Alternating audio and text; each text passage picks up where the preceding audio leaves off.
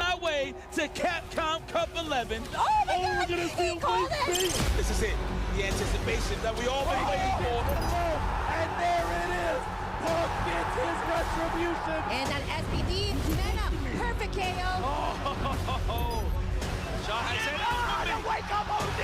Dragon Punch and Kusanagi. Two both are coming, and there you have it. Into Matsuzaki. We cashed it. The perfect KO.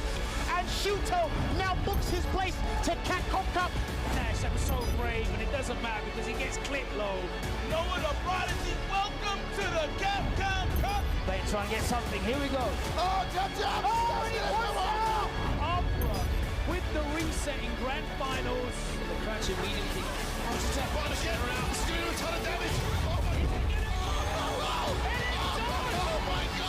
I don't believe it, Logan. I feel like there's beef all throughout this group. This is nuts. There's history all over the place. Ladies and gentlemen, $1 million is going to be awarded. The trophy along with a ticket to Capcom Cup 11.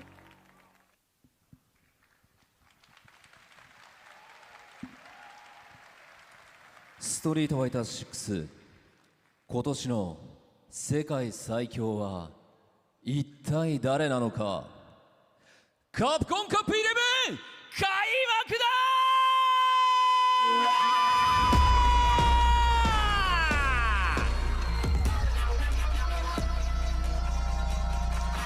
ー。会場にお越しの皆さん、そして全世界で配信をご覧になっている皆さん、今年もこの大会がやってまいりました。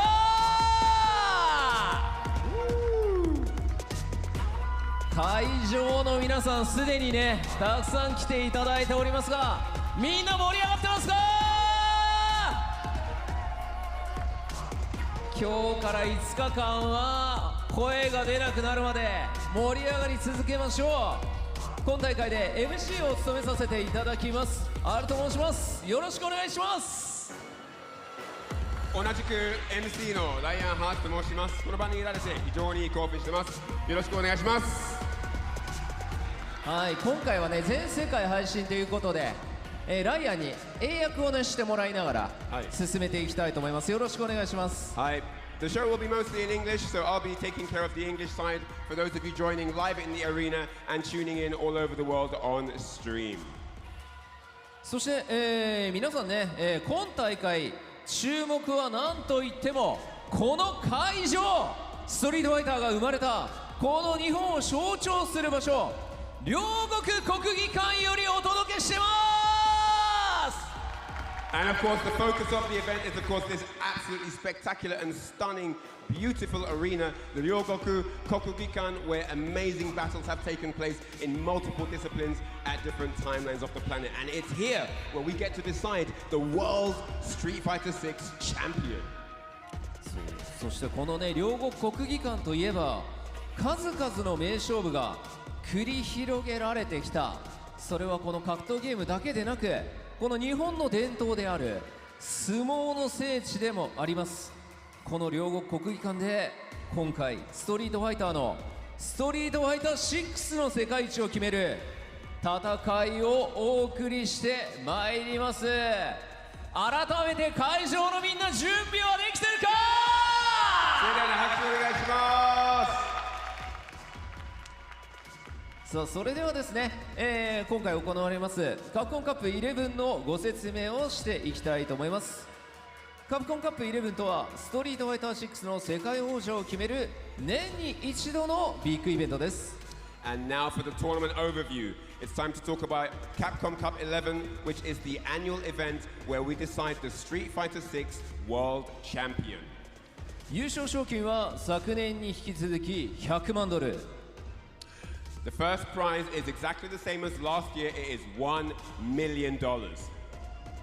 カプコンカップ11は本日から8日土曜日までの4日間、本日から7日金曜日までは総勢48名の世界から代表となったプレイヤーによるグループステージ、そして8日土曜日はグループステージを勝ち抜いた16名の精鋭プレイヤーがトップ16のトーナメントを戦い、カプコンカップ11の優勝者が決定します。Capcom Cup will run for 4 days from today until Saturday the 8th.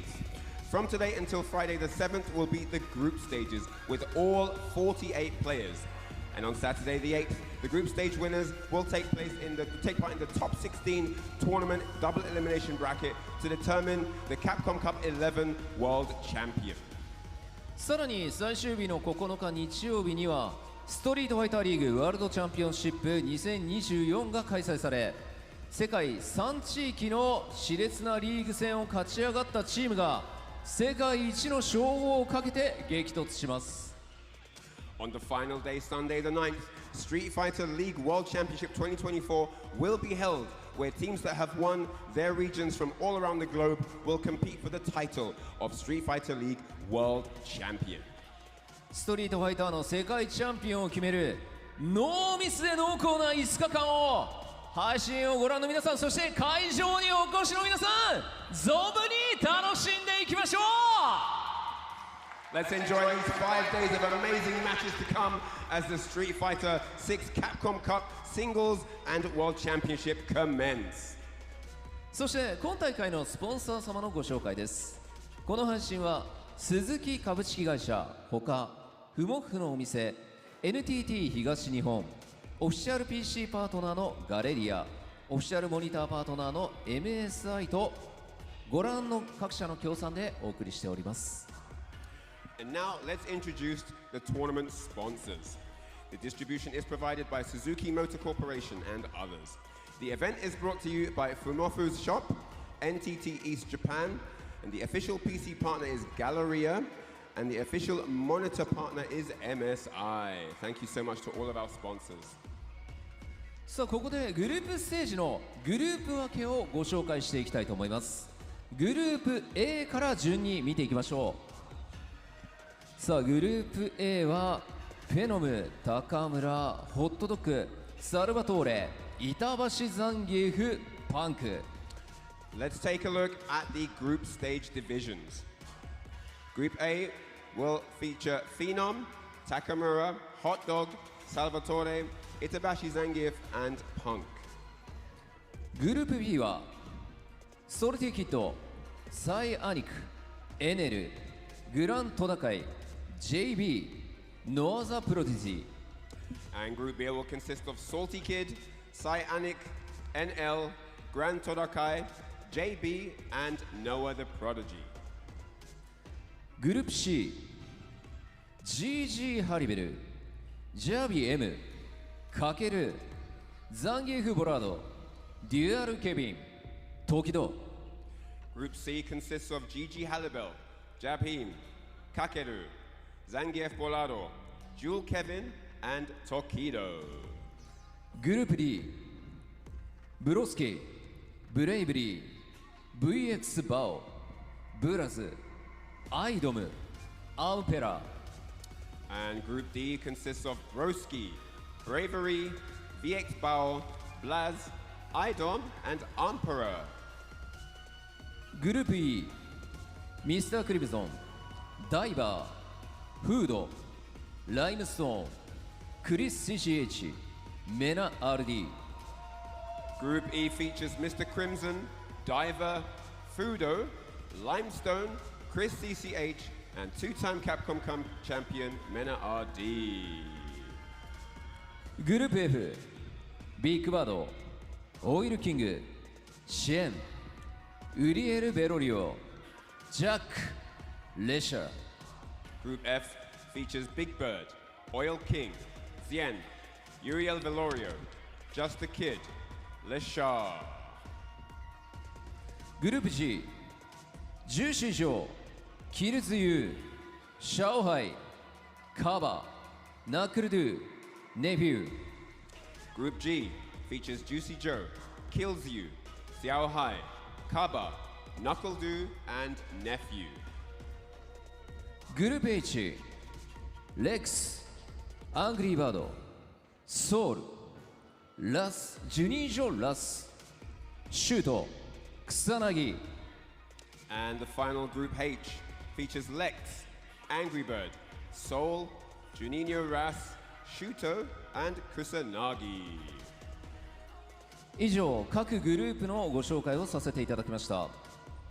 ここでグループステージのスケジュールをご覧いただきましょう。So let's take a look at the group stage schedule. 48名のプレイヤーは抽選で6名1組の8グループに振り分けさせていただきました。 Day1 から Day3 の3日間でグループ内で総当たり戦を行ってまいります。 The 48 players have been randomly assigned to 8 groups of 6 players and will compete in a round-robin format for the next 3 days. グループ内の順位決定方法については、同グループのプレイヤーマッチ勝利数、獲得バトル数による得失点差の合計、グループ予選の直接対決を制した結果にて、こちら優先となります。 Players will be ranked in order based on their number of victories, battles won, and the match difference, based on the results of their direct matches. The top 2 from each group will advance to the top 16 on Day 4. Day 4に進出できるのは各グループ上位2名のプレイヤー。トップ16のプレイヤーによるトーナメントマッチを行います。各グループ1位はウィナーズサイド、各グループ2位はルーザーズサイド。ウィナーズサイドで敗北した選手はルーザーズサイドへ行き、ルーザーズサイドで負けると敗退となるダブルエリミネーション方式を採用しております。 The first players will be on the winner's side, and the second place finishers from each group will be on the loser's side in the top 16. Players who then lose on the winner's side will drop down to losers, and losers' bracket losses will result in elimination from this tournament. 混戦となった場合は一つのバトルが命運を左右することになります。最後の最後までわからないプレイヤーの熱い戦いを皆さん一緒に見届けましょう。 Thanks for your patience. We now move into group introductions. Let's get the groups out here and meet the players. We don't know who's going to take it, but let's meet the players and start the tournament.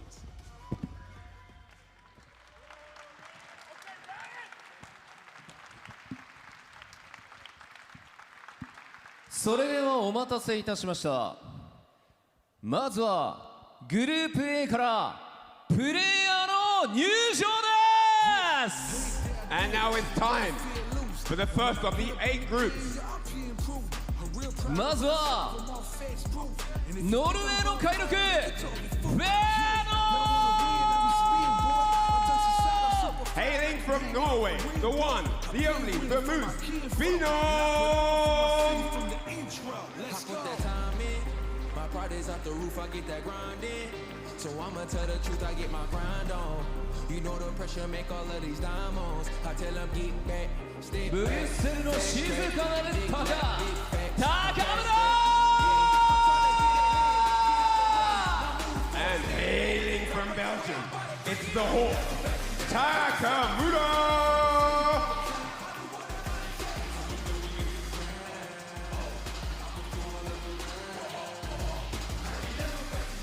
香港のアスキマケンホットドッグ And the Infernal Hound from Hong Kong, Hot Dog!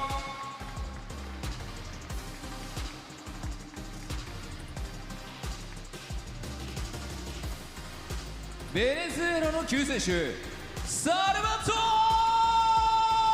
ーレ And now it's time for the savior of Venezuela, it's Salvatore!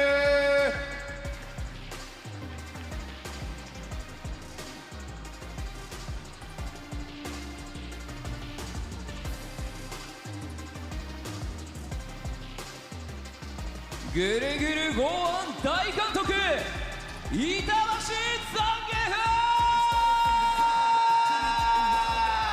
And it's time for the world famous Zangief, the meal ticket, Itabashi Zangief!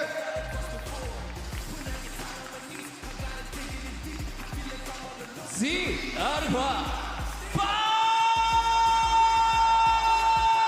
ンク It's the Evo champion, the Street Fighter League champion, the Alpha Punk!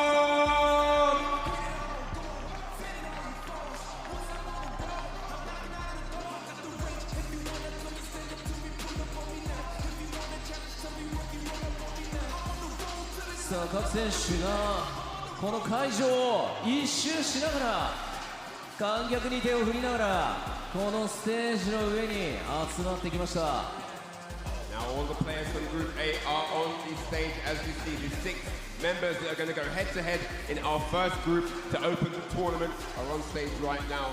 I don't know who is going to come out victorious, but this is going to be one amazing sight to see.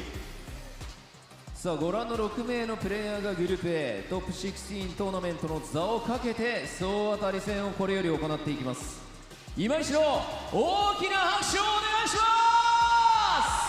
す。 Two of these fine gentlemen will be moving into that top 16 when they fight for a $1 million first prize.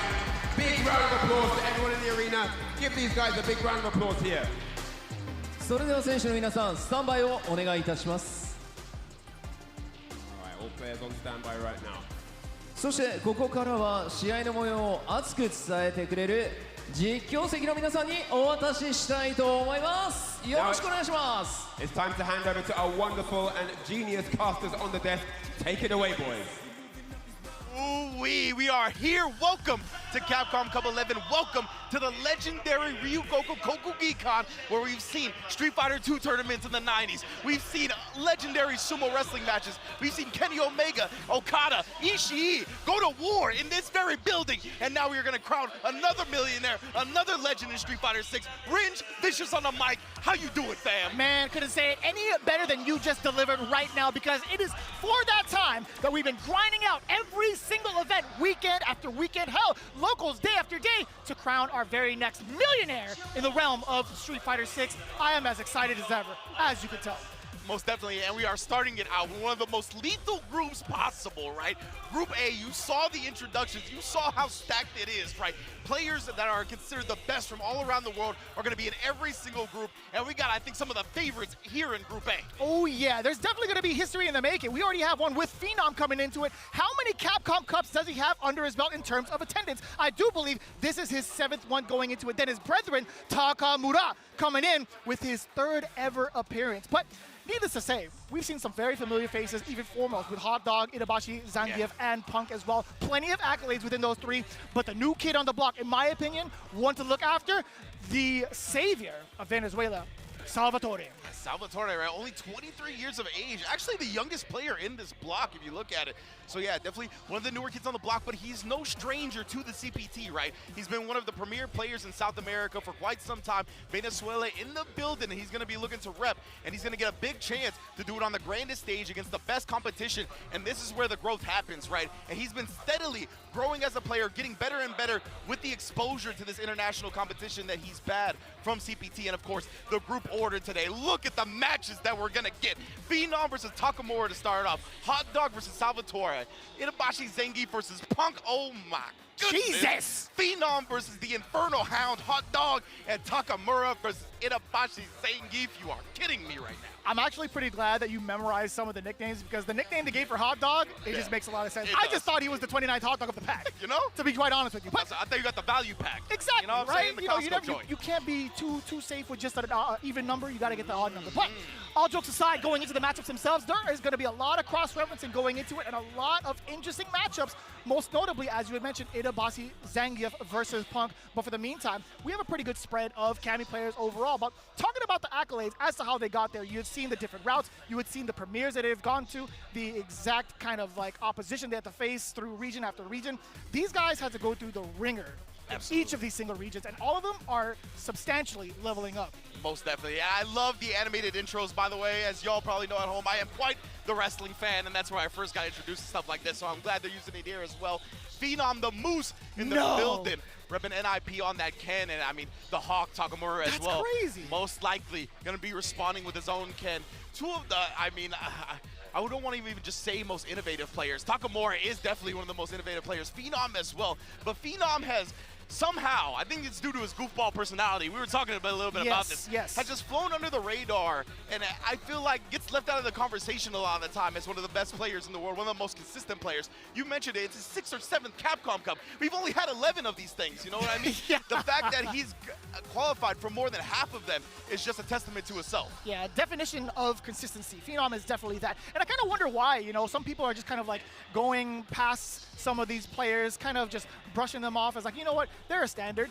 I don't know how much damage they're going to do when it comes to Cup time, but I guarantee you there have been already highlights popping up from this man Phenom and also some from Takamura. The fact that they have to face each other first is actually going to be a banger, right? The Moose versus the Hawk, that's some sort of different anime levels that I couldn't expect. But going into the matchup itself, we have seen, obviously, the Ken's Phenom also trying to downplay it. He actually cursed himself by interviewing a lot of the players here by asking who their top 5 was. Obviously, we're going to hear Ken through and through. So he did himself, a disservice a little bit. But he did. More or less. He also has a chance to show off the Cammy. Yeah, most definitely. That's a great point, right? Phenom does have the Cammy in his arsenal as well, an extremely powerful character, in my opinion. I just think she has all the tools that the system kind of really accentuates, right? Like the ability to have the punish counter off the dive kick, the way the frame data is structured in this game, and how people take their turns off of strings and pressing like a medium kick after a light string, right? She can just go into the dive kick, catch you on the recovery, get a full combo from it. So especially with the Ken on the table, and obviously Ken's love pressing the reversal crouch medium kick at 7 frames. Good range for the frame data on it as well. So I'm expecting the mirror to start, but I wouldn't be surprised by the Cammy, honestly. I also wouldn't be surprised with the Cammy out the gate, but I am more concerned about the defensive aspect when it comes to the Ken mirror match. Like, who's going to get zany and wild first in regards to what the wake-up options are, what the defensive choices are going to be in between strings that are not necessarily true block strings, etc. That's one of the big key components, because if Ken locks you down in the corner, this has been a very pivotal talking point for every level of the FGC, specifically for Street Fighter 6. Like, what are you going to do once Ken knocks you down into this corner? Yeah, 100% right. Then Ken, and just in general in this game, it can be very overwhelming in the corner, right? And you have a lot of defensive options at your disposal, considering the parry, the wake-up drive reversal, etc.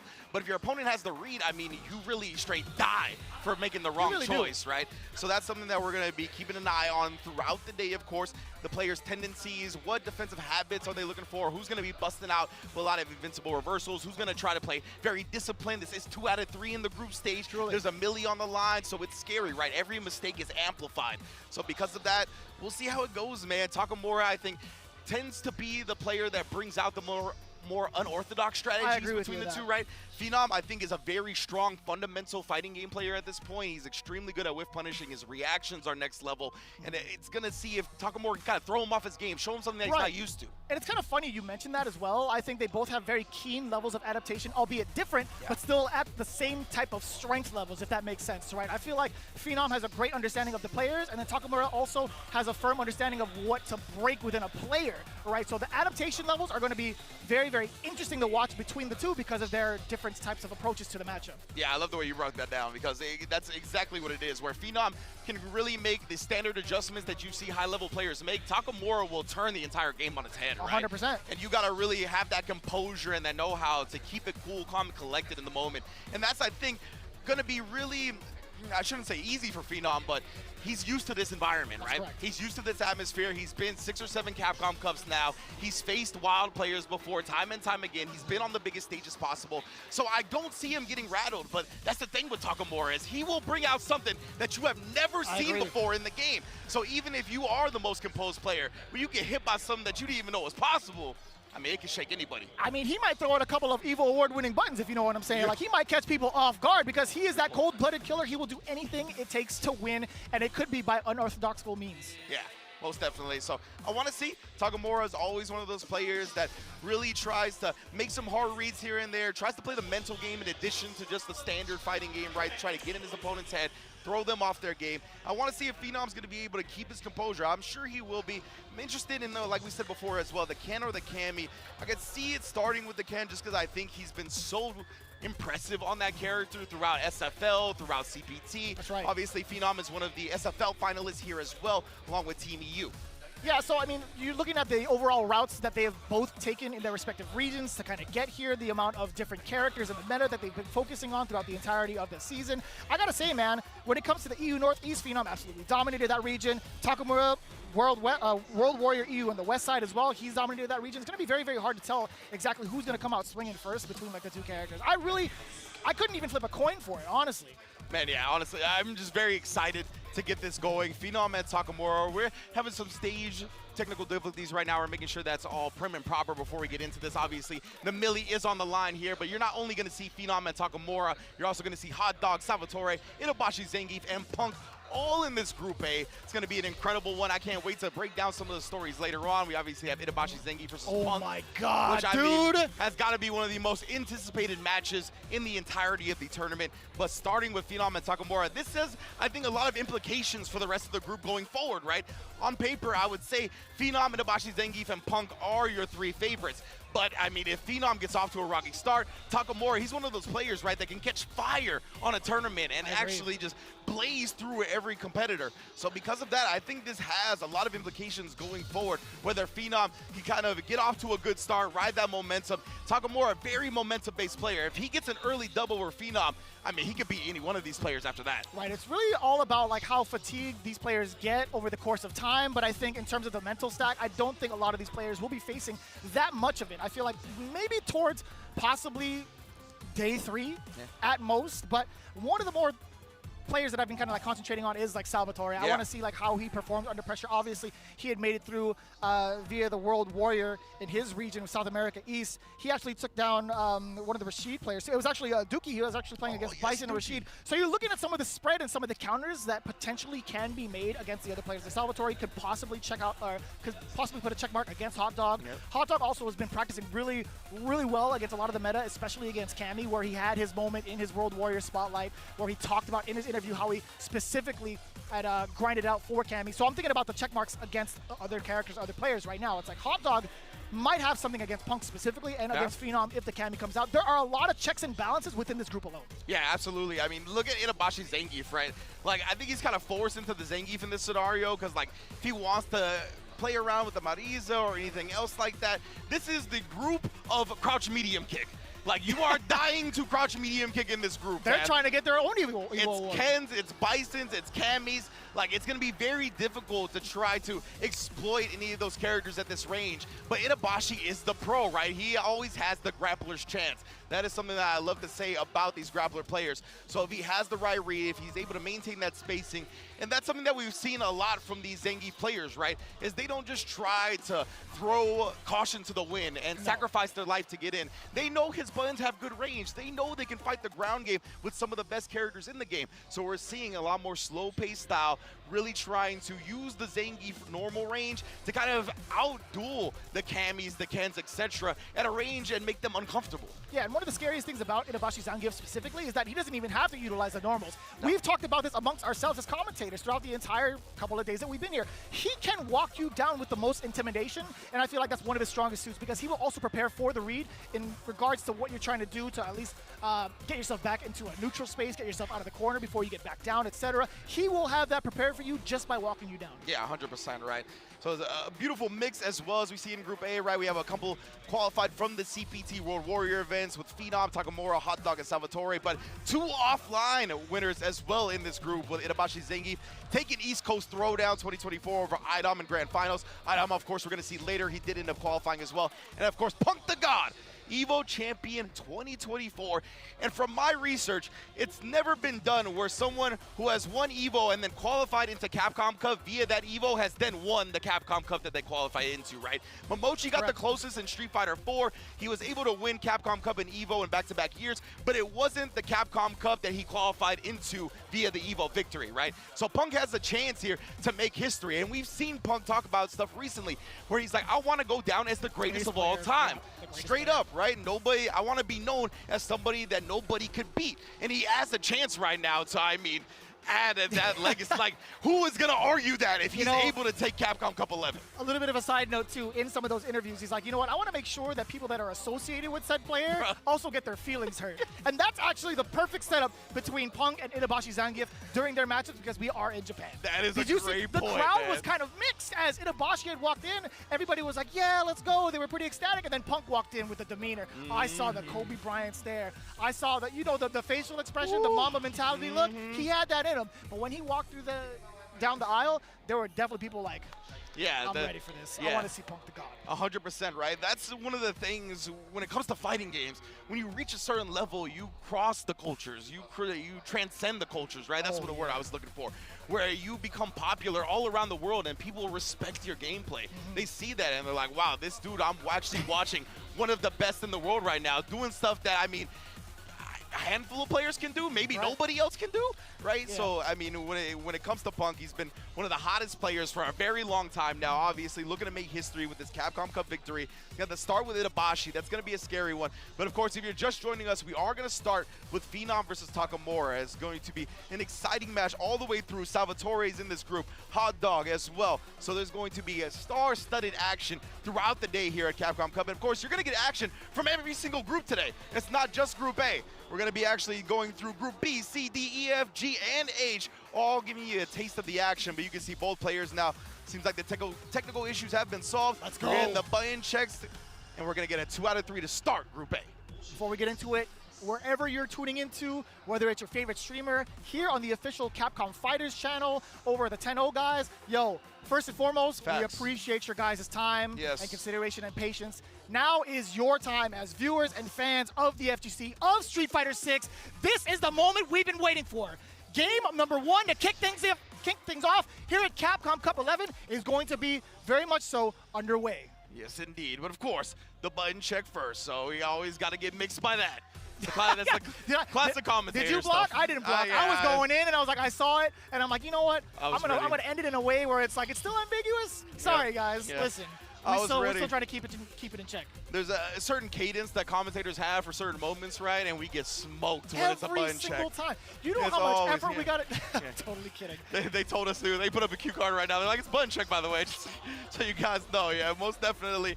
Takamura. It's a hype check is what it is. It's a hype check. Yeah, so we're making sure that everything, again, is prim and proper here because there obviously is a milli on the line. This is the group stage action that you're going to see for the first 3 days of Capcom Cup as well. We're going to determine a top 16 that way. One player's going to make it out in winners. One player's going to make it out in losers in each group. That's how we're going to determine the top 16. And then we are going to crown the Capcom Cup champion and the milli winner on Saturday. Crazy. Remember that, yeah, on Saturday. And then, of course, Sunday, we're going to crown the SFL champions with, I believe, FlyQuest representing the U.S., Team NIP representing the EU, and then, of course, Team Good 8 Squad, baby. For Japan. It's going to be an amazing, amazing time here at Capcom Cup all the way through 5 full days of action, by the way. The Street Fighter is not going to stop anytime soon. Long days as well, so we're going to have the best of the best competition. But yes, indeed, Phenom and Takamura are going to get underway soon. They're just making sure everything is all good. Got a headphoned up as well. They're both looking extremely focused.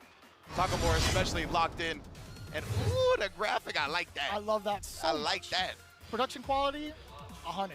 Yes, indeed. And Phenom, it looks like Phenom, he did do the button check with Cammy as well, so it looks like you're very on point.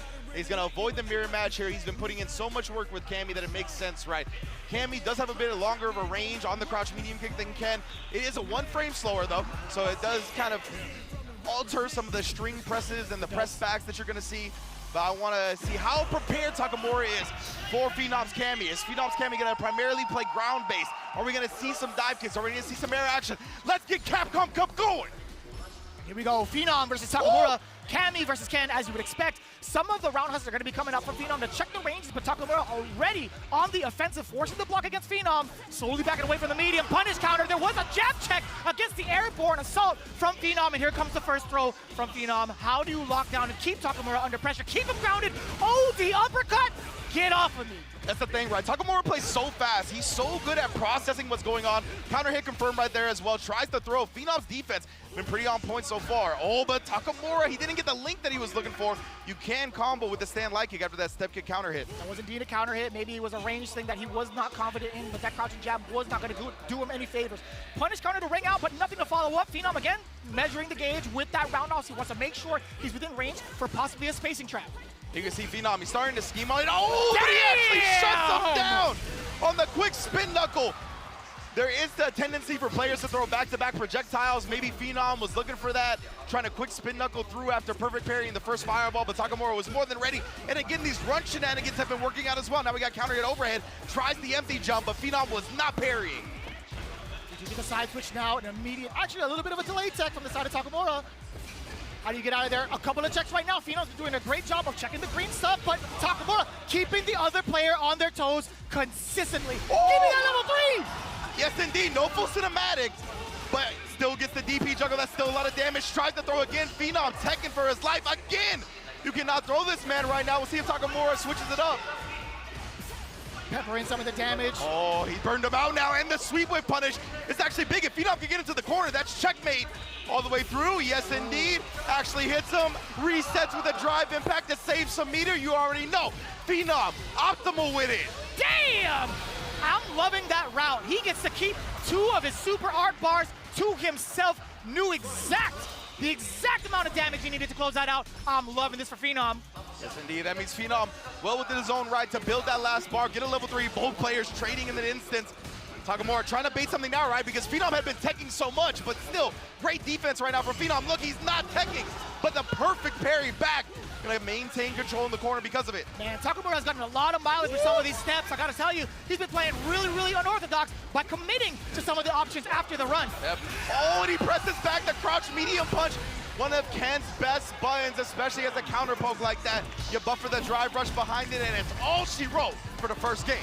Very similar normal structure between the two, but Takamura being able to utilize some of those big counter hits a little bit more than Phenom. You got to imagine, Phenom, he's got to be facing quite the wild Takamura. What are you going to do to kind of calm him down and really punish him for some of the committal choices that he's been making throughout neutral? Yeah, and I'm really impressed. Like, despite Phenom taking that first L, right, he was actually so good at adjusting his defensive strategies throughout the set. We saw in that last round, he didn't get caught by any of the throw bait tech that Takamura had. Nonetheless, though, rush he still took him down. All she wrote for the first game. So we're going to be able to drive rush in now, and he's got Phenom blocking a little bit now. He's been able to condition him. That is a very, very meaty heavy. Phenom taking so much damage right now, just getting harassed into the corner. The Jin Ride too. I love that. After the third string, baits it out. That's the optimal starter. Another round in the books. Takamura 1 round away from taking this set. Immense pressure being felt by Phenom. Takamura started this off with that perfect. Could be a disastrous kind of end for Phenom. Back into the corner again. We're going to spend a lot of time on the left side of the corner unless Phenom finds a break, which he does. Yeah, let's see if you're gonna kind of build this. So you see Takamura immediately after blocking the roundhouse, just drive rushing in. I like that a lot. And Phenom, he hasn't been challenging. He has less than 2 bars of drive, right? He didn't want a DP. He gets caught swinging right there. Maybe a reset attempt. Takamura does burn him out via that. That was so smart. Drive reversal. You want to keep him locked down. 2 bars of Phenom's name. Will he be able to use it? A single hit left. Takamura, no! Oh, no! Technical difficulties, and perhaps the set-winning round for Takamura had Phenom back against the ropes with burnout. That's a yikers, bro. Oh, man, it was just getting good. A single hit was all that was needed from the side of Takamura. We're about to decide who was truly at fault between the 2 players, where the pause was actually engaged from. Depending on that circumstance, either Takamura could be up again, or Phenom could stay alive in the round. Yeah, but obviously they're talking to them on the stage right now, trying to get everything sorted, and we'll have a decision for you, obviously. Communicate the decision once it comes down the pipeline, but man, that's a tough break for both players, honestly. Takamura, he had so much momentum, building that perfect after the first round. Obviously, he had already gotten Phenom into burnout here. Phenom does have a couple of bars to his name, so it's not a free checkmate DI in the corner or anything like that. But still, if you're Takamura, I mean, the win's got to be taken out of your sails a little bit. A little bit, yeah, but you have to try to look at the silver lining for Takamura as soon as they get back into the game, depending on. I mean, like, he'll still have, like, bars to his name if, happens to take it around going forward. But other than that, I will agree with you. Momentum is everything for a player like Takamura. Yeah.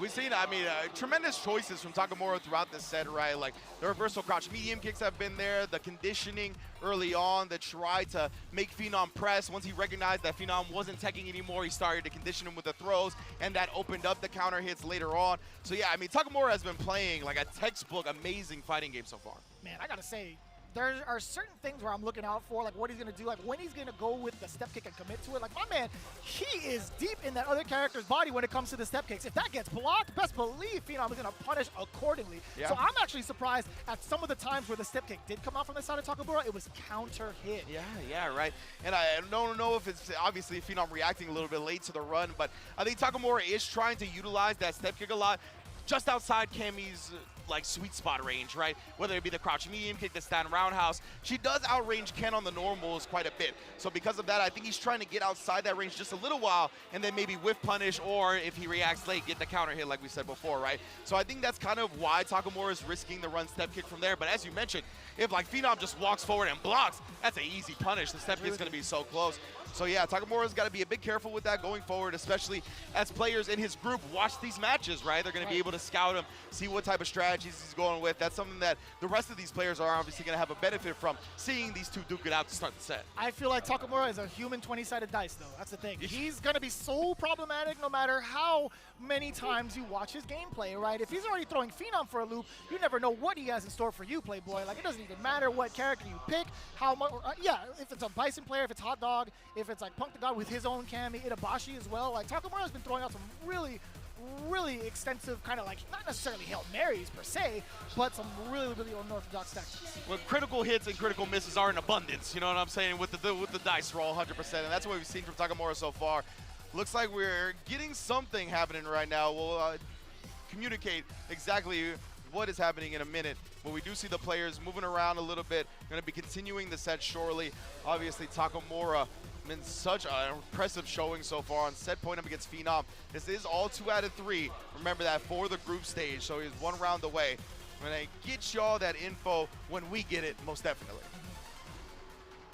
From what it's looking like right now, we're not necessarily getting all the information, but based off of the program that we have, it feels as if Phenom was not at fault for the pause and the technical difficulty. So that's going to be a round towards Phenom as we resume the game. Phenom just over 2 bars. Phenom just over 2 bars. We'll see how this plays out. Yes, indeed. So, yeah, what had happened, we ruled that it was the fault of Takamura, so Phenom was rewarded the round. And now Phenom, is already making the most out of this. Getting a level 3 early is going to be draining a lot of Takamura's drive meter as well, putting him on the verge of burnout. He's going to try a drive rush and get the heavy, and that's exactly what he does to take the rest of that. Jumps the dive kick, but couldn't get the punish in time. That was so smart with Takamura. He just busts out with the level 3. Knew Phenom would try to make the most of that burnout time, abuse the plus range that he had, not going to let it happen. Well, what are you going to do after this? You're not going to be within range to force that burnout. You are going to be building back your own drive gauge, which is going to give you a slight, maybe significant advantage. Who knows? But at the time right now, Phenom is still checking with the roundhouse, keeping Takamura away. That drive gauge is going to be very, very healthy for Phenom. Okay. Yeah, Takamura has busted out so many times. Despite Phenom using the true string, he keeps trying to make him guess after the true string drive rush cancel. Oh no, the whip throw is plus. You already know how it goes. Since forever and ever and ever, and Phenom making the most out of that technical difficulty. That is truly, I'm going to say, crazy that it played out that way. I will be very transparent. Takamura was on the verge of taking that round. Man, oh man. So now it's all time to set, but Takamura already reacting to the OD dive kick with a DP. Man, his reactions really are next level, but speaking of which, Phenom walking up and throwing the whip parry attempt, giving that punish counter. We're about to see a really big statement being made from Phenom, how much of an adjustment he can make just with an extra round under his belt. You see, that was so smart from Takamura, really putting on the Jinrai pressure once Phenom was below 2 bars. Ooh. If you want to punish with DP, you're going to get burnt out anyway, and the neutral jump, Phenom did not have the answer. This burnout is going to be so critical right now. Takamura taking full advantage of Phenom without the resources to properly defend himself outside of the level 1. Of course, he's not going to spend it to stop that drive impact. Takamura again with the lead. Yeah, it still would have been quite the deficit for Phenom if he spins that right. If he loses that round, he goes into the next one with even less meter. So perhaps trying to look for a different escape route now. With Takamura being on set point again, these players playing very slow, very patient. Oh, very meticulous with the timing as well. Takamura with a big opener down below. However, the perfect parry going up against the Dragon Lash forward throw now. Phenom, how do you continue the pressure? Dash up, let's see what the reaction is from Takamura. Of course he's gonna bust out. He's been busting out time and time again, right? Even after the true string. Phenom has not been looking to bait out the reversals. Maybe he will when the game's truly on the line. Jumps in, gets perfect parry though, and now we're already at the Kona. Not quite. To get the counter hit attempt, Takamura was trying to press buttons. Did get thrown for it though. Medium kick to measure. Phenom recreating the space for himself. Now he gets to play the neutral dance that he thought he was comfortable with up until the drive rush happened. Takamura knocking on the door, knees first. And Takamura, he's been really drive rush happy after that stand heavy kick. Wonder if Phenom's gonna call him out with a jab afterwards, something like that. Right now it's just hitting though. Both players very low on drive gauge as well, trying to maintain an advantage by sprinkling on normals here and there. And he's giving himself enough range. Oh my God, up until this point. So I thought Takamura with the confirm to ring out left Triple three, that's all he wrote. 2-1 victory. I was about to say, Phenom was intentionally creating the space for himself in case the drive rush were to happen. Yeah. Up until he broke, moving forward, Takamura, he lured him in so perfectly. So that's one of the most beautiful things about Street Fighter 6 to me, is how people manipulate the drive rush and how they know how it's going to affect the player's decision, right? Because as you said, Phenom was walking back, he was on the verge of getting over 3 bars so he can do the drive rush cancel without getting burnt out, right? Once he got over those 3 bars, that's when he started moving in. Takamura, I think, also recognized the fact he gets above 3 bars. That probably means he's gonna look for a walk forward, button into drive rush cancel, beat him to the punch on the walk forward, and it was like, it doesn't matter if I burn myself out with a drive rush cancel, because it's gonna be the victory. Amazing, amazing recognition from Takamura. I still can't believe it, man. Even with that deficit that he had in the technical difficulty on his end, he's like, you know what? This is fine. I get to warm up a little bit more. I can deal with that. I gotta say, his adaptation too in recognizing the situation just based off of the bar, the current drive gauge system, I gotta say it was immaculate. Looking into the replays, He's starting to steam on it. Oh, it's ridiculous. Absolutely ridiculous in terms of how fast he is. I mean, Reset to the drive impact to save some meter. You already know. Phenom, optimal with it. Yeah, and you can see Phenom, oh my goodness, bro. He was doing his best in the corner, but Takamura had been just overwhelming for the most part, and it was very tough for him to get the right read. And we saw Phenom, he never wanted to bait out the ODDP reversal off the drive rush cancels. We saw Takamura consistently respond to it with ODDP after ODDP. And Phenom just refused to kind of switch it up. Great call-outs as well on some of these level 3s. It's just been an amazing showing defensively from Takamura. Willing to risk, I mean, punish counter after punish counter, but Phenom just thought that Takamura would eventually switch it up and maybe just stay disciplined, stay defensively, and stayed blocking. but I gotta say, man, the overall recognition of the situations have been so much on point from Takamura. But knowing the way that Phenom is, this is not gonna be the end of it. He's still got plenty more matches to look forward to. Yeah, absolutely. Phenom, obviously one of the favorites coming into this Group A. So the fact that he's gone down early doesn't mean much, right? Takamura obviously off to an amazing start. And we talked about Takamura being one of the momentum-based players, one of the most heavily momentum-based players in this game. Taking a first game victory over Phenom is only going to boost his confidence, boost his morale, and best believe the rest of the players got something to worry about now. Yeah, so we are going to be preparing ourselves with the next coming match, Hot Dog 29 versus Salvatore, to get ourselves ready with what we're going to expect for the rest of the day, the rest of the coming days into this week. Man, I am so excited. I also think these nicknames are godlike. Yeah. The Infernal Hound, nobody in the world would have given him that nickname for Hot Dog, but man, it makes sense. He's the hottest dog right now. Exactly, right? That's crazy. But yo, it doesn't go as hard as the savior of Venezuela. Yeah, definitely not. Salvatore in here representing. Gonna see some more cameo action, of course, on the other side. Hot Dog, he's got his character, right? He had been soul searching for a while, trying to figure out who was gonna be his bread and butter in Street Fighter 6. Done some amazing things with the characters previously, but finally Bison coming this season. That's the character we know him for from 5, from previous Street Fighter iterations. So it's beautiful, and he's already become one of the most dangerous players, playing the Mustard Bison as well to keep with the theme of hot dogging. And I really love the fact that we get this matchup in particular, because when it comes to the way that they qualified, Hot Dog had to face off against a Kami player, a well-known Kami player in the area, Mickey, and then Salvatore had to face off against Dookie, which is a mix of Bison and Rashid. So you already know they have been preparing for this specific matchup as soon as it was announced. It's like, all right, well, I have to do the exact same thing that got me here, right? Yep, exactly right. And of course, when you have experience with your local competitors or your sparring partners playing a specific character and then going up against somebody else on an international level, it can help and hurt, right? Obviously, you have to be very wary and conscious of your sparring partner's habits and know that all of those might not apply to the player that you're playing right now. So you got to keep an open mind and see what's going on. We're going to start it right here. Hot Dog versus Salvatore, second game in Group A. Man, riding it on that horse. Good old Rosinante. Oh, yeah. Oh, faithful. Wait, is that like a psycho-imbued horse? Was that like something that he made up on his own? Or was that like, did he grab a horse and like, you now have psycho power? Like the same kind of thing he did with the Killer Bees, right? That's a killer horse now. Killer horse, bro. Now, ooh, the cross spears able to connect early.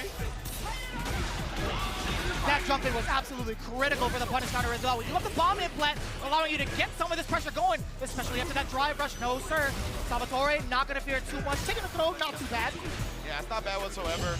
Oh, and then just responding with a perfect parry after his quick button. Knew that Salvatore would be trying to do something afterwards. Tried to bait out an ODDP right there, but just waking up with the buttons. Ooh, and What knew a he didn't time. have that many plus frames to try to get a roundhouse going. Oh, that is beautiful. You always got to be aware if Hot Dog is charging down back, right? He will have those answers against the dive kick specifically. And right now, Salvatore busting out with his life on the line there. Hot Dog, he could afford it though, right? Obviously, still has a substantial lead. But Salvatore, one drive rush cancel. Oh my goodness! Means he's gonna take the round. From my mouth to the gameplay itself, Salvatore cracking backs, taking rounds. It's as if you imbued him with power. As soon as you said it, that's got to be the opposite of commentator's curse. It's commentator's buzz. Yeah, exactly. Commentator's blessing. Oh my God. Sit him on down, waiting for a button press on the side of Hot Dog. Punish counter against a parry. What are you going to do about the Salvatore? Keep on going. Again, you got to check the charge from Hot Dog. Salvatore, he doesn't care about that, though. We do get the side switch as well. And that's the thing, right? With the dive kick from Cammy, the landing recovery is obviously, it's kind of substantial, so you can just react, and even if she lands in time, you'll still punish with the Psycho Crusher. Now both players in Burnout, Gray Day, 2025. Oh man, Hot Dog though, willing to risk the slide. Even with the burnout from that range, he would have been heavily punished. He would have been destroyed. Hot Dog, oh my goodness, the neutral jump. Salvatore having the clutch read to close out the first game. He smelled the Hot Dog coming. He's like, you know what? I'm going to be doing the cooking this time. The first game being awarded to Salvatore for his patience and also the big anticipations against the scissor kicks. Excellent choice and excellent damage calculation. No doubt about it. He said the thing. But all jokes aside, Salvatore is looking so good against Hot Dog right now. Yes, indeed. Salvatore already off to a hard start. No pun intended. And we've already talked about how important momentum is, right? So building off that first game, we'll see how it goes. Great stuff from Hot Dog right there, staying disciplined, able to punish the dive kick because of it. Oh, give me them plus frames. Trying to parry after, nowhere to be found. Oh, look at him attack the drive gauge, assassinating it. Salvatore tried to jump out to hold on to the last bit of it. He's gonna be on a pixel after the level 1. Oh, you knew he wasn't gonna drive rush forward. That mean he was gonna be everything as soon as Hot Dog landed, or excuse me, as soon as Salvatore was knocked down. You had to see that coming. You had to see the scissor kick pressure coming in. Exactly, like Hot Dog was just not giving him any breathing room. He was making sure that he was gonna go for the burnout no matter what. Salvatore just didn't have the answers in that instance. Ooh, no back throw. Usually when people drive rush out, nice delay right there. He did a little bit of shenanigans beforehand with the Devil's Reverse, but nonetheless, Salvatore hard calls out that throw. Perfect two, the meaty crushing heavy, plenty of damage incoming. Gonna spin that level 1. Not quite there yet, still. The jump back again in anticipation for whatever it is that Hot Dog decided to do on Wake Up. Every sort of charge move has been decimated thus far from Salvatore.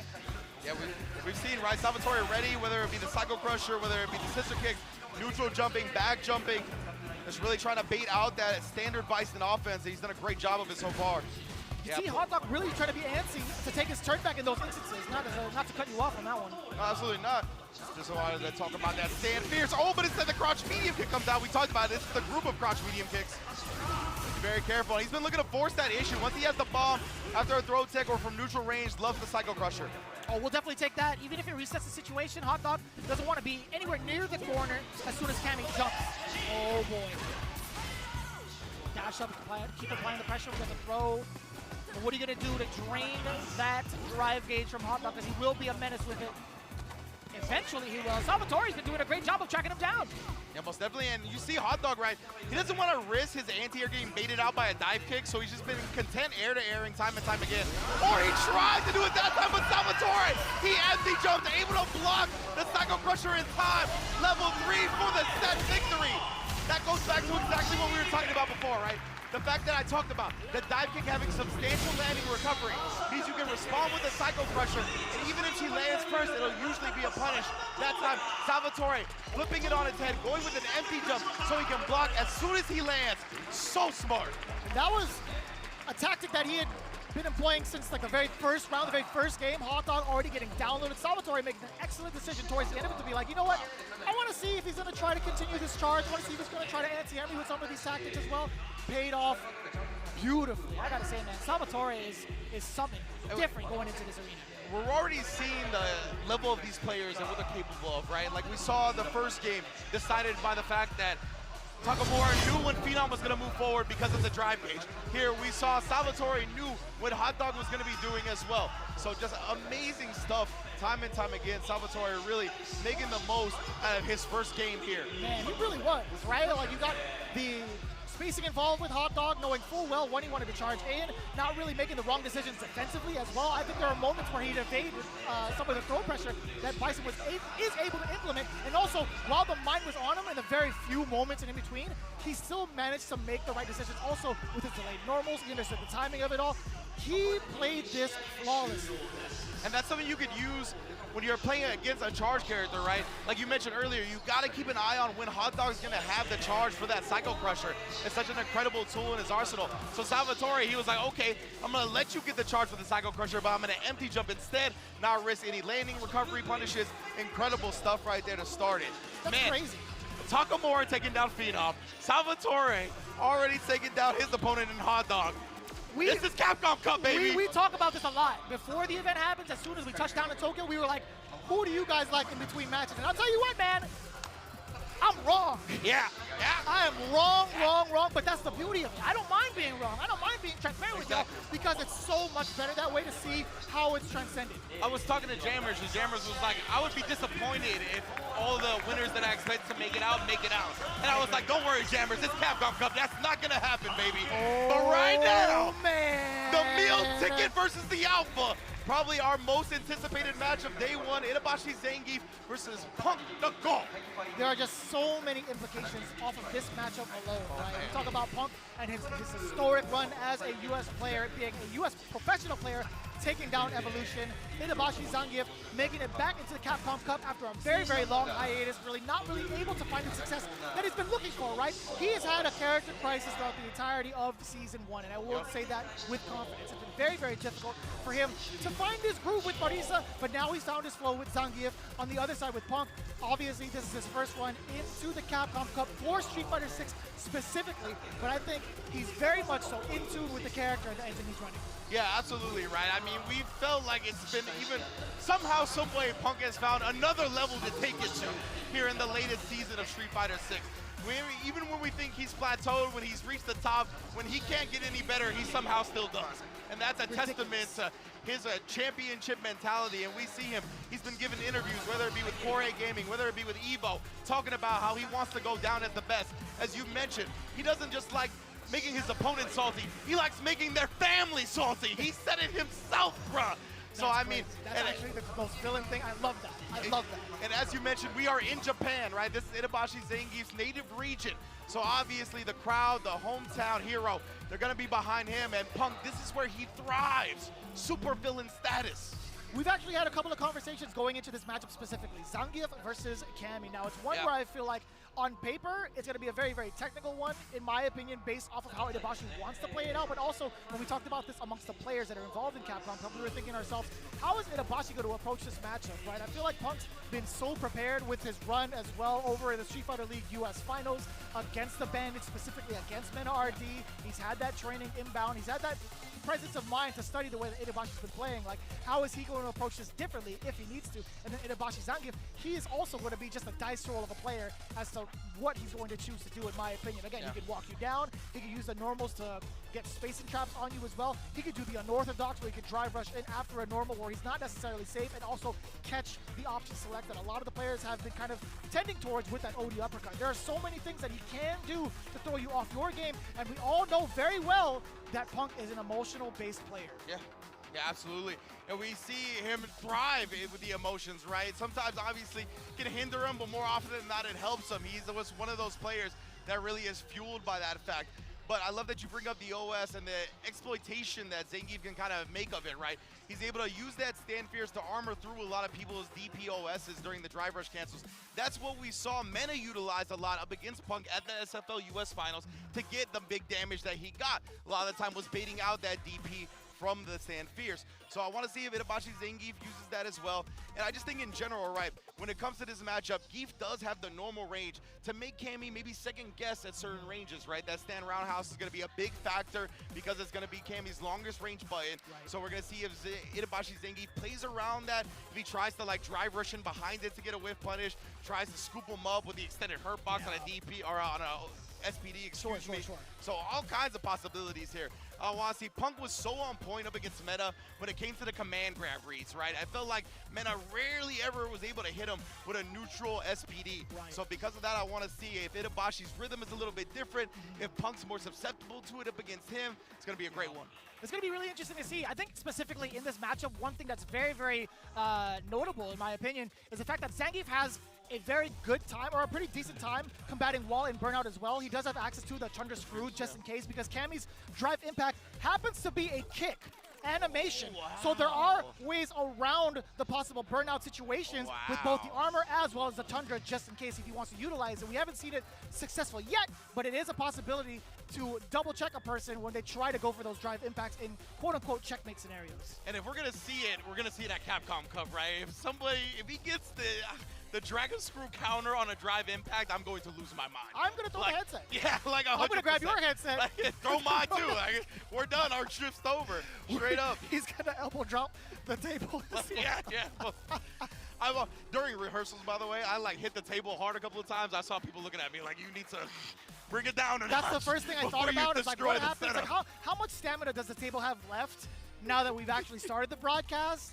I feel like, you know, not a lot of HP left, because there's so many moments where you don't see us. We are just like slapping the table. You might hear it on the audio, but we are going ham right now. My voice is already getting shot. Yeah, 100%, right? Itabashi Zangief, Punk. I mean, just the fact that we started, I mean, I can't even blame you with the way we started. Takamura beating Phenom, Salvatore beating Hot Dog. This could be another one, man. I mean, I think a lot of people favor Punk in this matchup on paper, but Itabashi Zangief, bro, he's got the grappler's chance. We are in Ryugoku Kokugikan. We are in Japan. He didn't have to travel. He don't got the jet lag, right? This is one of those few scenarios where we're getting the World Championships in Japan, so the Japanese players actually a bit more favored when it comes to not having to deal with the flights, the travel, the schedule, stuff like that. And we're going to see how Punk responds being over here. Yeah, you're talking about the responsiveness of Punk. I want to see what happens in-game. We talk about some of our favorite moments and favorite interactions when it comes to these matchups specifically. I want to see what happens once it's Zangief's turn to play and a headbutt comes out on block and he gets blocked. Yeah. I want to see what the decision-making is going to be behind Punk, if he's going to get antsy, if he's going to pick movement. Is he going to use meter? Will Itabashi Zangief have the read and the inception to be like, you know what, I'm going to see all of these things coming regardless and punish appropriately? Those interactions just based around the headbutt that Zangief does get hit or block is going to be a very, very explosive one and a very, very exciting one, in my opinion. Oh, 100%. I don't even think it's just an opinion. I think that's facts. Vicious. You know what I'm saying? That's definitely one of the things that we're going to be looking out for the most in this. Oh, I wish we could have got a longer shot of the Itabashi Zangief arcade stick. Always love seeing that. Yeah. The ergonomic controller. What did Brian F say? It was like a console controller, a specific console controller. Yeah. I want to check my tone here, but that was actually pretty funny when he talked about that during the group drawing analysis. 100% retro style. Hug you seeing hand That's much better. Up. You know what I'm saying? You know what I'm saying? Yes. Retro style with the orange juice on deck as well, staying hydrated, vitamin C and all that. That's what's in orange juice, right? Vitamin C? Yeah, or is it vitamin D? No, it's definitely I don't know my C. vitamins. Okay. It's definitely C. I only know my. Oh, never mind. I won't say that either. You're good. Oh, the old school vitamins. Yeah, you guys know. You took your vitamins as a kid, but we'll see who's taking their vitamins, who's eating their Wheaties today between Itabashi Zangief and Punk. It's going to be a great one. And I mean, again, like in this matchup, it's actually one of the matchups I really enjoy watching because of the fact that Zangief has a longer range than a lot of characters, so it can make Cammy second guess where she's usually comfortable at pressing buttons. So because of that, I'm always looking forward to seeing Zangief versus Cammy. Yeah, we might see a different side of Punk. He could be extremely active with his normals. He could keep him out with Roundhouse all day, if need be, right? We want to see who's going to be like the aggressor first and in what style. Yeah, and then like if he does try to just kind of pepper on the roundhouses over and over again, will Itabashi Zangief, like how is he going to deal with that? Will he try to armor it with the Fierce? Will he try to walk in and then walk out of that range and drive rush immediately? That's a good point too, right? He's got a few answers, and that's why it's going to be so interesting seeing these two. In addition to obviously being an incredible player duel, two of the greatest fighting game players to ever do it right here in Itabashi Zangief and Punk the God. Man, you couldn't say it any better than that. Straight up, right? Man, Itabashi Zangief with his overall record, not even just in Japan, but on a global status, is insane because he has been around the block way longer than Street Fighter 6. I'll tell you what, in a multitude of games with that same grappler's mentality, hence why his reads are so heightened at every level. Yeah, and I love the fact that you bring up the fact that he's well-traveled. Because he didn't qualify through Capcom Cup through an event in Japan, an event in Asia. He came to New York. He came to Connecticut. He came to East Coast Throwdown. He was his own meal ticket. Spot. He earned that title meal ticket. And I'll tell you what, as soon as East Coast Throwdown was over, he went with Daigo to have the biggest meal. And he had the smile on his face throughout the whole time. He was laughing at everybody. I went to congratulate him. He was just like, yeah. In English. Oh, in English, he's yeah. like, yeah. He speaks English pretty well. So, I mean, like, he definitely said thank you very much. It was very fun. Yeah, man. He always just looks like one of the players that enjoys fighting games the most, right? No matter what, whether it's win or lose. Unless it's against Nemo. Yeah. We all have that player that we don't enjoy fighting against, or don't enjoy losing to, I should say. Yeah. So, yeah, most definitely. But besides that... Love you, Brody, man. Listen, when we play these games and you get these games on me, best believe I get salty. Yeah, you know, stop adding people about best dressed as well, Steve, all right? We know you won. We don't got to be adding, talking about good luck next year and all that. You keep it to yourself. My man tagged everybody. He's like, I want to thank the other nominees for helping me get to this part in the Evo. Man, come on, the Evo Award show for him, man. that was a given. Sure, I get it, but don't tag us. Yeah, for real. But always big love, of course, to our guy, Tasty Steve. The noisemaker. The noisemaker, most definitely. We're going to get into this one shortly. Itabashi Zangief and Punk. We talked about a lot of the different aspects of the matchup, right?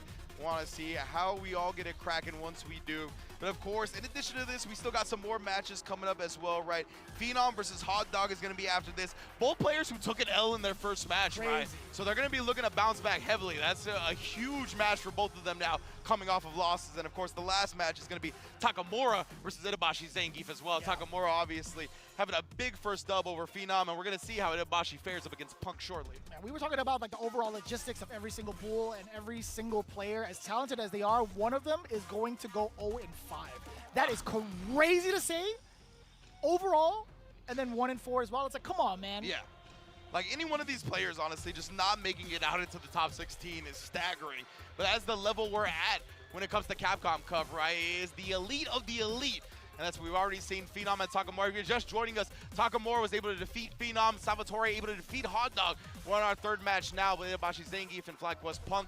And of course, NIP Phenom versus Talon Hot Dog. Takamura and Itabashi Zangief repping DFM. Gonna be the one to close out the Group A. I didn't even realize it was Itabashi and Takamura towards the end. Criminally unsponsored Takamura, by the way. Yeah. Just to put that out there, my man is still cooking. Like, and he's been cooking for so long too. Like, this is a dude that has made, I mean, waves at Red Bull Kumates, at Capcom Cups, at Evos, right? Like this Street Fighter League as well. Street Fighter League. When he had his time in there. He has performed on the biggest stages in the biggest ways. So yeah, criminally unsponsored 100%. Hopefully we get that fixed after Capcom Cup. But for now, he's repping himself. He's repping the people that brought him here. And of course, FlyQuest's own Punk is going to be going up against DFM Itabashi Zangief. Both players here well repped when it comes to the orgs. Definitely if they're ever on the free agency market, two hot commodities. You know what I'm saying? You know, I didn't even realize it, but Salvatore only had to be one and done today.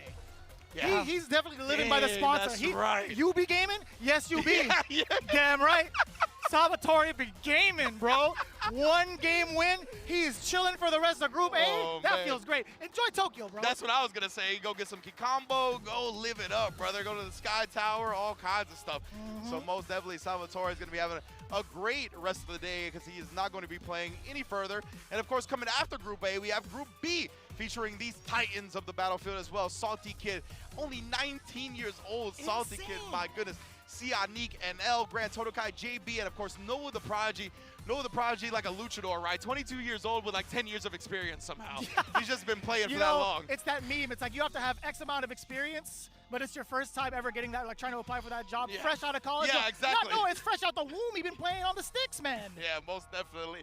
And Noah, it's such a cool full circle moment for him to be here in Japan. He brought out family members here as well, right? Dad, the family that brought him to the fighting game events when he was just 9 years old to compete in these various tournaments. Now he's returning the favor, qualifying for Capcom Cup, being able to bring them out, making his family experience Japan for the first time as well. It's one of the most beautiful things about fighting games and where we're at.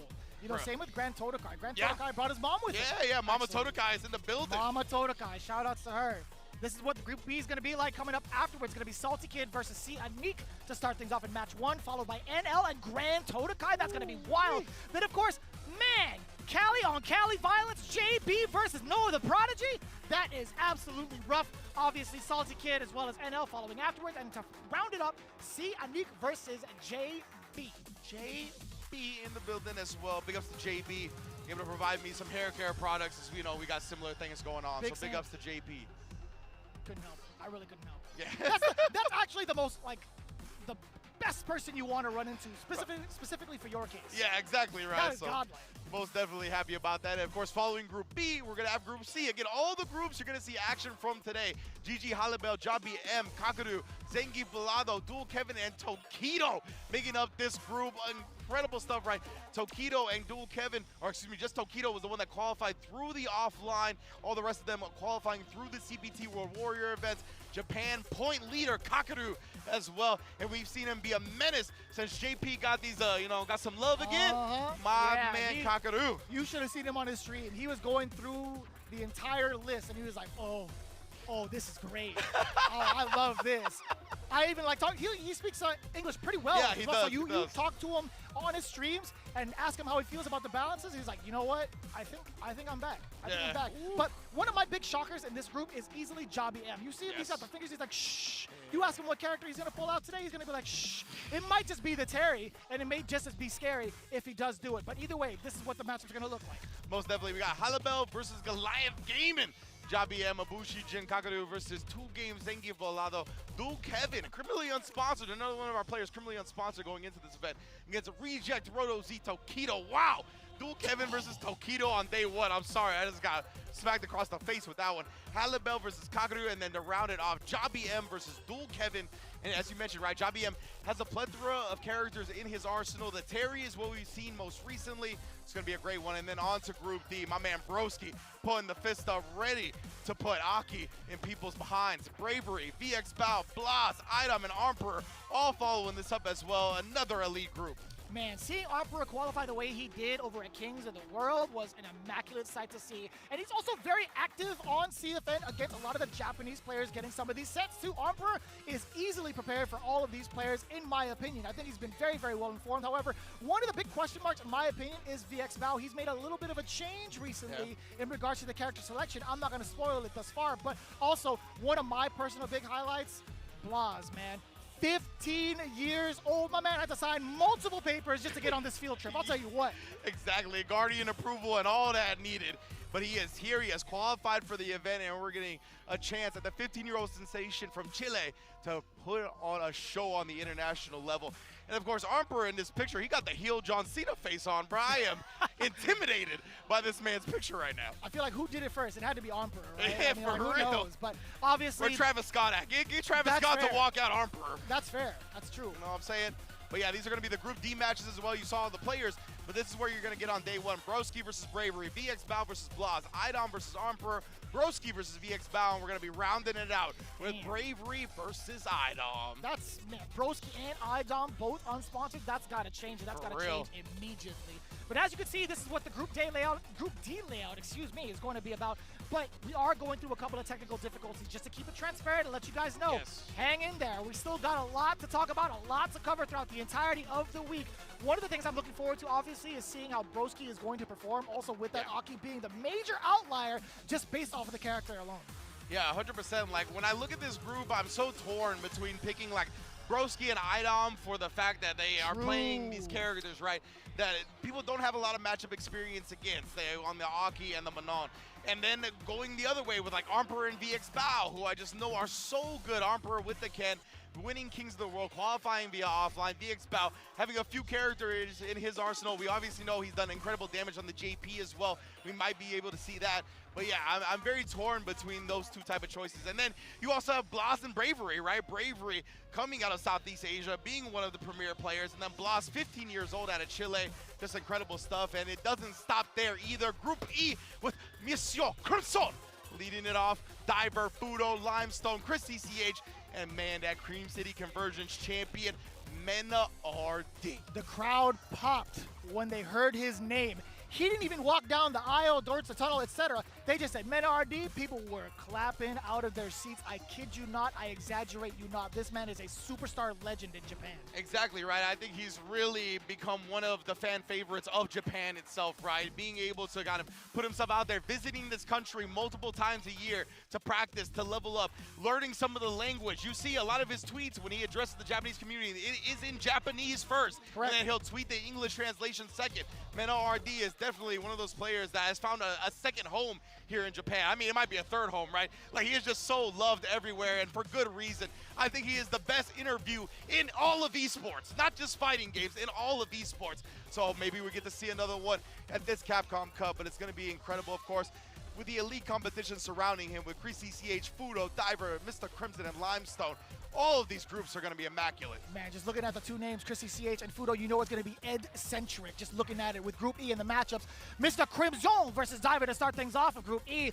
Fudo versus Limestone to follow suit. Chris CCH versus Mena RD, the SFL US runback. Insane. Then, of course, in match 4, Mr. Crimson versus Fudo and Diver versus Chris CCH to round it all out. Wow, wow, wow. I'm very interested in this Mr. Crimson versus Fudo match.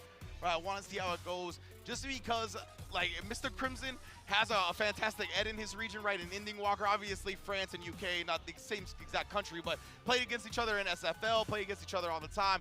And then Fudo, he also has Dawson experience, right? With the likes of Mochi out there. Mochi, yeah. Torimeshi as Torimeshi, man. I love Torimeshi's Dawson. Truly. So, both of these players have elite competition and elite matchup experience up against their characters, and who knows, Fudo might even pull out the DJ instead at this point. That's true, because we've been talking about it a little bit lately when it comes to the development of the meta. We have been coming to a slight consensus that Dawson may not necessarily have a bad time against Ed, and I feel like that's been very much so a potent point during the Super Premiere over in Japan. Precisely, precisely. And now Group F is going to be following that as well, with the biggest bird of them all leading them off, along with Oil King, man, the Rashid representatives in this group. Potent. Chien as well against Urio Valorio, Jack, and Lashar to end it. My goodness, another elite competitive group. Brother, two Rashids, just looking at it. Big Bird and then Oil King.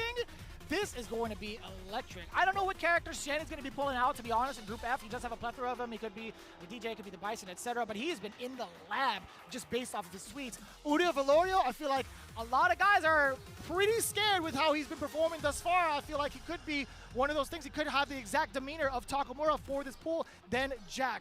No longer just a kid. It's got to be Jack all the way through. His jury has been so locked in from the get-go, watching him in the players' lounge, in the practice rooms, etc. And, of course, the golden finger, Lashar. This Ed is sensational. He is looking so on fire, especially with the very emotional defeat that he had suffered over in Street Fighter League Japan Finals. Yeah, absolutely. And even with that defeat, right, a lot of people still look at Lashar as a generational talent. Like, the way he's able to play fighting games has just been mind-blowing. How quick he's risen in the ranks in whatever fighting game he picks up has just been something to witness and appreciate. And obviously, he's become one of the best Street Fighter 6 players in the world, qualifying via the Super Premiere of Japan, right, getting second place, leaving his home country of South Korea to be on Tokido's team in SFL Japan, going then to the Super Premiere offline Japan event and getting second place. Just an incredible season for Lashar, and we'll see how it culminates here at Capcom Cup. But yeah, so many dope players. And man, I did not know Oil King was 39. This man He has does found, not look like it. Fountain of youth. He has found it. Man, and he's still rocking them shorts. I hope he's not doing that in Tokyo. It's snowing out there. Bro, I cannot believe. This is crazy. Big Bird versus Oil King, Cien versus Udio Velorio, Jack versus Lashar, Big Bird versus Cien, Oil King versus Jack to round it off. A lot of Rashid games that are going to be going out throughout the entirety of Group F, I'll tell you what. I love that they got the mirror out of the way. They're like, we'll put Thank the mirror, God. very first match. Let's get this decided, and we'll go from there. Smart scheduling by the production group. We do appreciate that every single time, but that is Group F. Oh, man, I just noticed, too, Oil King and Jack at the end. Obviously, Jack playing against Dual Kevin so much. Going to be very interesting to watch that. Facts. Group G, though, this is the one I'm very, very interested in because we got Juicy Joe, Kills You, Shao Hai, Kaba, Knuckle Dew, and Nephew. So what I'm very interested in is the fact that Kaba and Knuckle Dew, obviously two of the best Guile players on the planet. We got Juicy Joe in the group. If you're unfamiliar with Juicy Joe, this man is a very saucy JP. He's got one of the best JPs in the business. On paper, JP does really well against Guile. Obviously, when it plays out, the Guile players have done their due diligence, really have made it quite an even matchup in my opinion. But still, if the JPs can get off, they might make it real hard. And then Nephew, right? It's thought to be a very tough matchup, that Guile versus Jury for Jury. But he's got to be the best player, best Jury player at that matchup in the world, right? Took down multiple Guiles to qualify at second place in Singapore Super Premier, including Higuchi. So just a testament to that alone, Nephew has got to be one of the favorites coming out as well. Yeah, I mean, looking at it too, I mean, Knuckle Dew, one of the big anomalies that we've asked ourselves going into this event is whether or not he will stick true to the Guile. He's been flexing a lot of the DJ as of late. Will that be the case in the mirror match, specifically against Kaba or any of the other competitors? So we'll find out too into Group G. Juicy Joe versus Kills You to start it off. Shao Hai versus Kaba. Knuckle Dew versus Nephew. We might get that answer in regards to whether or not that Guile might happen. Juicy Joe versus Shao Hai afterwards, and Kills You and Knuckle Dew. We're not going to get Dew versus Kaba on day one. Yeah. We got to make him wait for that one. Got to tune in next time for that one. But, of course, Kills You and Knuckle Dew, another one I'm very much looking forward to. Kills You, the fact that he is 100% on fighting games right now. This dude used to be sponsored for sports games as well. Now he is 100% all in on fighting games, and you can see how good he's been since then. We saw him one of the only players to defeat Angry Bird at SFL EU, right? Angry Bird was on a tear until he ran into Kills You and Kusanagi. So, of course, these guys are going to be ones to look out for. Knuckle Dew and Nephew as well. We've seen Nephew kind of dabble with the Mai a little bit. Obviously, the newest character in the roster as well. He might break it out to avoid that Jury matchup, but again, he has been the most successful Jury player against Guile in the world, so I think he's going to stay with a tried and true first. But this is a star-studded group, to say the least. Juicy Joe, if you guys could only look at his nickname that they gave to him, which will be revealed, I'm sure actually that was probably during the intro, but man, that's my first introduction to Juicy Joe. I've never met him in person, so I gotta say I'm very much so looking forward to each and every one of these match, man. I gotta say I have not been able to see these guys in person play outside of like the training room, so I'm very, very excited to see what they bring to the table for this very moment. But it's gonna be Itabashi Zangief versus Punk. Finally getting started. We appreciate you guys being as patient as ever. I know what is going on in the chat. I understand. We want to see the games. Us too. Best believe that. And we are going to get into it. Zangief is the choice, obviously locking in from the player one side. Cammy on player two, as it should be. Punk versus Itabashi. Let's get it. Yeah, I appreciate the chat sticking with us while we had to put some time in a body bag. You know, we murdered some time right there. We ran out of toe tags, though. Most definitely. And we're going to have Itabashi, Zangief, and Punk. It looks like all the issues that were up on the stream, or excuse me, on the stage, going to be solved, and we're going to get that matchup that we expected, the Zangief versus the Cammy. I love how it's stage specific for the walkout. You can tell what stage has been picked. Obviously, it's going to be like a Brazil Blanca stage because of the jungle behind him. I love that detail. That's really sick, honestly. Like walking out in the forest, the mystic stuff. Ooh, we got to let the intros rock, too? Tournament mode on, baby, as it should be. Here we go. Game one. Itabashi already being able to take the throw as well. You can see threatening with that. No. Weird buffer. Didn't end up happening. Oh, we do get the punish. Gotta do not whiff in front of the God like that. Punk the God already making a statement, trying to lock down Itabashi Zangief in the corner, but now slowly scrapping his way is Itabashi again. Wow. An attempt at a medium, getting thwarted immediately. Oh, and that's mad close. It was. Itabashi could have been plotting on something, but that's what we talked about. You can't whip against Punk, especially with that roundhouse. And now checkmate says it all, because Itabashi and that Zangief, that level 1 is not an answer to escape a DI in the corner while you're in burnout. Punk having a great time. You can look at the player count. He was smiling throughout the entirety of his assault.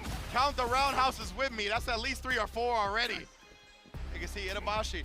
He's trying to counter poke a little bit, being very mischievous with his timings, and then does get the counter hit there. We talked about the intimidation factor that Itabashi may have against certain players. It has not shown through from Punk as he gets the opening airborne with a dive kick. Counter hit, full extension off of the target combo, true combo. Excuse me, off of the counter hit specifically. And I love that. You saw Punk, even after the neutral jump, he immediately jumped again, knowing that Itabashi would plot on an SPD when he landed. My goodness, Punk already so on point. But we're going to see if Itabashi uses that against him, right? That might be intel to thwart the wake-up jump later on. Busting out. We'll see if Itabashi baits that out later with a stand fierce. We saw Bennett do that plenty at SFL US. That's right. That's the first interaction that we had seen off of the drive rush from Itabashi. Now in forced burnout. Punk did it to himself. Oh. Level 3. And that's gonna be my God! The critical art on reversal. Knew Itabashi didn't have a true combo to follow that up with, but he wouldn't let that opportunity go by, right? He, of course, was gonna keep pressing on the advantage, and Punk yanks that advantage out from underneath him. Immediately going to the notes, the tried and true classic Itabashi Zangief whipping out the phone. That has been a staple since the moment we've seen him play in the US. Most definitely. Oh boy, we talked about some of the answers against the dive kick. Going for the Lariat this time, punish counter. Now applying the pressure, very, very meaty, crouching heavy. A lot of drive gauge already stripped from Itabashi. Give me that armor though. That was so smart, right? Because he knew Punk was going to go with a drive rush heavy button to try to whittle down that drive gauge even more. But a DI this time puts it into that target combo attempt. Oh, I wonder what the attempt was from the side of Itabashi. It looked like he was trying to give a hug. Might have been a command grab upon wake up, which is a pretty wild thing to decide with upon wake up. Yeah, could be though. But players, I was gonna say above the 3-bar threshold now, which means Punk obviously utilizing the crouch medium kick and once more again, because he knows he can kill with that follow-up. And there it is, my man Punk is feeling it right now. You see the smile, it's all good. He is feeling great right now. Everything that he has utilized thus far against Mena RD is easily showing tenfold against Itabashi Zangief. He's got 3 bars to his name. That's going to be a very significant punish. One more sequence could spell the death of Itabashi, but will the burnout come first? And Itabashi has not been able to land an SPD on Punk. And look at this, he is just continuing to apply the pressure, recovering in time, not getting hit by that. Finally, an SPD is found. You can't drive rush behind it. He dashed one too many. Punk to God, gonna be able to finish his plate. That's gonna be it. Level 3, Itabashi out of there. Punk making quick work of the hometown hero. He's just one of those guys, man. The way he's been playing lately, it's been even another level than what we've seen in the past, right? You can't whiff on this dude. Every time Itabashi Zangief whiffed, he was punished, whether it was by sweep, whether it was by stand roundhouse. And man, the SPDs, one landed. You see he was always ready for it, always had the right reads. Yeah, when he's looking like this, what can you do? I feel like there's got to be a ratio with how many roundhouses Cammy lands. There has to be like an equal amount of SPDs. That's not the case here. The alchemy is a little bit off. The chemistry is a little bit off, I should say. Why did I say alchemy? I'm mad old. But, man, there are moments where I feel like Punk is just looking absolutely immaculate. The way that he starts off, I just hope he has that fatigue throughout the rest of the day, or at least the rest of the week, excuse me.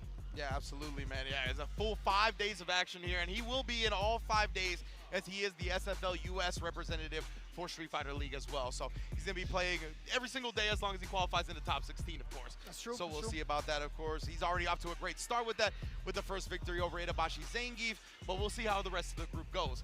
Man, those roundhouses, time and time again, to just punish Itabashi Zangief. We're going to get a quick look at that right now via the replays.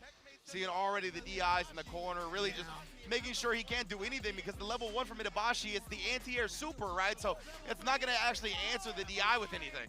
Yeah, there's just been so much oppression for the side of Punk. We spent so much time on the left side of the corner. I don't think there was a moment, significant moment, where Itabashi actually had momentum. Outside of possibly stopping the dive kick perhaps, maybe throwing out the medium punch as a counter hit and being able to stop the pressure momentarily. There hasn't been any moment where I could say Itabashi had a fighting chance. With all due respect, just because Punk was just severely outplaying him out the gate with neutral. Yeah, 100%, we see it right. Level 3, and in the first game, when he just did it on reversal, knowing Itabashi Zangief was going to continue to apply pressure while Punk was in burnout, and then this time, closing it out off the crouching medium kick as he's wont to do so often.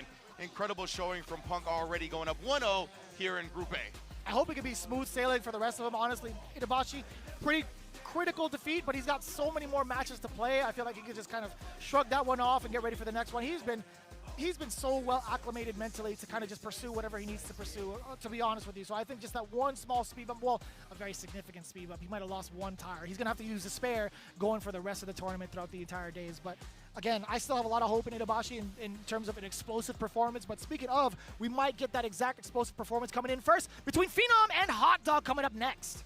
And a super important match, all-important match here already on day one because both Phenom and Hot Dog lost their first matches. This is both of their second matches. Of course, Phenom going down to Takamura, Hot Dog taking an L to Salvatore. So now both of these players right here, this is going to really, I think, maybe even decide whoever loses their future for the rest of the group, right? It's going to be very long for them to make it out, to borrow a phrase from my UK brethren. Yeah, we'll see how that plays out. One of the side notes too, man, I gotta say, when it comes to the innovations that Street Fighter 6 has been implementing thus far to kind of keep it like in line with the community, how dope would it be to award the nickname of the Capcom Cup champ to be an actual title for them specifically on their CFN? Yes, I 100% think that should happen. Or at least like available for like the entirety of like the player base, right? Imagine if Hot Dog won, I want to be the Infernal Hound. Yeah, right? Yeah, being able to put that up there. That's you know what I'm sick.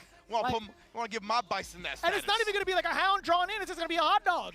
That's going to be the best part. There's going to be a hot dog graphic that says the Infernal Hound, and it's going to be like, huh? Yeah, you got to put it together. Yeah, I like that. You got to listen to some rap music to get that one. Yeah, dude, there's layers, man. There's way too many layers. The Moose is cool, too. Yeah, 100%. Always rep. He just got that Moose vibe. It just fits. But yeah, again, both of these players dropping their first games right. It's going to be all important to hopefully make it out of the group going forward here. Phenom's going to be looking to bounce back as well as Hot Dog. Going to be an interesting one as well, whether see Phenom goes with the Cammy or the Ken up against Hot Dog, who we know is rocking the Mustard Bison here. Your overall match results so far. And again, the match after this as well, do not forget, it's going to be Takamura versus Itabashi Zengi. That's actually wild. Again, Itabashi being able to recover from a very, very impactful defeat. I feel like he's going to be taking it out on Takamura. But Takamura, he has been like nobody's victim thus far. He has been the one to really start things off explosively. I think he's going to be doing just that. But now, Phenom versus Hot Dog with game one. This could be a very important deciding factor as both of these players had lost their first game. Yeah, I want to see if Phenom is going with the Cammy again, right? That's what we saw before. Obviously known for his Ken just as much right now. All of these players really have been having such great defense, especially Phenom. Even though he did lose that first game, he's been doing a great job kind of guessing post drive rush cancel jab. But that time got caught walking back, but Hot Dog, no! Reels back in his chair a little bit as well. That hurts. You hate to see it slip out of the bun like that. I'll tell you what. Phenom making full work of it, though. He's like, you know what? I'm going for the rest of the full course meal. The barrage now salting him down. Put a little bit of pepper in your step. Oh, yeah, important tech. Blocked that time. Oh, no, but the spiral arrow was too close, so Hot Dog gets a true punish. We'll try to bait something out. That was such a terrifying moment. Any button press could have decimated Phenom's life bar. Back-to-back plus frames. Hot Dog, he's stealing turns. Yeah, he knew at that point, right? Phenom was like, I'm going to have to give up my drive beater, but well worth it in the end. Air-to-airing, any type of reversal attempts. That's something you always have to keep in mind as well. Like, Hot Dog has access to pretty decent jumps and hell attacks to go with it, but also maybe the Hell Rise could be something to look out for. Phenom either way prepared for it, airborne. Wow. Damn! And the recognition from Hot Dog, the force knockdown jungle point, immaculate. Plus frames all day, and then yes, had the charge. You saw him walking back, puts it into the dive kick, continuing the corner pressure. Give me that parry as well. Let me get that drive gauge. He's parrying all of that though and gets so much back because of it. Defensive back throw paying off for Phenom. Now the assault begins. Another throw. Hot Dog, what are you gonna do defensively? Perfect parry after the backdash. Good anticipation. Not gonna spend it? Yes, he is. I lied to you. 2 bars to it. The Punisher is intact. Bam! Getting around on the board. These players are so good at getting to their next answers in the moment, right? Hot Dog with the backdash, recognizing that Phenom didn't go for a throw. So what's next? Most likely a button, right? He's gonna try to take advantage of the recovery of the backdash so he gets out the perfect parry in time. Man, all of these players are playing so well. Right more of a patient start. Yeah, trying to space out the Fierce. You know, I don't mind that Psycho Crusher either. It gets him out of harm's way regardless. If the dive kick does come out, he will catch it. Yeah, I love the fact that he's just answering the dive kicks or the jumps with the Psycho Crusher. If he has the charge, that's honestly one of the most universal answers to whatever Cammy's gonna do. And wow, the neutral parry from Phenom. You had to look out for that, right? You have a little bit of, or a pretty decent time being able to snipe that out with that perfect parry. Phenom is very much so in tune with trying to snipe that out, but now Hot Dog reaching where he shouldn't. Yes, indeed, and he is going to say goodnight for the first match out that. Phenom able to combo into the level 3. And yeah, that's a great point, right? Players have gotten better and better at react parrying the stand fierce. The stand fierce is super significant on the startup. It might be plus on block, but the startup is double digits at the very least. I'll look it up right now. But yeah, players have gotten better and better at react parrying that button. Yeah, it's going to be another switch up now that Hot Dog is going to be faced with. I think, you know, he's been doing a great job of kind of dampening the moments in the neutral where he's trying to set the pace for himself to also hide his charge, which is pretty significant. If Phenom decides to get antsy with those fierces, they have to come in different timings or be a little bit less predictable. But at the same time, if Phenom's already got the timing down pat and the recognition, I don't know if that's going to be a valid tactic anymore going further into the neutral. Yeah, remember the stay in a heavy punch is 19 frame startup, right? That is literally on the edge of proper human reaction. So when you're used to seeing it, when you're playing this game a lot, you could definitely react with perfect parry on that button. Already off to a really, really rough start for the side of Hot Dog. A very fortuitous cross-up, though.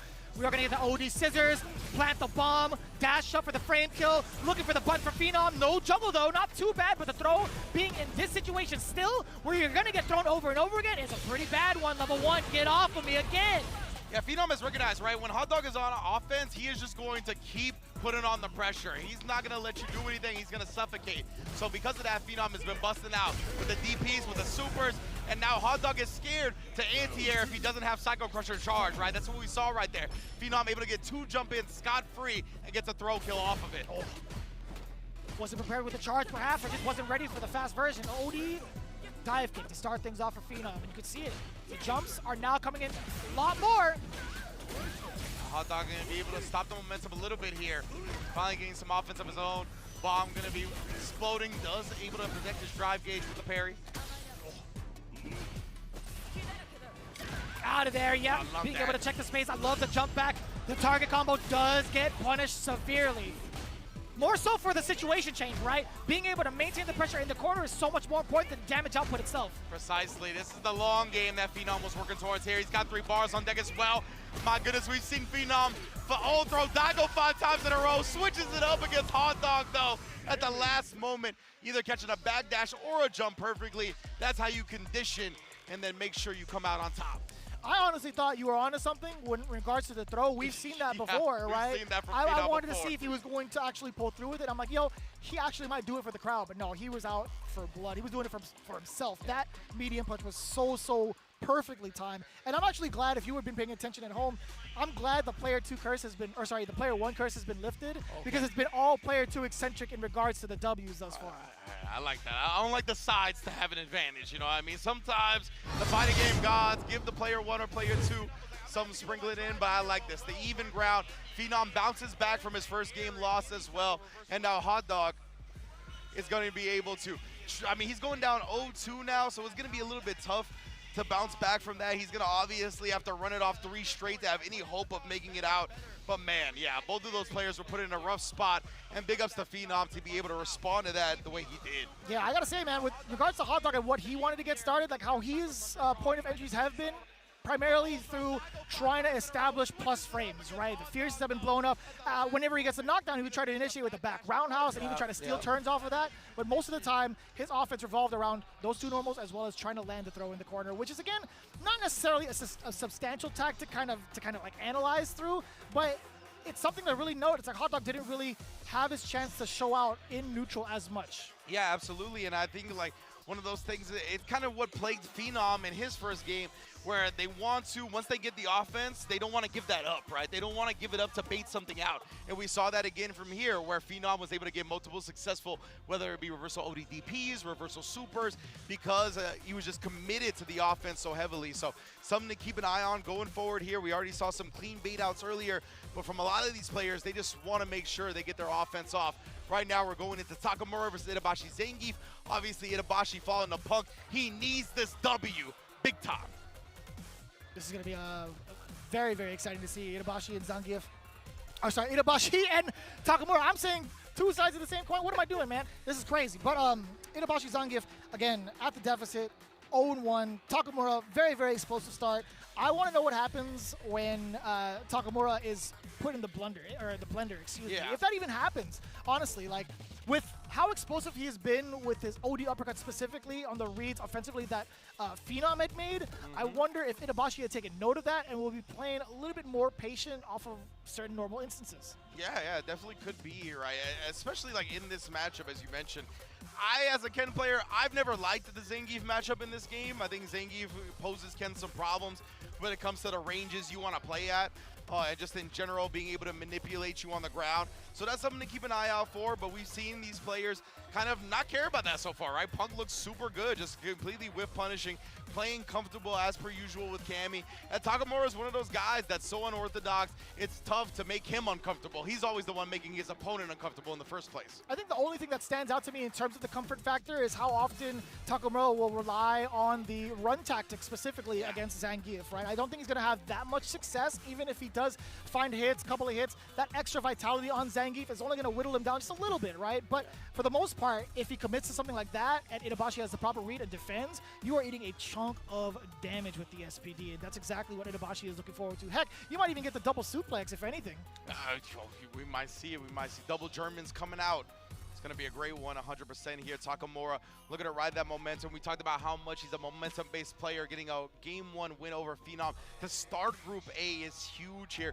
Itabashi, obviously, being in Japan, you know he wants to put on a show, not just for himself, but for his entire country, considering Capcom Cup is here in the Ryugoku Kokugikan. And, I mean, he's playing the wrestler character, bro. Sumo wrestling and professional wrestling, legendary arena for that. So he's got to show out. Man, there's so many things that are like so heavy when it comes to like the mental and what's on the line, obviously for Capcom Cup, but also being in a historic arena like this, I feel like there might be a little bit of added pressure, but maybe just for the bystanders and us, but I don't know how true that is to some of the players. I mean, for someone like Takamura, one of the cold-blooded killers in the group, I think that doesn't really phase him. But for Itabashi, I don't know if there's going to be like any extra because of the fact that he's in his hometown. If it's going to be like, man, I really got to show out for this crowd because look at all my fans out there. Yeah, right. To all my loyal fans, like it just makes sense. He even did it on command right there. Oh, you guys can't see, but of course we're going through. Lovely crowd has already filtered in as well for the Ryugoku. All coming to see Capcom Cup. Obviously, Street Fighter in Japan has exploded for Street Fighter 6. Incredible showings, whether it be offline view parties for SFL, whether it be the crowd, the immense crowd that we got to see at the Super Premiere in Japan.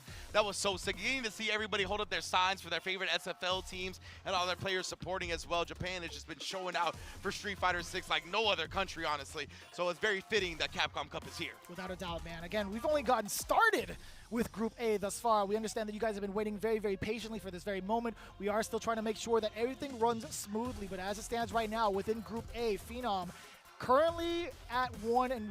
Takamura 1-0, that might just change in just a bit. Hot Dog looking at 0-2, very substantial to take note very early. Salvatore, 1 and done today, he's big chillin'. Itabashi Zangief looking to change his fate as well. Punk the God, he's also big chillin' with 1-0. Yeah, exactly. Punk the God, he's done for the day, right? 2-0, defeated Itabashi Zangief, maybe even one of the players he was most concerned about in the pool, right? Already getting that off the table, you know he's going to be feeling good going forward for the rest of the day. Yeah, and look at that, dude. The Cammies with a 2-point differential right off the bat, 2 O's against their opponent. Wow. Something in the water, man. Yeah. Oh, yeah, that's true. Salvatore really gaming out here, man, taking down Hot Dog in the process. So, yeah, Hot Dog, rough start for him. We'll see if he's going to be able to bounce back. Excuse me. And, of course, we're going to see Takamura try to continue that momentum, right? He was 2-1 up against Phenom, so the point differential only +1 right now. You know he's going to look for a little bit more dominant victory if he can pull it off. Right. Itabashi Zangief also looking to combat that 0-2 to Punk, right? Wanting to do a 2-0 himself. It can come down to the points to end it. So all of these matches, the way they play out, everything matters. We are going to get that final match of Group A started, but nonetheless, we still have so many groups to go through between B and G. That's going to be happening all day long with also a rotation. You guys have seen who have been a part of the podcast as well. Big ups to everybody involved with production and getting us out here first and foremost. You are going to see plenty of others taking to the stage to call some of your favorite matches going forward. But as it stands right now, Takamura versus Itabashi Zangief, that's what we're waiting on right now, and it's going to be so integral for both of these players. Indeed, man. This is going to have a lot of implications going forward, considering it's the second match for both players, right? if Takamura is able to take this to start 2-0 like that. And the 2-0 being over Itabashi, Zangief, and Phenom. I mean, he is really putting himself in a prime position to make it out of the group proper. Itabashi, Zangief, of course, looking to keep his hopes alive. Going down 0-2 is going to be extremely difficult as a whole to climb out of. Man, imagine if they do go 0-2 today and manage to run an entire gauntlet throughout the rest of the days. That can also dampen so many other players going forward into their hopes and dreams of continuing on to into the top 6. So we'll see how this plays out, man. I still think there's going to be a lot of surprises in store, specifically for this group as well. I mean, we talked about the death groups. We talked about, first and foremost, it's not his fault, by the way. No. Last year was easily not his fault. The common denominator was easily Rob TV. It was Rob TV. It was Rob 100%. TV. I'm sorry, Rob. I'm sorry. You are getting thrown under the bus for this. I removed myself from the situation voluntarily. It's your fault, dog. It's your fault. But I got to say, man, Group F, Group G as well, those are the big groups that a lot of the attention has been put towards on social media as well. So there are so many big matches to come through, but I'm glad that you guys are tuning in at the very, very start of our day. It makes us feel so much better to see you guys finally get rewarded for all your patience throughout the entirety of the season, man.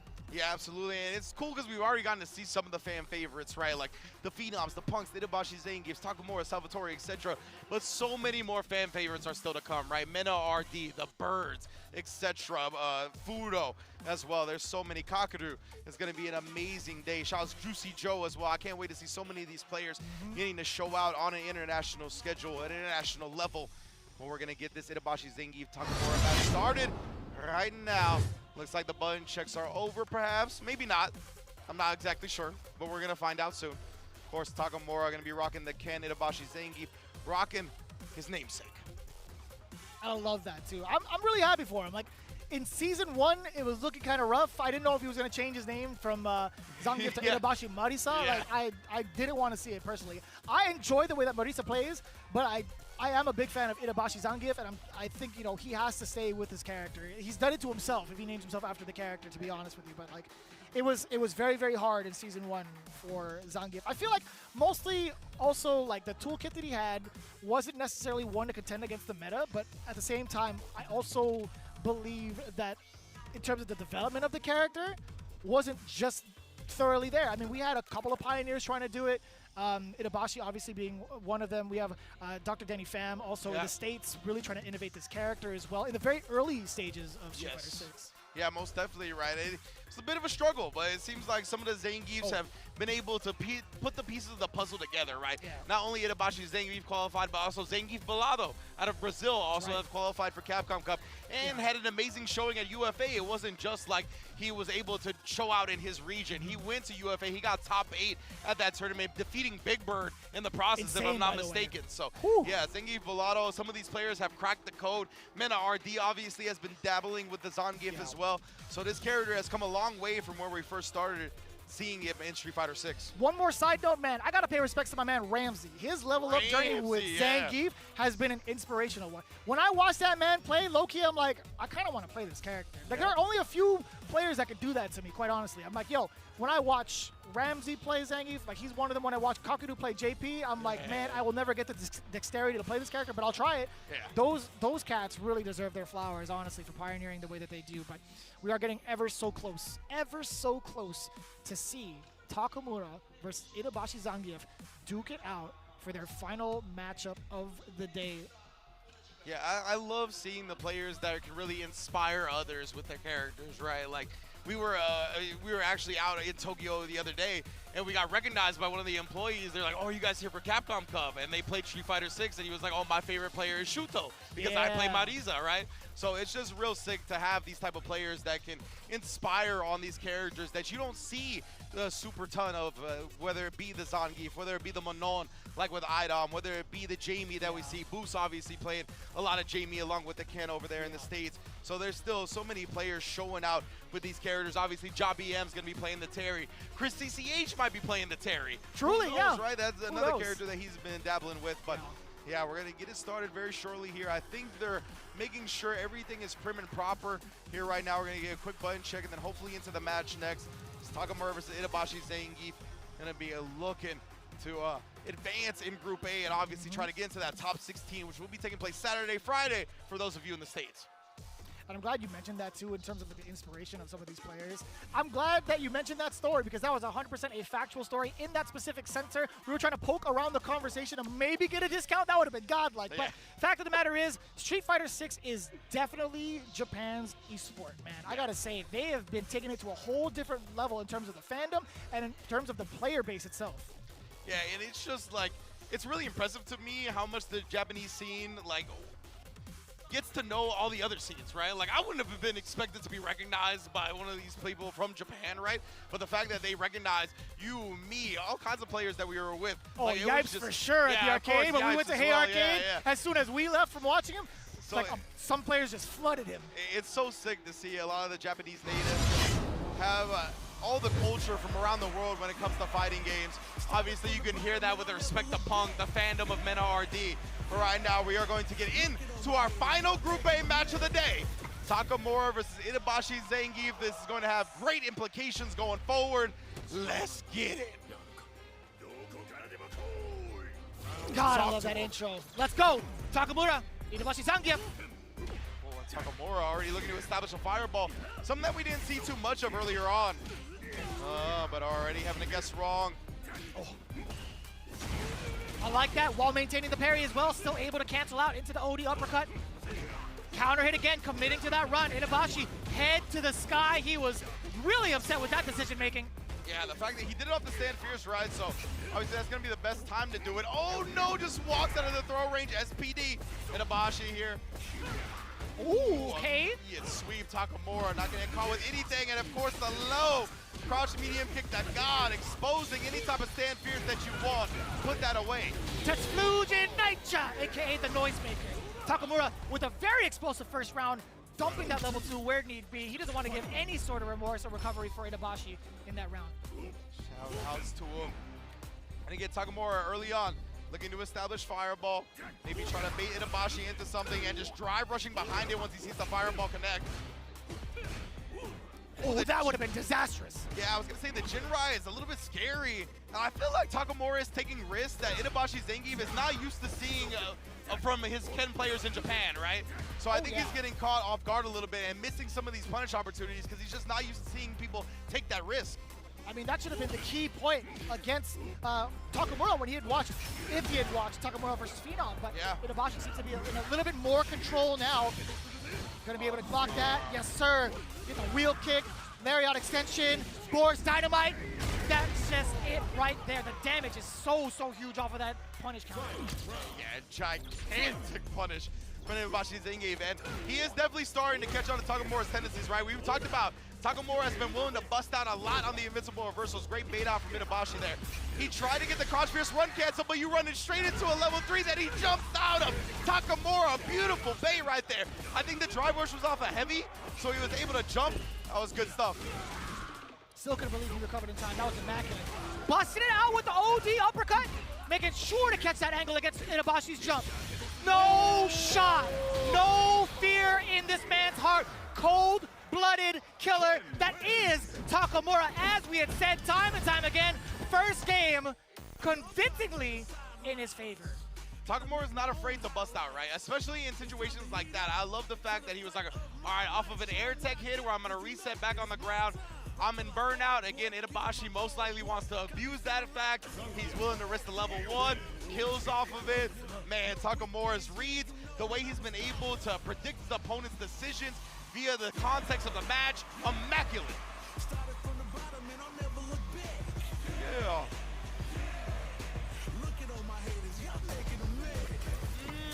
Making the haters mad indeed. Making the haters mad.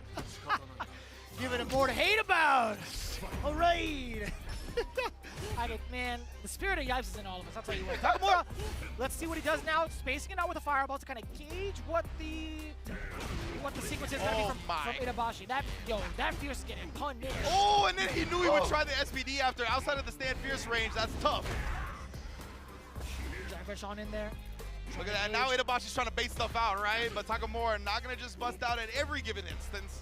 So hard to read, man. And Itabashi is so heavily read-based against a lot of the players he faces off against. And Itabashi, that time he saw the fierce drive rush cancel, so he just drive reversaled him off. Oh! Yipes have to get the side switch. Dragon Lash indeed comes out, dash up twice. No, that was a dash up into a run! Dash up, run, stop low, and then the DI catches Itabashi reaching. My goodness, Takamura, how are you always so right now? Tetsuja Naicha, not gonna kill yet! Oh my, oh. What in the world?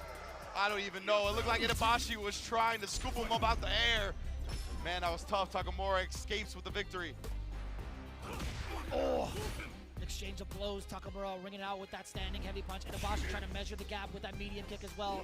But again, he's not able to find a solid read against Takamura. Now on the offensive, on the gas, with the drive rush, back-to-back throws. You heard the flash of the parry, punish counter. Keep doing it, man. He's at level 3, let him waste it. He tried to bait it out. That was sick. Itabashi knew. He was like, this is the time where you're going to look to bait something out. Goes with a button, catches the backdash. Now we side switch. Oh, put a stop to that drive rush as well. Seen it. But another level 1. You ain't going to bait it out. I'm going to let it rip. And he knew that SPD would definitely have killed. Takamura assessing the risks so well. One throw more will do it. Drive rush on in. Knocking on the door. And it's the tick throw yet again. And man, it hurts, right? Itabashi and Zangief as a character in general, at the whim of hard reads, at the whim of trying to tech throws in those situations, because they did get rid of his ability to jump cancel the SPD to avoid the throws, right? In a situation like that, you had to imagine if that ability was still there, he would have at least risked it one time. But in a situation now, you just gotta be able to make the right read. And unfortunately for Itabashi Zangief, he was just put in that situation too many times to be successful. Great stuff from Takamura again and again. Man, there's got to be a counter. There's got to be somebody like keeping tabs of the stats in regards to how successful Takamura has been in some of these key reversal moments on defense, right? I think that's been the biggest highlight thus far in all of his matches here in day 1. I think that's a hallmark of Takamura as well. Is like he is not afraid. That is the only reversal I feel like we've seen baited in any of his sets, right? And I mean, look at the damage, right? And you would think going forward, I did half of his life off of baiting that. He's not gonna do it again, but of course he does, just like that. So Takamura, I mean, he's just been so willing to bust out. The drive rush into the DI right there as well. Maybe that was one of the tap parry baits. That's something that people use a lot, right? They show the drive rush. The player might tap parry to try to avoid the drive rush button, and then the DI catches them recovering and blocking and pretty much guarantees the DI. But it caught him pressing a button, so it worked out anyway. And that's rough too. When you saw towards the end of it, Itabashi had some decisions to be made, but on defense, with what his current stat was at, he only had like 1 bar to his name. He did have a healthy drive gauge, but overall was not able to play that defense as well as he'd like to. Yeah, most definitely. So incredible stuff, incredible showing from Takamura to start 2-0 in Group A, and of course now we're going to get to Reinhardt as well as Takamura. 2勝の高村選手に来ていただきました。さあまずは高村選手おめでとうございます。Congratulations to Takamura taking it 2-0 in his group. Dominant performance there against Itazan at the end, and of course Phenom to open the group. We're going to have a small interview with him now as Aru casts the opening question. はい、日本でのカプコンカップいかがですか？どういう感じですかね？ So the first question is, how do you feel so far about coming to Capcom Cup here in Japan? I feel very good. You know, I like this place and very great. Everything perfect, and the food, and you know, it's been a great time so far. 今までとてもいい機会になっておりまして、ご飯も美味しいし、場所も素敵だし、みんなもすごいご親切にしてくれるから、とても幸せです。そして今あった板橋残留戦、かなりリスクのあるスーパーアーツとほとんど決めて勝った。そのあたりについては本人はどういう風な感覚でしたか？ So against Itabashi Zangief, you know, there were some very confident reads that you made, some very risky plays that you went for that turned out in your favor really well. You know, in terms of your preparation, or what was your mindset in some of the decisions that you made? You know, I watch a lot of his replay, and I try to understand his logic behind every choice that he made. And he liked to come and grab a lot. So at the beginning, I was just like, you're gonna start jumping, so show him that you know what you do. And it worked so far. 伊佐さんの動画をよく見てたりするし、頭の中で一体何を考えてるかっていうのを知りたくて動画を見てて、でやっぱりこの人大好きなんだねって分かって、何回も推測ジャンプで抜けたりしてて、まあ、結局運が良くていい結果を出せたんですけど、そんな感じですって。本当に素晴らしい試合でした。高野選手、明日も頑張ってください。Good luck tomorrow in all your matches. Good very, luck tomorrow. very amazing performance. Takamura, absolutely dominant run here so far in Group A. Brilliant stuff. We'll be seeing more from him later on, but that's it from us. See you later. I'm loving that interview too. I'm loving the things that he had been saying in regards to the replays that he had been studying against Itabashi Zangief and his decision making. Trying to really understand what the player is about is only like, I feel like a good majority of the prep work that you need. It's not just understanding the matchups, but also what the tendencies are of those specific players. The why is everything. Like, I love the fact that he said that, right? I went into studying his replays to try to figure out why he made every decision that he made. And to me, that is how you properly learn anything when it comes to this type of stuff. So I love the fact that he was like, I'm going in trying to figure out how his mind works, how he approaches fighting games. And I mean, obviously it's worked, right? He was able to kind of take down Phenom as well as take down Itabashi Zangief. And it was a 2-0 to Itabashi Zangief as well, which is giving him a +3 differential. Huge for Takamura going forward. And again, we still have plenty more matches to go throughout the entirety of the day, but this is the conclusion of Group A thus far, with Salvatore following behind, just behind Takamura, and then Punk also with a very tied record with Salvatore as well, both taking it to their opponents, 2-0s in both fashions, really, in both games, actually, in both opponents. So very, very strong record to start things off. Same point differential for the Camis as well. Dominant performances showing out. And yeah, both of them only played once today, so it's going to be interesting seeing them tomorrow and having to face the rest. And of course, when they both clash themselves. So, of course, but right now, we're going to get into our first sponsor of the event. In terms of everybody that's been working so hard to get here, Suzuki is standing behind the people who love Endeavor and Challenge and are pleased to collaborate with Street Fighter 6 to deliver joy of the game to as many people as possible. This time, they'll be putting their booth in place on the second floor, by the way, of the Ryogoku Kokugikan, the venue of Capcom Cup 11, obviously, to showcase the special edition bike, the GSX-8R. That is crazy. Tuned by Jury. That is actually insane in terms of the colorway. I love this. Check it out, the official Suzuki bike in collaboration of Street Fighter 6. We had the luxury to be able to check this out in person. Man, they allowed us to get on the bike and take pictures with it with the exact color scheme. I got to talk to the Suzuki representative. It was something to behold for sure. Most definitely. If you want to make sure you take in all the glory of that Suzuki bike, you got to do it with clear eyes, clear hearts. And the best way to do that is with Roto Z, of course. And there's also a free download for the Roto Z Man suit costume in Street Fighter 6 right now. Roto Z is the eye drop brand in Japan, and cool eye drops for anti-bloodshot and anti-fatigue. I've used them myself. It definitely burns you awake. It straight up feels so good. It makes your vision, honestly, more clear than it was before. So Roto Z is collaborating with Street Fighter 6 until March 10th. Get the Roto Z Man costume now. I can't wait. I cannot wait to become Roto Z-Man in the Battle Lounge. I'm going to play it like an NPC. I'm just going to stand there and wave at people. I'm not even going to try to engage in games. I'm going to be like, yo, you want some eye drops, Playboy? I got you, man. You're going to treat it like Evo Japan? That's exactly it. That's exactly it, yeah. Well, man, amazing start to this for Group A. We're going to be right back, take a quick break, and we're going to be back with Group B along with, man, they turned the lights off on us, along with Senkola and IFC Yipes. Don't go anywhere.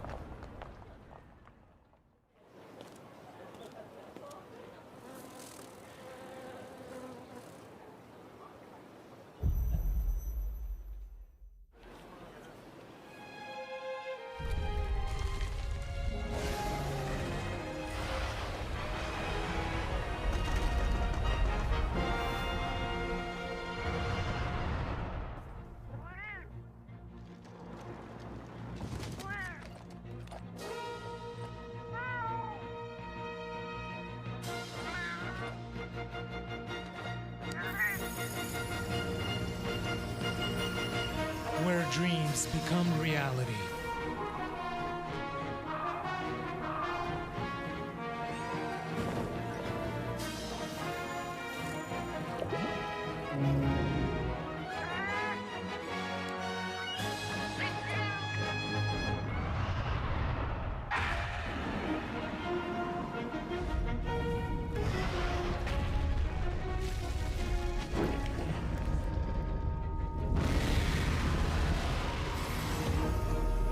Monster Hunter Bridge.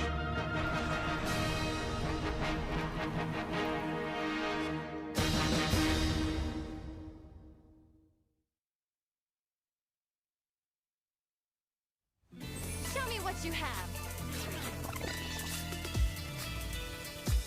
What?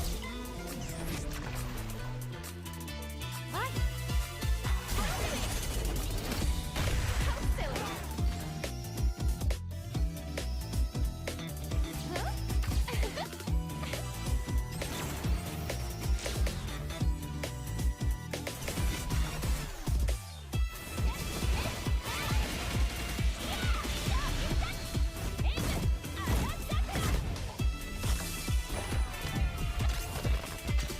All right, it's my time to shine. USA. No, this can't be the end for me. Here comes a new challenger. Mine wins.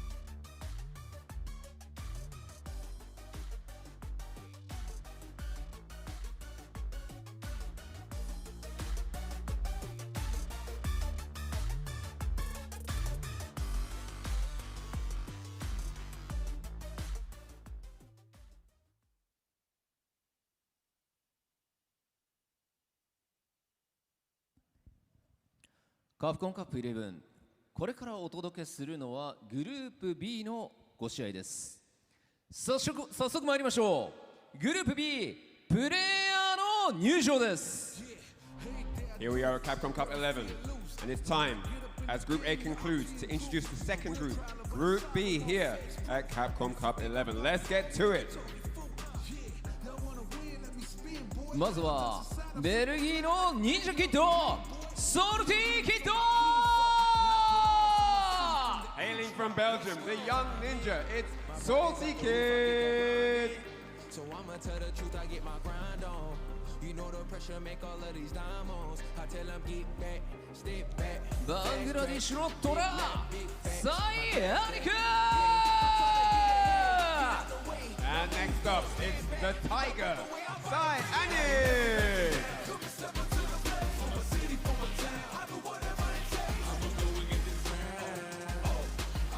さあストレングスエネ All the way from South Korea, it's the Strength and L.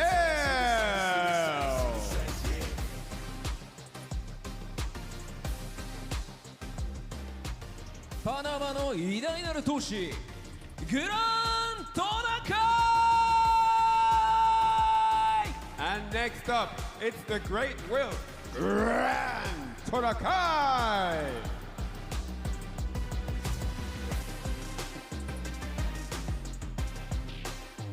バーティスタブラザーズ疾風の兄 JB。 And next up, it's the Burglar, JB.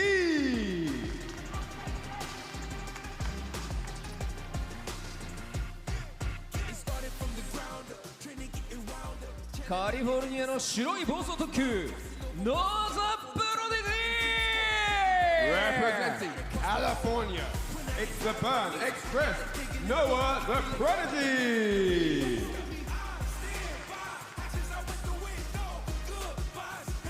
さあという B グループも非常に強豪揃いのグループになりましたね。それはすごいですね。実力者揃いなんで。はい。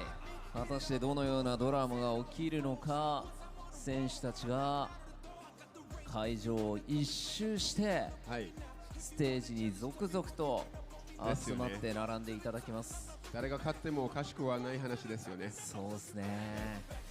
すごいです。ノアがファンサービスをしながら最後にステージに立つ。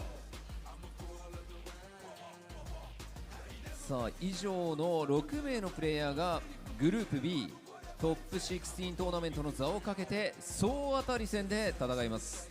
皆さん今一度大きな拍手をお願いいたします。 And with that, that is the 6 members of Group B that you see on your stage. They're about to do battle, and only 2 of them will qualify for the top 16 on day 4. Give these guys a big round of applause.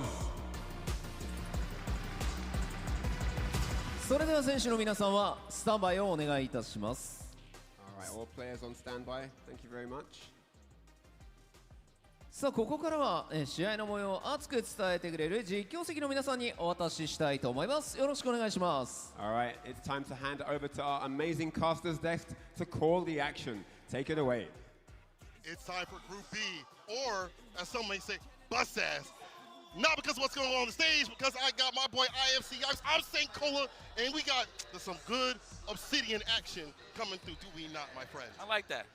Man, clean. Instead of obsidian, I respect that. But nah, man, listen, it's an honor to be here. First time I'm here in Japan. Is this your first time as well? First time. Well, look at that. We're here to enjoy that moment together. But this is amazing. The fact that I have one of the best seats in the house with my boy right here. To see who's going to have a little bit of that life-changing money.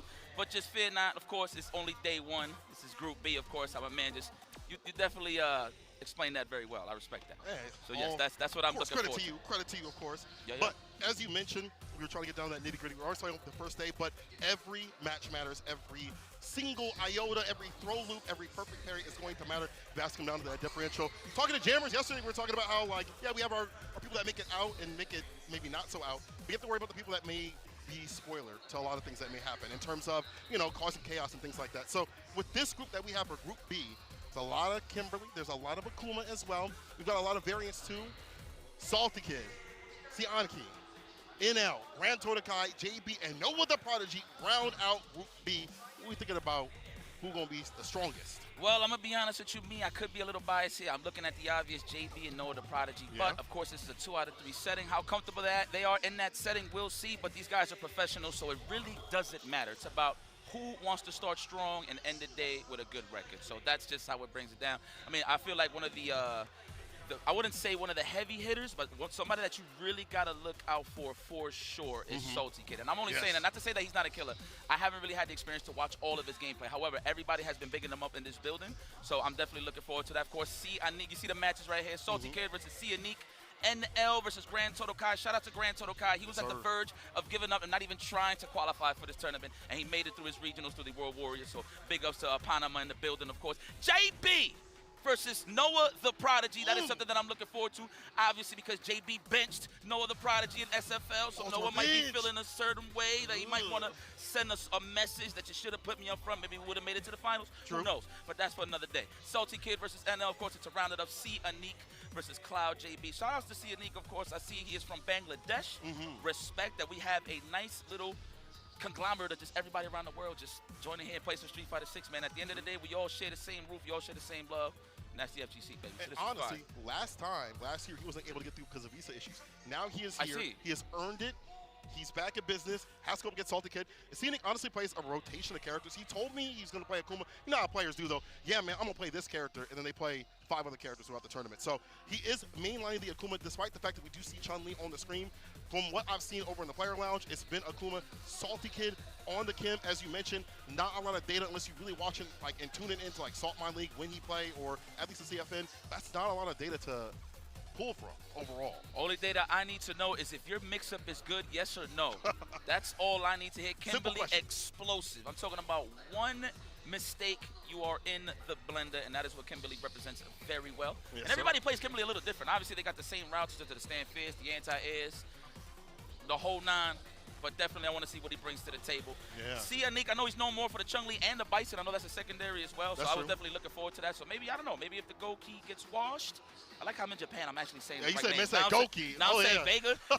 Yo, so you got a katana in the back, bro. So quick story, right? I was in customs coming in here, and I was holding my stick in my hand, right?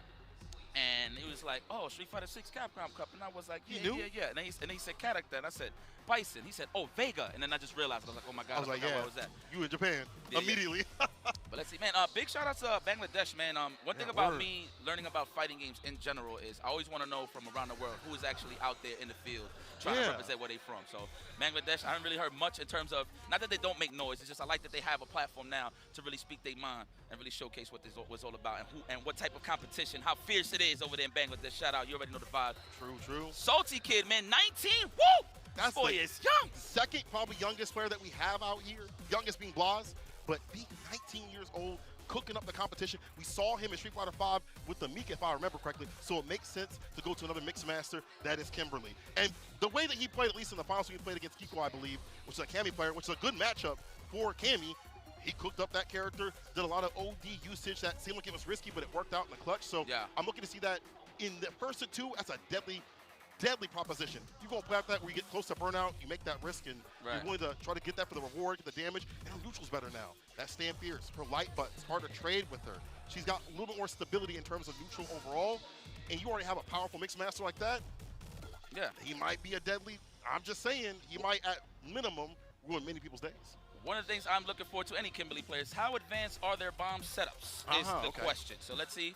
I have not seen CNE play an Akuma yet. Let's see what he brings to the table. But you make it this far to the Capcom Cup, I can't doubt you that you ain't one of the nicest in the building. 100%. But yeah, man, let me talk about Salty Kid a little bit. He did beat Garnet in the World Warriors Europe West. Shout out to Garnet. I know he couldn't make it to qualifying, but he did graduate recently, so congratulations, my boy. Yeah. You already know Garneto, my guy.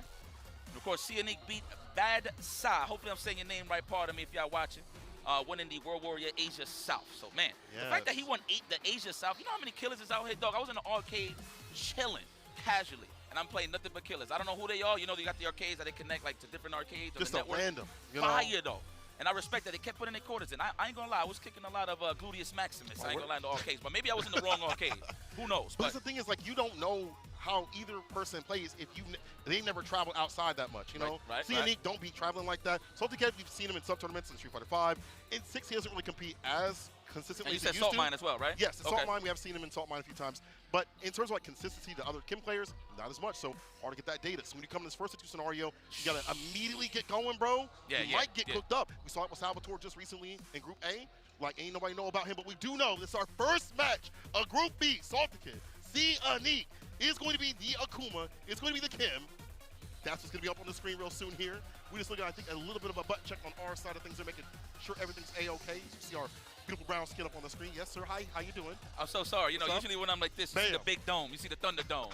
But I'm here, though. I'm aging wisely, though, man. Of course, we out here. You know what St. it is. Cola. Again, this is exciting. A very prestigious venue, if you will. And I'm kind of whack at saying the name, so I'm not going to say it. But just know I've seen some huge hands, meaning a lot of pictures of a lot of the sumo wrestlers that's been here in the past. All around the venue, and outside the venue, too, as well. I did the Kawhi Leonard. Like, any handprint I saw, I just put my hand on it. Just did the... Just to see, like... I ain't gonna lie, I think I'll get paid to get smacked in the chest. I'm not even gonna hold You can do that? Yeah, I'll do that. I feel like sumo wrestlers are mad strong. I just saw a thing where it was like a football player trying to knock over a sumo wrestler. Impossible. He ain't doing it. He ain't doing it. Nah, I seen that. Out of your element, you know what I'm saying?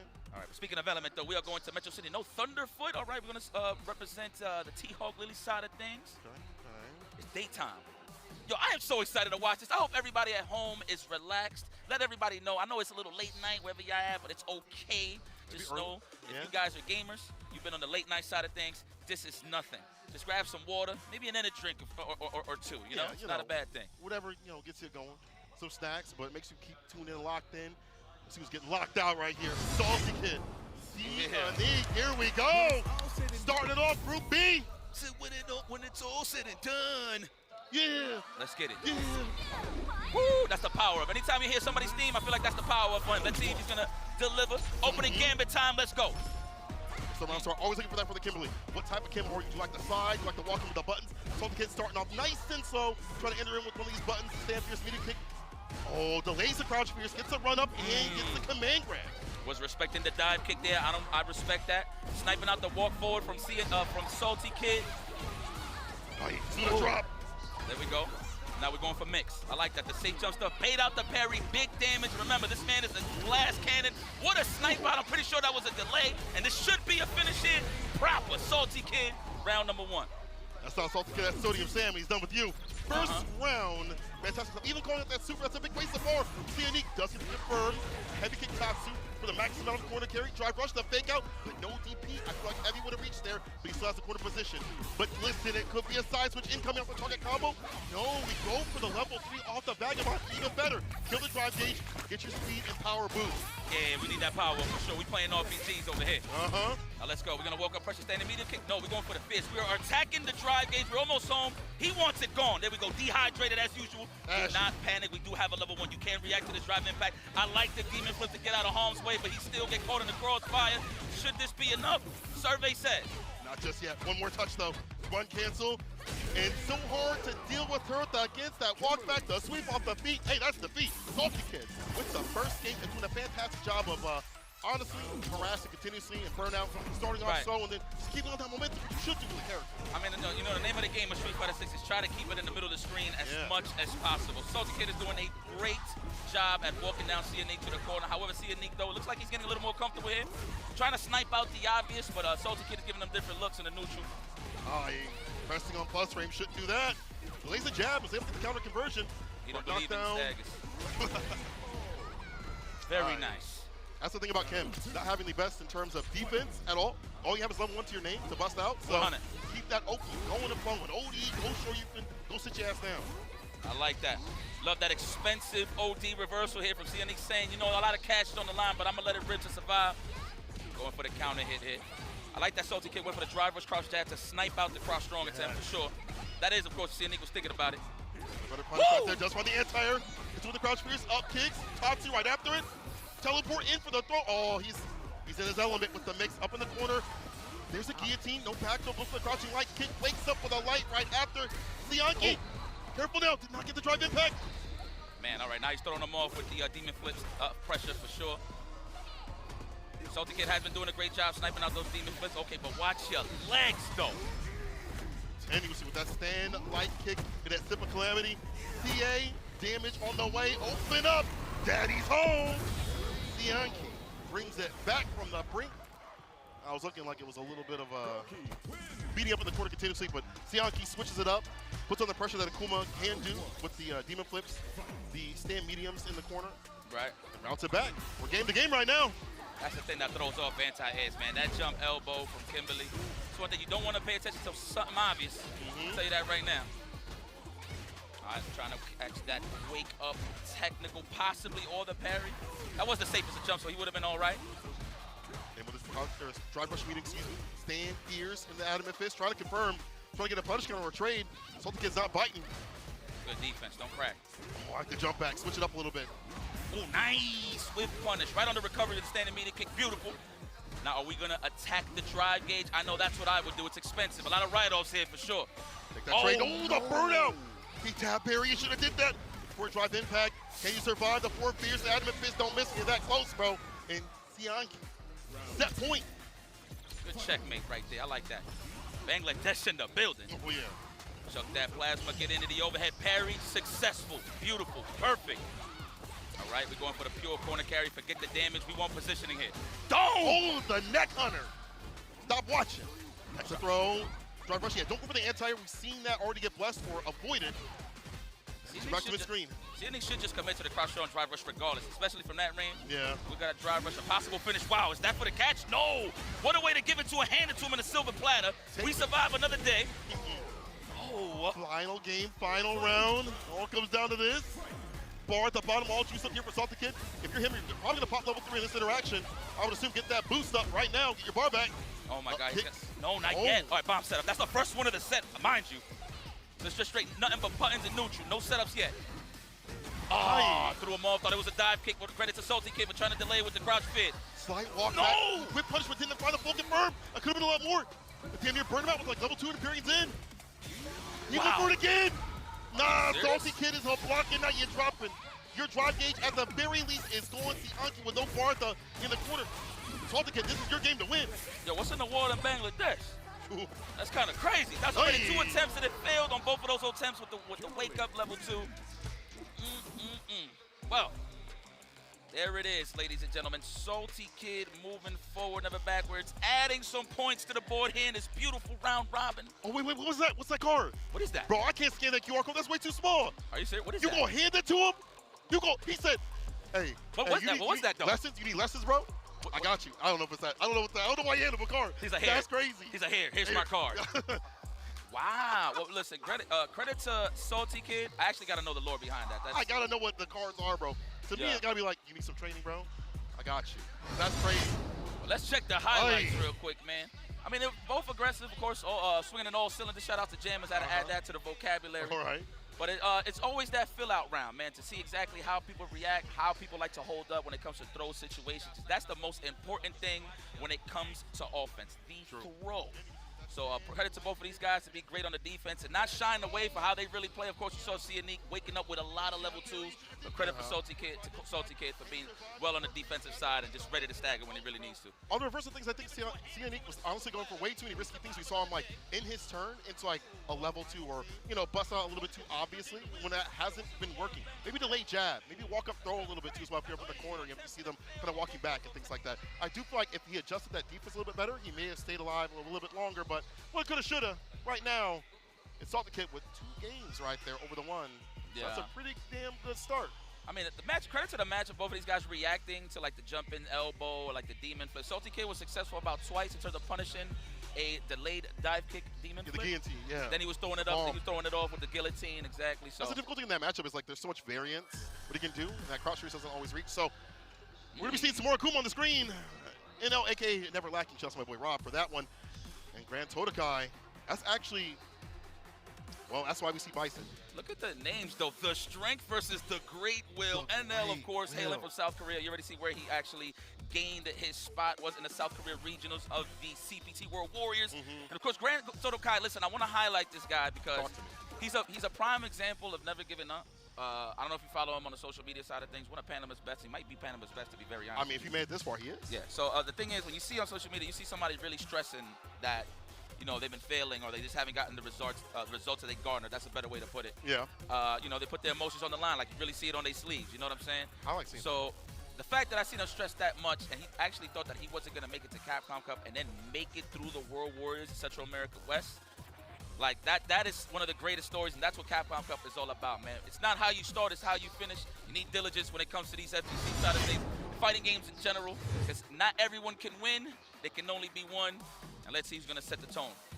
What's wild is when I saw Grand Todokai on the very first day, when I got in, he was like, yeah, man, I wouldn't have to fight no Akumas. I mean, I have to because my group is so littered with them. And it's wild because we saw the Bison as the pick on the screen, but he was like, I'm going to play the JP regardless. He's like, I believe I can just play the JP, run that matchup, even though it's like JP's worst. Yeah. The dive kicks, the fireballs, the aerial approach with the air fireball, like light punch fireball, of course, as well. Forward fierce, if you try to drive rush against the fireballs, are really, really good against JP overall on the neutral. So one thing I don't think he wants to play against, but he's going to have an answer for that. He's a big lab rat. He's practiced with Zapparino's group. He's been training all around the area that you can with CFN. You know, I've seen him in everybody's stream nowadays too as well. So despite what's on paper, it may be different in the match. I actually want to see if is he truly going to pick JP. I think this is a button check. He should pick Vega. I strongly think he should pick Vega. In this. I agree with you. Off of the, you know what? Let's meet in the middle. I'm gonna say Dictator. I'm gonna say Dictator.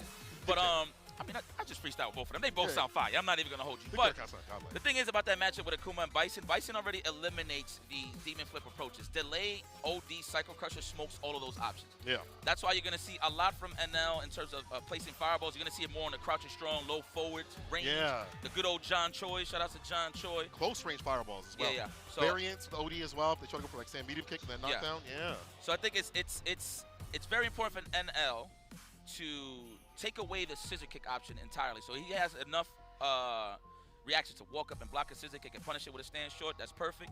And then you force in the stand fierce. Of course, that's the better option because it's safe, right? Yeah. But I don't know if NL can actually parry those on reaction. I've seen the top levels, of course, Kakadu, every time somebody throws a Bison stand fierce, he always perfect parries. So I don't know if NL got that in the tank. But one of the neutral kings, man, I'm going to be very honest with you. So let's see exactly how Grand Todokai is going to approach NL. I know a lot of pressure's on his back right now, but the standing medium kick is key. But if you can get that on hit, that's a free check with either a stand fierce or a low forward to continue the offense. But again, it all depends on how NL can take away Bison's options. I'm curious about how good Grand Todokai is. Bison's, we've seen it in brackets, it's been fine there. But at this stage, is it well enough? You know, NL's been practicing so many Bisons, obviously Hot Dog. You know, in the Asian region, he's had so much variance as well. You go on CFN, you're gonna be fighting Bison. We'll see how this fight goes here. Grand Todokai starting off with the Bison. He lied to me. I'm gonna get at him later. It set a counter immediately. That was the first whiff punish already. High interruption. Nice. For the close range fireballs as you mentioned. Yeah. You gotta stay at that range. This is where it's at. You shouldn't be shy of throwing that standing medium kick on Grand Todokai's side. However, I know he don't want to whip, so I get it. And there's already neutralizing the scissor kick. Now we're gonna see the forcing out the stand fierce from Grand Todokai. We're gonna see it right now in the bit. That was almost a lazy DP. Came like next year. Scissor kicks in, hit with the punch again right after it. OD. Level 1. No. God, really? I would have did that to burn him out, right? Or close to. I know NL is happy about that. Ooh, try to go for the toes. He had the right idea. NL was walking back. Wasn't watching the sands. Look at all this room he has to work with right now. Get a push to the corner. Delayed jab. He had to do something. Goes down in the corner. He's buffered for level 2. Does not get it. It's a raw drive impact to get this fight, and that's that. Grand Todokai slowly dog walk him to the corner. Let's go to the park. Let's go, Panama. I promise you, I'm not that biased. Try for a scissor kick to play around the reaction to the crouching medium one. 100%. That's exactly what that tool was used for. There's the OD Cycle Crusher, but remember, you have to delay it to catch most of the options of the Demon Flip. Okay. Throw? No. He's trying to snipe out the tech. Good defense here from NL. He backs up. There's the stand fierce. No parry, though. Stomp lands. Oh! Rush overhead blocks it out. The throw right after, though. This is your game to win. One touch right here is a fool that could have been it. Grand Todokai had the button into anything he wanted. Experience it. Gonna kill that drive gauge, but Grand Todokai still has bar at the bottom. All he needs is conversion into level 3. If you jump, it'll be history. He's looking to react to the fireball with a level 2. That's why you see NL not giving it to him. Nice reaction. I thought it was a DP, but he went for a crouch fist. Just kick back and relax. He's almost home on the green. No! The dive kick's able to hit. The crouch fierce not claiming that space properly. The timing just not there. Yeah, it's kind of tougher with regular Psycho Crusher, but remember, when you have cash, delayed OD Psycho Crusher to defeat all those options. Good reaction. Ooh, I don't agree with the meter usage, but it's all for positioning, so you know what? I agree with it at the end of the day. Big bust out right there, very risky. So again, doesn't have a lot of bar to work with. Back roundhouse, no. That would have clipped the two, and now he's looking a little shaky on defense. Will he spend it to buy some time? No. Next hit, he's going to confirm. He's got to do it, and there it is, as you mentioned, Adamant Fist of this Calamity. Big gulp in hell. Damn, great spacing from Manel. I know Grand Total Kai tried to check a throw attempt with a crouch jab. That's why he got sniped out on the counter hit with the crouch strong from Manel. Love it. What a way to open him up. NL with a breadstick on his side. Grand Total Kai, how you feeling? Had good control early on in the match, but lost it a little bit. It's all good, though. Nice technical. I promise you that's a shimmy next time, so you got to be careful. Write that down. Throw right after. You don't use the fireball, of course, because you could have that charge. Psycho Crusher through the stand fierce. Just space corner space immediately. Heavy kick Tatsu is the ender. The throw right after. This is where Akuma can really shine. So many different options you're worried about. OD fireball, stand fierce, the throw loop. So you hold these. And another one, he techs finally. That's tough, man. Listen, Bison great in the mid-range in the corner. Good luck. That's a drive reversal. Keep him caught up in the corner. Jail no bail. Don't let him leave. Give me that. Put that in your back pocket. Grand Total Kai, I still believe. If anything, look, you're down on the chips, but this is a perfect opportunity to really fill out how NL likes to counter-attack. He's not the type to really press buttons first, so it's going to be a little tough for Grand Total Kai. Down on the chips here. Let me get some stand medium kick, my boy. Nice. Caught him, holding up forward. NL wants no part of this corner. I say throw him, condition him now. Survey says no. He got the bomb in place. He's going to parry, just get a little bit of that drive gauge. There it is. Wow, held it for dear life. Look at that, works out to get the drive rush right after the sweep for the Oki. Wasn't even, I mean, that just got him wrong. The jump here, heavy kick Tatsu ender right there. Doing a bar for level 3. Nice. OD plus range. Crouching to kick, staggers it to get the hit. Does it go for it? He does. I like this. One more touch interaction right after. Close to burnout. This is tough. We got 2 meters to play with here, but that burnout, he's going to set the chip range all day. There it is. Very nice, very nice. What a walk-up. NL 2-0 on Grand Total Kai. I was wondering, you know, if he's going to stick with the JP or the Bison. He did play the Bison here, but, you know, it's one of those, on paper it's better, but do you go next time to a character that you're more familiar with, even though it's a bad matchup? Well, here's the thing. Akuma's made out of glass. We all know he has low HP, but the thing is, Bison has all the options to deal with Demon Fist shenanigans and fireballs. That's why you see NL really pacing himself in the matchup. He wants every button to count. He's trying to bait in a scissor kick so he can get the quick punish with a stand light kick for sure. But I mean, credit to NL, man. He just didn't crack. I'm gonna be very honest with you. Let's take a look at some of these highlights here. Just happened.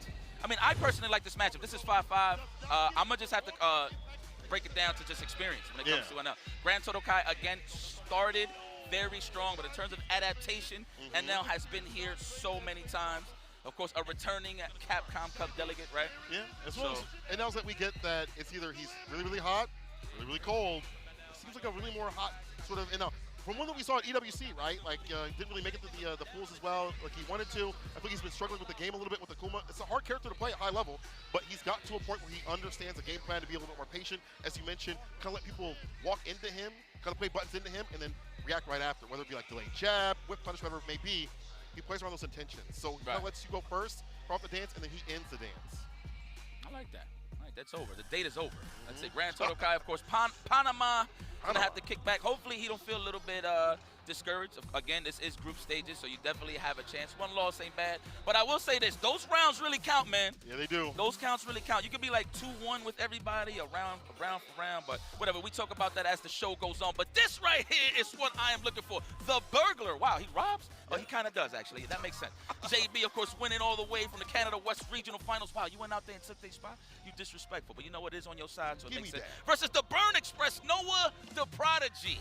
Now, I know he got a lot to say. First and foremost, in this group, he's the only one that won on the offline side of things. He went to my side of town at Dominican Republic, and he whooped everybody's gluteus maximus with sandals on and socks. You might as well call him Dominican. This is kind of fire that he is here.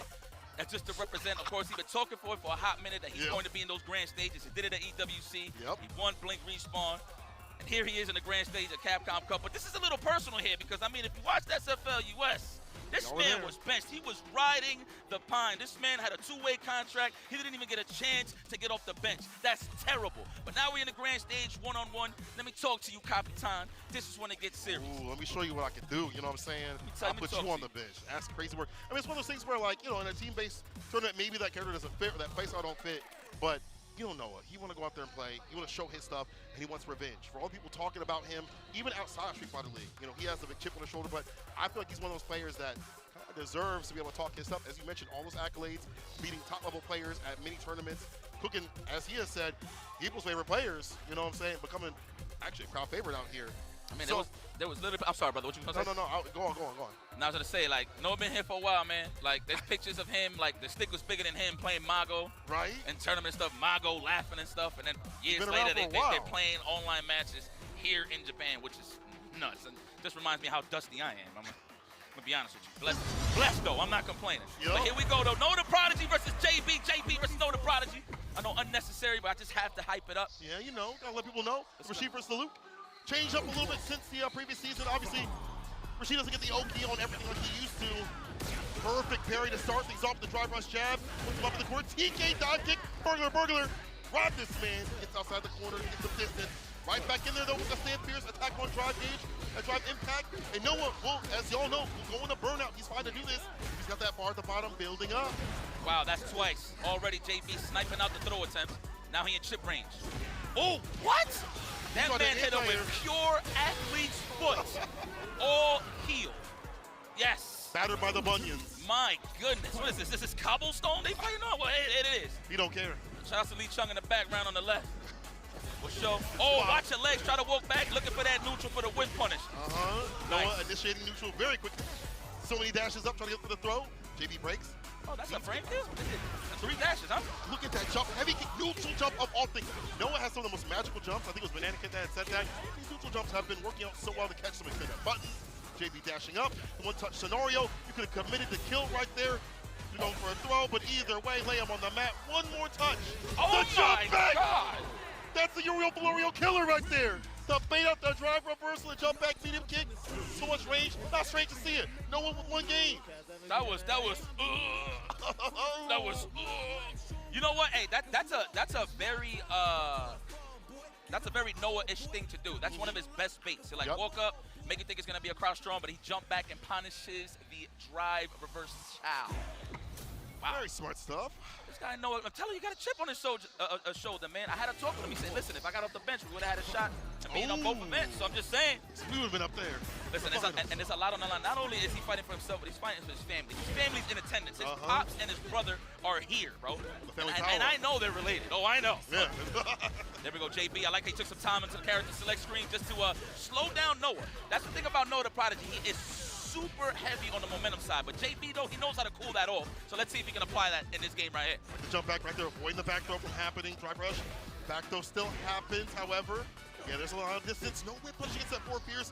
Gets a heavy kick to throw right after it. No big deal, though. JB, how many throws do we take?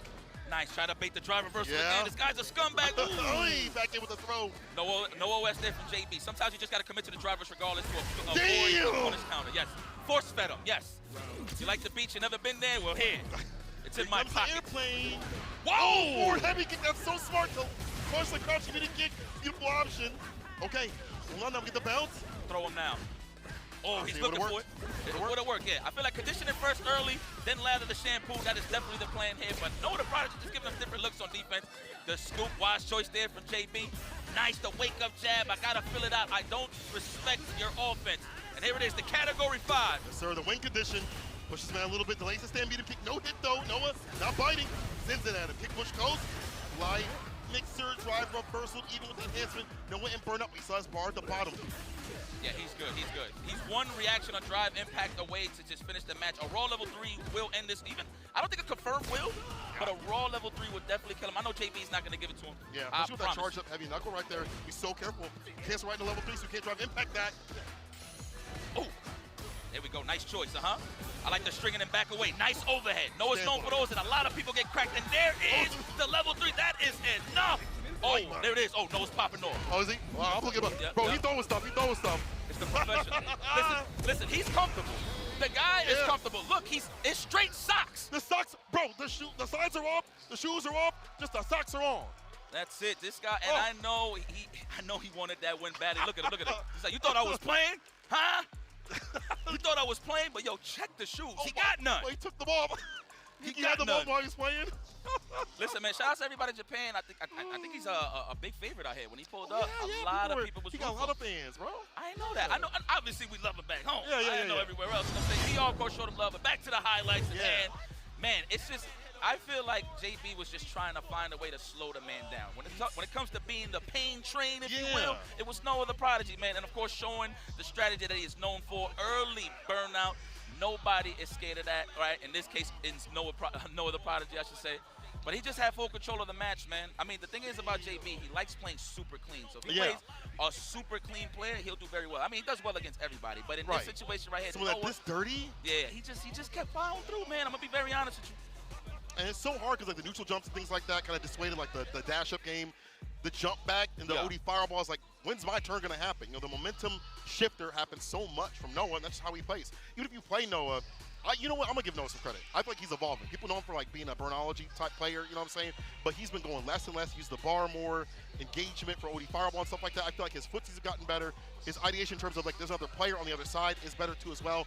And this rounds out what we have so far. Salty Kid with a +1, NL with +2, and Noah with a +2 as well.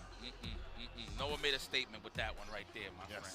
You know, there's been a lot of talk here. You know, shout out to Jammers. He literally told Noah the Prodigy, he said, hey, if you don't make it out this pool, I never want to hear that you're nice. So I don't know if Noah took that to heart or whatever the case may be, but I'll tell you he took that to heart with JB. So I like that rivalry building up. But hey, that's here nor there. Let's move forward to the young ninja taking on the strength. We got Salty Kid versus NL Grand Stage side of things.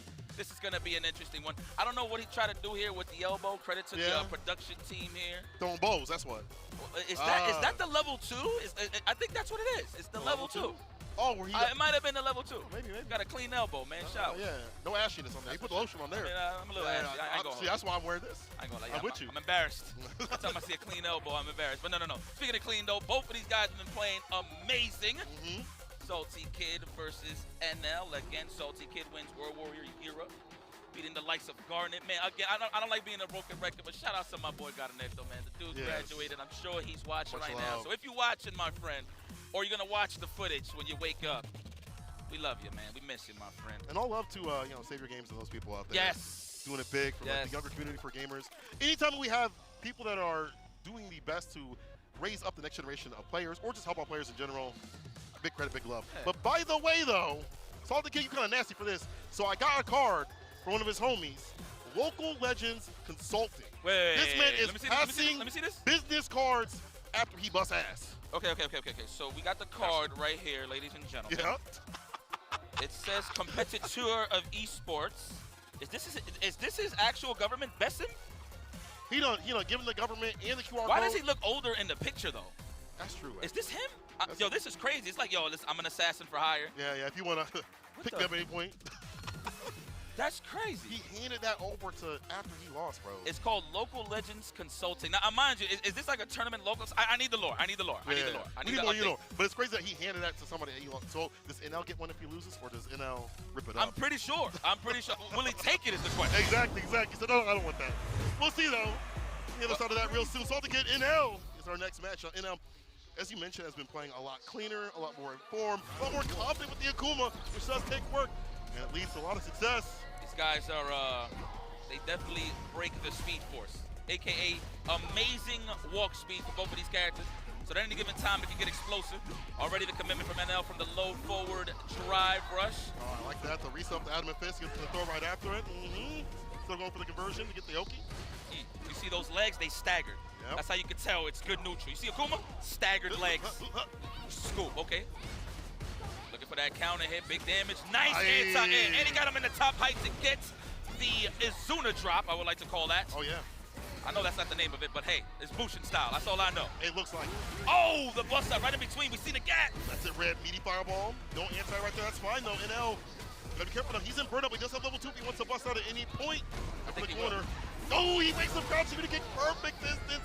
Great understanding, keep that landing. That was so smart to be like, I know what you can get at this distance, and I can interrupt it. I wonder if he sniped out the slide on the stand meter. I'm not too sure. I know he got hit crouching it, so it might have been a slide, possibly.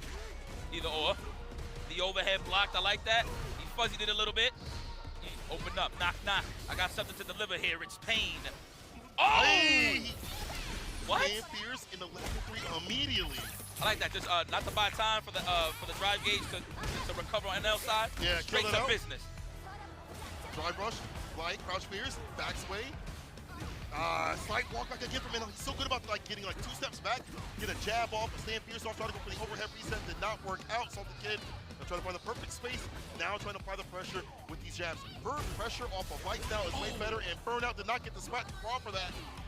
I actually thought he was going to react to that. He can, though. He's already buffering. I'm pretty sure those inputs is with that stand short. Oh, there it was! Oh, do it!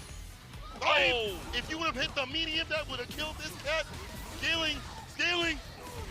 Is that enough? I don't think. You know what? Hey, start with lights. I don't like lying to the people, but hold on. This might be shaky here. Survey says. Oh! I should have known. It's a Kuma. Yeah, right. It's Goki. Excuse me, Goki. It's Goki.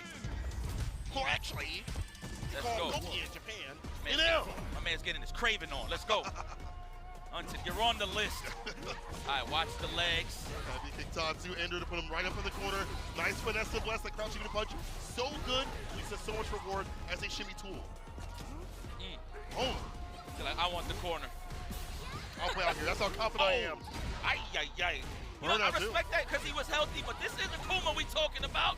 Only 1 meter to play with. It's going to bust out the drive impact early. No, we're going to condition him, bring him as low as possible. The wake up, yes. Level 1, get some distance. No bar though, something get put him up the corner, but he charges up in front of his face. He's a Perfect parry and the punish right after. My favorite book. Possess him with the corner, Tatsu. Oh, I love stealing turns. Oh, punish that, yes. And we got another drive gauge to play with. Spend it, everything. On the first date, everything. I'll take the check. That enough? Absolutely. No! Oh, okay. Add these again. I forgot. It's all right. Salty Kids. Stay solid. Staves offset point. I like this. Blowing, bro. It's that I'm about to get eliminated music. Well, no, actually, no, not yet. Sorry. Hold on. Salty Kid. See, make a comeback. That's kind of hard. I have to use that level 2 on makeup at some point. Damn, I'm using those plus range on jumping. That man said jump in roundhouse, walk up, stand strong. Disgusting. It's stacked ever so often too as well. Woo! Damn, meter kick is able to hit. Front cancel back throw. I like that. Reset, get that positional advantage, the teleport, the jab, the DP. Are you serious? That was ridiculous. Yeah, poke stake right there. Of course, knockdown. Now, mind you, I'm pretty sure you can get a lot of damage, but in that scenario right there, what a great awareness. Uh-oh, that's 1 hit away. A confirm into level 3. Looking for this shimmy. It is buttons on the side of NL. That could have been it. Stand Fierce. Finish it. Do it now, Gohan. 1+, 1 hit. The Stand Fierce finally finds a connection. And that, you know, honestly, maybe last season wouldn't hit like it did, but now is a way better corner tool. Working for it a lot more at Stand Fierce. So they have bless button. And Salty Kid is blessed to be able to find that good purpose. He could have died. He could have died. Defensive pokes on the side of NL, trying to snipe out a throw. So I wonder if Salty Kid has put that in the data bank to open them up. All right. I think he's going to condition them here. NL will hit those jabs. Or the form, or that. Hey. I respect that. Going big or going home. ODDP. He's going to get outside that corner. The crouch jab. I like that to catch him on the recovery. Whipping in the distance. Grabbing nothing but his demons. Hits the super. Like that. No, you think it's the life bar we're trying to kill. Actually, yeah, at this point, yeah, it's both of them. Oh. Nice. Like, perfectly done. Sweet. However, yeah, get the Oki back throw. Switch it up. Wise choice for Salty Kid to take that though. There it is. You got enough life to take 2 more throws, or 3 more. 1 more for sure right here. Would have worked out. Back jump is there from NL. Dash up throws, able to seal it. Salty Kid. Now the one on set point. Sodium Kid. Does he have the card on standby? The business card might be handed to NL. Looking for that counter hit up the slide, no dice. Woo! Give me my turn back, por favor. Please. They'll finish your combo. Oh, it was a reset. I get it. Yeah, of course. Air to air. Like the heavy kick. Yo, you're getting slapped across the chest, my boy. I mean, I guess it's lore. You know the building that we in. Oh my God, that is enough. And he got all the balls in the world. That was dominant there. Salty Kid tapping the legs and open up. NL knows what it is. Let's pack it up. That is a dub. Perfection. Kurt Hennings. dang. All day, every day. Hand him the card. He said, you get this too. You get this. Oh, he said, thank you. Wow, he took the card? Bro, I ripped that up. You got to be kidding me. I ain't gonna lie, I'll take one too. I ain't gonna front. Yo, teach me. Teach me some Street Fighter. You're making me a believer. Right? You're making me a believer. Salty Kid. Wow. The sodium one. The sodium sun. The sodium sun? The sodium sun. Is that like an actual name? No, that's just what I call him now. Nice. He be making me mad salty. Do you feel me? Look at this match. Look at this replay. I mean, NL had a really good amount of control with the fireballs and things like that. I like the reversal jabs, his timings, his slight walkbacks. But Salty Kid was starting to call it out with the run cancels and things like that, putting more pressure up in the corner. It just felt like he wrestles away all that control that NL had built up, all that confidence that NL had built up throughout this entire day. I mean, look, what I liked about Salty Kid in this match, so the thing is, NL, very neutral heavy, so he's going to look for whiff punishes at all times, right? Yeah. So he is the signature is to walk back, wait for the whiff. However, he was throwing those slides at perfect ranges to catch him at max distance for him trying to walk back.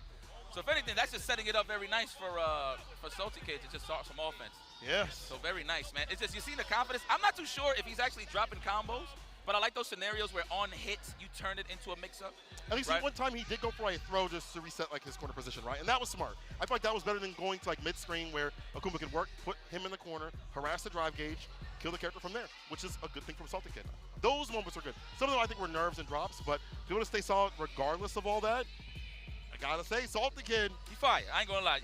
You deserve it. I'm definitely gonna have to watch more tape. So my apologies if I didn't know your game. Salty Kid, moving forward, never backward. But up next, we got a good Slava knocker too. C Anik taking on JB.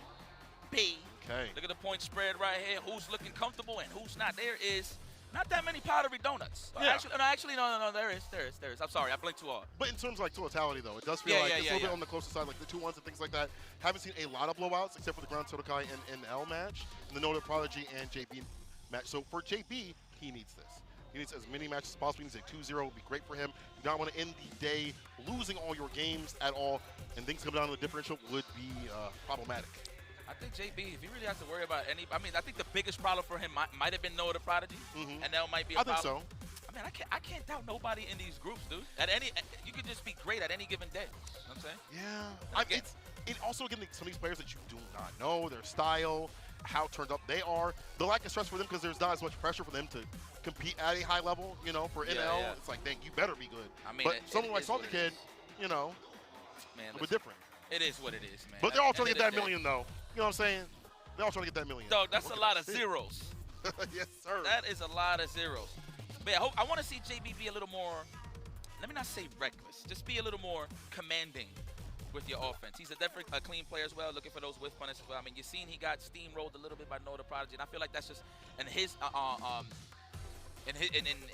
errors, right? Yeah. He was just waiting for too much to start getting the offense going.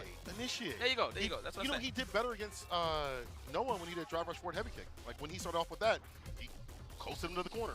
Wake up jab. Did better with that. His offense was, or defense, I should say, more offensive. You know, so I want to see more of that, especially against a character like Akuma, where you come through the air a lot.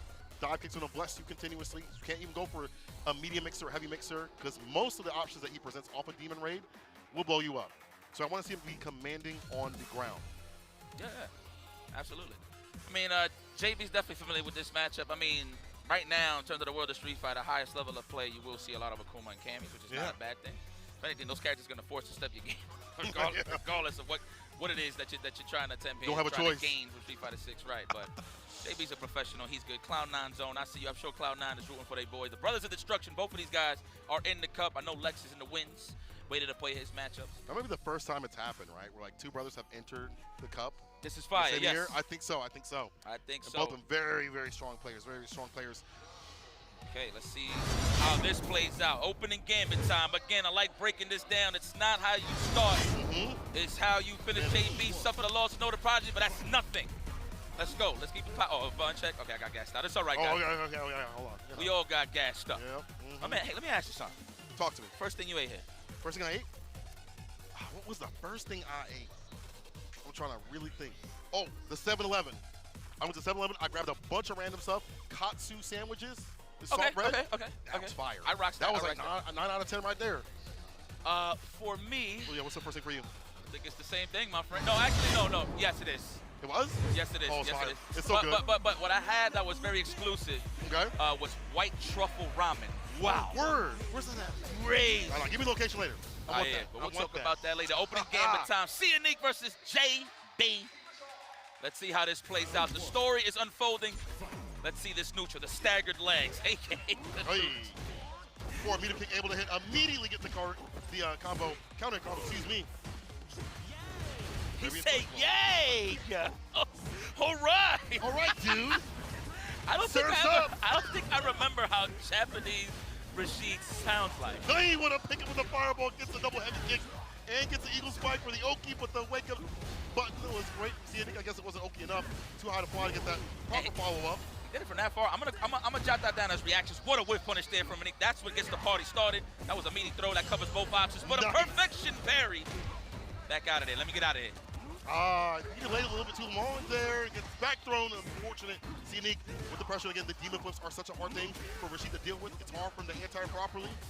Moody fireball ends it with the space shot for the forward medium kick. The forward fierce as well. Trying to end this man. Oh my goodness. Sorti. We might sorti out this corner, please. I think it means exit. Yeah. Exit sorti? Okay. Yeah, I think it means exit. Hopefully. You guys can correct me on Twitter. I love you. I can be honest with me. Oh, wow. Trade. All right. They both thinking the same thing. That is a punish. Let me talk to you over here. Let's take it to the left-hand side of the screen, shall we? Throw to kick things off. Another throw. All adding up. Raven Cyclone goes for the throw right after. JP knows it's one confirmed. Just like this. Blasting from above. This man down to hell. And he keeps the bar at the bottom. Ooh, you know what's coming through. That win condition. Everything has a purpose for JB right now. He's waking up. I'm liking it. No. Oh! The whip punish. The snap kick got him the first time. He said no more. Never again. Category 5. The punish counter too as well. Jab starter, Radiant Cyclone, gets the enhancement in the OD right after. All right, that's a throw. I would. Nice technical. Condition him early, then open him up later. All right, the back throw. Wise choice for JB to take that. Unique has a little bit of a chance to breathe here. Yep. What are we looking for? What punish? Whoa! Fight his demons up there. I think he tried to do crouching roundhouse while blocking, and he got the Tatsu by mistake. Unfortunate there from Unique, but great for JB. Capital letters. Cloud9 is waking up. The storm is coming. Hey, the Bushicy, it's on. We'll take that. Right out the pockets. Let's go, That's one hell of a do-rag right here, JB. Nice. I'm talking about Rashid, pardon. Oh, of course. Throw right after. All adding up, meaty fireball. Radiant Cyclone as the space trap tool. Catching him trying to press a button. And he's feeling real pressed up against this wall right here. JB not letting him leave. We just got here and set point already for JB. Telling you, man, that's what I'm saying. I feel like he has to instill his will a little bit, get a little freaky on the offense, man. 100%. Do that freaky frog, bro. Here you go. Oh, we're just trying to get that standing medium kick counter hit. I see you right there, JB. Trying to interrupt the low forward or the crouch strong. There it is. Looking for the whip punish. Aye, that was nice. A lot of wind there. I felt it from over here. Snap kick again. Trying to kill the drop gauge. Goes to the dive kick. JB now out of bar. You should have some bar to get that level 2. That's great. No, I'm so sorry. I'm not interrupting. You good. Let's go. Chill. Are we going to react? It's conditioning him early, chipping him down a little bit, shaving down, filing down those nails. Oh, don't. He's back with bar. There we go. Drive rush? No, not even. He's going to follow up. I feel like JB's going to react to a fireball drive rush with a reversal for the closeout. No, not even the clash in favor of Anik. That was smart. Like that. Switch up the pacing. Hard thought fireballs against Akuma. Force it to OD if you want to try to engage with. The throw. Wise choice for JB. I'm pretty sure he wanted to bust out an OD reverse on the block overhead. But he said, you know what? I lost my turn. Let's reset. Let's start again. Very confident right here. Nice conversion from JB. The category 5. We're going to see the cross up. We're going to push him out and throw. Oh, with the stagger. What a scumbag. It would have worked. And let's push in the corner, though. Kick push coast. Move to the low. The crouching light kick opens him up. Trying to throw. Missed it twice. Unique with a reset. Goes for the same medium. Target combo does not get too much off. It could have been like a nice little level 3 if he wanted it. Might be regretting it. He's high up above that level 1. Heavy mixer is enough to get it done. JB Ever Optima. Burglar takes it 2-0 over Unique. The burglar is in. Okay. we've seen a little sunshine now with a little bit of clouds, some nice little clouds. I know JB definitely needed that for a morale booster. I'm gonna be very honest with you. He's always confident. That's not taking nothing away from JB, but losing early on to Noah the Prodigy definitely hit him with a reminder, in terms of how he has where to you're step up at. the game. Yes. You know, but it looks like we got a little bit of highlights for you guys. If you missed the action, JB, man, it's not much I could really highlight other than the offense is getting more crispier as the group stages go on. So he's going to be warming up, and it's going to be more of a danger here. I feel like Sianik in this situation, that was a bad input error there. I'm pretty sure that was a sweep. I got the tattoo by mistake. Very unfortunate, but I feel like Anik has to play the same way. Reverse those roles, as I said, with JB versus Noah the Prodigy. You got to instill your will. I feel like right now everybody's so, not to say nervous, they're just super cautious instead of running they plans. They're like, man, this guy's a professional. I know he's going to react to this. Nah, man, you got to run the plays. He has to prove to you as the opponent that he can stop all of this offense. So that's what that's why JB went the route that he went through, man. You literally prefaced it before the matchup has started. Get active, get aggressive, and that's what we see from JB. So we saw that light mixer happen. We saw that as a raw option. You got like a counter conversion right after. So things like that are what I want to see from JB throughout this bracket. So we're getting the interview real soon. But before we do that, look at the standings right now. And who is high enough? We see two twos right there. Salty Kid, Noah the Prodigy, but a -2 right there for Grand Sodakai. We'll have to pick it up. See Anik right now with -3. And honestly, 0 right here for JB. He goes even. That means Salty Kid and Noah are at the top spot currently. Of course, Noah only has played 1 match today, so that's why you see that. So, but yes, we do have an interview to see with one of our winners here. さあ見事な初日でした。ソルティキッズさんにお越しいただいております。まずはおめでとうございます。コングレッツレーション。見事な初日でした。そして初参加の、カプコンカップ全勝スタート。今どんな気持ちですか？ So congratulations to Salty Kid on his run 2-0 in the group. And how are you feeling so far? And how are you enjoying Capcom Cup? I'm feeling great, honestly. This is like the time of my life, really. I got time even to show fits that I do. So take photos, even obviously. So that goes to me. Also the visit card that I gave on the stage. That was a nice trick. I'm gonna still do if I win, of course. And yeah, I'm feeling confident. You played a card game on stage? I have a visit card actually. I can give you one if you want to. Oh, okay. This Oh, okay. Oh. Okay. Slick, man. You can see it on camera. You can get it. Actually, yeah, have it for yourself. Thank you very much. Okay, so tell me, what was the mindset going into the match, and how did you feel your strategy was delivered in the match? Actually, I had a strategy because I played SINIC before, like yesterday. We played some matches offline in a waiting room.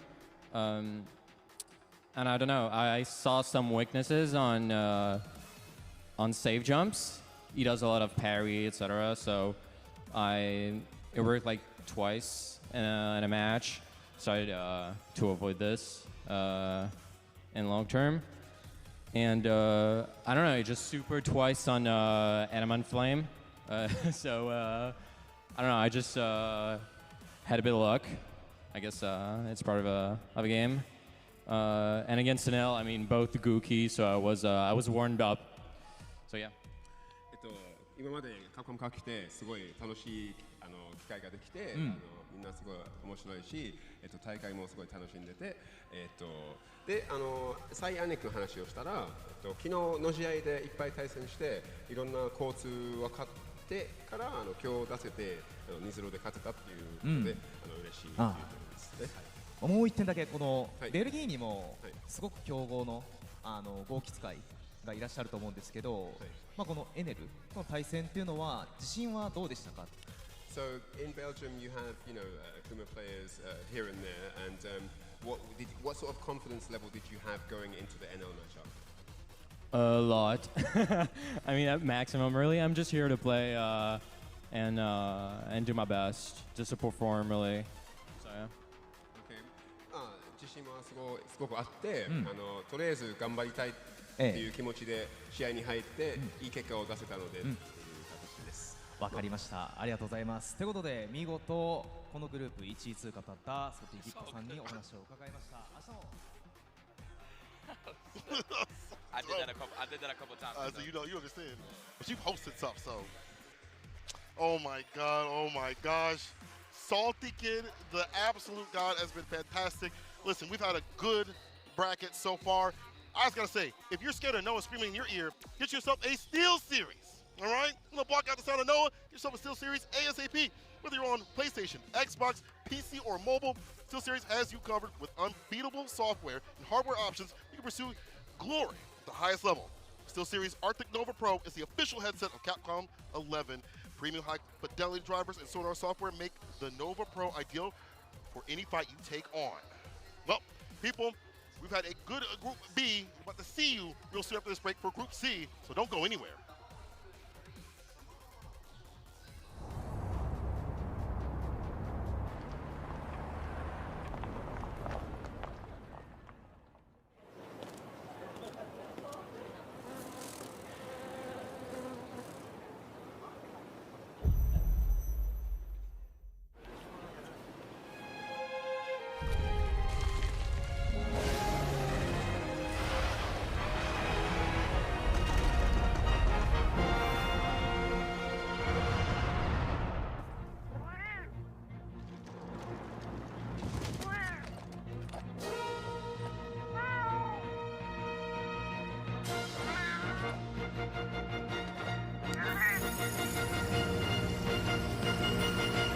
Where dreams become reality.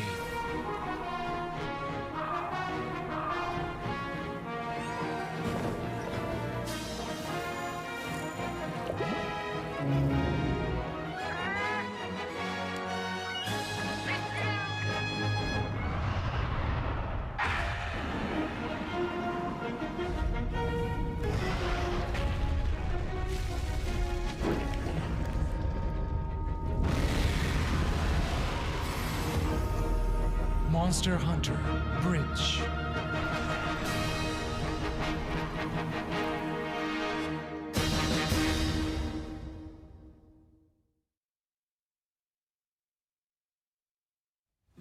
Show me what you have. What?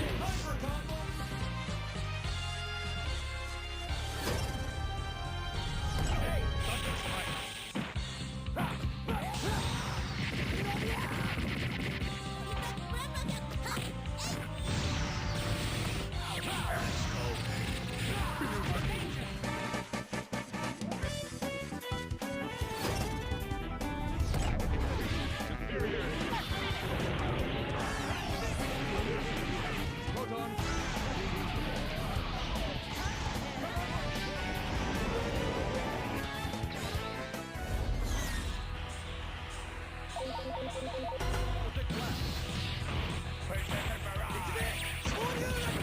challenger.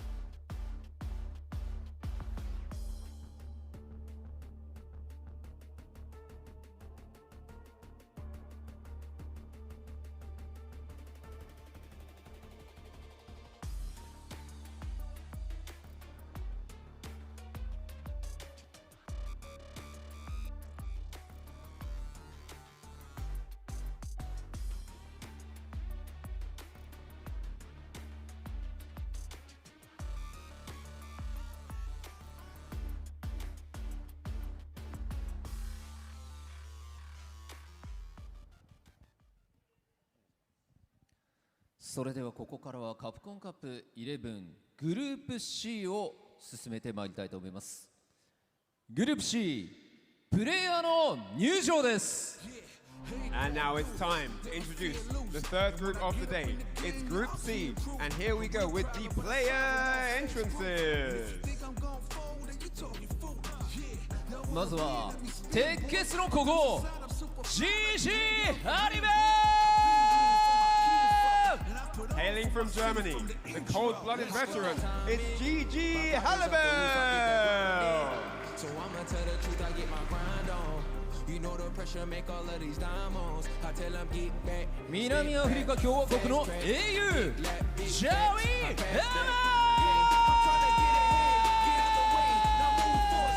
The man who upset Tokido in the Red Bull Kumite in South Africa. He is here. He is the African hero. It's Jabim!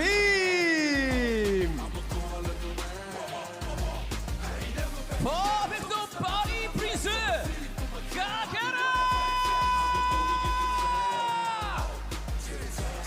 The Gamers Ace champion with the JP. It's the perfect parry prince, Kakeru!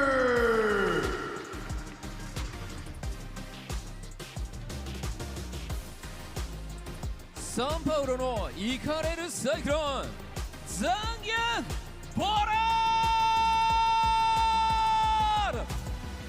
Next up, from Brazil, it's the Cyclone Zangief Bolado!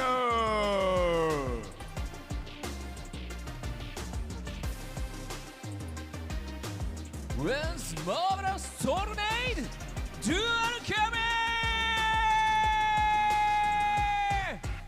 Representing North America, it's the Tornado, Jules Kevin!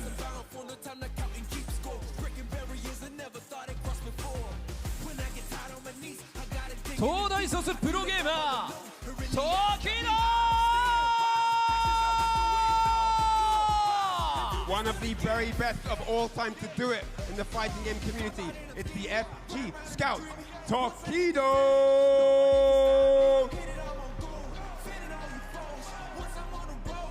さあということでこちらグループ C にはこの地元日本のプレイヤーがかける時々と2人いるんですよね。はいですよね。時野さんとかけるさんです。はい。まあ現地からの応援もねひときわ大きいんじゃないかというところですが。まあ気合も十分でしょう。まあ唯一のドイツから来てる代表で、GG ハルベと唯一の南アフリカから来てるジャビンさんもいらっしゃる。気になりますよね、そのあたりもね。そうですよね。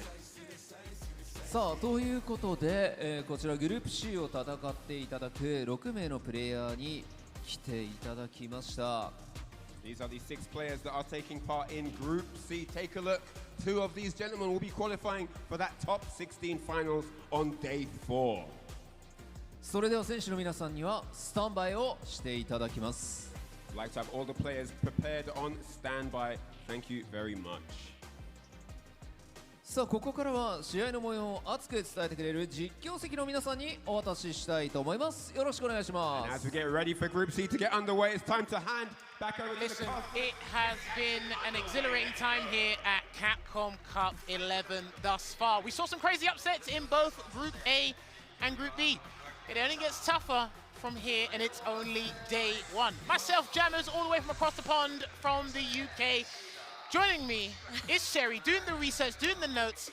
You had to fly through hell and back just to come and join me today. I really did, and I think I kind of qualify for across the pond too, right? I'm just across the Pacific pond. It's funny because the last time we commentated together was also at an Asian event. We were at CPT Singapore and we did top 8 together. You're right. Do you know why? I was thinking we were in Japan, but we didn't actually see each other at the time we were in Japan. But listen, let's get down to business. These are the qualified players you guys are going to be seeing throughout this next set of fixtures in Group C.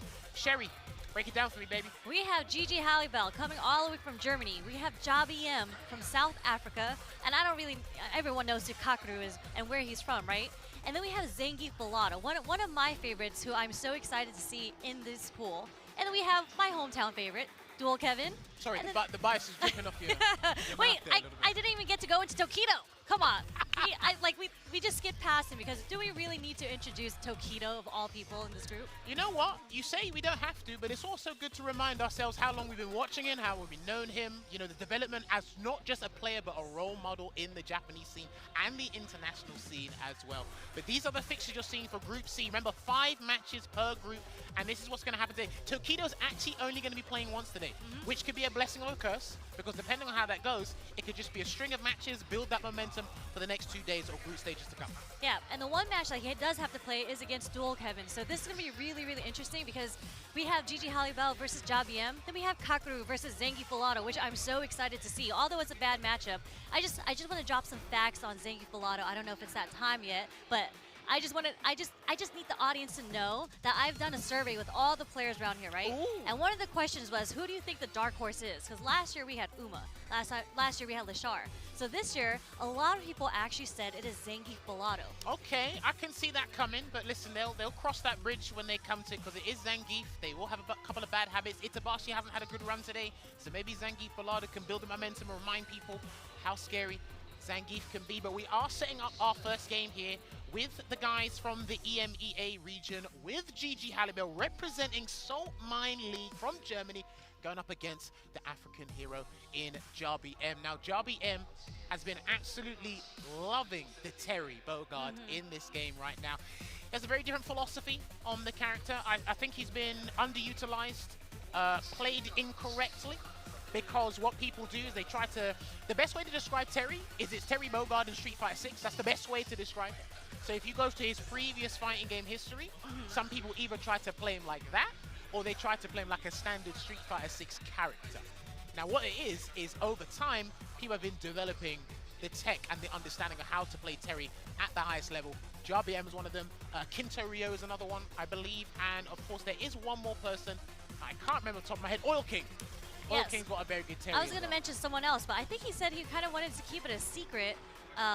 So I'm not going to expose because he is going to be playing at Capcom Cup with this character as well. Very exciting to see. But just going straight into it, as you mentioned, you know, Jabiem has been really into the Terry, and he just takes, we turn around, and there he goes. He takes that might actually be button check. Yeah. Don't worry. Okay. You know, I thought that for a second because I saw Ken just standing there for a second. I was just like, did his controller stop working? But it's better that it's a button check. You don't want to go out like that. All the guys have been doing their button checks. Shouts to Jabiem. He's actually using one of my wires to make sure his controller works just fine. He borrowed one of your wires. Yeah, he did. I did say to him and his wife, I said, if your husband wins 60%, is that nice and 60%. Yeah, listen. Uncle Sam comes for you guys. I think I deserve my cut. Is that how you guys do it from across the pond? It's not even a standard 10 to 20%. Now you're taking 60% of his work. No. I hack up the prices, baby. I gotta do that as well. I need my fair share. I need to live too. Listen, every man for himself out here. You know what I'm curious about is whether or not Halibel's gonna stick with Ken, or he might. Okay, I wasn't sure because he does kind of have a Cammy. So he's dabbled with, like, you know, the Cammy. I saw him dabble with Guile, so on and so forth. But you're right. This is something that Jabiem wants to play, though. A lot of the matchups that are in this group, Jabiem feels super confident about. Ken is one of them, which is why he's excited to have a run back against Tokido later down the line in this group. But we got to go to the Battle of the Blondes here in this matchup to kick off Group C. Yep, here we go. And he does have a lot of Ken experience because he did have to play against Mark the Shark in his region, who is also a Ken player, to get this qualification spot. Well, the beautiful thing about Jabiem's Terry is I like the way he uses light. He's a huge fan of the standing heavy punch that is +1 on block now. He uses medium power wave as a poke, especially up close. People have a hard time dealing with that. So he's pretty confident in his gameplay with this character thus far. Ooh! It was almost a triple shimmy situation there. And listen, Halibel is the only player in this group that no one was really speaking about. I feel he's been an overlooked player and undervalued. And what's funny enough, nice block on the OD DP right there, but yes, I kind of felt the same way last year too when Halibel had to play, right? A lot of people kind of had him underrated in his pool, and he pulled out a Manon. Like, I think he is someone who has, and he mentioned it last year during the interviews too, that he studies players, he studies character matchups, and he pulls things out that people don't expect from him. He's been playing since Street Fighter 4, and it's just a case where I think motivation is his issue, but when he gets to the big stage like this, he never fails to put on a show there. Good block on the NT jump low and a safe jump there from Jabiem. Needs to find a comfortable way out and get some big damage here, Sherry. Yeah, and the stand shorts, checking Jabby-M's button, trying to get out of the corner, but he's slowly pushing himself out with these block strings. No anti-air there. Try to get the discipline there, try to get the punish counter on that standing heavy kick. No dicing, last minute, counter impact here. He might have to go for the side swap. No, he's going to go for the corner extension instead with that heavy burning knuckle and then get a throw to build momentum. The forward throw going to put Halle Bell all the way into the other corner now. Sprinkling the neutral with a bunch of some standing medium kicks, some stand lights. Almost near burnout here, and that it is. So he can't get a drive rush cancel conversion. And this is one of the best burnout strings in the game if he wants to continue it here, Jabby-M. He's buffering the super there. Level 1, I believe. Oi, and he got the level 3 instead, and it's not the CA version, so he might just about be alive. There he is, but he is going to get chipped out if he's not ready for the next sequence here. You know what? I like that he committed to the Shoryuken instead of doing a Dragon Lash, just in case Jabby-M mashed the super. Yeah. To kind of turn it around there, because double-edged sword, because if that Shoryuken didn't kill, he was done. Yeah. Like, guaranteed. But, you know, as pro players do, they calculate very, very well. It's a great calculation on Halle Bell's part. Calculated risk, calculated aggression, you know it, they got to do it. The throw take there, and the whip punish, but he misses the conversion into the power charge there, Jabby-M. Not looking too good at the moment. GG Halle Bell just sprinkling, chipping away at Jabby-M's drive gauge. But we're back in the neutral. Oh, no anti-air there, but he's going to get a crouching medium punch conversion straight to the corner here. Looking much better here on Jabby-M's side, Sherry. Yeah, these two players are having a lot of great movement right now, setting up a lot of good shimmies. Just like that, Jabby-M dumps all his drive meter, cashes out, and gets the first round in the second game. Yeah, I like that you bring up movement, because the footwork a lot of these players have, especially the players that use Shotokan characters, they are absolutely essential. And walk speed, especially the forward walk speed, it's vital that you get that on point. And these guys they're trying to focus on so many different things at the same time. It's difficult to keep up with certain things. Yeah, and like both these characters have really good normals. All those shorts, stubby. Okay, he tried to do an EX Dragon Lash there. It does go over Power Wave. It's a 9-frame startup move. So I do respect that tech in this matchup. So like you said, he has been doing his studying here, Halle Bell. There's a roundhouse, okay. Checks Halle Bell from stepping forward. It's just battle of the heavy kicks at this point, but there's an anti-air there from Halle Bell. Can he get him back in the corner? Nope. There's that backdash to try to bait out something coming from Jabby-M. Nothing comes out. Oh, trying to burn him out with the stand heavy punch. Good block string there for the burnout against Halle Bell, but he's buffering a super behind that heavy punch. Trying to do it, he can't do it, you gotta be careful. He's got to firm these power waves. He's trying to get a run DP into super or something like that. Here we go. Oh, and he got it, and it's not done yet, but he still has his dry gauge to come back, so if he just waits. Are we going to see a raw drive rush here, maybe? It's from someone. Oh, no! What on earth was that? Bro, you can't do that here. No, it was a mistake. I see the player cam right now. He's shaking his head. He tilted his head back. I'm not exactly sure what that was supposed to be, but it was a dash up ODDP, unfortunately. You're not doing a fireball in my guy's face like that. I don't know if he wanted to get the hardest of reads to see if he's going to do a delayed button there, but whatever happened, it's one apiece right now in this first game. Lord almighty. There's that stand roundhouse as the whiff punish. 2 punish counters coming out from Jabby-M. Very close to putting in burnout if he blocks the next string. These guys are always frequently low on drive gauge. I think that's how much they want to get the aggressive play going and make sure these guys are not having a significant advantage when these guys are up close and personal. He's dead with the Buster Wolf. What a beautiful super. It's one of the best super art ones in the game. I think because of its range, its startup. Obviously, you can get fancy with it with a double Buster Wolf combo in the corner. Yeah, the range is insane. The fact that he can move forward on a 7-frame super. It's a good escape option as well, actually.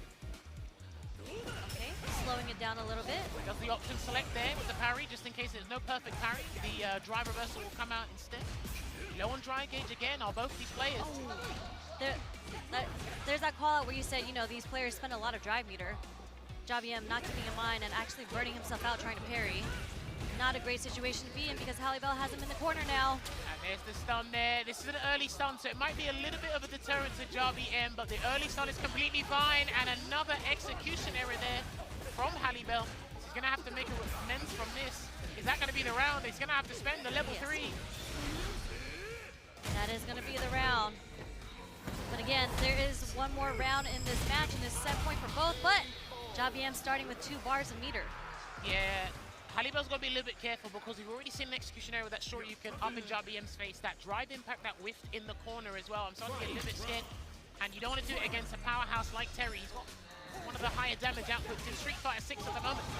There's already a conversion. Actually runs into that. It wasn't even a counter hit. Taking him to the corner. Both these guys have amazing corner carry as well, by the way, for different reasons. From Tatsu or Burr Knuckle. Oh, yeah. Nice conversion off the counter hit stand jab. All right. He's going to exhaust his super meter just to replenish as much dry engage as possible here. He can dash up and get some frame advantage, or he can play it safe. He's going to try and get the frame advantage here. JBM sitting on quite the life lead right now. Oh! He did it at the exact same time. No punish on both sides, okay? Careful the jump, careful the jump. He has not done. No, I said careful the jump, thank you. Like he's got his anti-airs. Air to air and a DP, okay? Throw, one more guess. And the throw again, is that it? That's gonna be it. JBM opening up Group C with a victory. That is massive for him because again, last year at Capcom Cup 10, he couldn't make it out of the groups. So he actually wants to change his fate and he feels confident.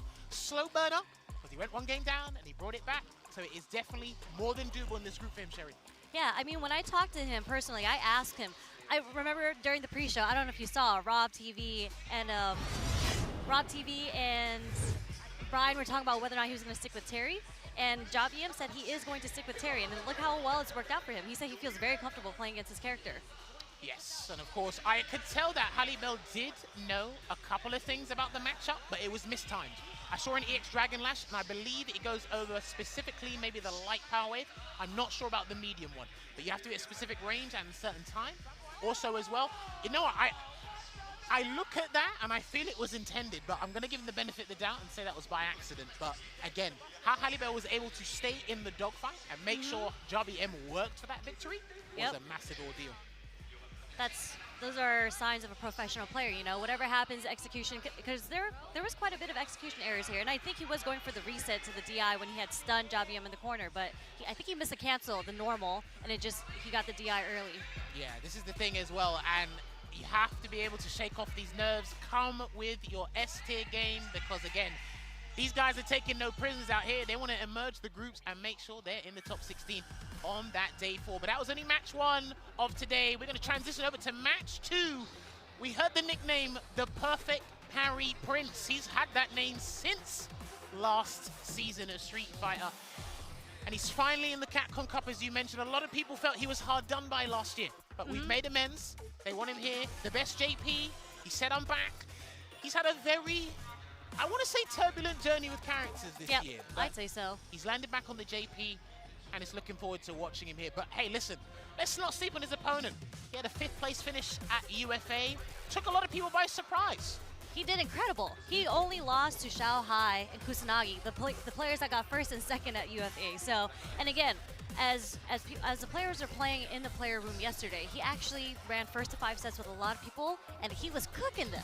So I think it changed a lot of people's minds on who he is as a player and his skill level, because a lot of people look at Zangief and, you know, they're not as known because they don't get to travel as much. We haven't seen that much highlights in Brazil yet, but Zangief Bellato, he was putting in some work. He was doing work against Punk, Nephew's Jury, Lex, you know what I'm saying? So I think he is a great contender. I just think it's a bit unfortunate because just matched character to character. JP is a very difficult character for Zangief to play against, and the way that I've seen Zangief Bellato play, he kind of plays it pretty slowly, and I think that's very difficult against JP.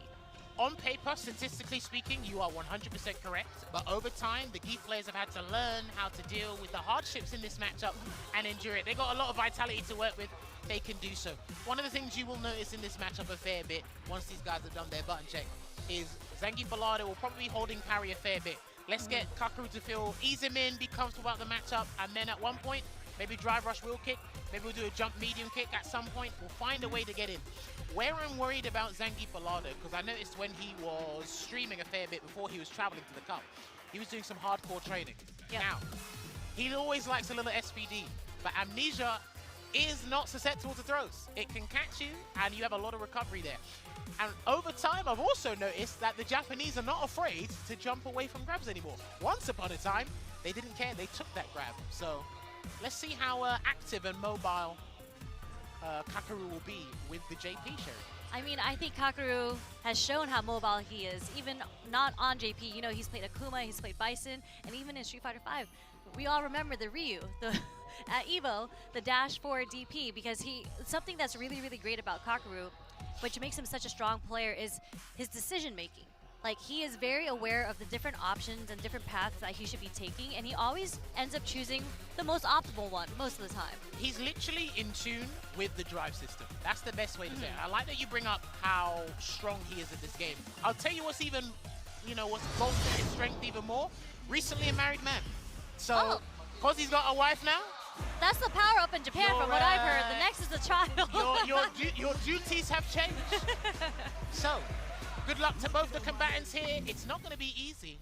But Zangief Bilardo, okay, yeah, it looks like they were all right. But are they going to keep on going? Oh, also, watch out as well. If Bilardo lands an SBD, empty jump after the SBD is actually a really good tactic against JP. Because if he does to be crouch fierce, he's in trouble. But at the moment, Zangief Bilardo's on the back foot. I mean, this is how you know Kakaru is playing this matchup so much, because that DI against the Charge Fierce was so instant. And that is a great option against Zangief's Charge Fierce, which is a move that Zangief Bilardo likes doing quite a bit. And Sang medium kick. Here we go. SBD. He likes an SBD. Let's see what the Oki's going to be from this. And he drive rushes in and he gets checked. One of the best drive rush check buttons in the game, that crouching medium punch from JP. Yeah, that cane is strong. And here we go with the JP games right now.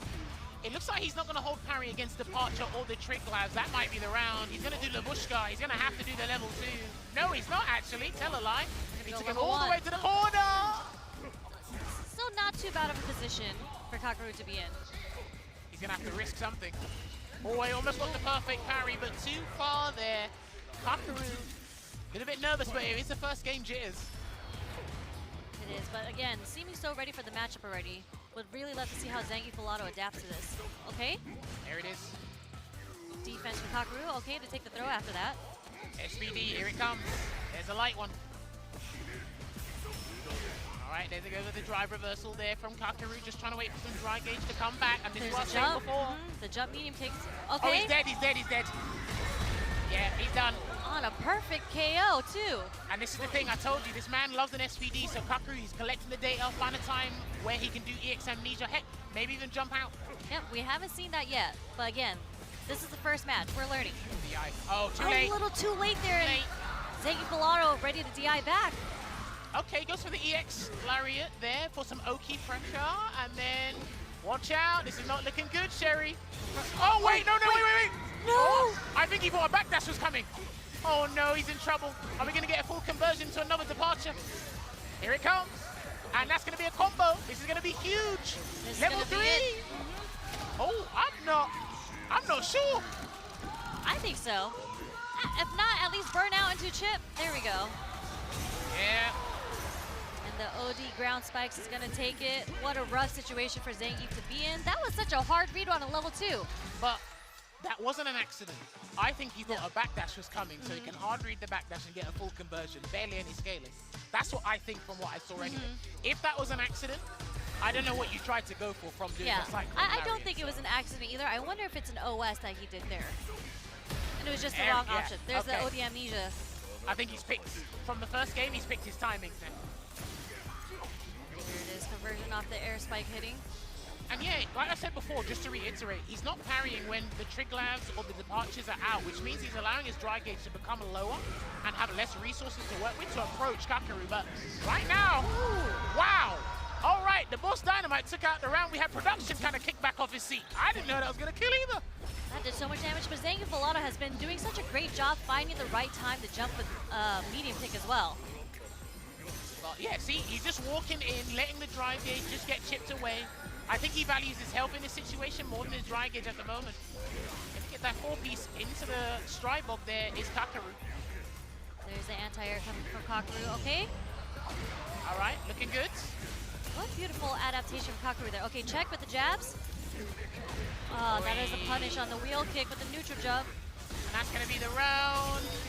No super art meter needed. Kakaru swiftly puts himself at set point here, Sherry.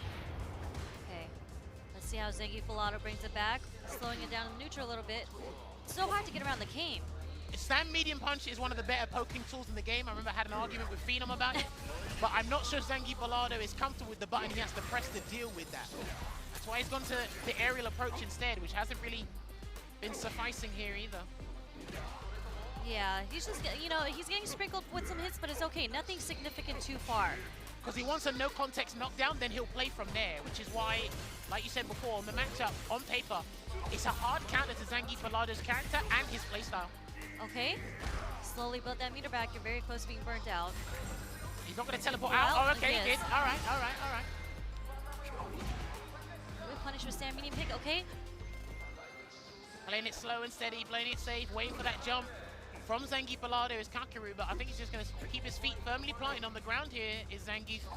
He is buffering. I'm wondering if he's trying to buffer the level 2 just in case he does go for Ghost. Maybe. But we do have to watch for the next hit because he is going to dump that meter to level 3, I think. He's going to have to do a raw drive rush or something at this point. You've got nothing in the tank, and then that will be the conversion into the interdiction. So, ladies and gentlemen, I think that's curtains. There you go. Closing it out there. Clinical performance from the perfect parry Prince. Didn't really need to do perfect parries much there. But hey, he said textbook matchup. Bring the textbook plan. Yep.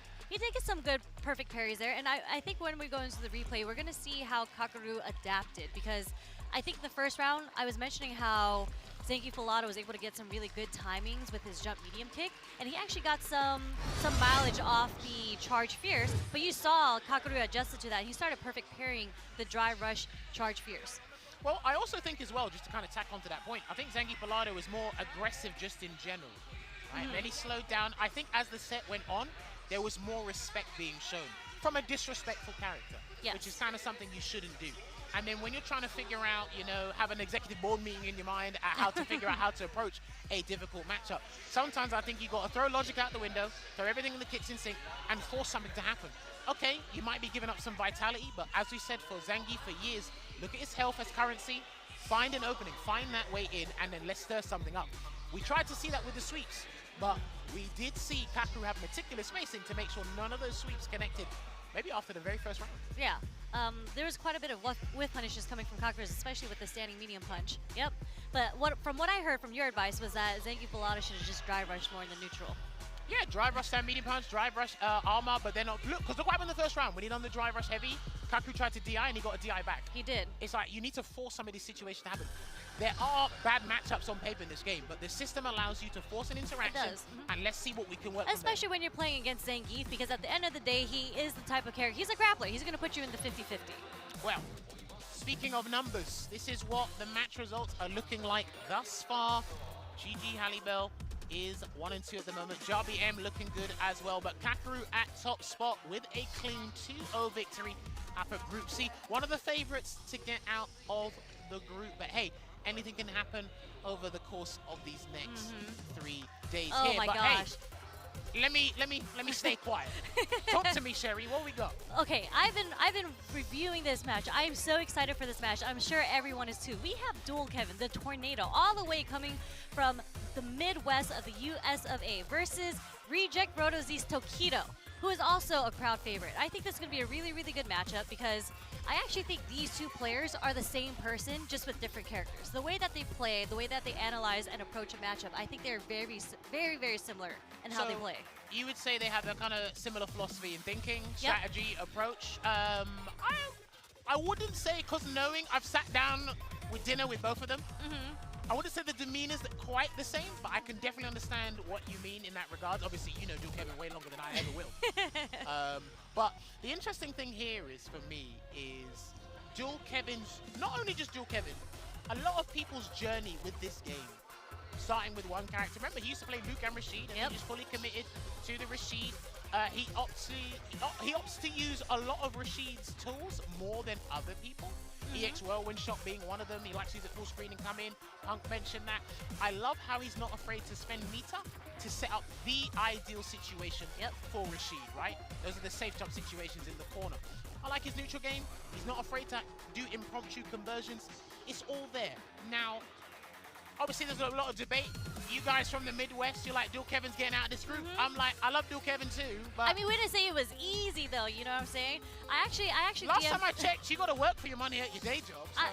I mean, again, I didn't say it was easy. We are, of course, rooting for Kevin, but how can you really root against Tokido? We all love Tokido, right? We're talking about someone that's gotten top 8 at EVO like 29 times. You know how insane that is. Well, remember, he got top 16 at the last Capcom Cup, the dual Kevin. Tokido actually wasn't there, so Tokido is actually like a new spot for him. You know? Yeah, for sure. So when I talked to Kevin before going to this matchup, because you know he's been training for this, I asked him what his strategy was, and I didn't want to expose it, but he sent me this message. He said that he's going to be using a lot of standing medium kicks, a lot of the stand roundhouses he's a little bit scared to use because of Ken's stand light kick as a punish, but something he's been practicing and he's working on it. Well, oh my gosh. That was an unfortunate That was start a huge call out.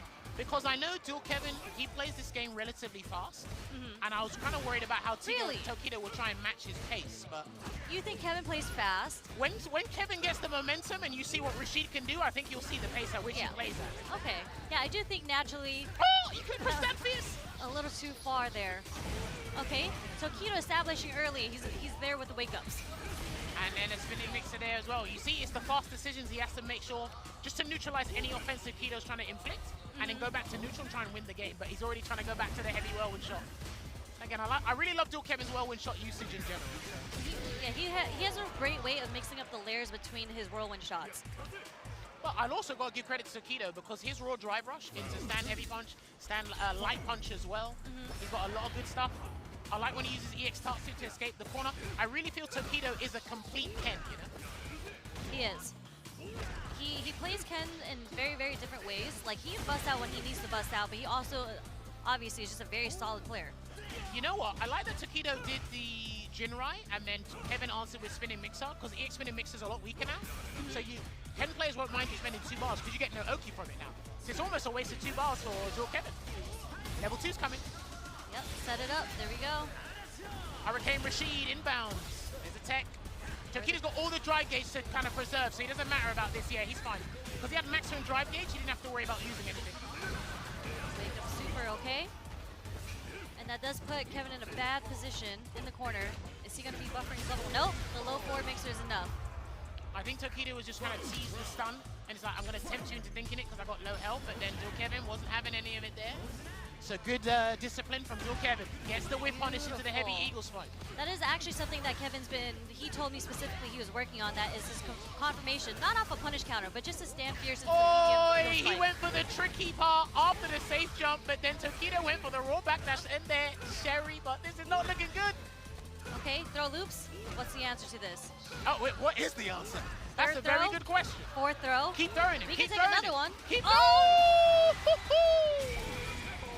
It was a 5th one. At one point, you have to make the decision.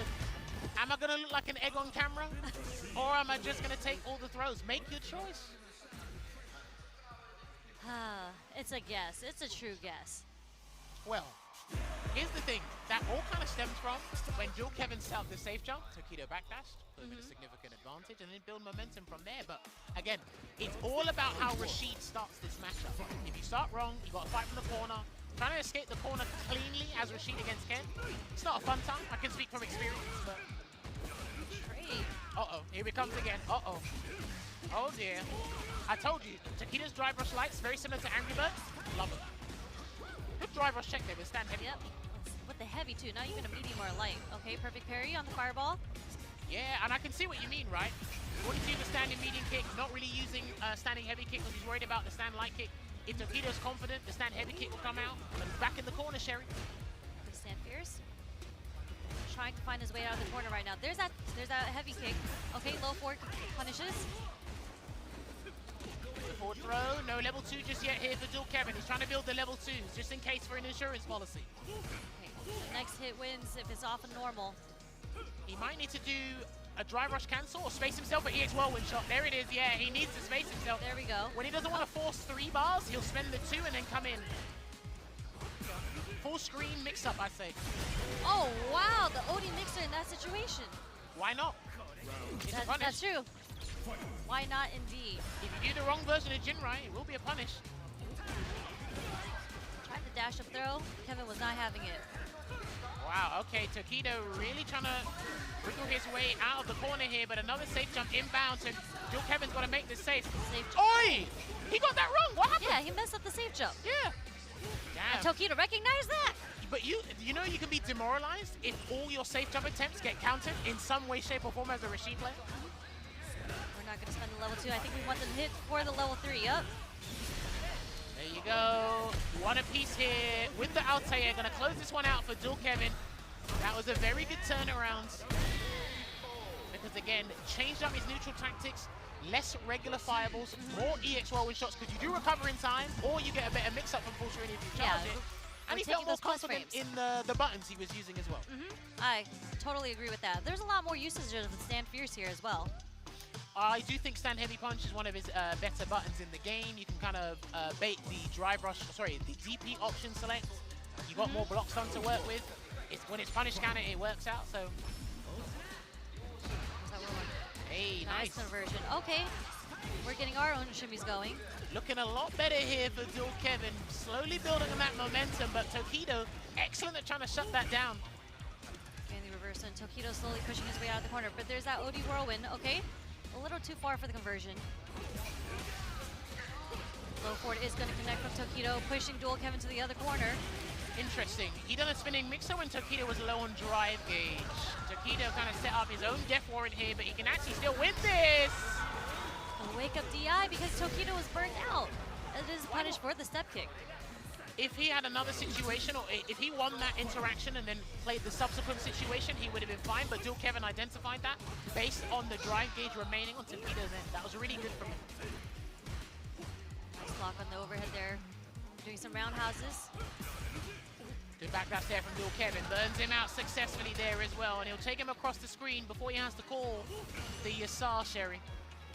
Yeah, trying to find his way to get a knockdown to get the Yasar going. But Tokido getting some normals in, good checks from Dual Kevin, on Dual Kevin. Jab. Fully restocked here with that drive gauge, and he's going to spend a level 3 at a very peculiar time.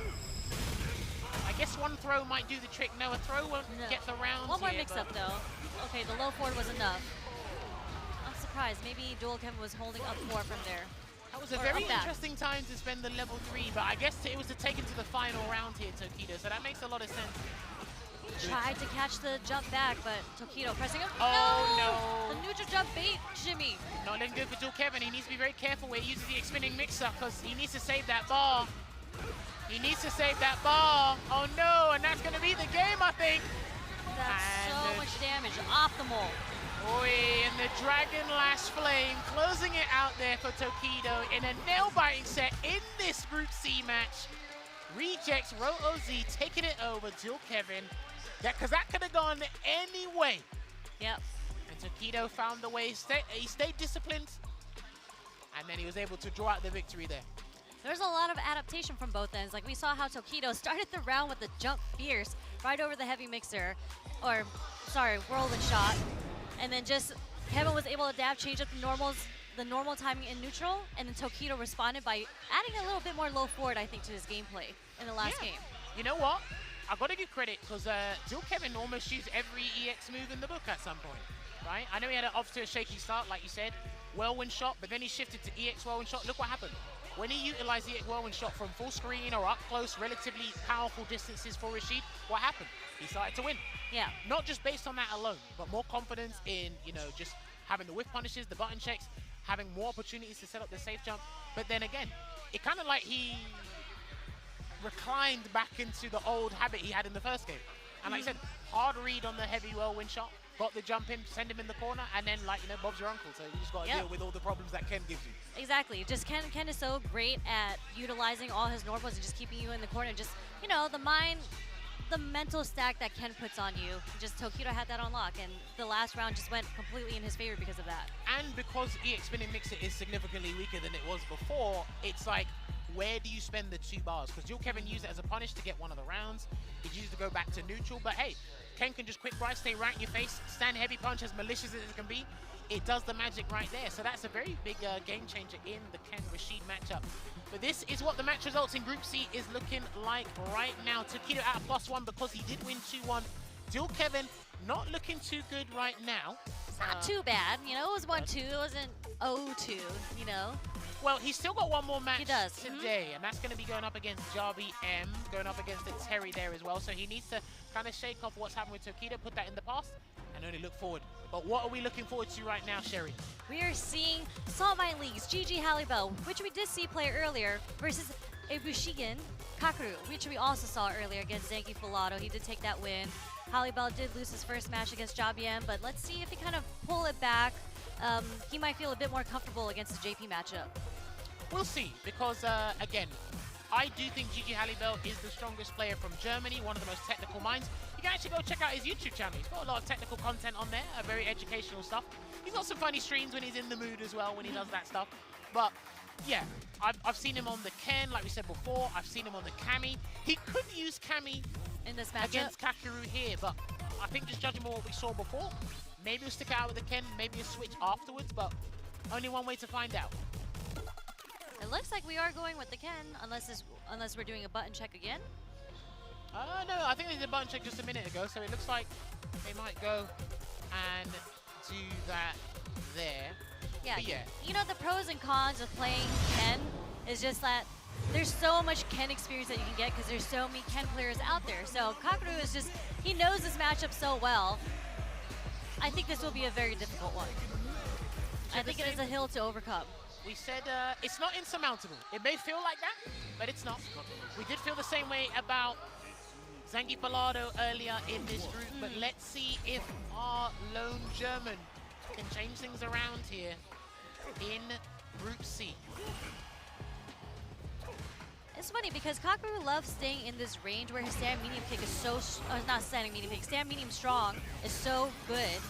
He doesn't really play the full game matchup until he gets into a situation like this. Well, it's a button that's not necessarily overlooked. Like I said, just to reiterate, it's one of the stronger poking tools in the game, but a lot of people, it's -6, it pushes you back relatively far.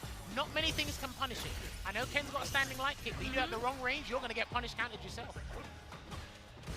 There's a roundhouse, okay, short just to check him. You can do a raw drive rush against that move, by the way. I used to play Juicy Joe a lot, and you can get away with it. Which move specifically? It's standing medium punch. If you're ready and looking for it, you can actually catch it. He's doing a lot of parry OSs as well to try and catch Kakeru off guard here as Hallibell. Yeah, and just like that, Gigi Hallibell has him in the corner, but Kakeru back throws and puts Gigi Hallibell in the corner actually. There's And a again, teleport. burn out, and that's probably going to be the round. Yeah, this is looking like the round. It's going to be a lot of frame advantage here. Look at this chip sequence, Sherry. Out comes level 2 just to secure all the chip damage you're about to see. Yo, he blocked all of that? Hey, nah, come on. That's your reward. He blocked all of the Lavushka and said, you know what, you're going to lose anyway. So make it look good. Look good on the camera. I mean, Gigi Hallibell knew. He kind of chuckled at that. What more can you do in that situation? He's very animated when the camera's on him. I like it. Roundhouse, okay, there's that parry that you were talking about, the OS. But then he's got to be careful because once Kakeru clocks on, it's just going to be a crouching medium punch drive rush check, and then you're in so much trouble from that point onwards. Okay, there. Wow, you had enough time for that? That's crazy. Okay. There's a perfect parry. Yeah, he's in there. Nice Still rush waiting. forward. Well, it's like he's just being like cool, calm, collected, just assessing the situation, how he can come to the approach. He will like to look for an arbitrary parry in the neutral just to kind of turn things around if need be. Oi! If he pressed stand fist, that might have caught the stand fist. And what did I say before? What did I say before about that crouching medium punch? That he's going to be looking out for it every single time Gigi Hallibell tries to hold a parry now. Oh, didn't do the drive rush that time. You have to be laser focused on that specifically. That's the thing. Oh, that's not what you wanted. Accidental run. Oh, man, that sucks. That sucks, because that's not what he wanted. It's not what he wanted. A lot of execution errors coming from Gigi Hallibell's end, unfortunately. And it's not that he's trying to do extravagant things either. At this level, a lot of this stuff is standard. You need to get that on point, and you can't give your opponent the slightest chance to get like a free combo, a free win, you know? Yeah, and all these execution errors have been like the game-winning or the round-winning execution, unfortunately. Kind of just gave him the round. Yep, I'm doing a lot of fate ghosts just in case he does, raw drive rush, but there it is, drive rush stand fierce. Putting him in the corner. Okay, crouch fierce, puts him back into the corner. Nice, we're getting pushed. There's the OD amnesia. Gonna take the trade. Backs away at the moment here. Does Hallibell sets up an EX departure, has to respect it, and there's a punish counter throw. And that's going to be the round, yeah, with these lovely forward HK corner juggle combos. And he's looking at the screen as if he's unfamiliar with the scenario. But my friend, you got to turn this around, and only you can do that, Hallibell. There you go, with punish. Nice and clean on the stand, medium punch. Oh no. Actually gets back down into the corner, okay. Wake up sweep, okay. Got to do something at this point. When your back's against the wall, you've got to do something to just, you know, kickstart your game, you know? Yep, there's a stand short. There's the chains of lights going on there. There's a shimmy, okay. We're spending the level 3 here. All right, so this was a big decision because he will be at a temporary disadvantage with the super meter, but he needed to take it to a final round to throw his own lifeline here, but Kakaru is like, I'm cool. One game up, I've got an abundance of meter to work with. What can you do, Hallibell? That's the big question. He's gonna have to find a way to fight back around all these ghosts that's coming out of neutral. There you go, I said it again. If you keep doing that parry OS, he's gonna check it with a crouching medium punch. He's gonna cancel it into the interdiction here. And he's just gonna play neutral from here. Yeah, because look at that huge life lead, and if he throws a couple of spikes on him, he's going to get burnt out if he keeps on blocking. Oh, this might be checkmate. Oh no, he burnt himself out, so there's no stun here, but this is still a perilous situation here for Hallibell. You're just gonna have to deal with a lot of chip damage coming your way right now. Watch out for the jump as well. Oh, he's facing track. They both got their drive gauge back at the same time. What a huge difference in life lead, and the overhead is gonna beat the low 4 with the perfect going to Kakaru. There you have it there. Kakaru, another solid victory here, making sure he boosts his score up in the table in Group C. Standard practice, but again, day one's always interesting for me in Capcom Cup group stages because you can have a fantastic first day, but then things just fall apart. There's 2 more days. There's so many more matches. Or, you know, round 1 kind of, like you said, there's been a couple upsets from the other group matches too, right? So it kind of sets the pace on what that group looks like. And you're like, oh, a lot of people, they have a lot of predictions going into this, and they're like, oh, for sure, these 2 players are going to be the ones who make it out in winners and losers. But I think after today, a lot of people's opinions are going to change. Oh no, of course, because again, I don't care how industrious you are, how much studying you do, whatnot. On the day is what matters, and we don't know. Our next $1 million champion could actually be having a good day on Saturday. But only one way to find out. But again, I respect Hallibell's approach, but for me, that was a Gear 1 approach. We didn't really switch things up into a Gear 2, maybe if there was a Gear 2. But as I could anticipate from Kakaru's end, I'm like, oh, if you keep doing this, here's what the counter's going to be. Yep. And then I didn't really see any jumps, maybe because he's too deterred by crouching heavy punch. That's right. We also saw a lot of drive gauge pressure. Oh, sorry, drive gauge damage, which was high damage from Kakaru as well. And there was not much that Hallibell could do to get out of it. No, he unfortunately, like, the worst thing to do against JP is really block. And unfortunately, that's what it is. And we saw him block all the level 2 and still get chipped out, right? Like, you just do not want to block against JP. Okay, yeah, you don't want to block against JP, but the thing is, we did see a lot of mileage off of his heavies. Like, we were seeing Dry Rush Fierce connect. We were seeing the stand Roundhouse connect as a punish counter, and then getting Kakaru into the corner, but unfortunately, he wasn't able to capitalize off of that. 100%. That was very concise analysis there from Sherry. Really appreciate that. Well, listen, he's going to have to shake it off and go into game 2. But ladies and gentlemen, I do promise you, we do have Jobby M going up against Dual Kevin next. I didn't pull a magic trick on any of you, not at all. But yes, we're going to be seeing Terry going up against Rashid. I did try out these 2 characters for a little while.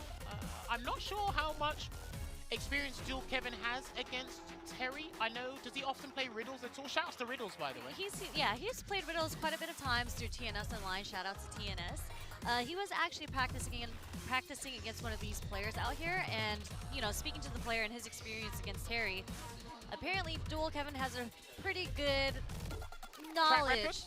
Track record against Terry, mainly because of his fireball usage, as you mentioned. Dual Kevin has really good usage and timing of when and which one he should use, and that's really effective against Terry. Well, then here's the thing, right? I remember Safe, shoutouts to Safe, he had a recent, not epiphany, but he just said, yo, people are sleeping on Terry, just as a character in general. Jobby M completely concurs with that. Yep. Now, what you have to remember here is Terry has the closest thing to a traditional fireball because Power Wave just literally goes across the floor. Yep. And because of that, everyone's got unique answers. Now, Rashid can do a medium Eagle Spike across the Power Wave to get a punish, and it will say punish counter, but only if you do against the right one. If he does a medium Power Wave, which we've seen JBM like to use as a poke, it's not going to work. What you also have to remember as well is EX Power Wave. That's one of the most incredibly obnoxious moves in the game because it's 2 bars and you are moving whether you like it or not. The way it slowly travels towards you, you are moving by force whether you like it or not. So the fireball usage from both characters is going to be imperative, but I'll also be interested to see who's going to flinch on defense in terms of shimmying. Both of these guys have tried to do a couple of shimmies today. So. They both are pretty shimmy heavy players. I do think Windshot, look, there we go, with the whip punishes already with the roundhouse. And I actually think Kevin had mentioned that he plans on using roundhouse a bit more here because we don't get much of a punish. Well, even then, you only get the punish if you set up the situation. Lovely conversion of the punish counter there from JBM, building that momentum into some double dash pressure there as well. Counter hit on the media, okay. Perfect parry on the Power Wave. Nice anti-air JBM, keeping Dual Kevin in the corner here. See what I mean? I want to see you flinch on defense because of the shimmy attempts these guys are going to be doing against each other. Power Wave again. That's going to be the round as well, actually. Yeah. Full conversion. And no Buster Wolf needing, so it will be Rising Tackle to close this one out. Conserve that super bar, just in case you need Power Geyser this round, Sherry. Okay, throw. We're getting that OD. Oh, wow! Rip EX spinning mix as an anti-air. And he's going to try and burn him out. Punish counter, too. Yeah, he's going to try and force the burnout here. Good choice there from Dual Kevin. I love it when he does crouch fierce into level 2. He's not afraid to do that, especially when you're low on drive gauge. Just making sure you get some sort of resources out of the level 2. There's a Buster shot. Someone's going to jump in a minute. And Dual Kevin's just going to firm it out here. Going to get that drive gauge completely refueled. The wake up DI once again. Hang on a minute. Forward throw. What's the backdash? Ah, there it is. I knew it. I knew a backdash was coming because he knew the round was coming. But did Dual Kevin know as well? Because that's what I think he waited for a DP or something. Oh, that's -5. That could have been punished. That could have been punished there, but Dual Kevin can still take this round, Sherry. There's the shimmy. Listen, what did I say at the start of this game? It's both players. They want to shimmy against each other. Both of them. Oh, man. It's almost as if we get paid to talk about this shit. Okay, there's a tick throw. Kevin willing to take the throw in that situation. Stand medium kicks across the board. Well, again, JBM's got to be careful about the button usage because he's already got whip punish before by a heavy kick. That's why he's using the projectiles once again. Low on drive gauge, and that's plus on block, and he didn't respect it. Still checked it and was still able to get the counter hit. Okay, Geyser. Yasar. Where's the Geyser? Overhead, not going to combo because he's too far away, and the perfect parry, and he what? Huh? A little too far for the throw. Safe jump coming. No, just about missed it. And that's going to be the game here for Dual Kevin. Oh, no. Okay, maybe not. Didn't want to burn the level 1. Yeah. It might not have been enough, so he wanted to keep the meter just in case. He's got to respect it. He's got to respect it until his drive gauge comes back. Oi! He's respected enough. Do you know why?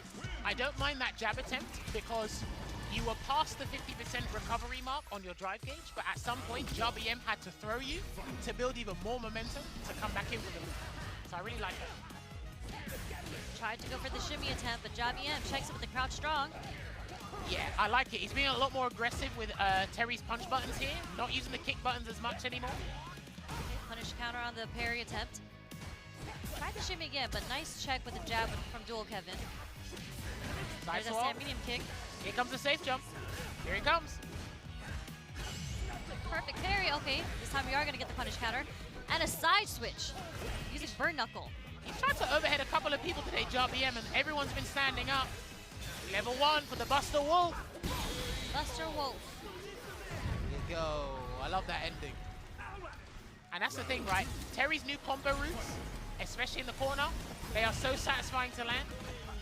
The high damage output as the reward comes with it. What a check with that crouching medium punch. Yeah. I do think that's a solid crouching medium punch for a character like Terry. unfortunate drop on the conversion for the combo there. It gets punish countered. Oi, the interruption with the lights once again there into the burning knuckle. Still trying to catch Still Kevin second on defense, but he's not biting. There's a burn knuckle. Such a hard move, catches you in neutral all the time. No shimmy. I swear to God, they're both dead. So disciplined on defense. The dueling jump! Oh wait, recover in time, okay? That is plus on block. Catch him. Can he get another grab? He's gonna have to call the tornado. I think he's gonna have to call the tornado. I think there it is. Okay, trying to keep him burnout maybe? No. He's gonna take the damage. And he didn't spend the dry gauge because he didn't want to burn himself out for a safe jump. Delayed throw. The earnest way. Oh! Good call there. Baby. Good call. All right, potential match point here for Dual Kevin. Darby M needs to try and turn this around. The Dual Kevin special. Third round start with the dry rush overhead. Does connect this time. Goes for a combo instead of setting up a safe jump here. But Darby M taking us back to the mid-screen. Oh, he tried to run away because that was +5 on block. You have to respect the second stand heavy punch. Walks into the power wave. Okay, nice check with the stand jab there. Another Yasar coming out. Can he grab him? No, he tried the perfect parry. That's going to be too much damage. And he's got a bar. He's going to set up the safe jump. Let's see if he gets it. No, he didn't get it again. And that's going to hurt. He's got to spend the level 3. He has to do Rising Fang. And this is going to be a crazy scenario because Dual Kevin's on Wake Up Drive Impact. He has a spinning mix-up. He can respect the scenario. What is the guess? Oh, trying to perfect parry. The throw is going to take it. Oh, man. Do you know how clutch you had to been to do that? Because Burning Knuckle, in Terry's previous fighting games, Burning Knuckle, when you sped up like that, frame advantage is there, but perfect parry kills that. So the fact that Darby M banked on that, when Dual Kevin tried to get the perfect parry, that could have lost you the game. Yeah. That was so audacious. These are the decisions that you have to commit to in fighting games. And it worked out in Darby M's favor. We're in game 3 now. It gave him a lifeline. It gave him a lifeline. Oh no! Oh what? No punish. Okay. Why you did medium punch, bro? He wanted to be optimal. Went with the heavy button with the roundhouse. He would have got more damage on the stand medium punch combo route though. Power Wave is putting in work right now. Really good fireball game coming from Darby M. What a perfect parry. Right in the corner there is Dual Kevin, and yeah, he tried to catch him doing the throw tech again, but the whip punish with the standing heavy punch working out. Reversal from Darby M. Oh, that's the first time he's used round wave today. Not outside of a combo, of course. Fully charge. Okay, drive reversal. Burns himself out to keep Dual Kevin in the corner, but the drive impact hits on the burning knuckle, and he has level 2. He's got to be careful. He might tempt fate. Level 2's coming. Level 2's coming. What's the choice going to be? He's got a level 2 himself. Oh, wait, dude. what? Wait a second. Shit. Watch out, watch out. Dude, Dual Kevin's usage of EX Whirlwind Shot when you're in a bind or he needs to pull out something to make miracles happen, they work out for him, man. It's one of his best traits about a Rashid player. Blocking low, up back to get away from the throw pressure.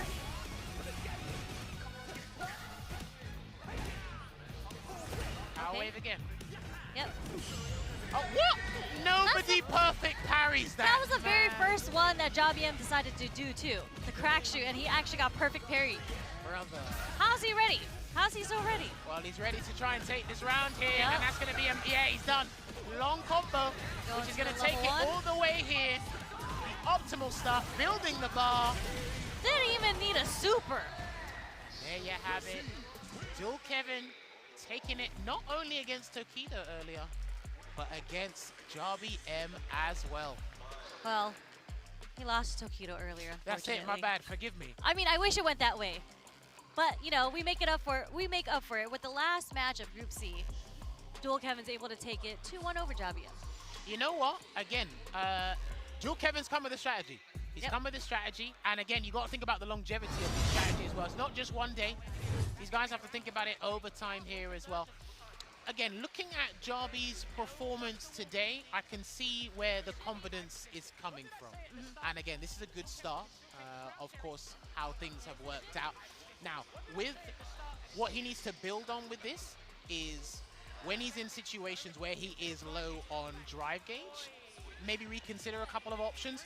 I know there's one or two unfortunate situations for him because he done, I think Dual Kevin jumped out of the corner and he did a light uppercut and He it did. whiffed. But, you know, he didn't really get punished off of it, so not too bad. But I know his goal was to keep Dual Kevin in the corner. And again, we highlighted at the start of this, I was kind of like focusing on how often these guys will try and shimmy each other, but then they were both super disciplined. 95% of the time, one or two occasions, maybe a whiff grab here and there, but that was warranted because they were low on health, right? But outside of that, they were really good. I think where Jabi M lacked the experience, specifically against Dual Kevin, is against EX Whirlwind Shot from the full screen. But look at that, we're watching one of the longest combos you'll see in Street Fighter 6 there. Like you said, didn't even need it for a super there, but boy, that was actually a great set to see there. Great way to kick things off. As the standings are right now, Kakeru sitting top spot. Yeah, that makes so much sense there. 2-0 victories, +4 on the ratio there. Looking pretty good. Everyone else, 1-1, 1-0. Halibel, no victories to his name on day one. Not for today, but, you know, again, we still have 2 more days, and it does look like Kakeru is sitting in winners, and we still have Tokido sitting in second place. If that stays that way, that means Tokido is going to make it out in losers. Well, this is what a lot of people did kind of predict thus far, but hey, we still got 2 more days of group stage action. Kakeru さんにお越しいただきました。おめでとうございます。Kakeru dominant in his group, 2-0, winning over Zangief Bolado and of course the Gigi Halibel from Germany. さあ今日は2-0、2-0とストレートで勝利いたしました。今のお気持ちを聞かせてください。やっぱりそのどんだけ事前に準備しててもやっぱり実際やってみないと分かんないっていうのがあるんで、しかもザンギでハリベルにちょっと何使うか分かんなかったんで、ガイルの可能性もあったんでちょっと怖かったんですけど、無事勝ててよかったですね。So he asked Kakeru how he feels about the win. Obviously 2-0, 2-0, a dominant run. And Kakeru said that no matter how much he trains, no matter how much preparation he comes through with, it's hard to predict what the opponent's going to bring to the table. He had no idea what Bolado was going to come through with. In the same vein, he didn't know what Halibel was going to bring to the table as well. But he's very happy with the result and how things played out. そして明日以降も引き続き試合が続いていきます。他の選手の試合を見て、グループ C 警戒しているプレイヤーいればぜひ教えてください。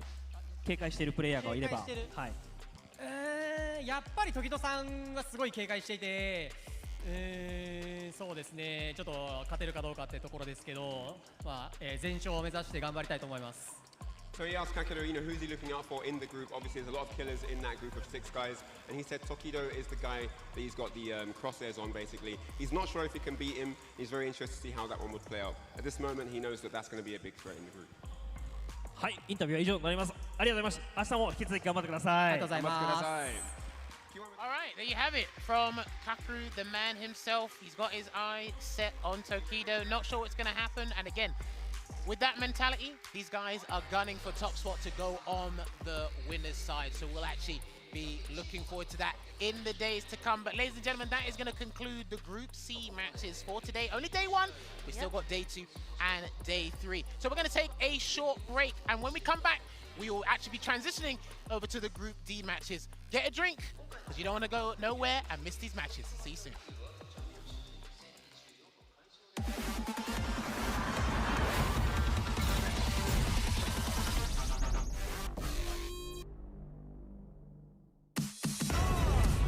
Come on, everybody come alive real quick. Battle of the strong, survival of the fit. Take your best shot, hope you don't miss. Yeah, come on, everybody come alive.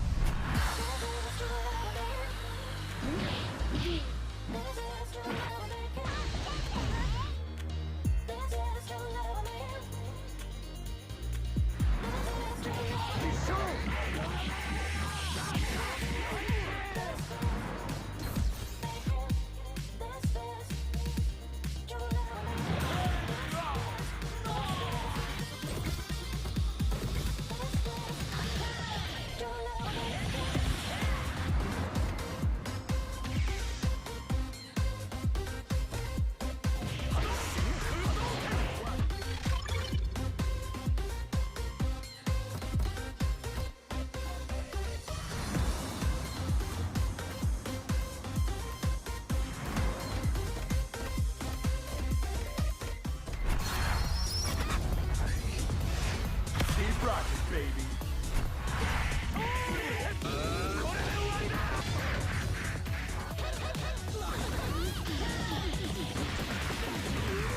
Are you okay? Next location is Osaka.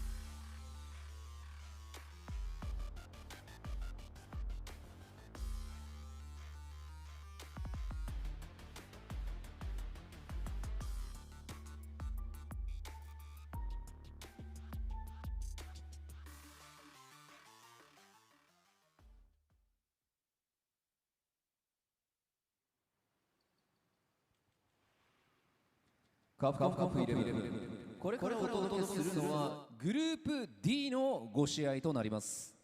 早速参りましょう。グループ D プレイヤーの入場です。Now it's time to introduce the fourth group of the day. It's time for Group D. And we're going to have the 6 players come out. And we're going to have the introductions right now. グループ D、まずは英国のカピバラ卿、ブロスキー And first up for Group D, it's the great capybara, all the way from the United Kingdom. It's Broski!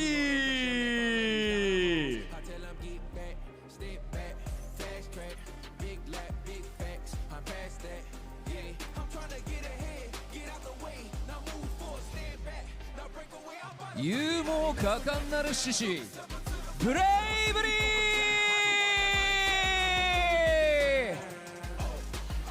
Next up, it's the dauntless Bravery!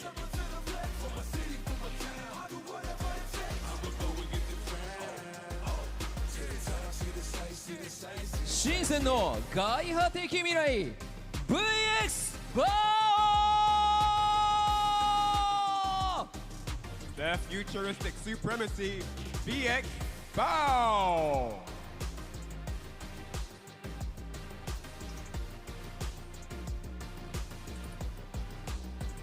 ベストキットフロムチリブラ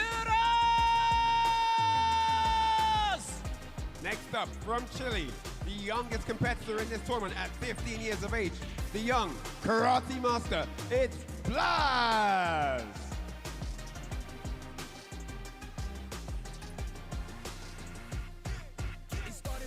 東海岸の最終兵器はいどー Next up, it's the 2019 Capcom Cup champion, the lethal weapon, Idol!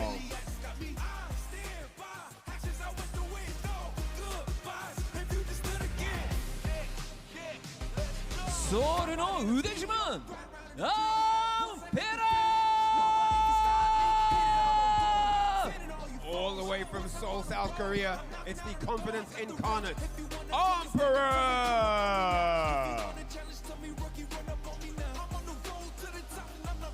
さあこのグループもかなり強豪が揃ってますが、その中でもブラズ選手がかなり若いと。15歳なんですね。15歳って来ましたけどね。すごいですね。15歳からカプコンカップ。ね。初めてなんじゃないでしょうか。ね。史上最年少となるでしょう。はい、そりゃそうですね。あとね、キャラ結構使ってて。いろんなキャラ。いろんなキャラ使ってて。おお、楽しみですね。これは見ものなんですよね。はい。すごい楽しみにしてます。はい。さあという今ステージに立っていらっしゃいますご覧の6名のプレイヤーがグループ D トップ16トーナメントの座をかけて総当たり戦を行っていきます。今一度盛大な拍手をお願いいたします。 And on stage you see these 6 members of Group D. 2 of these gentlemen will be going through to that top 16 finals on day 4. Give these gentlemen a big round of applause. それでは選手の皆さんはスタンバイをお願いいたします。 All players be prepared on standby right now as the matches are about to commence. Thank you very much. さてここからは試合の模様を熱く伝えていただく実況席の皆さんにお渡ししたいと思います。よろしくお願いします。 And with that said, it's time to head over to our caster's desk to call the action. So let's take it away, boys. Thank you very much. You already know what it is, the introduction to Group D. This has been one of the groups that I've actually been wanting to focus on for a very long time because of the character diversity, but also the players themselves being as diverse in terms of the age range and in terms of their veteran status here in Street Fighter 6. My name is Vicious with the holiest of soft drinks, Saint Cola. How you doing, man? Well, fantastic. I'm with you in terms of diversity. Also, in terms of how they qualify as what we have an offline qualifier in this bracket. And the diversity of seeing new scenes explode on Street Fighter 6. Laz from Chile showcasing what they could do out there. We got a lot to talk about, a lot to go down. Here is Group D in totality. Broski, Bravery, VX, Bow, Laz, Idom, and Armper round things out. We're going to have these set up in terms of the matches real soon here. As you mentioned, diversity in terms of Aki, Manan, Ken, and who knows what VX Bow is going to play. Yeah, so looking at it overall, when you look at the diversity, in terms of like the veteran status, only half of them. So I actually misspoke just a little bit. 3 of these competitors are making their debut here in Capcom Cup 11 with Broski, Blaz as well, and Armper. So it's a really, really interesting thing to see in terms of the scenes and their evolution thus far in fighting games. We have Broski to start things off against Bravery. VX Pal followed up against Blaz. Idom versus Armper. Then, of course, Broski versus VX Pal to round it out. Bravery versus iDomination. Wow. To start things off, Broski will have to fight a very tough matchup and a Cammy pick aside of Bravery, who likes to get aerial, which is a difficult thing for Aki to deal with. However, he does have a lot of experience dealing with that character, the likes of Hurricane, and a few other Cammy players that are out and about in EU. But Bravery, it's just something about his jumps and how he established those dive kicks, a game plan that he has had since time immemorial. He's incredible. We'll see what happens, though. Here's the face-off right here. As we mentioned, Broski coming through in the finals, taking down Indian Walker. The other side of things, Bravery coming through on the side of points. A lot of consistency in Singapore. Yeah, one of the things I do like and enjoy about Broski is the attention to detail when it comes to certain matchups, right? You talked about the aerial kind of gameplay that Bravery likes to focus on. I think Broski has done a great job of trying to neutralize that in his progression towards learning Aki, or mastering Aki, I should say. But other than that, when it comes to the ground game, Jammers had given me a heads up saying, Broski is really keen upon utilizing that crouching medium kick going into the super art for the confirm. But there were other normals that I like to talk about. His roundhouse, his usage of that to stuff out the as an anti-air, stuffing out the dive kicks to lead into another critical art or super art has been very much so on point. And also his confirms on the ground with crouching roundhouse, right? Being able to use that and get into some key damage is going to be one of the things that I'm looking forward to as Broski. But one thing that I've learned about Bravery is that he's not one to shy away from his initial strategy, right? He'll always find a way to dominate you airborne and then make you fear him even more so on the ground. And some of this I've seen him play over in the green room with the other players, where some of them were like, okay, I took 2 games from him, and then all of a sudden he keeps adding more to his game plan, but sticks to the dive kick, sticks to the jump-ins at different ranges, slightly changes up the areas in terms of the jump-ins, like slightly minutely, like maybe walking forward or back, a little bit more ambiguous, but as you mentioned, sticks to what he knows. He's been like that. If you watch, I can't remember his name, but there was a YouTube video actually about Bravery just recently, detailing how he's been able to play like this, how he's been stubborn since Street Fighter 4. It's still with him in Street Fighter 6.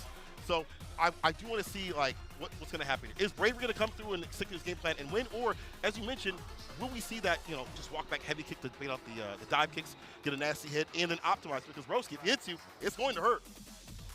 No doubt. One of the things that have come across my mind also is Broski coming through as an EVO Award nominee for Content Creator of the Year, right? I wonder how much of that focus has kind of taken away from him building up his momentum as a content creator in comparison to getting himself ready for the Cup. But I got to imagine, man, like, he's had such a great mind for gaming and dissecting these games, even back in Street Fighter 5, right? I feel like it's all the same to him, right? Emotionally, mentally, I think he's done what needs to be done to get himself ready. Hopefully, Bravery has done the same coming in from that interview. But here we go. Game number 1 of Group D, Broski versus Bravery, Aki versus Cammy. Already checking the dive kick potential, right? Broski with the air-to-air, the jump back medium punch, and now drive rush past the bubble. All right, the snake kicks, heavy lash, apply the poison, walks out the side switch. I like that for the cross-up. And the answer is there. That heavy kick, as you mentioned, is pivotal in the overhead. Flashes from above, it applies even more poison. It's ambiguous with that jump over. Hey, heavy kick punish counter in the corner. It's on defense. The doors, trying to keep Broski in that corner as well. The parry has been shown off. A throw now. Bravery has access to another one if he needs to. The medium's got to come out, right? Gotta be. Oh, back medium punch against the cross-up. That was so smart. The lift upper, blessed the dome with the over the dive kick. Nice and close. Oh, you know what? That works out. At least to avoid the drive reversal. And the dive kick comes through right after. This guy is aerial with it. Jump man. One of the biggest things that we talk about is her being the Baroness of Burnout, right? You've talked about that plenty of times over. We didn't actually see that come to fruition. But the OD Cruel Fate to meet him air-to-air, I love that as an opener. But immediately out the gate, Bravery, OD uppercut, get off of me. Bad, there wasn't a lot of OK on that. Drive reversal to push him back. Can kicks right after. Taps parry, does get the punish counter right here in the poison. Oh, goes for the command. A lot of damage and a lot of damage to the drive gauge too. This burnout is so critical. Cruel Fate just passed it by him. Oh, it might be Cruel Fate for him. Cross up again. No back medium this time here for Bravery. Barriers a burnout. Claims her castle. Puts down the poison. He'll just use level 1 to get this done. No, he's draining so much life because of that poison state. You're right. It should be he doesn't over need without to. it. And he gets to reapply it just in case to tack on that extra damage. Broski having a round of One hell of a round, I should say, still maintaining his 3 bars. For real, see, that's why he's so optimal. A nice neutral jump, calling out these aerial positions. Medium lash, apply the poison snake kicks.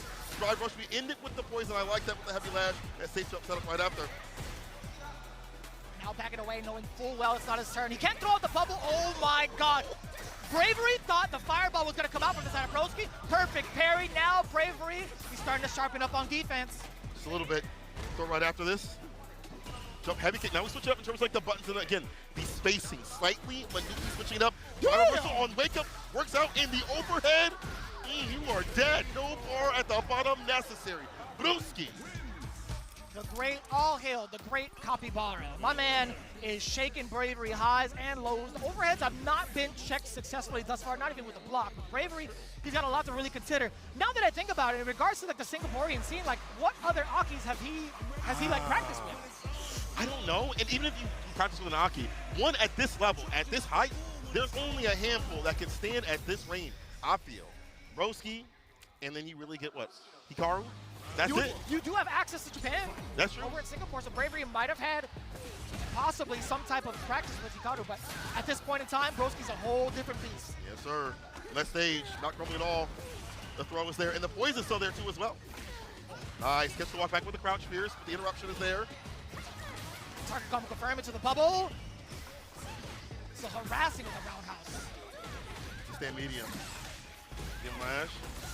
So for after this. So tricky going in for the tick throw. Not quite there yet. Bravery, what do you got in store for him, man? You are so down at the moment, but this, I thought that was going to be the start of his pressure. Broski immediately calling out the bluff with the wake-up jabs. Yeah, Mr. Tommy's here for Broski. Offensive has been fantastic. Yeah, more OD dive kick at this range where you think light lash is going to come through. Works out. Heavy lash as the anti-air, but the low though. That crouching medium kick, opening and exposing those toes. In there with the crouch fierce, hella meaty with it. Taking full advantage of that slight mishap. Broski definitely tried to drive rush forward, but leading to this moment, Bravery is not going to let it slip. Getting on the board with that round. I love the assault thus far from Bravery. Keeping it very ambiguous. Broski has not found the right defensive ends, at least while being pressured in the corner. Neutral jump does get perfect parried on the way down. A lot to carry going forward. Forward throw. Do it again. The reward. Classy, it would have worked out. Listen to you. Cross gut DP can't leave for free. Pay with your life. And now again, switching up the jump. It's all big jump is the type of jump. It's the timing. The dive kicks now coming back. Stay immediately the fireball. You get the follow-up right after. I like this conversion. Level 3. Not close to Brown. He's in the orange, so less he can do in terms of drive gauge fusion. Broski trying to equalize as much as possible. Yeah, it sets you up nicely too for that pressure, even from full screen. He could have thrown the bubble if he wanted to. You still get the stagger, yes sir. Send out the bubble. No, he's gonna go drive rush into it. Oh my! No! And he whipped and got hit, Broski. He was too far out. The extension of that overhead did not allow him to link, but he's not dead yet. He survived. He's at the level 1. Not enough to chip. The reversal punch to be able to get the hit. Not enough. The cross up. OD. DP. Bravery still is able to take that round and put a game on the board. Ooh. Golly. Bravery was shaking his head. He's like, I cannot believe that didn't kill. But he got a second lease at life. Yeah. Dear God. You know, I'm a little bit thankful that he gets a little bit of a breathing space here between games. Broski did not have the utility or the resources to really capitalize on that. Of course, oh my God. Air to air. We'll talk about that later. Yeah. We'll take that. Oh, yeah. Intentional or not, we'll take it. Of course, you know, again, that's where he likes to play. Bravery likes to play up in the air, meet you up there. Again, switching up the timings. Now gets the spin knuckle in. That's going to make the ground game even worse to deal with. The more you're up in the air and approach, you're worried about looking up high. Got to worry about the low, the crouching medium punch, able to hit the punish count, into level 1. You really see this like over and over again when it comes to like these types of statures between players. As soon as they get that first game on the board for themselves, and they get a little bit of breathing room, it's a whole different demeanor. Bravery is playing so much sharper, but Broski now with his chance at offense, get the Serpent Lash, Command Dash on in there, doesn't really get the Oki that he was looking for, I guess. Yeah. He is plus though. Stand fierce, will be a throw, it will. Luckily, he was able to not be in parry position to kill that drive gauge. He's harassing continuously. Both and burn up, but better for Bravery. He's got him caught up in the corner, about to catch a case. Ran to the cemetery. Deep in the dive, kick the throw right after it.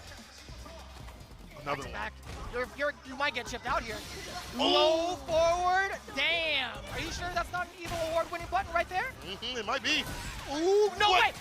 That was sick. He's the light dash right after that was sick. But I thought he was gonna bump into the bubble. Honestly, no no way. way. Pulling back to punish that dive kick. Broski, you gotta be kidding me. Level 1 this man. Xavier's level 1 to finish his final game, final run, and what a way to go into it. This guy, he did the quill to make sure he was outside the distance of the dive kick. I'm geeking, bro. That was such a good call out as an anti-air too. Being able to tackle through and possibly get that juggle, but man, this punish counter is huge also for Broski. Driver crouch and medium kick again. Goes for the Command command grab. grab. Smart.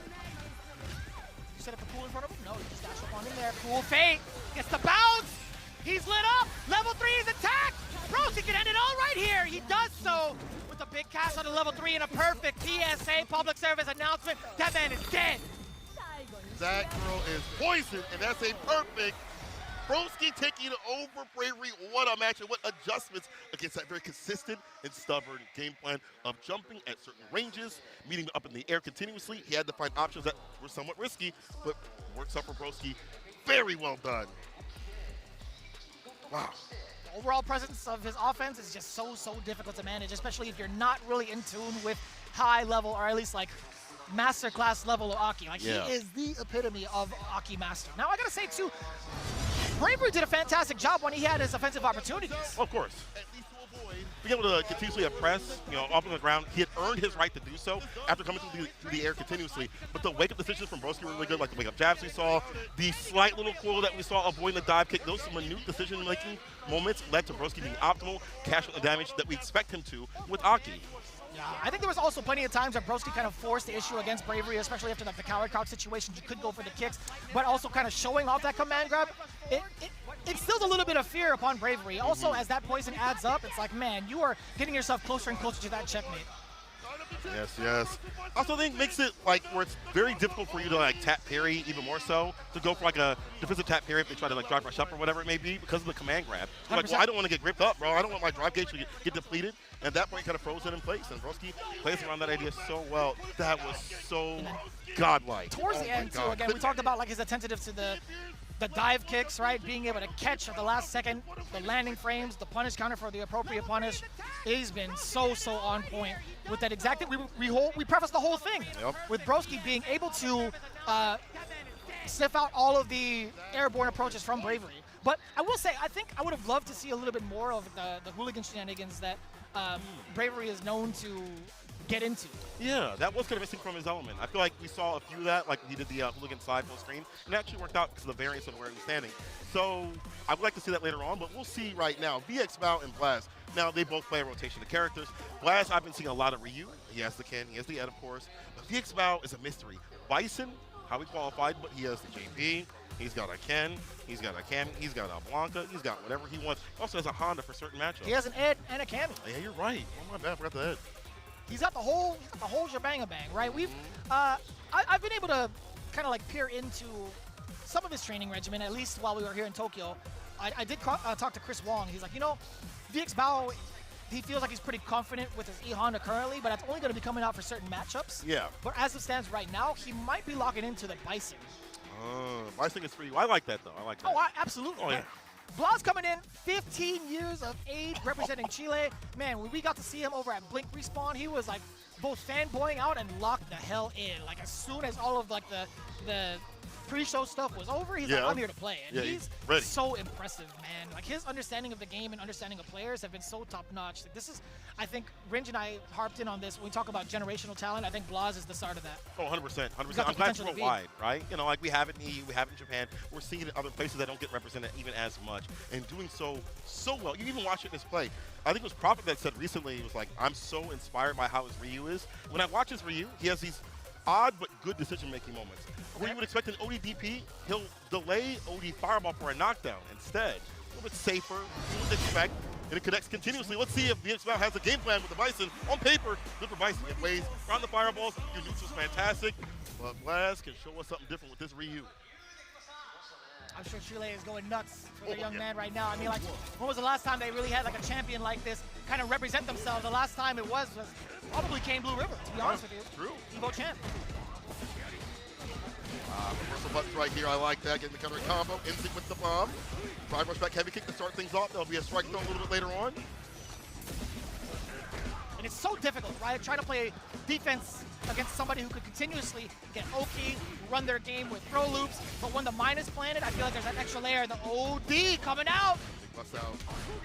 Ashigeki delays it a little bit. That allows VXBOW to strike back. Drive rush jab to enter in. And again, the bomb is on. Perfect parry to deal with the explosion. It gets him back to positional advantage. Fantastic here for Blaz. And the overhead. Been working out to be able to finish the shin. Damn! Shin Hashogeki. That is so much extra damage on top of it.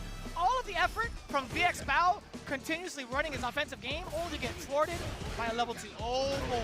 Blaz not happy with his own decision making. He shook his head on that one. VXBOW planning the bomb. What do you do? Killing the frames.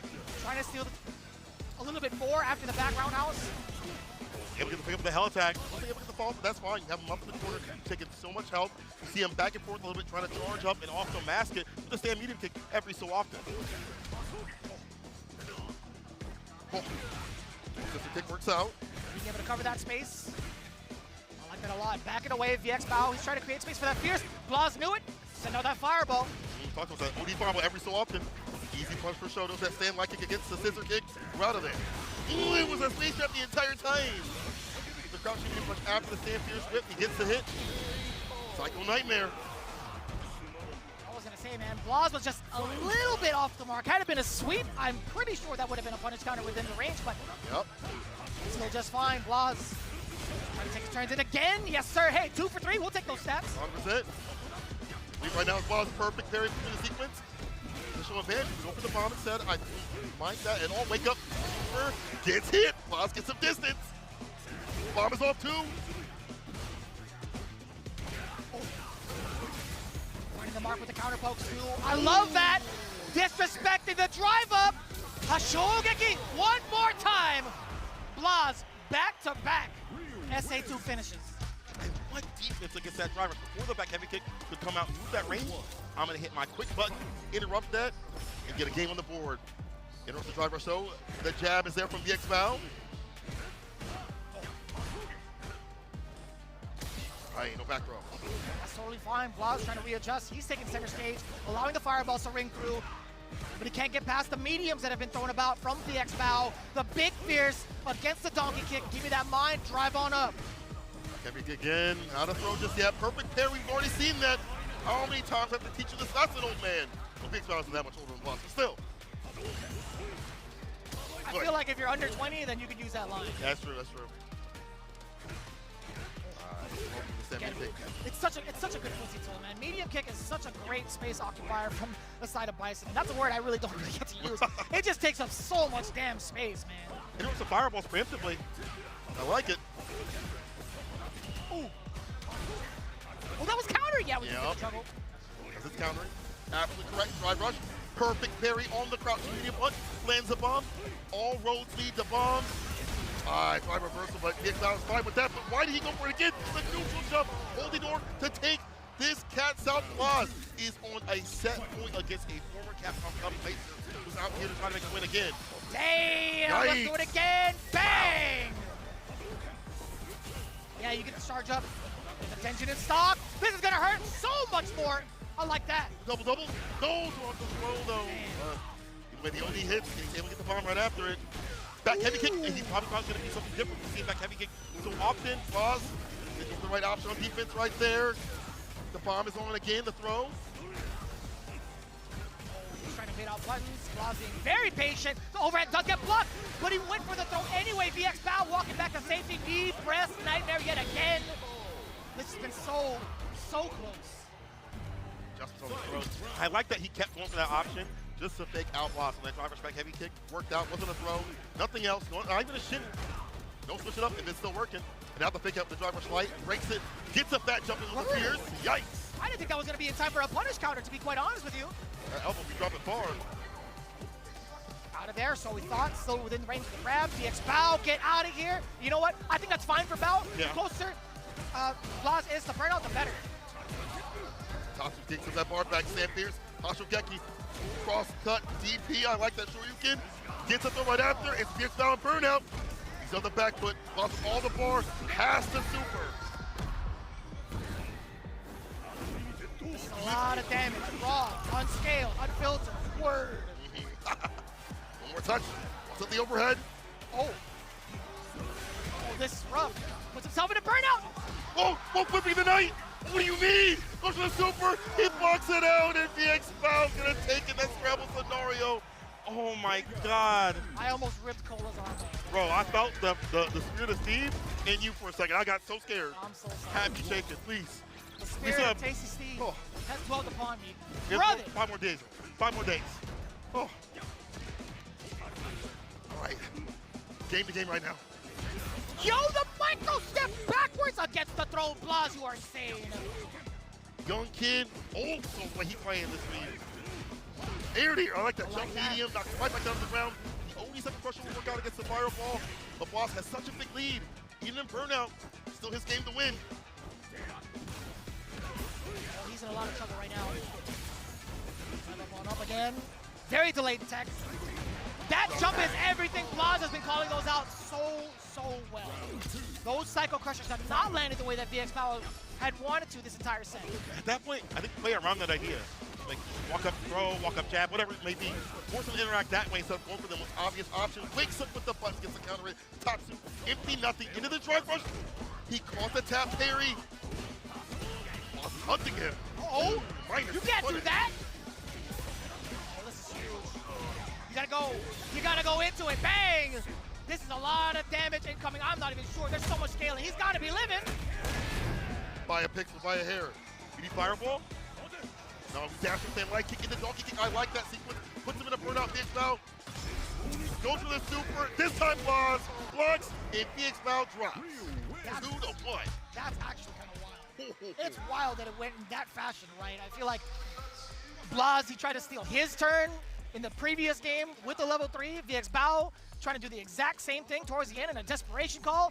But the patience of this young man and the assessment in regards to the overall presence of VX Bao, he's been walking out with the micro steps against the throw pressure, against some of the normals that VX Bao is trying to stagger with. He has been so impressive to watch throughout the entire set. Very solid, man. At such a young age, too, as well. The way he plays, again, it feels like an old soul. Like, I don't know if he played Street Fighter 2 in like a past life. I'm not sure, but what I am sure of is things like this, overheads, a lot of wild style that we see, but also, as you mentioned, the micro set walks, the adjustments in terms of neutral, the air-to-airs, the anti-airs, things that a classic Shoto player would do, all mixed in with that wild style. It creates this absolute beast of a player. It really does. And like, majority of the matches between the two had pretty much gone through in the middle of the screen, right? He didn't have to rely on any sort of throw loops, right? He just made the proper reads and the proper assessment towards VX Bao's strategy offensively. But again, those Psycho Crushers were really wild in my opinion coming from VX Bao. Well, too obvious, right? Like at some point he was going for that option way too much.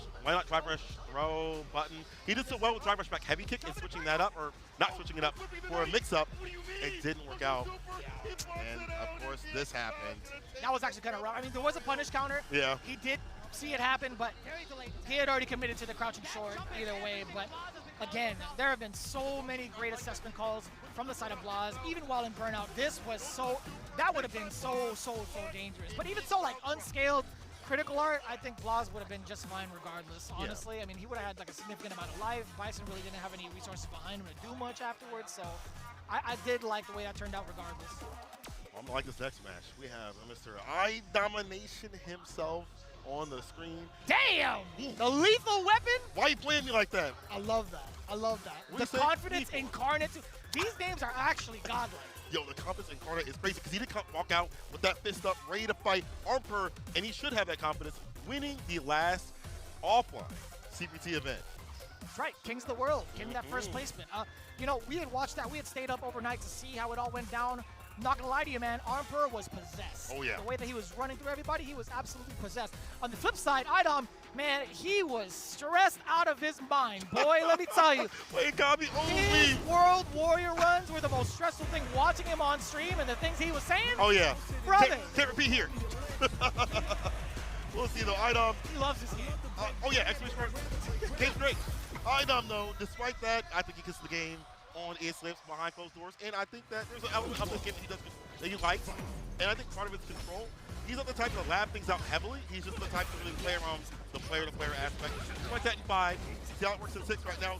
Gold trying to get the command grab. That would have been a sick read, but it doesn't work out. Reads against each other. My man Arbor backdash as well. He's like, you backdash? I got you. I'll be there. Oy. One cancel Tatsu. DP Ender. Arbor very aggressive. Active kid. Gently letting away from the corner pressure. Arbor trying to reassess. IDOM getting smoked up by that medium kick too. A slight delay on the counter. I like that. Arbor knocking on the doors, getting the first round. Arbor's been grinding for a long time. You know, Spirit Zero as a sponsor on his name, but also where he plays a lot. You know, there are a lot of players out there in the Asian region that play with him, so he gets that experience against Fanon, many other characters. I like that reversal, gets to go right kick. Aye, back row. It's the first time we actually get to get IDOM started. Yes, sir. Another medallion to the chest. Perfect parry instead. I lied to you all. Arbor, he's like, you know what? That's enough of that. Let me get started. Well, actually, like I can.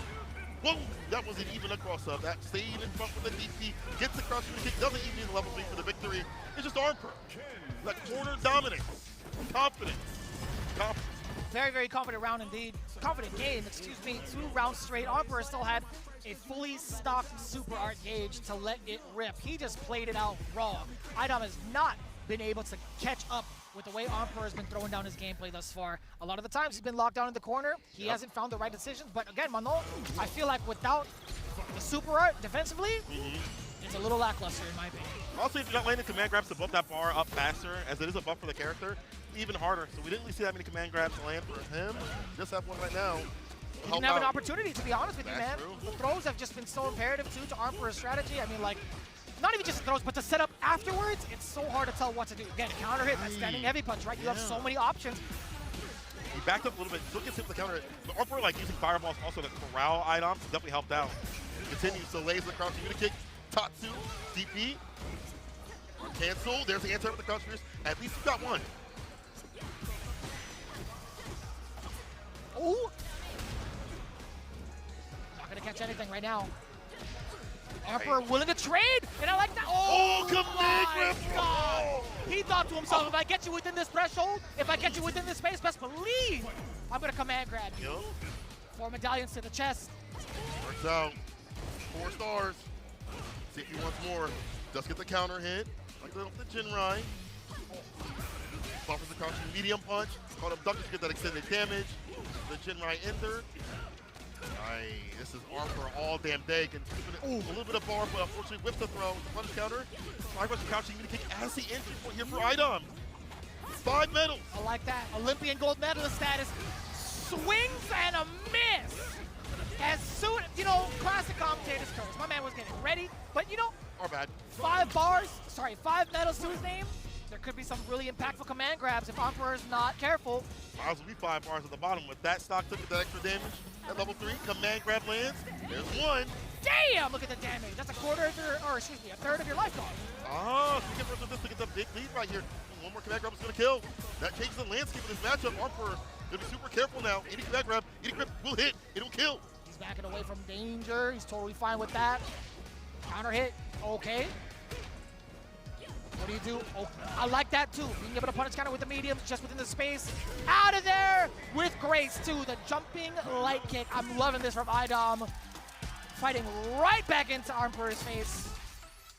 I like how we got that big lead. Driver's crouch and kick into the super. Instead of just waiting for like a level 3 opportunity and getting that lead, forcing Emperor to come to him. Very good stuff. Game to game right now. We have some long games right now in this bracket. I like that. Brother, it's been like a lot of 2-0s from the entirety of today, I'll tell you what. Yeah, it has been. Keeping him locked down, forward throw yet again. What's the normal decision? It was a throw. IDOM completely ready for it. What a jump out. Command grab as well. Dash up, checking the low. Yes, sir. Can't leave it. The double OD. OD? Command grab. Oh, I thought he was going to do it. He was going to do it. It was just a matter of time. He set him up so nicely. Emperor didn't opt to go for the forward jump. He went for the neutral. IDOM's like hook, line, and sinker, boy. It's going to jump out of this character. The crescent kick hits from such a long range. Emperor says, it's my turn to party. It has Tatsu. Now you're up in the corner. Oh, that was easy. Damn. Off the phone. No vegan option. Aye, driver's command grab lands. That's 5 medals. a hug at. Just one. Nice and easy, nice and steady with the anti-air, forward throw, drive rush on in there. What are you gonna do? Trying to tempt Idom into pressing buttons as well. The throw does it, secures around, all tied up. 3 bars apiece on both ends as well, but Idom looking a little bit stacked up there on the top left, being able to enhance all of his command grabs for max damage. Perfect to the fireballs, disallowing that approach right after the Ross actually worked out. Gets a big jump, Beers right there, ends it with the aerial approach. Armper not stopping, despite the fact that Idom has shown good answers with the crouch spears, the crescent kicks, all the options he has. Armper don't care. We got bar at the bottom. 1 hit, level 3 with the victory. What's the entry point? Armper is a little reluctant to even try to go for the throw loose, right? He backed away immediately to check, but now it's Idom's turn. No, sir! More than enough damage! Reducing the scaling, just immediate level 3 after the fears. Armper taken down, former Capcom Cup champion, domination 2-1 in the very last round of the set. Confidence is key, and we saw in that match, bringing it back from the brink and, again, utilizing a lot of that pressure up in the corner. But even getting there was like, I'm going to poke you with fireballs and then go with something afterwards. Stand fierce, sweep, whatever it may be. To kind of corral you and harass the character where she can't really operate. She has an issue with fireballs. She can spin, but it's not like the best thing compared to other anti-fireball tools other characters have. Look at your replay. Hey. Even outside of the fireballs, I think Armper has done a great job of keeping himself a very big threat. Yeah. With that medium kick as well, being able to check the counter poke as well. Medium kicks have done a lot of damage overall, whether it's a standing one, crouching one as well. Idom had been caught off guard multiple times where a bunch of counter hits against them throughout the entirety of the set. Granted, there were some shining moments for Idom, but I think in regards to like a 2 out of 3 set, he hasn't really had time to really train Armper to fear the command grab as much, or at least in a different way, because Armper had done a little bit more prior, like with his back dashes and kind of reassess, let go of the corner just to like not be overzealous with his pressure, even like before the command grabs had come out. So he had already had the intention in mind to reset the momentum against Idom because he thought to himself, you know, with Ken, I think I can outshine Manon in neutral. Yeah. I think that also is why we see him win in the end, like having that confidence of like, maybe I'll get command grabbed or whatever, but I'm going to press the issue continuously. Don't give Idom too much room to breathe and think and reassess how I want to play. Because Idom is really much that player to player and corralling and puppeteering how you want to play. Armper's like, I can't play that way, or let him play that way and have that confidence. I have my own confidence, keep you up in the corner, make you catch a case. That same medium kick also at the perfect range, you saw that punish counter, as you mentioned, great button. How it leads into so much off a punish counter or counter hit. Immaculate, him getting the follow-ups. Armper, 2-1 over Idom. You know, I couldn't ask for anything else. That essentially went down to a coin flip. You had like fully stacked on both ends with their super arts. You had a level 5 metal Idom. Like that could have gone either way, to be quite honest with you. But moving on, Broski versus VX Bao. This is going to be pretty huge, I feel like, going into it as Broski. This is his second match of the day. VX Bao as well. VX Bao currently at the deficit. He had just lost to Blaz with that Bison. Is that going to be the same call out against Aki? Now, personally, I don't really know if I enjoy this matchup as Aki playing against the Bison on a personal basis, but I feel like Broski is way more comfortable in this than most Akis would be. I feel like he should be. I mean, all 3 of them. Well, yeah, you know what? No matter what character comes up, you're actually right. So I feel like Broski can play, or has played, against the rotation of VX Bao's characters because he is very diverse team, and Broski's had a chance to be able to like experience that when people come over. Like obviously, if like Angry Bird and Big Bird are around too as well, and get games from them. So Broski can play whatever VX Bao comes his way. So, as you mentioned though, on reverse, I think Bison does fantastic in the matchup. Cancel out fireballs, the pressure, aerial approach still difficult to deal with, but catches him on the other side. Broski starts off very strong right now. Boy, what a backdash. I love that call out too. VX Bao immediately on the hunt. After that mine's been planted, let's see what the defense is like for Broski backing away, letting the serpent last rock. No big fear. Okay. Just mistiming the throw for the side of VX Bao. We did get a punish counter. Oh, that is huge. Off of that medium, you can do whatever you want. You could end it in a level 1, but you have more than enough damage to continue on. With the bubble, it has to be. Yes, sir. Look at the damage. Dirty bubble. So she wrote Broski being able to capitalize with that corner. Talking about that optimization that he has in every situation is why he is one of the best Akis, if not top 2 in the business. Kick throw, here we go. That's how we initiate with that. Crouching like kick off the drive rush at a close range. This time a throw. VX Bao switching it up a little bit. Alright. Oh my god. Oh, almost a sand tag. Further walk back would have worked out there. Oh. You know, we'll take that. You know, jumping out to evade anything else that would have followed up from an actual successful back roundhouse. but it's not gonna lead to much either way. VXBAO one throw away. And Broski thought possibly the same thing. What was I gonna do to contest against VXBAO? Keeping that pressure up. Like that, the medium punch. Roll bait, still able to hit, wasn't able to coast underneath the bench. Starts off strong here from Broski, gets a nice little fadeaway, gets the throw with the heavy kick, take his ass to the corner. Drive rush, heavy lash ender. Dash up throw right after. In his face, you smell his breath. Huh? One more touch. Oh, there no. it is, off the medium. Oh, but he dropped it. A little bit of a scramble. Oh, this is gonna be so difficult, I feel like, for VXBAO. Yup. Yeah. Even in that poison state, he was gonna get that damage windowed on to a point where there's no return, really. But VXBAO suffering from that. Dude, that's the same exact way that Broski ended up his game against Bravery. VSA again. Well, history repeats with a different character, a different person. The anti is there. I like that Broski is ready to challenge that aerial approach that is so difficult. Bison has so many ways to the air that are so difficult to deal with. Oh, and I love that too. The bubble follow-up is so deceptive because you would think you rock the projectile. It's going to be your turn, not going to be quite it. The line, oh boy. Not too bad. Yeah, took away one. Exploded, we got a conversion. So VXBAO able to layer it on again. Now it's bad. Now it's bad. Now it's terrible. Oh, it's critical. We'll take that. Excellent defense thus far. Oh, man grab, you heard the tap parry. Yep. Not a counter combo, unfortunately. Drive reversal again from Broski. Just get that distance. Work out with the fireballs. Perfect parry. Will VXBAO hold it for an OP cycle pressure at any point? The light lash might interrupt that continuously. The overhead. Broski with a big fence puts on the poison. The jump back made away in play. Broski on a set point with 2 bars to his name. It is not VXBAO's day. When it comes to OD Cycle Crusher, he has not found the success with it. Put that away. Very important. Yeah, that's still within range. I like that. And gets a straight punish to layer on the poison and the corner carry. You like that even more so. Safe jump setup. The corner, but for how long? Right back into it, or so I thought. VXBAO, drive up on in there. The pressure. The drive gauge is so important for both ends. The burnout does occur for VXBAO. Broski, how do you take advantage of this? This is your time to shine with this character. The lockdown. No way. He hit the brakes, he did. And Broski went up to 3. It's an easy victory.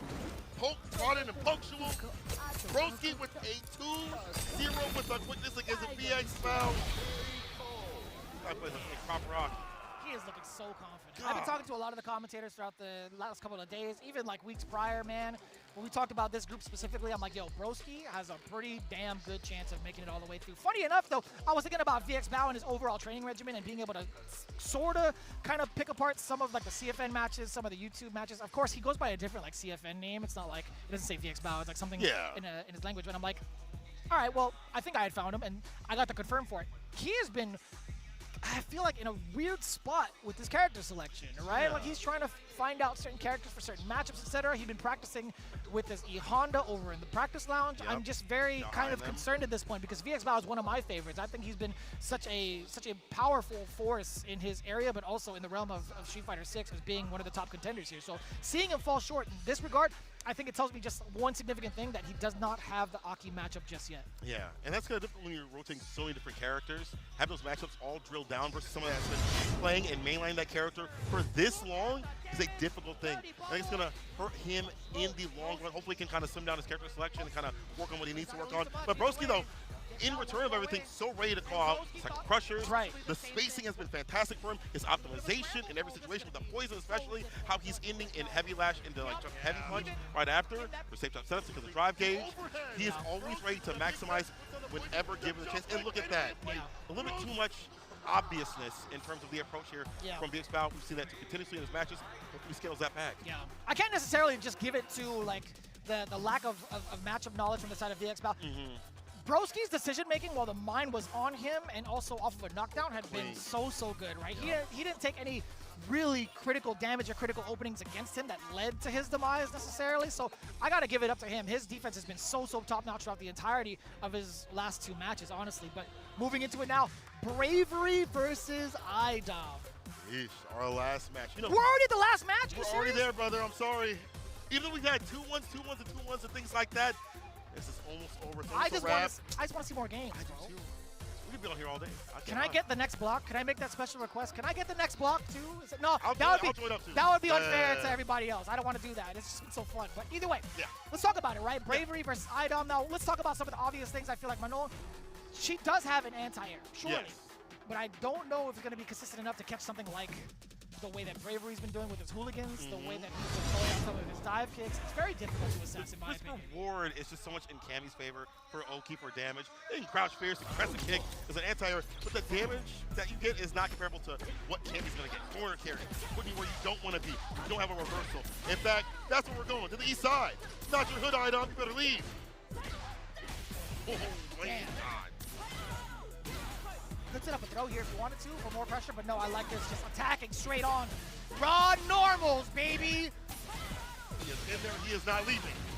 Oh, he is married in this corner. And IDOM not able to find a single way out. The rotation of defensive options, staggering, hasn't worked out. Didn't even want to go for level 1, and I understand why. Oh, and you saw that sharp angle, right? He even thought he was going to be able to anti-air, but IDOM already getting pieced up from the east all the way to the west now.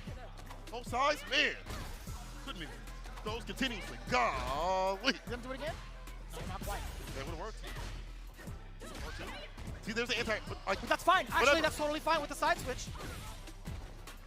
I don't like the most of this, though. Starting with command grab. He's starting from the ground. You're going down, brother. Delta Red Assault.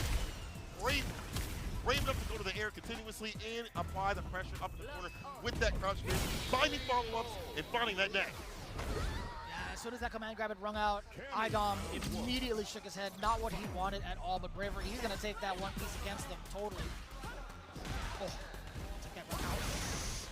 OD uppercut mad early. He really wants to take this momentum away from IDOM, which is so smart. Perfect parry. We get the command grab, build up that metal system. Missed dive kick, the anti is there. Perfect parry on the wake up Bravery. Very active. That defense, yes, the counter hit on the crouch spears. Final extension right here. Double lift into the super. It's not enough. One more touch. Such a big lead here for Bravery. Okay. He press the kick back, fierce drive, impact. Gets the sweat. Not gonna be able to kill. More interaction after this, Will. Oh, damn! IDOM, are you kidding me? Wow. Withstanding the pressure from the DI, getting rid of the armor with the confirm. I love that. Routing fantastically. Thought IDOM stays alive. He's awake. He's awake. Breaks the throw again. Anti-trade does not get it when he presses the kick. At least you have the distance though. He's making the right decisions on the anti-airs from IDOM. He's getting it right, but he's not getting rewarded for it. Yup. Story of her life. Back throw happens though. Looking for that back fierce. When he's in the same range, when he hits in the back fist as well. Set point here for Bravery. It's rough. It really is rough to watch, to be quite honest with you sometimes. Okay. Started something beautiful. 4 meta. Missed dive kick. Leads to punish counter, leads to corner. Get the cross fierce. This one we're talking about. You're nice and close. Forcing out the OD, that's fine. Bravery losing a lot of drive. Damn! Yes, and the super to burn him out. That's totally fine for IDOM. He read him like a book. Yes, sir. Counter hit off the counter hit. With Bravery at pretty much at heaven's door, there's nothing else he could have really done. Try to press buttons instead of burnout, 0 bars, going into game 3. IDOM, right? The momentum right now is more active. Round start aggressive. These dog rush comes shooting kicks, but here's the dive kick. Resets with the throw. The knuckles right in. The anti-air with the crouch spears. You only get like 1 hit. And Bravery with the bust out. Feels bad. It really does feel bad. I'm not gonna lie to you. We'll take that. Man grab Ender. There we go. Dive rush command grab. Command grab? No. It's buttons instead. Trying to go for the crouch spears, gets a dive kick. It didn't work out. It was too deep. Oh, he missed, but still able to recover and stay fine. Calls for recovery. The button hits him with the super to seal it. Bravery. I'm glad he used OD to recover a little bit faster there, though, but still. Yikes. This could be still a pretty big turnaround for IDOM, right? 3 medals to his name, 2 bars as well. Oh, that was a counter hit. That wasn't an anti-air. Or at least I think, I think Bravery landed first, but either way, get the back thrown out. Hooligan with the scissors, too? Answering, you say, I'll do more of that. Which is good. And that variance. Size with the super. Oh, yeah, you can't whip that in front of him. Big hurt caught. I love that. I love the bravery being shown on display, but it's not going to be enough. IDOM staying alive. Final game, final round between the two. Bravery, how are you going to try to close it out against IDOM? He is looking pretty confident in the neutral. That's fine with him. Yes, sir. Command grab, bang. Up in the corner, drive rush, trying to go for the button. The ODDP is there. Again, but IDOM still has the team he needs to work with. Anti nice and close. Chaser on the back line. ODDP again. Keep wasting that bar, says IDOM. Ah, Dive, he's able to hit the front counter. I mean, changing it up, right? Heavy kick. Drive rush with the crouch spears. The throw. He's in. He has him up in the corner, but IDOM has more to work with. The trade. He gets the OD. Goes right for the level 3. I agree. Excuse me, CA.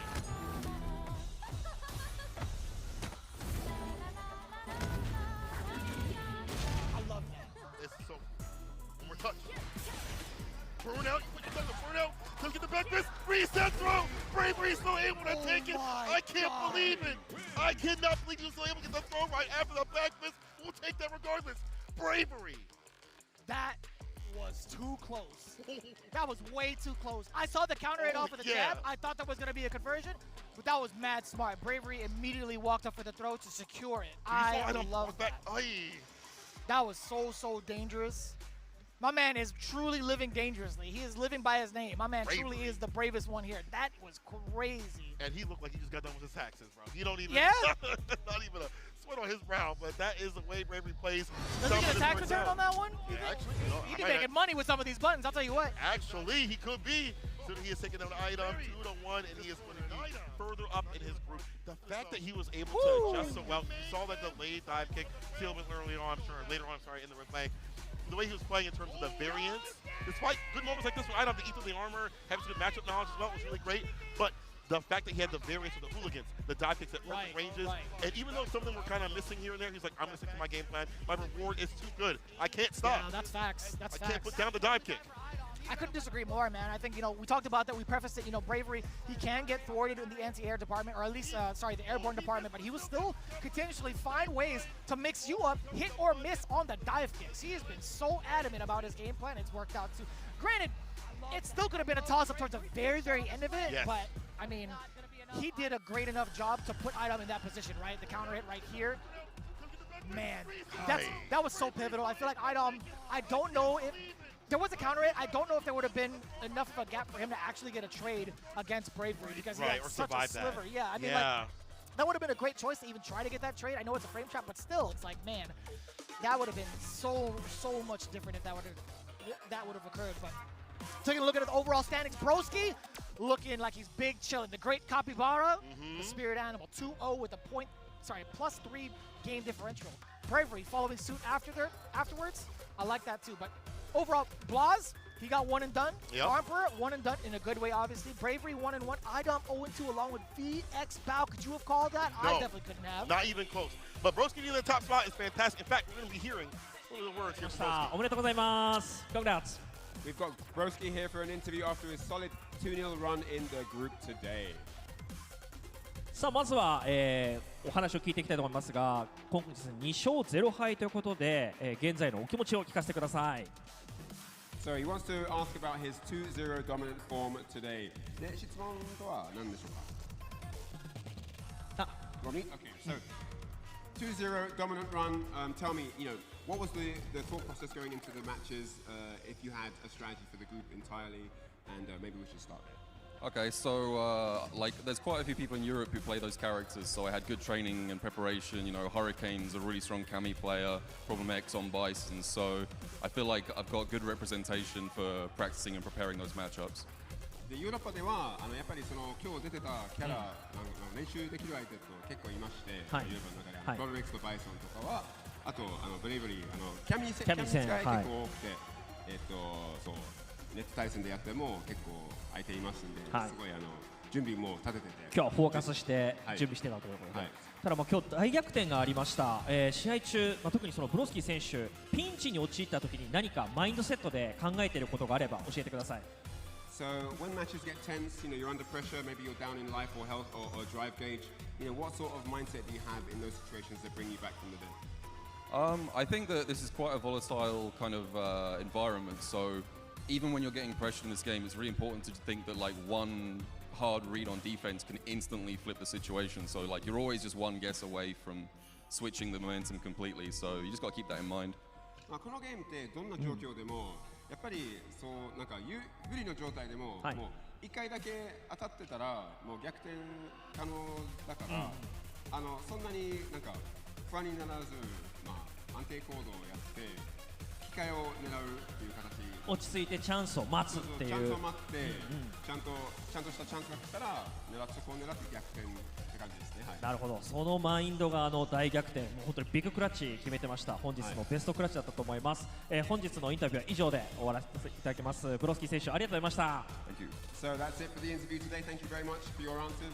Seems like you've got a very strong mindset, which He's is been doing something such a that fantastic job overall of keeping his mental composure. We talked about the immaculate defense that he had, the decision making behind it against both the Kami players and the Bison players. I got to be very, very impressed. And big shout outs to Hurricane, my man. He almost flew out to CEO with everything that's been going down. Bro, I would have loved to see you there. But other than that as well, Problem X being one of his main partners has been so cool.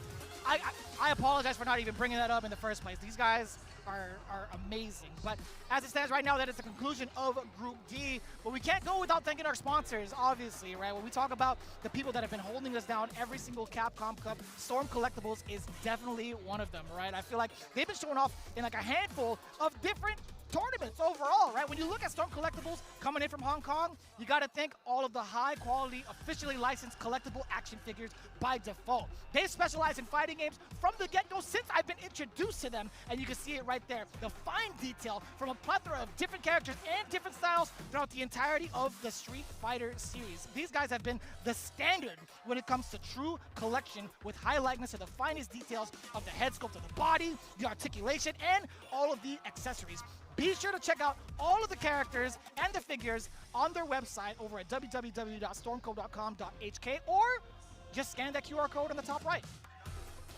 That concludes this group. As you said, Group E will be next, people. Hang tight. We'll see you in a second.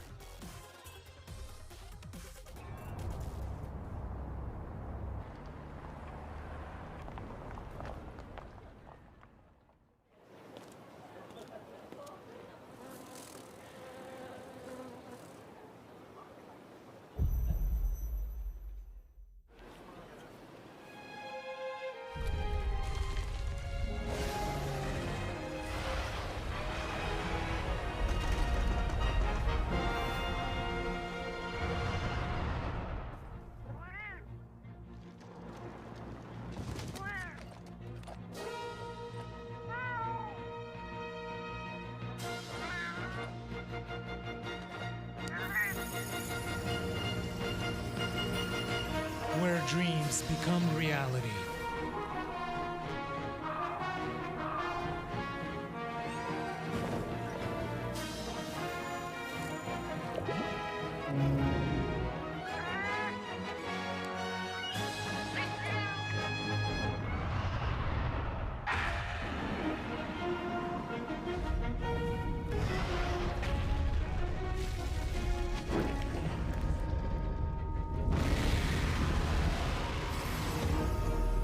Monster Hunter Bridge.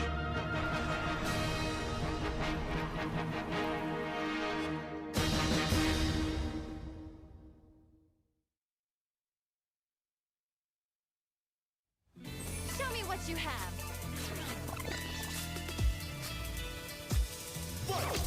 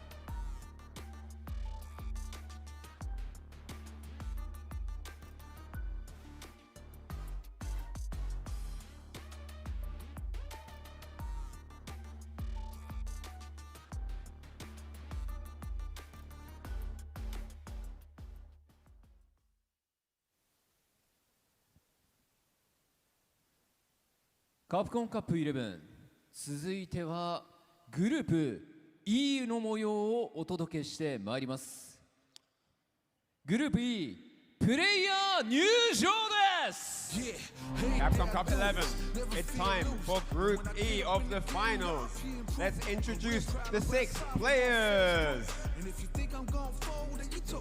まずはグレンに燃える父親、ミスタークリムゾン。Hailing from Leon Bronze, it's the family man, Mr. Crimson. So I'ma tell the truth, I get my grind on. You know the pressure make all of these diamonds. I tell them get back, step back, fast track, big lap, big facts. I'm past that. カナリア諸島からの刺客、ダイバー The assassin from the Canary Islands, it's Diver.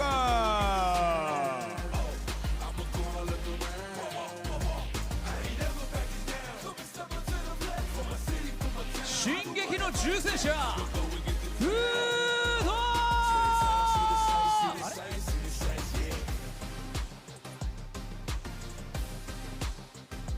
And the rough diamond, it's Limestone.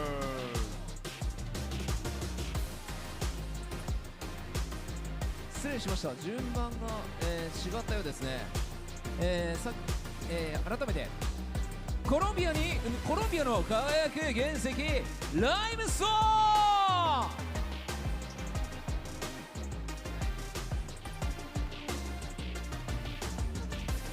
そうだね。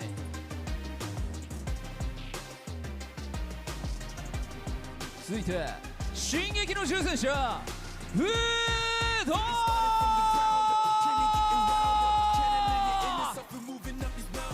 Next up, it's all the way to Japan, the rough diamond, it's Budo!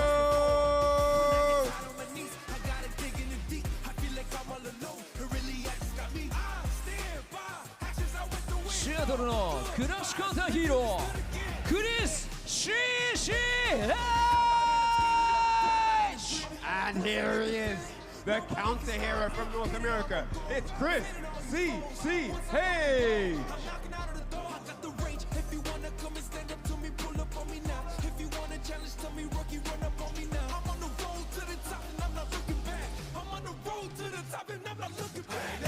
The strongest bird, Man RD! Last but not least, from the Dominican Republic, the two-time Capcom Cup champion, it's none other than Mena RD!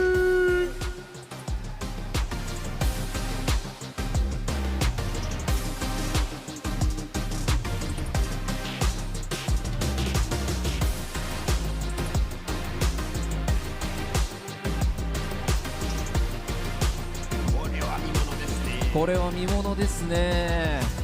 しかもこのブロックはキャラクターが結構偏ってるかもしれない。それはそうですよね。しかし two times Capcom Cup チャンピオンがいますからね。参加しますので。さあということでステージに上がっていただいた6名のプレイヤーによってこの E グループ総当たり戦で争っていただきます。そこから2人トップ16トーナメントに抜けるのは誰なのか。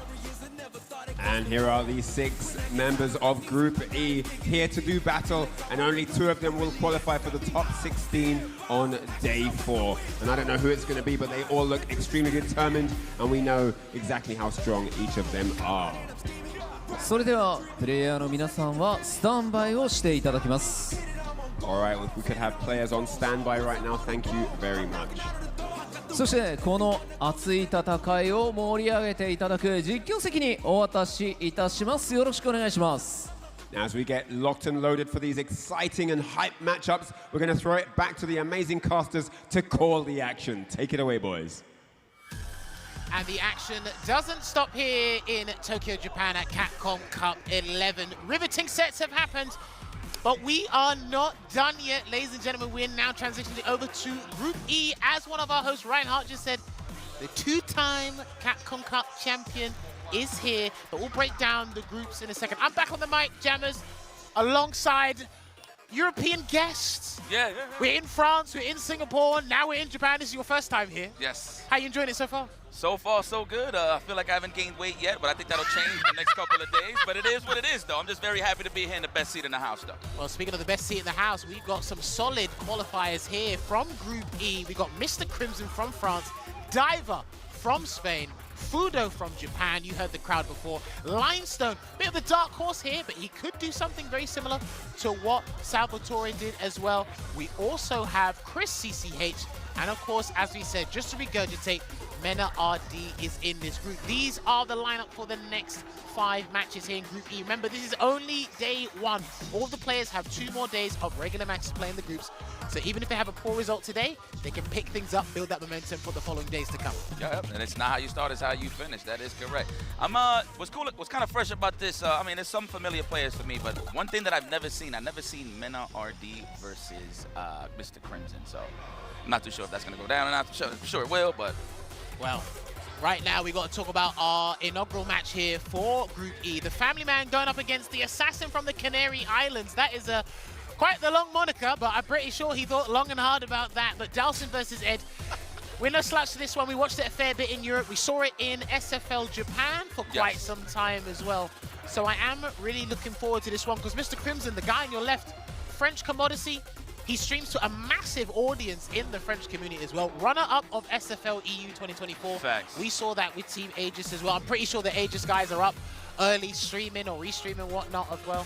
The only Dalsim user in the tournament, I believe. You are correct. If I'm not mistaken, I think he's the only Dalsim user in the tournament. That's a fact. I didn't even really look at it like that. Okay. You know what? I'm glad that you hit that up about me being a guest on the French side of things, the EU side of things. I'm not going to lie. I got a bit of a connection now with the EU after SFL EU. So I feel like I'm repping that hometown a little bit. You know? I respect that. Hey, listen, you climatized for about 2 weeks, so you got used to it. I know an ounce of French is probably better than F words. Shouts to F words. Wesh Munga. Well, there you go. There you go. That's all I know. There you go. That's all right. Listen, that will get you by. You don't need to know about 3 or 4 words. Absolutely. The rest are bonuses. Right. Obviously, Diver representing. He qualified through the Spain and Portugal region. The qualifier from Spain and Portugal has been changing. First, it was Vega Patch, and it transitioned over to Samuel. Samuel's not here. It is now Diver who's representing. He's playing an Ed, got a very formidable Ed. Now, this group is littered with the Eds. There's Chris CCH, there's Diver, and there's Fudo. Now, I still think on paper, this matchup is pretty hard for Ed because his navigation skills, we spoke about this before. Yes. His navigation skills will be put to the test because he is going to be playing out of his element. But once he gets in that comfort zone and really applies the pressure to Dalsim, Dalsim's in big trouble, youngsters. Yep. No big damage too of a drive reversal as well. Just a quick knockdown, right? No real big pain. Speaking of pain, who's going to land that first swift punish first? Diver's looking for those long limbs from full screen. He might not always look for them because as long as Dalsim maintains space and floats, Ed can't really do much. You 100%. limit the options there. So Diver's going to have to take a reckless approach while Mr. Crimson's put himself in burnout here. Definitely got to look for those pockets if Crimson is floating for sure. So we're definitely going to see a lot of raw drive rushes in certain instances. There you go, get the float. There's a Psycho Knuckle there as well, getting that burnout pressure as much as possible. Press the button in between a button and Yoga Flame there, I've noticed. Nice. Wow. What a challenge with the hacksaw. That's crazy. All right, let's set it up. Like that, Mr. Crimson just setting up some space. No anti, still recovering though. For that big punish counter, full screen. Nothing's there. Throw there. No, we're guessing on that. I see. He wanted the back medium punch there, but he got stand medium punch in a fortuitous scenario, so that worked out for Mr. Crimson. Utilizing that standing heavy kick and stepping heavy punch extremely well right now.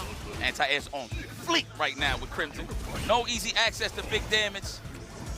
Now this is the closeout. This is easy. Yeah, what a way to mirror that. The layered offense. Even if you tech, there's still something there waiting for you. Yeah, that's why some of the slower fireballs in the game are some of the most scariest ones, just because you think you're going to parry and that timing, they get there just before it connects.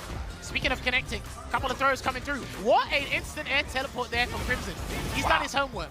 I like that. That's the first challenge with a reversal today for Diver. Representing early, let him know that ain't no free offense. No air to air. Look like he tried to walk under, but he got clipped on the way.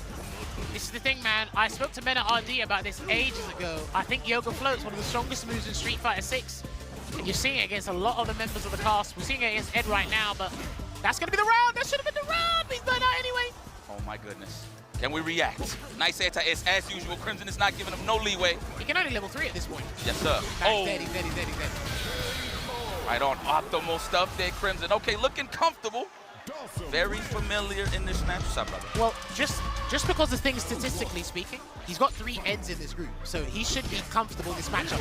Shoutouts to Ending Walker. Mr. Crimson did practice against him a fair bit before he flew out to Japan just to refresh his memory and get used to it. Smart man. I am worried about Mr. Crimson's defense against some of the players here, but I'm pretty sure if he should be winning the matchup on paper, he should be fine. Oh, we're gonna win this, all right. The kids are watching. Yeah, no? Big damage, okay. That's a guaranteed throw. I feel it. No, what a read. The defensive drill. Well, even off of recovery, the parry still pressing buttons. All right, though. You get the opportunity here. No technical from Mr. Crimson. Yeah, but Diver backed away in trepidation there. I don't like that he went in, then he backed away looking for something. It's like he needs to reassure himself that he can punish certain things that Crimson's doing before he really goes for the gusto. And he ran into a foot. The standing heavy kick. Nice. Maybe he's looking for the back medium kick possibly for the whip on this nice anti every single time. Wow. My man has been scoring. He has been traversing the screen very poorly, Dive, unfortunately. This is why I said at the start, the navigation skills are going to be put to the test. Full screen. Yes, think about it for a second as you're getting closer. I haven't seen any psycho flickers either. Not even an attempt. Nah, that teleport. You already scared him on the first go, right? Yeah. Oh, nice backdash. Good read. Right back at you. I like that he looks like he's trying to react to the throw. He missed his anti-air there with the psycho uppercuts. He's going to get hit with a Yoga Sunburst instead, and he's burnt out once again. He's on his last legs here, Yipes. Oh my goodness. He doesn't have no, well, he got 2 balls to play with, but can he land? Yeah, wow. That was guaranteed. That was free. That was absolutely free. And speaking of free, 2-0 for the obvious. Mr. Crimson, Aegis on. Moving forward, never backwards, right? Well, you are right about that. The Triverse is so important. I mean, you did say that you think that's one of the cheapest things. I mean, he's actually one of the only characters, well, the only character that can actually play air neutral. Here's my thing. If your tool set it has that horizontal dominance, you're in trouble against him. Yeah. He's just going to float. If you got the traditional fireball, I float over it comfortably. When you try and attack him to swat him out of the sky, most people don't get an air-to-air conversion or have difficulty anti-airing him anyway, so you're just going to get hit by my favorite name, the rubber band. You're just going to get hit. And it just goes from bad to worse. And if you don't come here with a game plan and then find adequate experience, it's not good. Because the only other guy Diver could have practiced with is Garnet. That's the only other guy he could have practiced with. And on top of it, it's like he's trying to reel him in, knowing that he's leaving that pocket for the drivers, just in case, right? For divers to try to get in. I get it. It's definitely annoying, though. Man, credit to Mr. Crimson, all right. That was pretty rough there for Diver. Diver still has another match to play, so he'll be actually playing the 5th fixture going up against Chris CCH. So depending on Chris's result against Mena RD, it could swap things around here, but you don't want to be ending day 1 in an 0-2 position because that means your following matches for the preceding days, you've got to win every single one, basically. Speaking of winners, we spoke about this off-stream, myself, Yipes, and Ringe. Shoutouts to Ringe. Fudo's in a very interesting situation because he reminds me of September Margot. Okay. For those of you who don't know, Fudo qualified via Japan Regional Final. You see it on your screen. But to get there, he won the 4th World Warrior in Japan, and then he proceeded to win the World Warrior Regional Final, which means he's in hot form right now. I know his wife's in the crowd, somewhere up on the upper floors there. Now, he, in comparison to what I saw with Diver, this is one of the more aggressive Eds. Okay. He's not afraid to burn himself out. He loves a good tussle. He'll do EX Psycho uppercut if need be. Like, Fudo is very aggressive, and the aggro meter is probably broken at this point. Different looks at all times, okay. Oh, of course, of course. And what I really respect, I mentioned this before about one of the players. A lot of the players' journey, the character journey, because remember, Fudo started with Dalsim, went to DJ, now on Ed. And remember, he's been playing Ed from Topanga Championships 5. So if you go back to, what, April, May? Okay. And then look at the journey he's had up until this point, using Ed and sticking with the Ed, I gotta say it's pretty impressive. Okay. Yeah, man. Don't fix it if it ain't broken. I get it. I want to know if he does still have the DJ in the pocket for guys like Mena RD, but I feel like Ed does well against Zangief. So. And I'm only highlighting Menace because I'm sure Mena don't want to deal with no DJs in this pool. So see what happens. He got pretty much got some business to attend to here. Now, the thing is as well, in comparison, we don't have as much accolades or as information as we'd like to on someone like Limestone, but he is a dark horse. We did see Salvatore cause a little bit of an upset in Group A earlier in today. If you are just joining us now, we are in Group E. Now, Limestone, there's no weight on his shoulders here. It's going to be nerve-wracking because you qualify for Capcom Cup anyway, but all the eyes are on one of the hometown heroes here in Fudo because they are playing on home turf. But you are playing Ken. Ken is ubiquitous. You can find him anywhere and everywhere in Japan, so we're not in short supply of that. Promise, I want every arcade there's a Ken everywhere, 100% out of this. Right. Let's go. Let's see what Limestone's got to say about a fearless but elusive Ed in Fudo. And already with the perfect parry, he's come to play, Yipes. Let me get that double dash into the throw. Yes, condition him early. Feel like it's another one incoming. Okay, meaty throw just to recover enough. That was a trade. I'm pretty sure that was a cross cut. We'll take it though. What's interesting about Ed this season is the developers made the Ed players better. By toning him down and kind of reeling it in certain areas, they made all the Ed players better. Right, I like that. That's true. Did hear a couple of complaints here, but it looks like it ain't deter anybody from really switch. Nice to wake up. Go to backdash. Wow. Right, he didn't throw a fireball though. Going to be very interesting there. Just throwing it out with the flickers, spending the bomb. I love Fudo's elusiveness, and that will be round 1 in this game 1, Yipes. I definitely want to see Limestone, if he does catch Fudo slacking on the charge flicker, he can do run Tatsu for the big punish. So I don't know if he's going to that's the, like, I know we saw Tokido do that against LaShaw, but I think that's exclusive to Tokido, honestly, and Angry Bird. Yeah, definitely should add it, though. I'll jack everybody's move. Oh, yeah, of course. Oh, what a backdash. All right, he's going to do the Psycho Blitz. He's going to do the desync combo, and we are going to take him across the screen. But unfortunately, he does get the drop, but he still depletes the dry gauge as much as possible. Yeah, he's good. In a nice position. And not in range for the stand short conversion. Nice dash under there. And also, we got to watch, right? Because Fudo did this in the World Warrior Regional Final. His drive rush jab, he is so stubborn with that. And Ed's stand jab is not really that good to me, but how Fudo uses it, I'm like, yo, watch out. There you go. Watch out. Yeah, we get a throw. No, looking for the shimmy. Credit to Limestone defense, though. He ain't cracked yet. Nice. Wow, you get something like that? Not dead. He's not dead. Oh, my God. I tell a lie, he is. Oh! That was ridiculous, and the crowd goes wild. Probably can't hear it, but they all rooting for the boy Fudo right now. I thought there would have been a lot of scaling on the Psycho Cannon from that, but hey, he actually didn't even use that much to begin with. He's practiced that one, I'll tell you that. Condition him early. Okay, that's so scary dealing with Fudo with a lead. I feel like you're just gonna walk into every button just trying them out offense. There you go. Oh, there you go. Instead of walk, I'll run instead. Spacing out the jab this time too.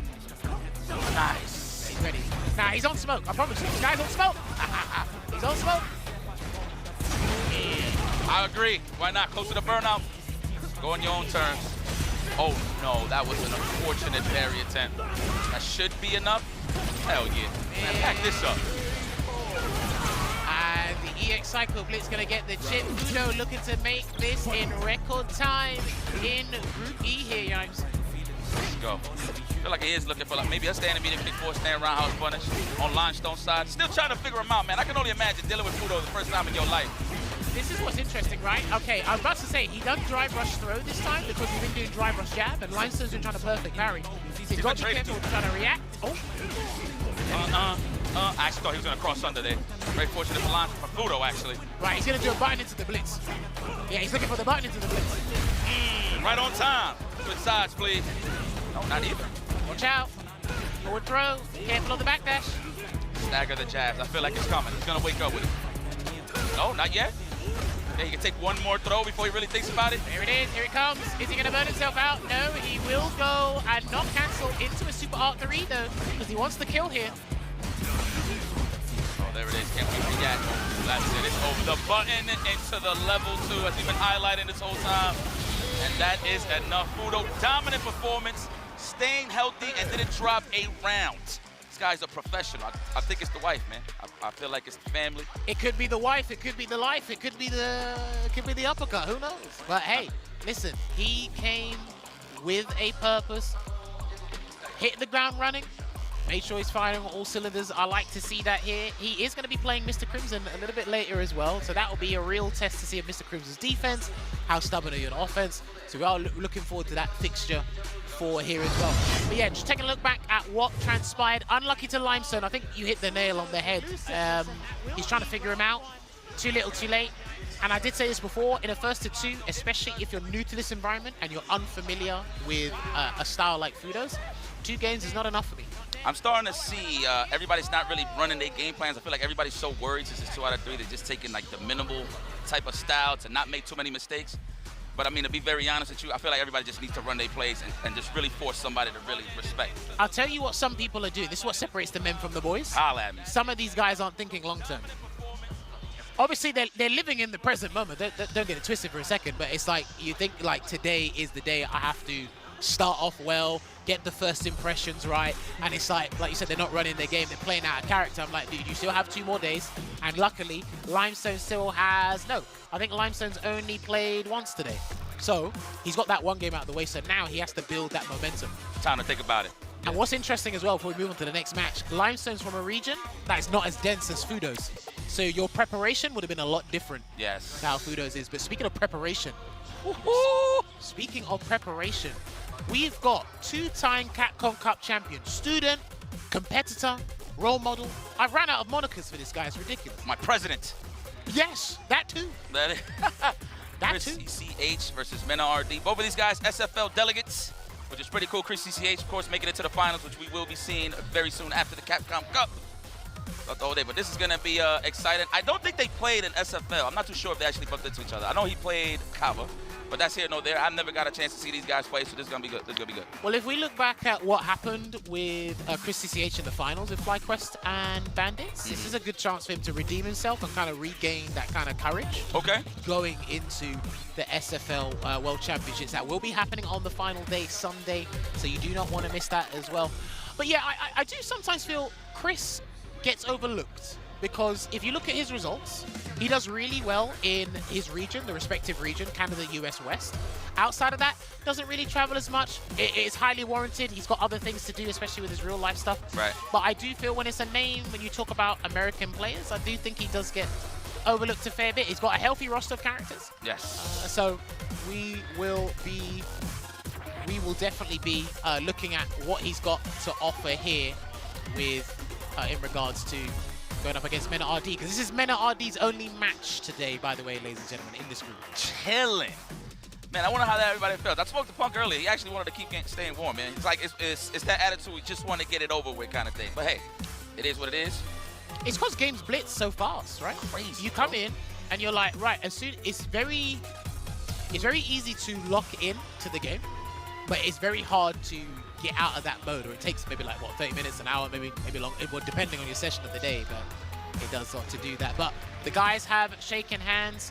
I want to give credit to Mena RD as well. I know he mentioned this a couple of months back, because he's had a bit of a character crisis. So instead of having that crisis, he's just added and created an army of powerful soldiers. Speaking of which, we are going to see the Dictator going up against our Fatal Fury guest. Huh. Terry Bogard. You still mingle? Nah. Nah? It's been mine since she came out. Nice. Oh, yeah. So one thing I want to highlight about Mena that he's been doing extremely well, because everybody tries to walk up on him a lot to start offense, is his checks with the standing jab. He gets a lot of counter hits. He sizes it up with the standing medium kick, of course. Better on it, obviously. Okay. But he just knows how to really snipe somebody off moving forward. Very well. I haven't watched enough of Chris CCH's Terry, but he's in a much better spot than he was before. Like we said, he's finally got a frame advantage button in standing heavy punch. Light conversions are fantastic. Combo potential is much higher than it was before. Nice job there, man. What a way to preserve drive gauge. Wow, right on time. Try to sneak in the throw with an interruption. Chris CCH. Free drive rush, of course. Looking for the shimmy, but not Mena. He's too seasoned. He's just going to walk back. There it is. Watch the stand jab shenanigans. It's coming. Oh, that's close. Punish. I think he tried to burn him out. Ooh. And that's going to be the round here for Chris CCH. Keep it nice and simple. With the rising tackle conversion there. No superbar needed. I respect Mena RD for testing the waters with that knee press nightmare. We'll see what Chris will do. I'm not even going to start, man. This is one of the rarest times you see Mena RD without a reversal. Nice check. Whoa! So, Jabi M earlier was using medium power wave as a footsie tool because it knocks down and people can't really deal with it. Chris is in that same range. Chris is using medium burn knuckle, but he wants the frame advantage. But that's easier to counter. See? That's what he's trying to do. Nice. Dash the back dash this time. Mena's like, I ain't walking back no more. We good, though. We got a solid lead. Yeah, see? And even if you walk forward, you're probably going to get caught by it, and he'll get the knockdown anyway. Makes me feel better about myself, and he on pass, too. Let's go. Watch out, one button into level 3 could do it here for Chris. Nice. Apply that pressure. Take your sweet old time. If you had enough drive gates, you can go for a chip sequence right here, but definitely not enough. Nice, what a catch. Committed anyway and it worked out. Level 2, absolutely. 2 boots and glutes. There we go, the finish. Man, not only you know the names of the moves, you know the moves as well, literally. Cycle Punisher. I see. This is looking good because the way these guys are tackling neutral is vastly different. 2 different characters, but I still want that knockdown. Gonna get the counter hit conversion to medium burning knuckle again. Are we gonna get some throw loops here, Yipes? The worst situation Bison can be. Wow, what a challenge. And Chris CCH had the right idea, but it's just not in that range to let that low forward whip. Now what's it gonna be? He's gotta wait. Yeah, he's gotta wait. I love the discipline there from Chris CCH. Still looking for that burning knuckle. Oh no, that's a bait. Watch those. That could have been a drive rush there. Nice. What a space out. Now I see why he's back there, to avoid the pressure. I see you. Nice cancel there. No cross cut. I respect that. Like to not try and go for that there because that could have lost him the round there if that whiffed. Okay. All right, got an advantage here. And the kickback. Yeah, you don't really get much off of a back though. Let's, of course, if you have the bomb ready to pop. There we go. That's a free drive rush. Is he gonna use it? No, absolutely not. That's a professional. Sorry. Okay, he wanted the overhead to cancel into level 2. And then he would have won. If the overhead hit, he would have buffered level 2 and he would have won. 100%. There it is. Watch the legs. One hit away for both of these guys. He might do it again. If he gets the bar back, he might do it again. Good tech there from Chris. That was a vital throw tech there. He needs that. No! He's been visiting that well one too many times, and you've been watching Mena RD slowly but surely making those micro adjustments to make sure burning knuckle don't whiff. And you can't do raw drive rush because as he walks back, crouching medium punch gets checked as well.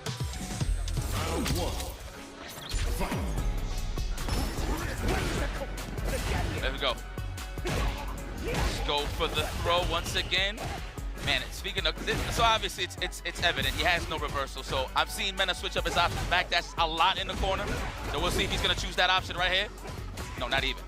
Went for the counter poke. All right, rising tackle. Get that frame advantage as well. It seems like, again, I'm not sure how often Chris plays this matchup, but right now he's actually in a good spot. No throw. Oh, he tried. He thought that was going to get him out. Let's go. Set it up. He ain't going to burn it yet. Oh, wow. You committed? And he went for the overhead as well, so he doubled down. Not even a real setup. That's how you know it's the mind game. It's a player-player thing, not even a setup thing, for real. Don't DP. Please don't DP. Ah, and he did bust the wolf instead.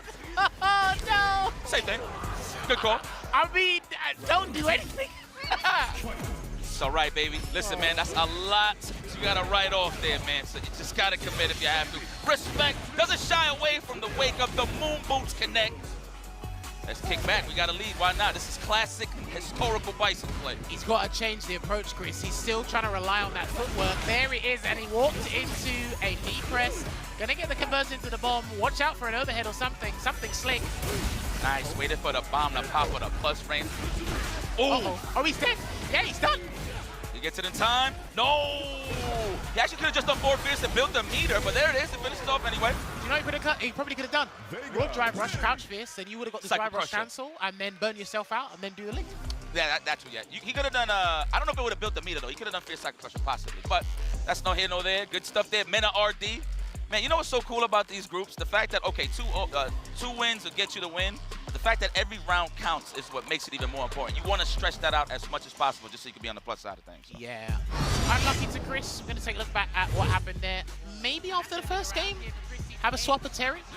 Because he had a linear strategy there. But then we saw what Mena RD picked up on what he was trying to do. He did try to introduce more tools outside of Burning Knuckle. Power Wave, Raw Drive Rush, no jump. Because like Mena RD has just been that laser focused and on point. Yeah. So I wasn't really sure how you tackle that. And again, because of just the neutral on the ground, you don't want to rely on Power Wave too much because if Mena RD is charging Psycho Crusher, that could throw you off guard. So I really think Terry's options are limited.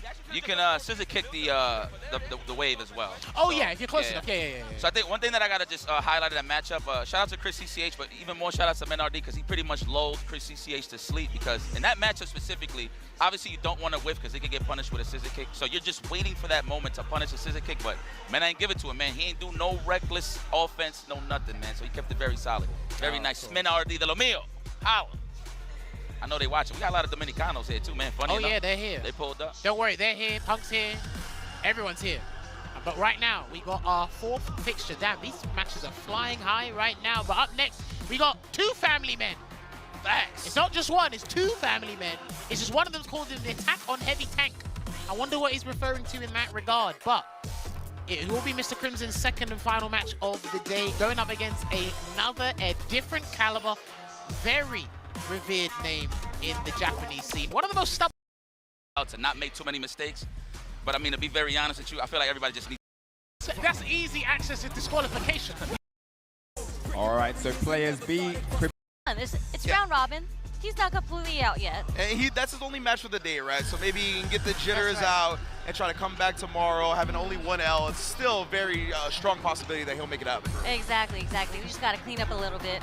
But look at who we have next. I'm going to be a little biased here. I'm allowed to be.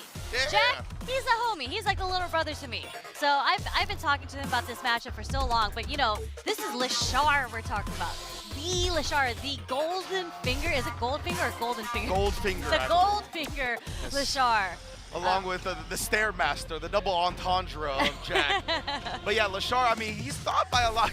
There you go, right there. Yep. Keeping his nicknamesake alive.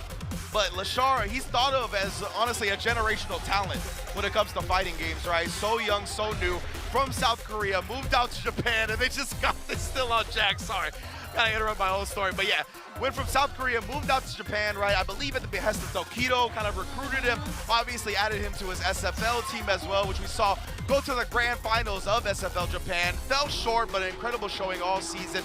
And of course, got 2nd at the Super Premier Japan to qualify into this in the first place. I was there too. Do you know how insane it is that your breakout year was last year's Capcom Cup, and you've accomplished so much that everyone in the world, in the Street Fighter world, is talking about you, how you are the cleanest player. And people had you at the top, that you were the best for so long, and it's only been your 1st year. He plays on Kylera layout? I didn't even know that. Look at that QWERTY. Not even QWERTY, just Quir. That's what I'm saying. I call that Kylera when they actually do it on the arrows. Yeah. Like, you know what I'm saying? Like, that's wild to me. But Lashar, I mean, he comes from that, right? He's played a lot of different fighting games, and I think he was low-key, like, you know what I mean? Like, I think he's played for a while, but like you said, especially in Street Fighter last year was his breakout. I mean, he hasn't looked back since. Yeah, no, and in the same group letter, Group F last year as well, right? Yeah, oh yeah, that's right. My man is used to this. He likes that death pool. He made it out last year. We'll see if he can do it again. Obviously, Jack has plenty of Ed experience as well. We have a lot of strong Eds in the States, so we're gonna see who is the best on this given Sunday or Wednesday. Yeah, and I mean, Jack is no underdog to me, but I think this is kind of going to be an uphill battle against Lashar. It's just Lashar so intimidating, right? Like the results, the kind of aura he's been carrying, but Jack showing no fear already, has him cornered. Yep, right with the jump in too. Perfectly timed jump roundhouse. Beautiful spacing on the stocks as well. Love seeing it. Lashar has no chance to punish, gonna force the issue. Funny enough, I asked David, Jack, what his strategy was going into this, and then he said, my strategy is to not play footsies for as long as possible. He said, I want to dry rush in, I want to get my jump heavies in, and my fierces, because it's so difficult to play footsies against Lashar. And you can see it work. Oh, he walked under with the counter hit. Yeah, I mean, he's only got a pixel to go, so Jack, it's just a little scary. He's got 1 bar now, so no free DIs, and he's gotten out of the corner, so this should still be good. And look at the jumps are working out again, right? Lashar was holding the flicker that was most likely medium, so that's not going to beat the jump. Beautiful stuff from Jack, and that's the thing, right? Not only is Lashar great at footsies, but Ed is as well, so I really like his strat. And that move catches so many good players because you just want to whip punish. You see that first hit whip and you're like, I can whip punish this. No, absolutely not. The second hit's still active. Oh, and that was his first mid-space stock right there, and Lashar's never going to let you get away with it. Oh, yes, desync and toe. He's got it. All day, every day. That last hit is the one that drains the drive meter now. Of course, there's a recent change. Optimal. A little bit of a whiff, tried to shimmy, but there's a punish counter. The scramble ended up working out for Jack. He's got 3 bars as well. 1 more hit does kill. Try to catch him walking back. What a nice dash under. Gets the whiff punish from the low forward. Again, can't whiff against Lashar. Yeah, now he's burnt out again. He is cornered, but like you said, Jack's got plenty of meter to defend himself. That's why you see Lashar hesitating for a minute, trying to bait something. Yeah, you see Jack buffering, right? You see him moving. Oh! I wonder if he tried it. We saw the stock come out. Yeah. That was most likely a super, right? I think there was just misinput there. I think he was trying to cancel into the super. Oh, that's unfortunate. Oh, Lashard doesn't get clipped by the OD, and Jack has worked his way into a prime position again. You want to cut off the screen, but just short of the drive rush. Oh. We're going to see the level 2 come out again. My man is so consistent with the D-sinks. Easily taking him all the way to the corner, too. Let me get that. Just tried to perfect at the center this time, but Jack has made his way out and beats out the throw. Okay, Goes we're to going to the see feng shui. Yep, let's see what the feng shui gets him. All parried up, but yeah, it wasn't a perfect parry, so Jack continues the pressure. Feng Shui still active for quite some time here. Oh, actually caught him, but he walked out just to back throw him back in. Jack here tried to bait. I like that, but Lashard didn't fall for it. Okay, and Lashard very close to another level 2. Oh, man, you're right. It's looming. Ooh, you see the movement? Yeah. I love Jack not committing to any drive rush right there. Just tried the parry. A lot Didn't of time. go for the throw either, too. Oh, but the throw works this time, and he takes the first game against Lashard. Yes, indeed, he does. And man, yeah, Jack has been utilizing the jumps, right? He's been really trying to make and just overload Lashard's mental stack. It's been a lot. At certain ranges, he's either going with drive rush, going with jump, all kinds of different things to just make Lashard think about the ground game and maybe slip in some jump-ins, and it's been successful. Because at the end of the day, Ed's anti-air still aren't the strongest. Yeah. And Jerry's jump-ins are kind of cheap. Yeah. Oh, and then Jack calling out the throw attempt as well. Look at him right now. He's cooking. He is cooking. He is making all the right reads defensively and offensively.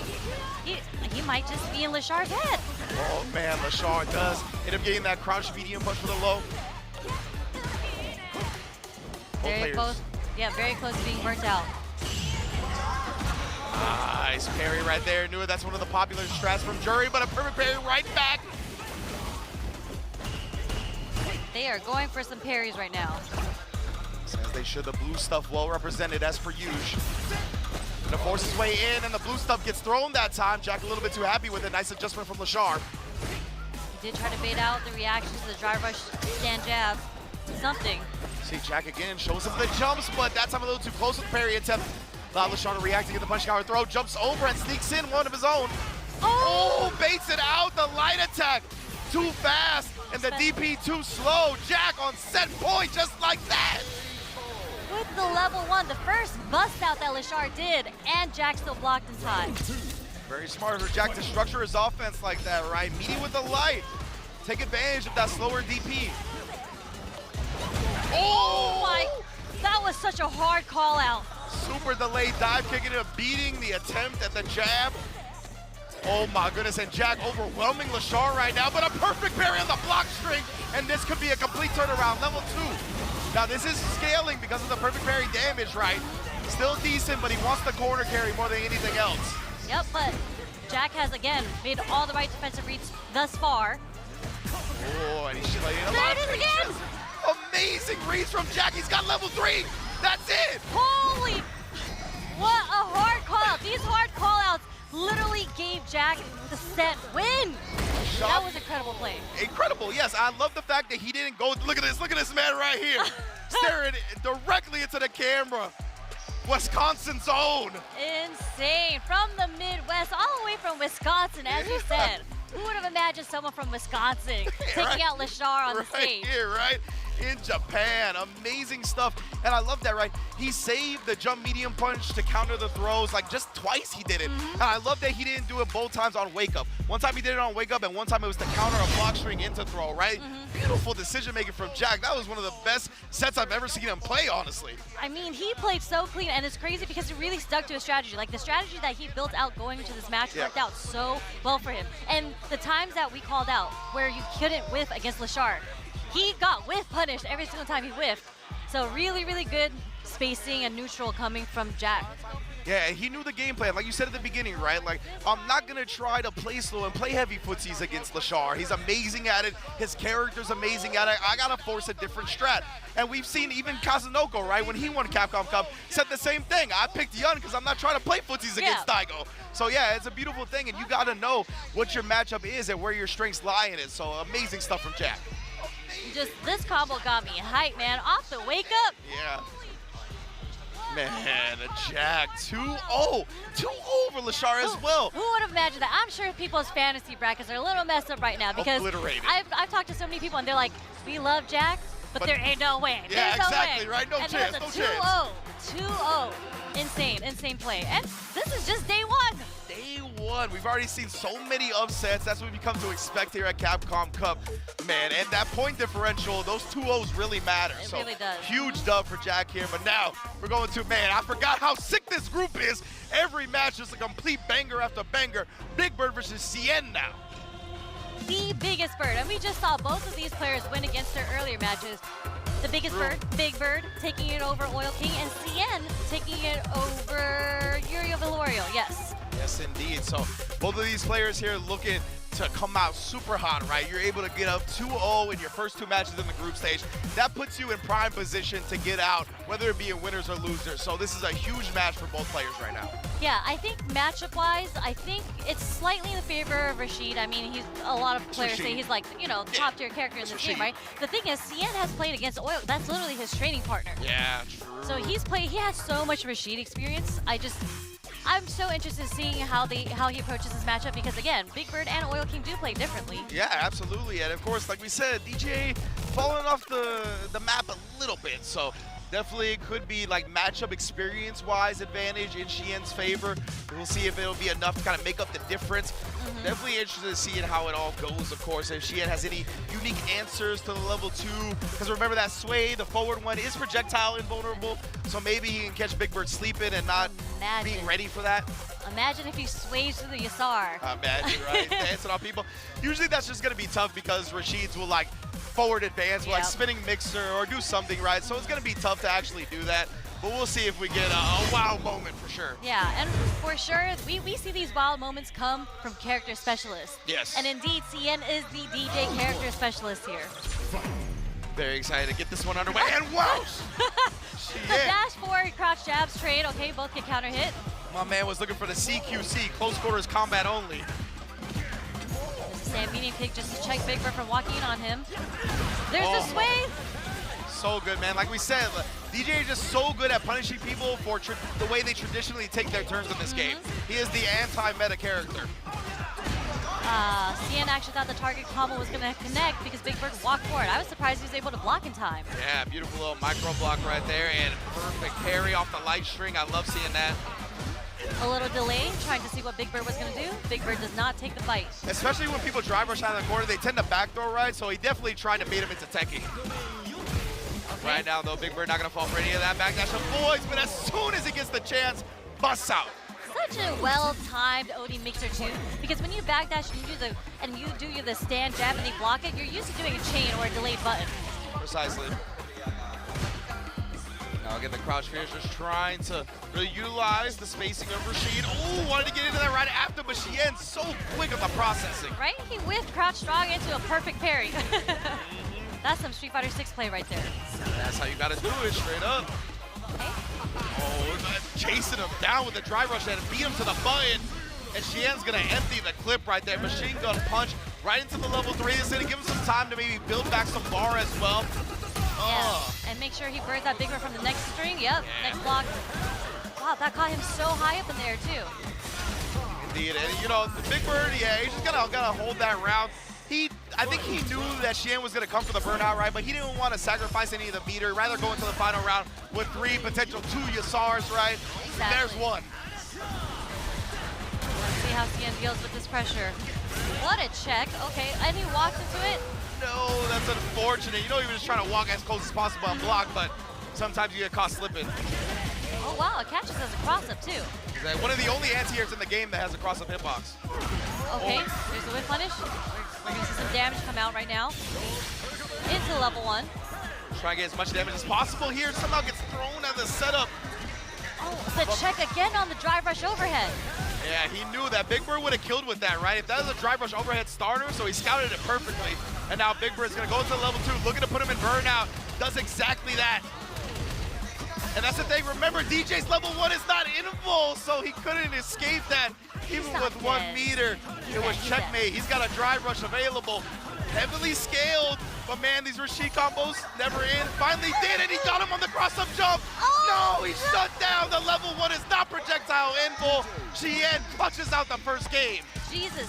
I was concerned, I'm not gonna lie. I was like, this might be a slight miscalculation on Big Bird's end, and unfortunately he burned himself out and put himself in that situation. Yeah, he built to the level 1, but I think the route up to that point, it wouldn't have built the level 1 in time to actually juggle, right? So that route, it was tough. Big Bird, the ever optimist, it was just slightly miscalculated. Yep, Chien able to capitalize on that, gets game 1. But Big Bird on the offense now has Chien in the corner. Down here, making him take the whirlwind pressure, and Big Bird stabs in the throw until the bust out. Block, didn't want to anti-air in that situation. Oh. Chien, look at Chien so strong in neutral. When there's any slight hesitation, he does what DJs do, the drive rush jab. Yep. Sides the air, ooh, and the trade combo from Big Bird. Yeah. Fans knew how that one would play out. Yeah, Big Bird not trying to give Chien the opportunity to breathe right now. See the micro movement from Big Bird right there at the 99-second mark, just moves it slightly forward and stopped, baited out the whip from Chien. That was sick. Okay. Oh, and that combo, he always know the proper spacing. It's so funny, there was so much hits done on that overhead. I wasn't sure if it was going to combo into the tornado or not. Big same. I had to look at that combo counter. I was like, oh, it really did combo. Okay. Uh-oh. Baits it out, Big Bird. What a response in game 2.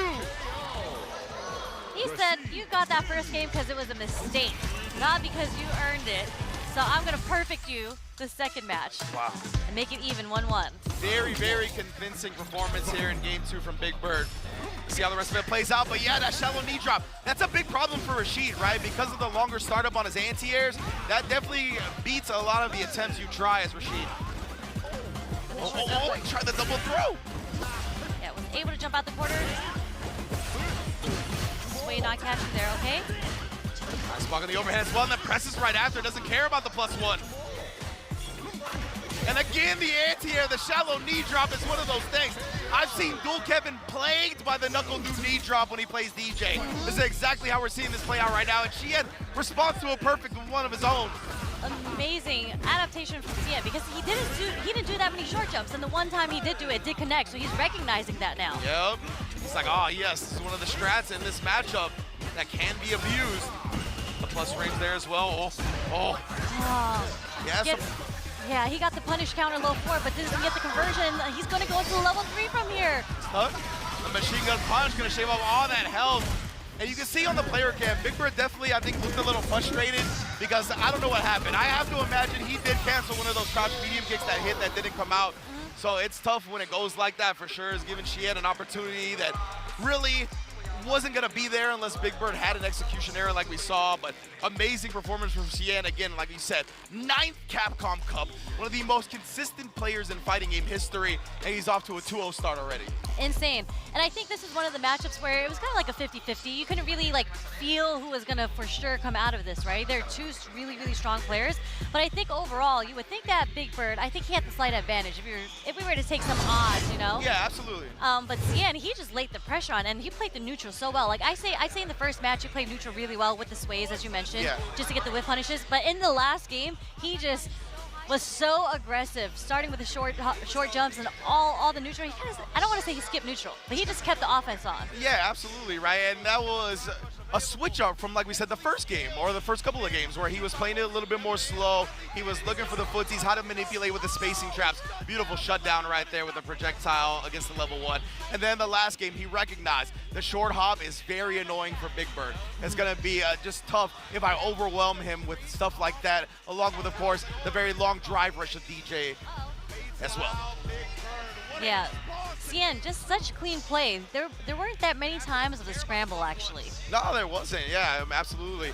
And what mental fortitude from Chien, because that was such a convincing game 2 from Big Bird to really come back like that and immediately make adjustments. You can see he's been playing fighting games for a long time, and that's what we talked about, man. The anti-airs, it's just so tough. You really have to start kind of trying to perfect parry them, but then of course that opens you up to an empty jump, and it's just hard, man. You can't even air to air it because the short jump is so short. Like, you just really, really have to be prepared to do an early mixer. Yeah, exactly. And I mean, it's a lot to ask when you have to worry about everything else that we do when it comes to playing neutral and fighting games. So incredible stuff right there from Xian, off to a 2-0 start. Big Bird 1-1 now. He did win his first game. Yeah. So yeah, man, I believe Big Bird gonna be done for the day. We got Oil King versus Jack to close out our group.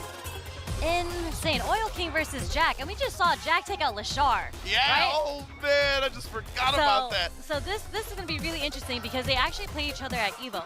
Oh, okay. And Jack said it was free. I didn't get to see the match. I didn't get to see it, but Jack did say he kind of freed up a little Oil King, you know? And come on, we're talking about Rashid. There's so many great Rashid players, and we cannot gloss over the fact that Dual Kevin plays with Jack all the time. The top 2 Midwest representatives out of the United States are Jack and Dual Kevin. Yep. Right? So straight up, and obviously they're the 2 here at Capcom Cup as well. They play each other all the time. This might be the matchup that Jack knows the most. That's right. I'm very interested to see, because I will say Oil King does play different from Dual Kevin. For sure. It's always one of those situations that can help and hurt, right? Yeah. If you get a little bit too in your own head about the way you think Rashid should be played, you might get caught off guard. But if Jack can just stick to what he knows about the character, I think it's going to go a long way. I mean, all you got to do is just dry rush medium kick, right? That's what they tell me. Apparently right now, Oil King, though. And this is one of the things about the group stages, right? He knows he lost to Jack at Evo. He knows he's in his group. So I'm sure he studied the tapes as well. And look at these anti-airs already coming out. Yeah, as you mentioned, when you've lost to someone, you usually go back to the lab and study them and try to practice against them. And Burned him out with that one, but Jack still being able to press back in a beautiful backdash, man. Just outspacing the jump in right there. That was good stuff from Oil King. Yeah, making a whiff, that's usually not an option that most people do too. Most people try to either parry it or just block the jump fierce. Yeah. I love that. Knowing that it feels like it's a little bit shorter on the range of the jump when it comes to that, right? So I like Oil King's adaptation. Okay. Ooh, and the delay right there. Went with the medium punch, caught the fuzzy defense timing from Oil King.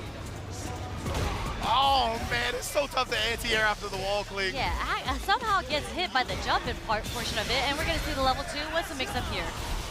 Yeah, you would have thought he anti-aired because he didn't commit to anything, right? But still awkward. He's able to sneak a throw in here. He's still got the air current there as well. Caught him reaching. Taught him a couple of lessons right there. He has learned from the Evo set. Yep, he's gonna have to take a little bit of an adjustment here. Are we gonna take some time? Yep, take some time to think about it in the character select screen. He has to figure out how he's gonna approach this matchup differently. And I don't think we've seen jump-ins. We've seen a lot of jump fierces so far, right? But we haven't seen a lot of neutral drive rushes. Yeah. I think that catches Rashid a lot, especially like drive rush jab coming from Jury. You don't give him the space to apply the charge win shots or anything like that. So yeah, that's what we're gonna see if Jack's gonna switch it up, try to maybe just overload him on the ground a little bit more. And beautiful check right there. Oil King's the one that busted out with a drive rush, but Jack more than ready. With the crowd strong, and immediately puts Oil King to the corner. But you know, Rashid can get out of the corner pretty easily. Yeah, that's the thing, right? Jack, he's trying to stay at this space where, again, oh man, such good jump timing from Oil King. Caught him committing to the big bite. Now we're gonna play it nice and slow again here. Not committing to anything too heavily. Does drive rush cancel there, and now severely losing the drive meter war. Yeah, had to get hit there or he was gonna take the burnout. The decision was up to him, okay? What a check with the crouch jab.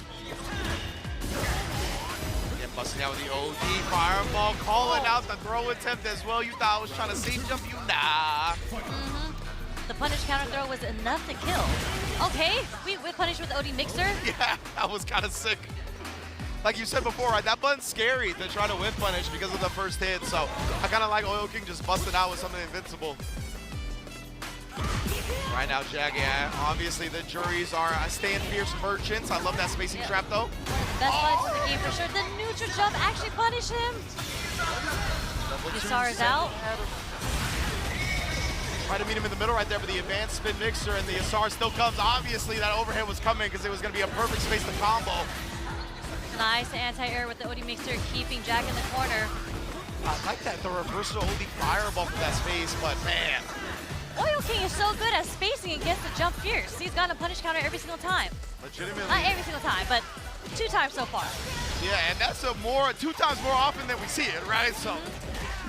Are we gonna see a level 1 come out?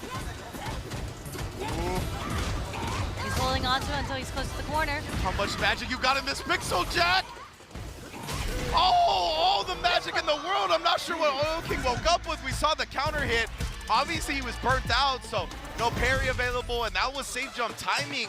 I don't know. I don't know what happened. I'm wondering what that counter hit was. Yeah. Maybe it was like a mistake on the input for a super, like his level 1 super. Yeah, but that should have safe jumped the level 1 super still, right? Yeah, exactly. Yeah, It was safe jump no matter what. But he had no options at that point. Very strange. But yeah, I guess because of that, he was like, I'm probably just going to get chipped out, so I might as well try something, Might as well do the right? super just in case Jack messes up his safe jump. Yeah, something like that. So Regardless, didn't come out. valiant effort from Oil King there. And Jack, I mean, what a response. I think he was really confident after that Lashar and had beaten Oil King before, so kind of went into that first game a little reckless. Now he's looking super sharp. Yep, definitely. Whatever he thought about in that character select screen is working out for him right now. Sindhi getting the perfect parry, just slowly pushing Rashid to the corner, but Oil King, I think he caught onto his habits a little bit. Fishing for the big Renko kicks, and he's not going to let him have it. Just like that, we're at set point for Oil King.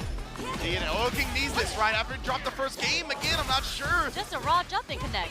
Yeah, he just got hit crouching. Like, he honestly, if he would have stood up, it might have whiffed, because obviously your hurt box gets extended when you crouch in this game. So, ooh, right over the fireball, and that's always something Rashid looks for in this matchup. That's how you know he's been practicing this matchup. That was beautiful jump timing from Jack right there, and not have to block that jump in. Okay, 2 throws, 3 throws. Yeah, Jack thought he was going to switch it up that time, but no switching. We just loop in. Oh, the air-to-air throw from Jack, though. That puts Oil King in the corner. Is this the beginning of the comeback? Air-to-air as well. Okay. We're going straight into level 3. We're going to take that damage, build some meter back. Yeah. I like that decision right there. CA put yourself in prime position to take this round. Force a whole nother round. Force a whole nother round of decisions. Will he OD mixer? No OD mixer. Jump back. He burned himself out. Risking it all for that offensive pressure, and the risk does not pay off. Oil King striking back and giving himself a victory in this pool. Really well done right there. And of course, Jack dropping to 1-1 as well, but defeating Lashar, you gotta be happy with your first day regardless. Truly. Like, what a performance from everybody in this group so far. The matches were insane. Regardless, win or lose, you're still getting that stare at the camera at the end of the day. And that's one of the beautiful things, right? Jack is not like such a salty human being where if he loses, he's just gonna be like, get that camera out of my face. No, he still plays it up. He's still a very good sport about everything. Well done from Jack, and obviously super well done from Oil King. Incredible play. I mean, so we had Big Bird, Oil King, Cien, Lashar. Unfortunately, that was only Lashar's matchup today, but I'm sure we're going to see plenty more of him in the next 2 days, so can't wait to see how this pool turns out. This pool is already like, everyone's brackets are already messed up, their fantasy brackets, so really, yeah. 100%. Jack beating Lashar blew up everybody's bracket. Yeah, and I think Oil King, Jack, I think that was kind of a mix-up too, because again, the history was that Jack had beaten Oil King in the past. That's a good point, right? And we talked about it before, when you tend to lose, you tend to study the person a little bit more. So great adaptation from Oil King from that previous Evo set. Amazing. But yeah, here we go. As you were just talking about the match results, we're actually, Cien is the one who's 2-0. He's the one who's looking up to come out in winners, and then we have Big Bird, who's looking like he's going to come out in losers so far. Actually, him and Jack are tied, if I'm reading this correctly, right? Yeah, both 1-1 and both with the +1 point differential as well, right? So yeah, they're going to be tied for second place right now. Oil King slightly trailing them because he is 1-1 as well. But with the -1 round differential, that hurts, right? That's what we talked about. Coming for the round differentials on those last days, it often comes down to just those few points between the players. Yeah, we're about to move on to an interview with Cien himself and Reinhardt. Yes, indeed. It's going to be coming up in just moments. Best believe. I can't wait to hear what Cien has to say because, man, starting off 2-0 in his 9th Capcom Cup, just incredible experience, and the way he's just still able to perform at such a high level after all these years. I mean, it's so admirable, man. Such clean play, Look at that. There we go. There's a 1-1. Should be 2-0, I think, and +4. So, all right, we're moving on to the interview. Sorry. 極めて緊迫した試合で勝利し、次のラウンドへ進むとなっている形なのです。で、これから質問したいと思ってます。Your match versus Uriel Florian, 2-0 against the Ken. I saw you practicing. How confident were you going into that matchup? Actually, I'm not very confident against Ken. I think it's really fast-paced, so I think he played very nervous, so I got lucky.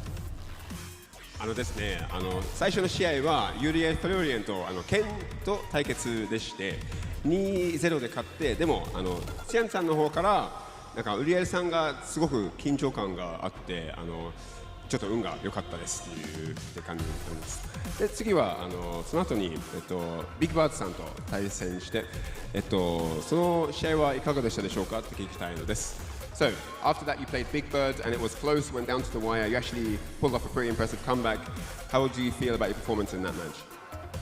I think Big Bird is one of the very favorite contender in this tournament, and I spent a lot of time just study against him because I think he will be the most difficult one.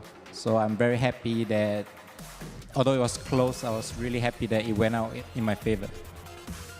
グループの中で全員を見たらビッグバードは一番危ないと思ってて、ずっと動画を見てたり対策作ったり、動画を見ながら対策作ったり、だから2-1で勝利できることができてとても嬉しいですって言ってて。Thank you very much for the interview and good luck for your next matches. はい、それで終わりまして、キャスターさんたちにはバトンタッチです。Beautiful stuff once again from Xian. Love hearing from, again, one of the most legendary fighting game players of all time, and always big ups to Ryan Hart as well. Amazing. I mean, he's a fighting legend himself. Yeah, exactly, right. Honestly, on a lot of people's Mount Rushmore when it comes to fighting games, of course.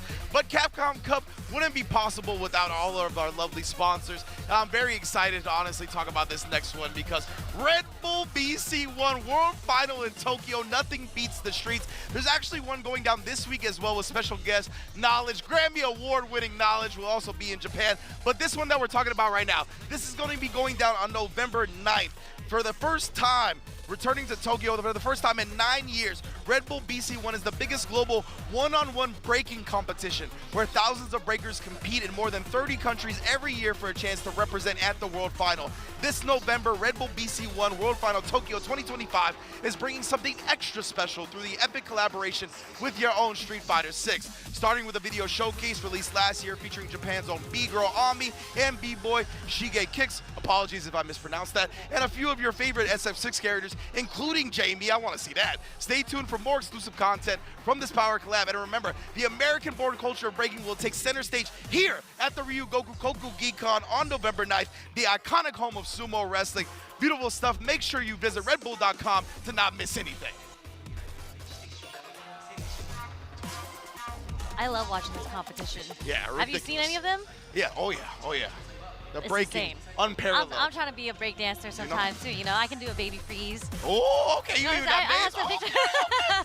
Back in my day, I used to break a little bit. You know. You might be in Ryugoku for a whole nother reason. You know, November. that'd be sick. That's what Bring I'm me talking back. about. But yes, of course, we are going to get to our next group, which I believe is going to be Group G after a quick break. Do not go anywhere.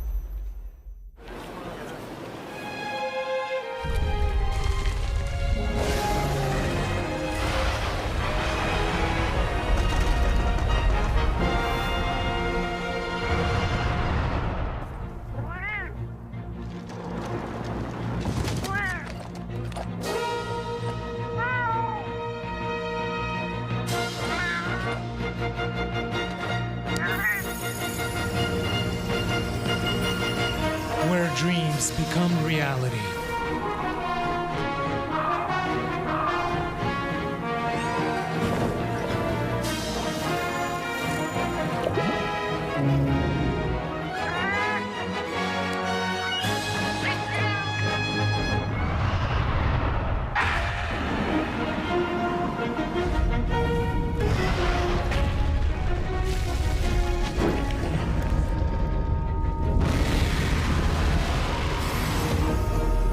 Monster Hunter Bridge.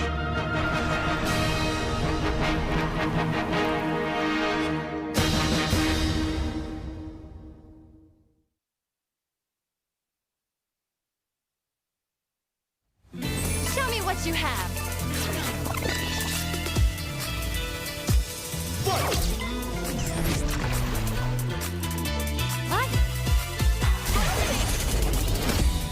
How silly.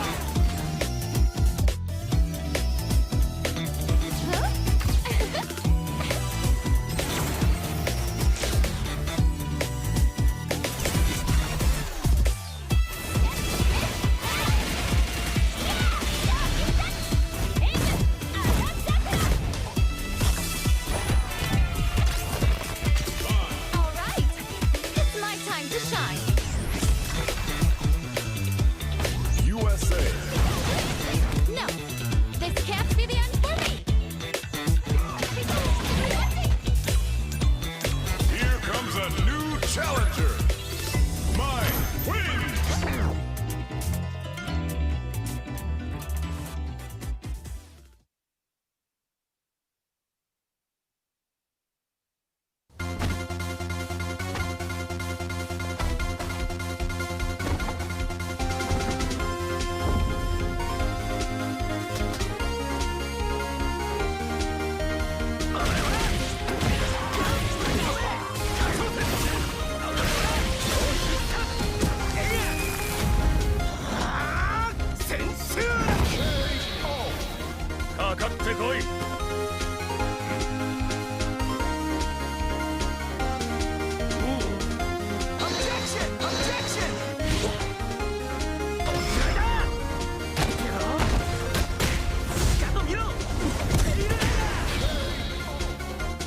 Here comes a new challenger. Here comes a new challenger.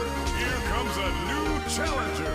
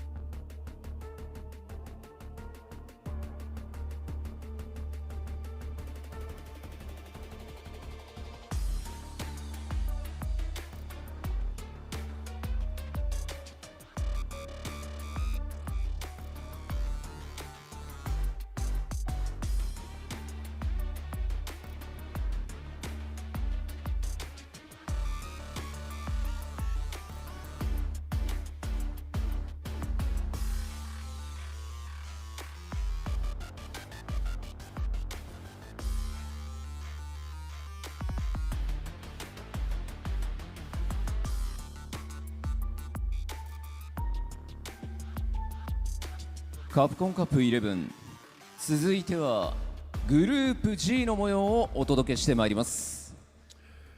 グループ G プレイヤー入場です。Moving forward in the tournament, here at Capcom Cup 11, it's time to look at Group G. And welcoming, it's time for the first player of that group. まずは白夜のマジシャンジューシージョー The White Knight Magician from Sweden, it's Juicy Joe!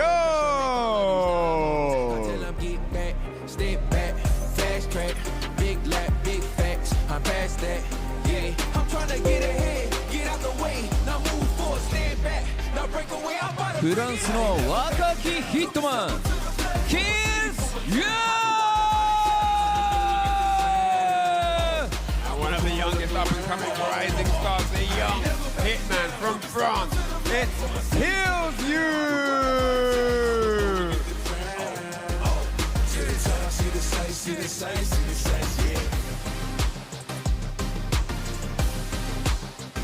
中国14億分の1上海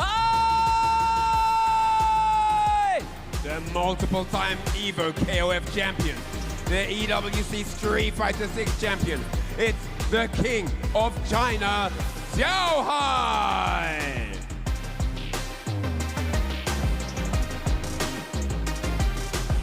ドミニカの移動要塞カバー From the Dominican Republic, it's the Juggernaut, Kaba! channeling your inner self and moving up these mountains. Crossing over, passing bound for no time to count and keep score. Breaking barriers I never thought I'd cross before. フロリダの星中田 And it's the 2016 Capcom Cup champion, the Sunshine Star, Knuckle Doo! Nobody can stop me. Hit it, I'm on goal. Fending all you foes. Once I'm on the road, I'm knocking out of the 姿勢の包囲網ネフュー Next up, last but not least, it's the intellectual nephew.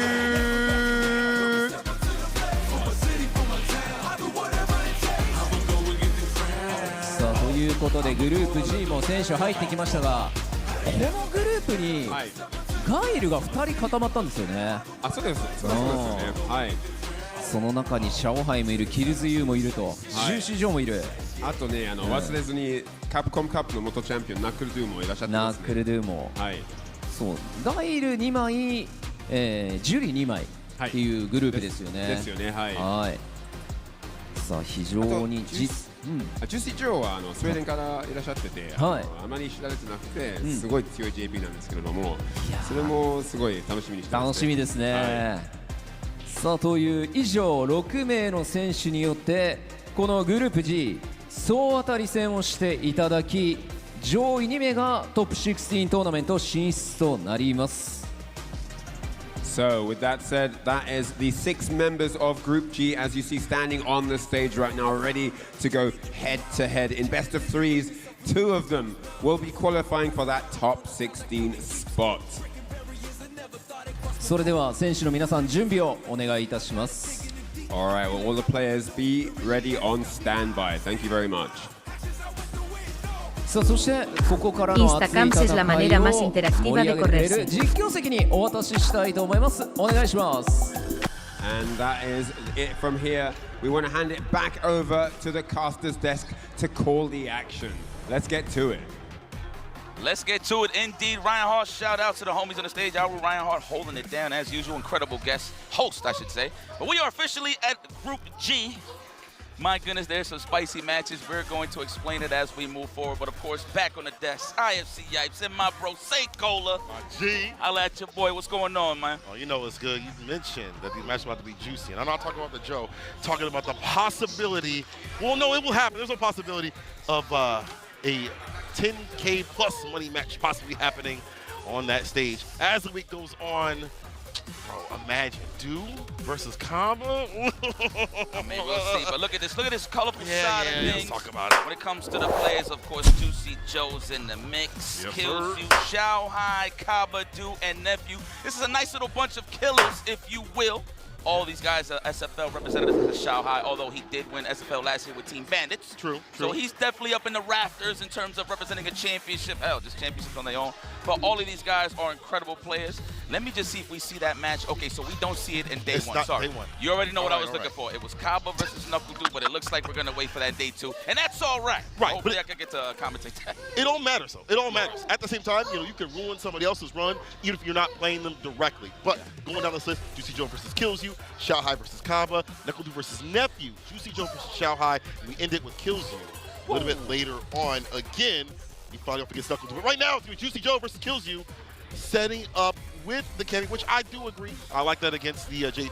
Okay. But even then, I don't think Jury is too bad if he has to go that option either. So both are pretty good against JP. Yeah, I agree with you on that one. I'll definitely like the Cammy pick, though. Of course, the shallow dive kicks will always throw off a couple of anti-airs. However, Juicy Joe has been very consistent at air grabbing those dive kicks. Yes. So we'll see the ground approach here from Kills You. But Juicy Joe's a phenomenal defensive player, and he got a lot of tricks in the bag, man. He definitely does not have. Damn, I want to diss him, but I'm not gonna say it on camera. I was talking about a basketball player from France, but I'm gonna keep it. I'm gonna shut up. And anybody that watches basketball and you watch me, you know who I'm talking about. But that's here nor there.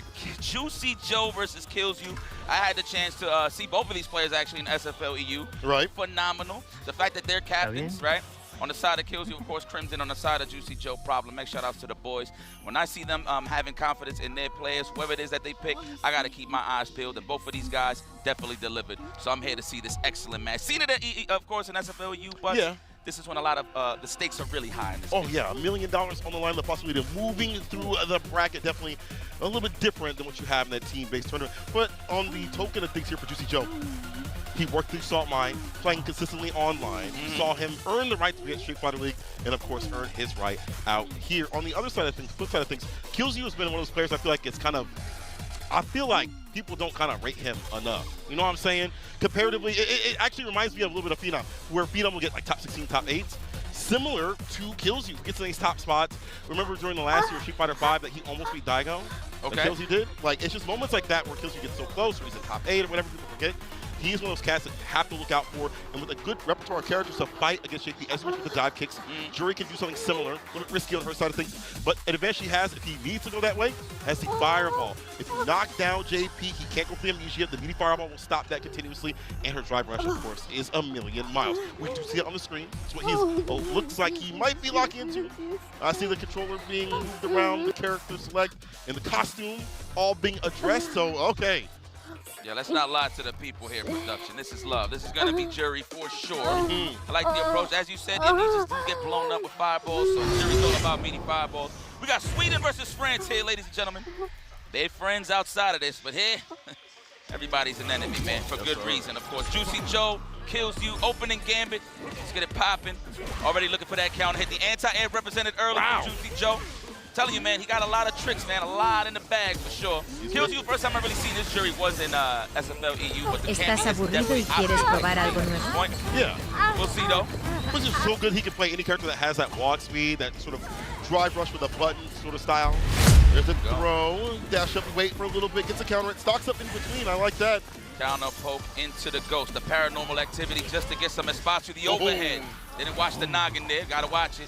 Throws, okay, not scared of the amnesia yet, there it is. Nice, pretty mini fireball, amnesia works out for Juicy Joe.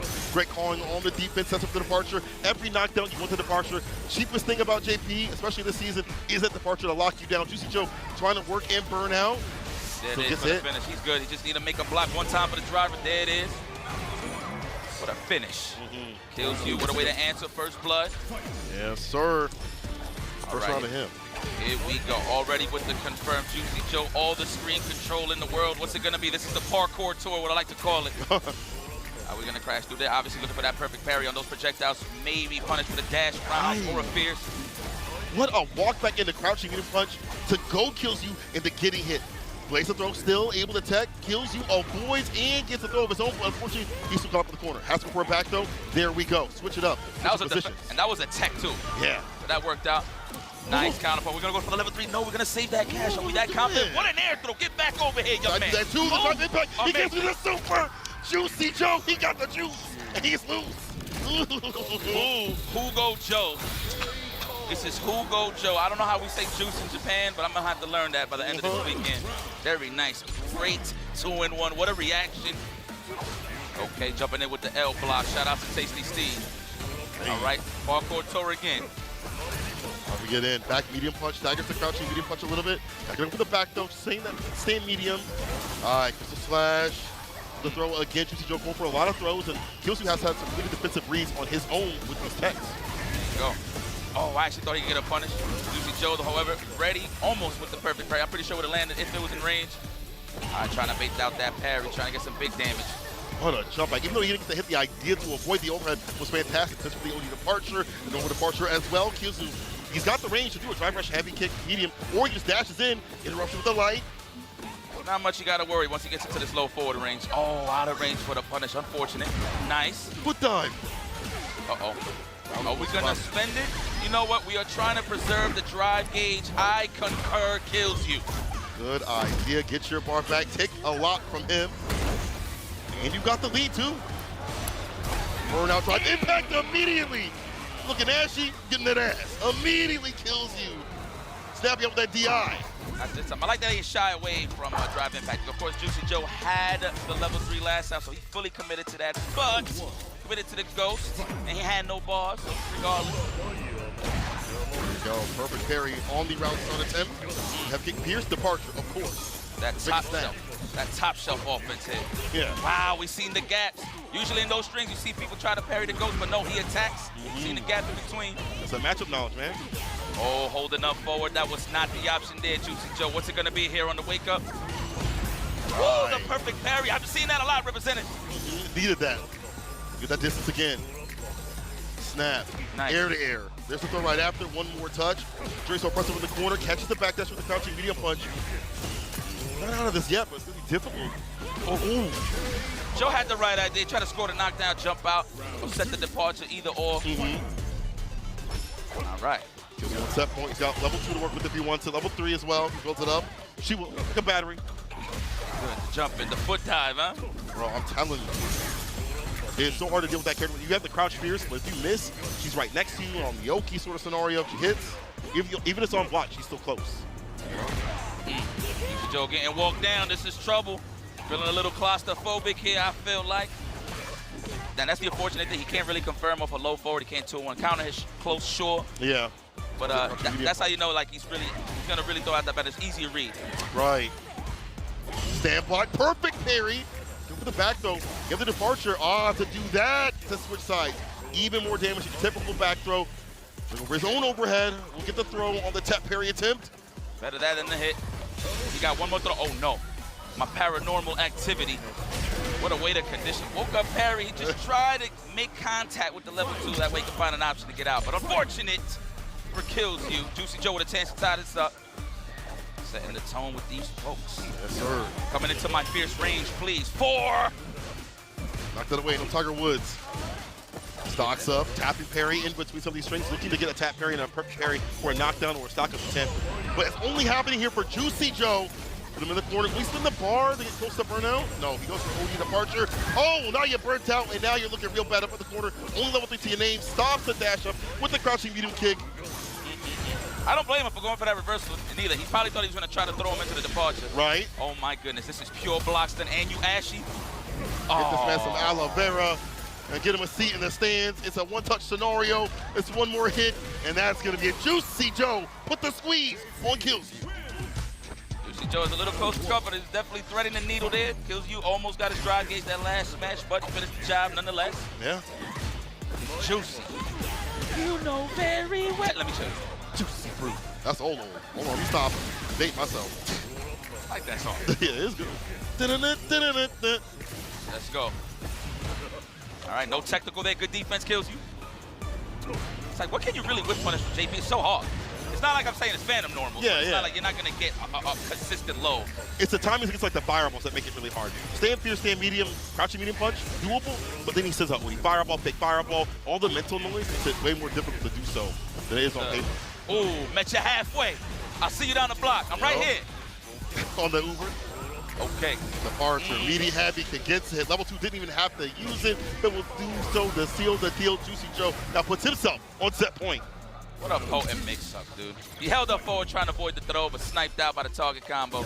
Juicy Joe, the layers is in place here with a chance to move on in this group. It's only the first match, by the way, ladies and gentlemen, if you missed it. Yeah, okay. You saw him even try to anti-air with the crouch spears. Didn't work out. Try reversal. Knock it away.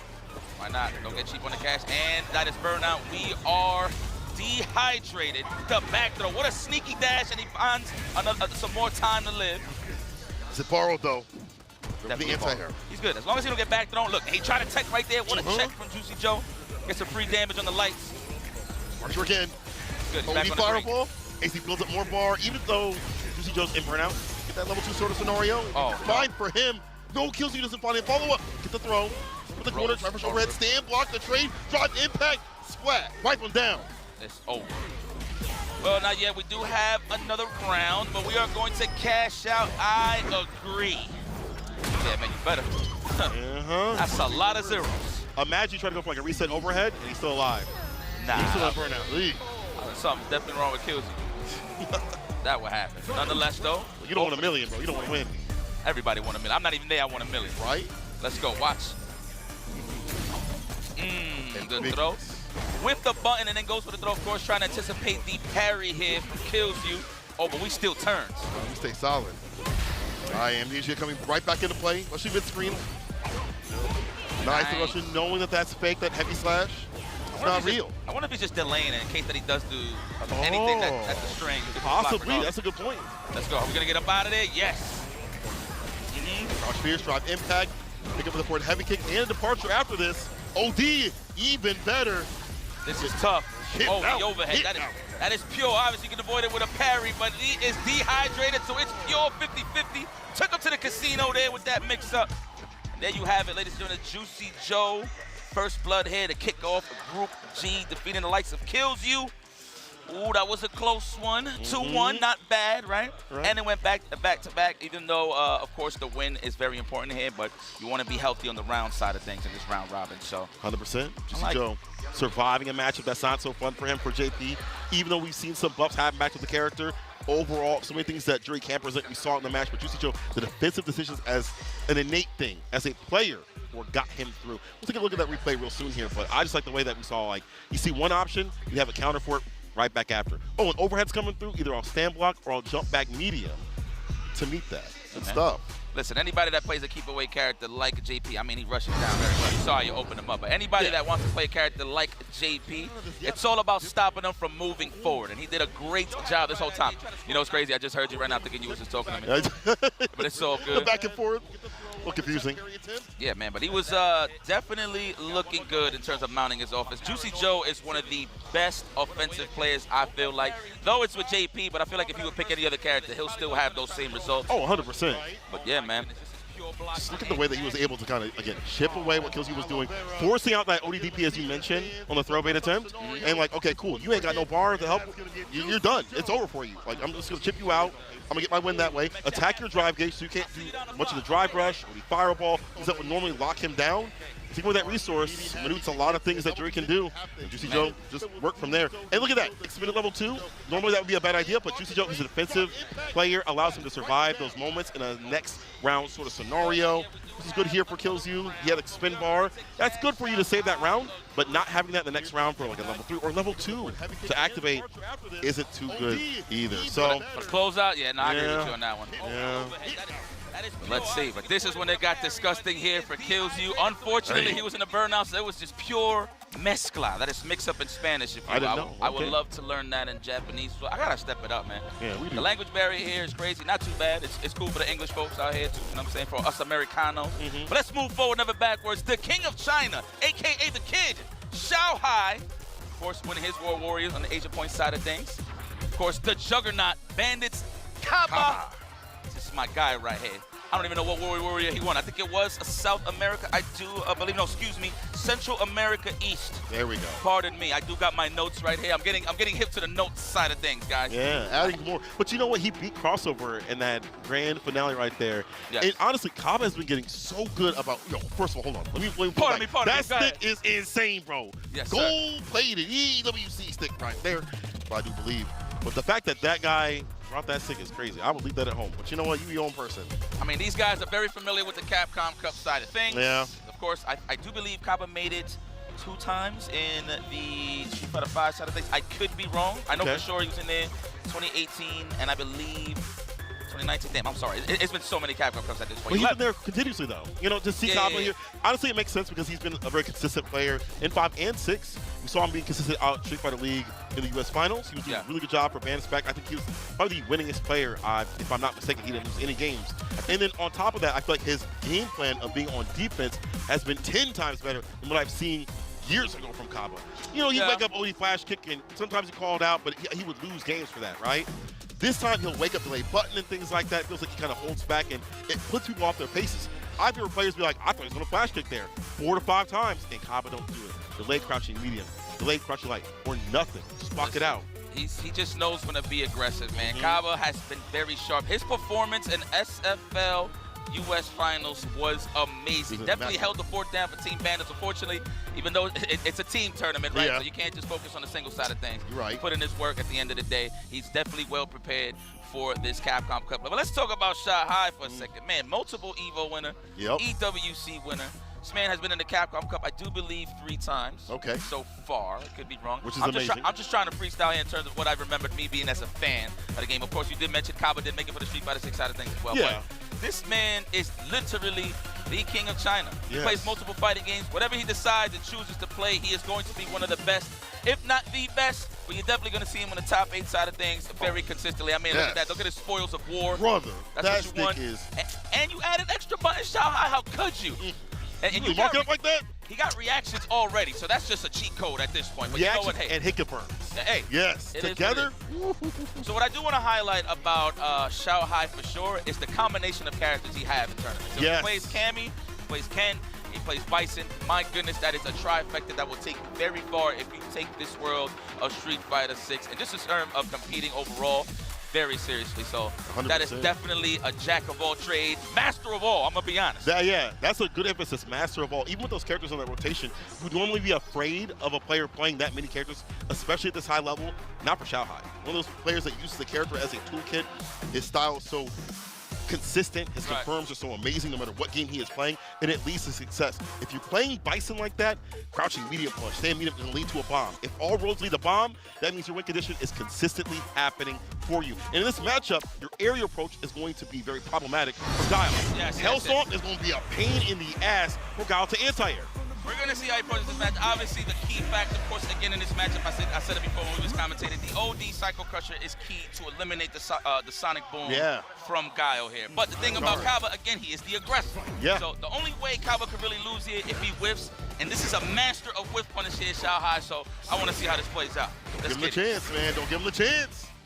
Unfold the story. This is Chapter 1, Kaba versus Shanghai, Group G. Looking for that perfect parry already. Remember, I was talking about that earlier. You're right. You can't throw scissor kicks out there early, so you gotta watch out for the stand fierce. Ooh, the reset overhead. Hits with the bomb, that's good. In combination with a lot of close range moves, I like that. Watching what Kaba's doing, where he's trying to charge, or I'm sorry, Shanghai's trying to charge. He's trying to fish out the stand fierce or the low forward or the Sonic Boom. There it is. I like that. No technical from Kaba. He's on it. Lovely. Mind you, Mena has picked up Bison as of late, and a phenomenal one, so he's very comfortable. I saw these guys play like 100 games in the back. Got practice. What a whip punish. As you mentioned, don't stick out a button. You're going to get got. There it is. And he got the lead here. Now he can just kick back and parry the Sonic Booms to get that level 2, and then he has that level 2 on standby to punish the Sonic Boom, so he might react. He'll be cooling. He'll be chilling if he wants it. Now he's got it. Heavy kick activation if he wants. Looking for that low forward, man. He's trying to size him up. He's trying to get into that range for the stand jab counter hit. Nice. There it is. And we get the lead with that one. Nice perfect parry. The charge! I'm telling you, man. And that's the thing about playing a child's character like Bison, right? Every time you throw a normal, you already get a free charge in terms of a Psycho Crusher. Always get the ABC, man. Always be charging, right? That's it. Yeah. There's a throw right there. I like this. Shanghai not pressing the issue with the bomb. Take advantage of that. Forced interaction. Back though. That ass back up on the east side. Mind you, Kaba was definitely trying to look for the throw tech. Oh yeah. Oh, he got it. He got it. Clear cycle crusher, absolutely. Optimal finish. It's a little shaky here for Kaba, but hey, you're dealing with the kid, aka the king of China. So let's see what the Juggernaut brings into play. That is Kaba ranks, ladies and gentlemen. Don't count him out yet. Not yet, not yet. Look at the way that Shanghai's playing. Good on the confirms, very optimal in terms of like what he's saying. It's not about the bomb. It's about what damage I'm getting off of every confirm from these buttons. The bomb is like a forced interaction. You have to worry about this. I'll gain some damage off of like some throws, but afterwards, I'm gonna kill you with some damage off the normals, which you don't typically see from Bison, but that's because most Bison players don't be confirming like that so consistently. Yeah. Shanghai different, bro. You mentioned it before, a master of many games, a master of a lot of things, and let's see if he can master this matchup. First game on his side, we'll see if things continue in his favor. Vega. Damn, I'm gonna have to get hit, yo. I do call myself Bodega Vega on the online side. Oh, okay, here we go. So that's kind of crazy. Use Doc Show. Yeah, right. Let's go. I mean, that's me. Go check my match. Go watch how I lose. All right, drive rush. No. Actually, no, I'm sorry. He's in the corner. Pardon me. Save that cash. You all right? Shanghai, the professional. Kaba, though, trying to be a little more aggressive on this side. Not in range for the punish, unfortunately. Trying to initiate with Sonic Booms to get himself out. Does get the jump out at least. Flash kick, drive rush. Stand light kick, super good. Enforce that strike throw after a drive rush. But Shanghai, weather the storm, hits the drive reversal, backs that ass up a little bit, back to mid-screen, where you want to be as Bison. He's going to play in that range until he's a little more healthy on the drive gauge side, and he's going to let that OD Cycle Crusher fly. It's possible. Oh, it's such a good charge. It's hard to charge like that. Like, it's hard to keep that charge. A little bit less charge than what you expect. Perfect parry. Turn in blue kind of day. Nice. Corner play. What a way to preserve drive gauge, my boy. The DG is still in the pocket. Man, he tried to grab him right at the frame where it was about to end the explosion. That was very sneaky there, Shanghai. The Sonic Boom Prison is what I like to call it. Shout out to Brahim Keys, Philly. It's that driver stand like kick again. Get close enough to be able to utilize it. Great strike throw option. Hasn't been doing enough work there against Shanghai. Drive rush though, puts him up in the corner. What's the option? Counter hit on Wake Up. Yes. One more touch. I like that. Got in the range of the stand jab, trying to get the counter hit. That delay jab. That man's hitting with that championship edition button. Man, classic. And they never die. Never.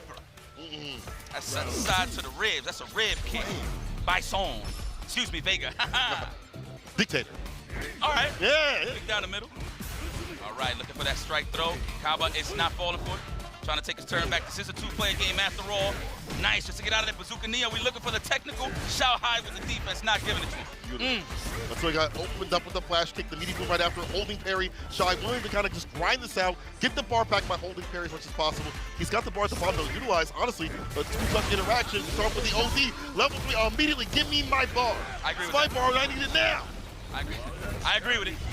I agree with it. We need to take control of this matchup now. We get the lead on that one. Anika's going to make him suffer on the drive gauge side of things. Is Kaba going to come into a flash kick? He's getting low. He's going to do it? It might be time to go back to the old stuff. I can't lie. For situations we haven't seen an OD flash kick really, in terms of like a bust-out Shy, kind of just running his game on the OD scenarios. Yeah. But he's holding his fort down. What a way to push himself out. And he got a little healthy on the greener side of things. He eats his veggies. Oh, the backdash. Luckily wasn't punish counter, could be worse. Come on. Activation, drive reversal. Shanghai in a crusty situation right now. Oh, he's good. Look at that. Shanghai still not scared. Level, I thought he had a level 3 for a second. I'm bugging. Oh, yeah. Shanghai. Nice! Whoa, delayed flash kick to be able to get the answer. Does get the two-piece confirmed against the whip back throw. Beautiful stuff. Kaba still in. He's alive. You know what's in my blood, ladies and gentlemen. Tail back. You know? Oh! You got caught with that last time. Shanghai says, now you can fool me once. There it is, standing meter kick. That is the MVP button right here. And that's all for the check. If he gets an actual hit, that's when he can walk up with a stand jab or low forward trying to clip Kaba walking back. Punish counter on that is not that bad if close enough. Yeah, if he gets close enough for that to happen. We're too far out in that range, but I see the idea and the intention. The anti-air is there with the crouch fierce. Drive rush back over the tap parry attempt. Kaba getting with the upside down kick. The Stranger Things. Oh, yeah. There we go, on his accord. He want to get out this corner. Oh, yeah. All right. We're going to take that drive rush back roundhouse for sure. No, he's going to save that cash. Pardon me. He is low on the drive gauge. I feel like at this point, Shanghai got to get aggressive. He's been down to meditate. It's time to dictate. But Kaba on to dictate the entire pace of the match. Stripping away that drive gauge. Look at the pushback on the baby booms. Ooh, level 2 coming through. It does hit. But you know what? That's trying to jump. Bar's gone, bro. Yeah, he definitely tried to jump though. Wasn't even a counter hit. Oh my God. Oh wait. Oh, but the walk back jab saves the day. Kaba still in the game. And honestly, see him getting active. Turn up like volume. This is the way you got to play. I feel like you're a bit too patient, too proper with the Sonic moves. Go back to the old just for a little bit. You know who I am? I eat tres golpes for breakfast, homie. I'm Kaba. Hold on, this man adapts. I'm telling you, he's been hot for a hot minute. Oh, wow, what a check. Okay, mask the offense with the parry animation. He's trying to look for that flash kick. Breaking the stand fierce. I do like that. Kill some of that drive gauge, strip it away. There's a perfect parry coming. He better be careful with those stand fierces. He knows that he eliminated the scissor kick side of thing. Yeah, You're yeah. going to see like more stand fierce. Yeah, you're right. I like that. No back tech to avoid the Sonic boom pressure. They've gotten really quiet here. Very intimate. You know? Oh, they punched in the mouth. Oh, upside down kick. Oh, now we're getting active right now. The crouching when he punches the laser just a little bit. He lands a bomb. Drive rush overhead. Stand block. He gotta guess. Oh, he didn't guess wrong. Oh, he guessed wrong. And Shanghai guessed right. Gotta flip the coin. All right, hold on. One match away to move forward with a W on Shanghai's side. However, though, Kaba, how are you feeling? We can mix that wild style, kind of mild when he needs to. Should be able to chill and take this match. Just be able to flip the switch when he needs to. Can't drive rush at that distance. Xiaohai knew hits the bounce. I would have done it just to have that. Oh, just to get your bar back? Yes, 100%. You need that against. I feel like you need that against Guile. Yeah. Drive gauge for sure. So give me the idea of having it too as well. Like I could OD cycle pressure at any point. You can't throw a boom. I mean, this is Shanghai we're talking about too, man. I'm so sorry. I'm so sorry. I'm definitely familiar with your game. I'm definitely familiar with Kaba's as well. Nice roundhouse, set the tone, get a little espacio. Upside down kick again. Oh my God. Walking over the jabs, driver's throw. He breaks though. Don't be whiffing that forward medium kick. Don't be whiffing nothing. Kaba, careful. He's far at the bottom. He's good. He's trying to snipe that scissor kick. That's why you seen him jump back like that. Watch that hella tight. The jump in. Oh my God. Yeah. You know what? Why not? Keep it. Keep it. It wasn't gonna kill anyway, so I like that. True. Oh my God. Oh, look at the drive gauge. I'm so scared. The jump in, I like that nice and close Sonic booms to earn those jumpers a little bit more. Hey, that would have been a scissor kick. Oh, imagine it. That would have been a punish counter. You get a punish counter. The throw. Another one. Go throw him again. Hey, overhead blocks it out. You're a burnout. Oh my God. Can he confirm the roundhouse? Are you going to give it to him, Shanghai? Imagine. You're going to confirm the roundhouse into level 3. He's flipping. Oh, yeah, oh my God, the chip is over. Yeah, chip no dip. That's going to be it. Shanghai sends him up with a level 3 combo and put himself in burnout. Also, the stripping of the gauge from Shanghai stand medium kick all equate to that moment right there. Look at these guys. Shanghai, of course, is your winner. Remember, former teammates, SFL World Finals, they did win last year, so unfortunately he had to take out one of his own, but hey, it's a new day. Yeah, it is. End of the day. So there you have it, ladies and gentlemen. The King of China gets the W against one of the best in the world, of course, Kaba. But let's take a look at the highlights now. To talk a little bit about, to break down the matchup. So Kaba definitely had a little trouble setting up some Sonic boom pressure. Of course, you don't want to test Shanghai's reactions with that OD cycle crusher. But when Shanghai was low on the drive gauge side of things, that's when you've seen Kaba fly more with the Sonic boom. Of course, Shanghai is very, very aware of all of his resources. But at the end of the day, this was the name of the game for Shanghai. I get the lead, Championship Edition Bison Buttons, which is, of course, that standing medium kick. But it was a little bit of a tip for a tap, of course. It's whoever ended up here, it pretty much turned into the blender. Yeah, it did.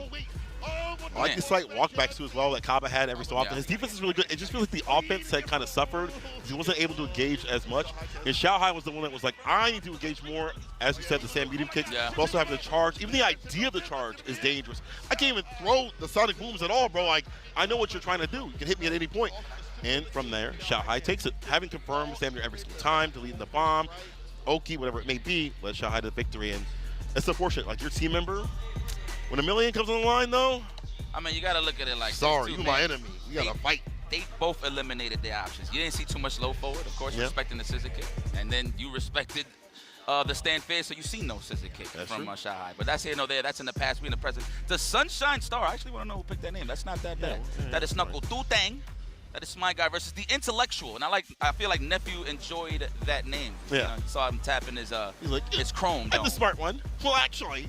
that type beat. The intellectual versus the signing star, of course. Knuckle qualifying through points in the War Warrior US Canada East. Nephew, of course, in the Singapore Premier getting second place, losing to Shudo. Yeah. So definitely respectable. Shudo is in this tournament as well. I think he is in the next block. I believe so. Yeah, we haven't seen him yet. Yeah. So definitely. Nephew, of course, Dark Nephew. He actually is one of my. I can't even call him a dark horse at this point, man. Yeah, he's so consistent. I just need a title, you know? Yeah. Because obviously you have your favorites, but I do feel like Nephew is at that point where he's super comfortable with the game. I mean, he did add another character with Mai, which is going to be a treat for me because I'm still learning the character. Same. And so learn how to fight her too, which I think everybody is with her fan pressure. That you know how to deal with it, but in the heat of the moment, it's like, wait, what?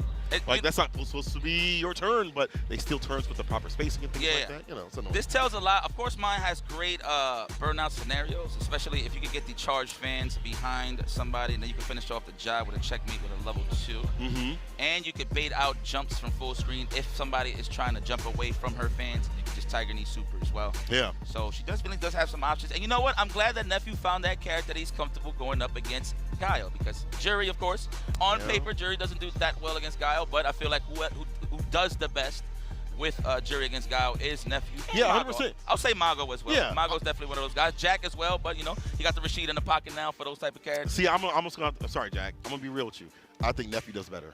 Yeah. Against the guy match. 100%. He's developed such a good style of walking in and out the space where you want to go for a dive kick. He'll land against a stand medium kick, but it doesn't matter because we're gonna see the DLC. We're doing the button checks. I see the DLC right now. So here's a big thing. You're betting the possibility of $1 million. It's like a possibility. It's your journey to $1 million on a new character versus a character that probably is worse off on paper, but you had a lot more time to grind with, and you were the best in that matchup. Is it worth it to go and I guess you're gonna test it first day, right? But overall, it's a big risk though. I mean, I'm with it. For him to do it at this grand stage, he's comfortable, so I have the confidence in him. And at this point, it could be a edge for him because how much does Knuckle know about fighting Mai, right? That's at true. This point. I mean, he fights Shine. You know, Nephew didn't really want to play damn near any character besides like Geef and some random stuff when we see him at TNS and other times where he's practicing getting ready for CPT, right? Yeah. So, yeah.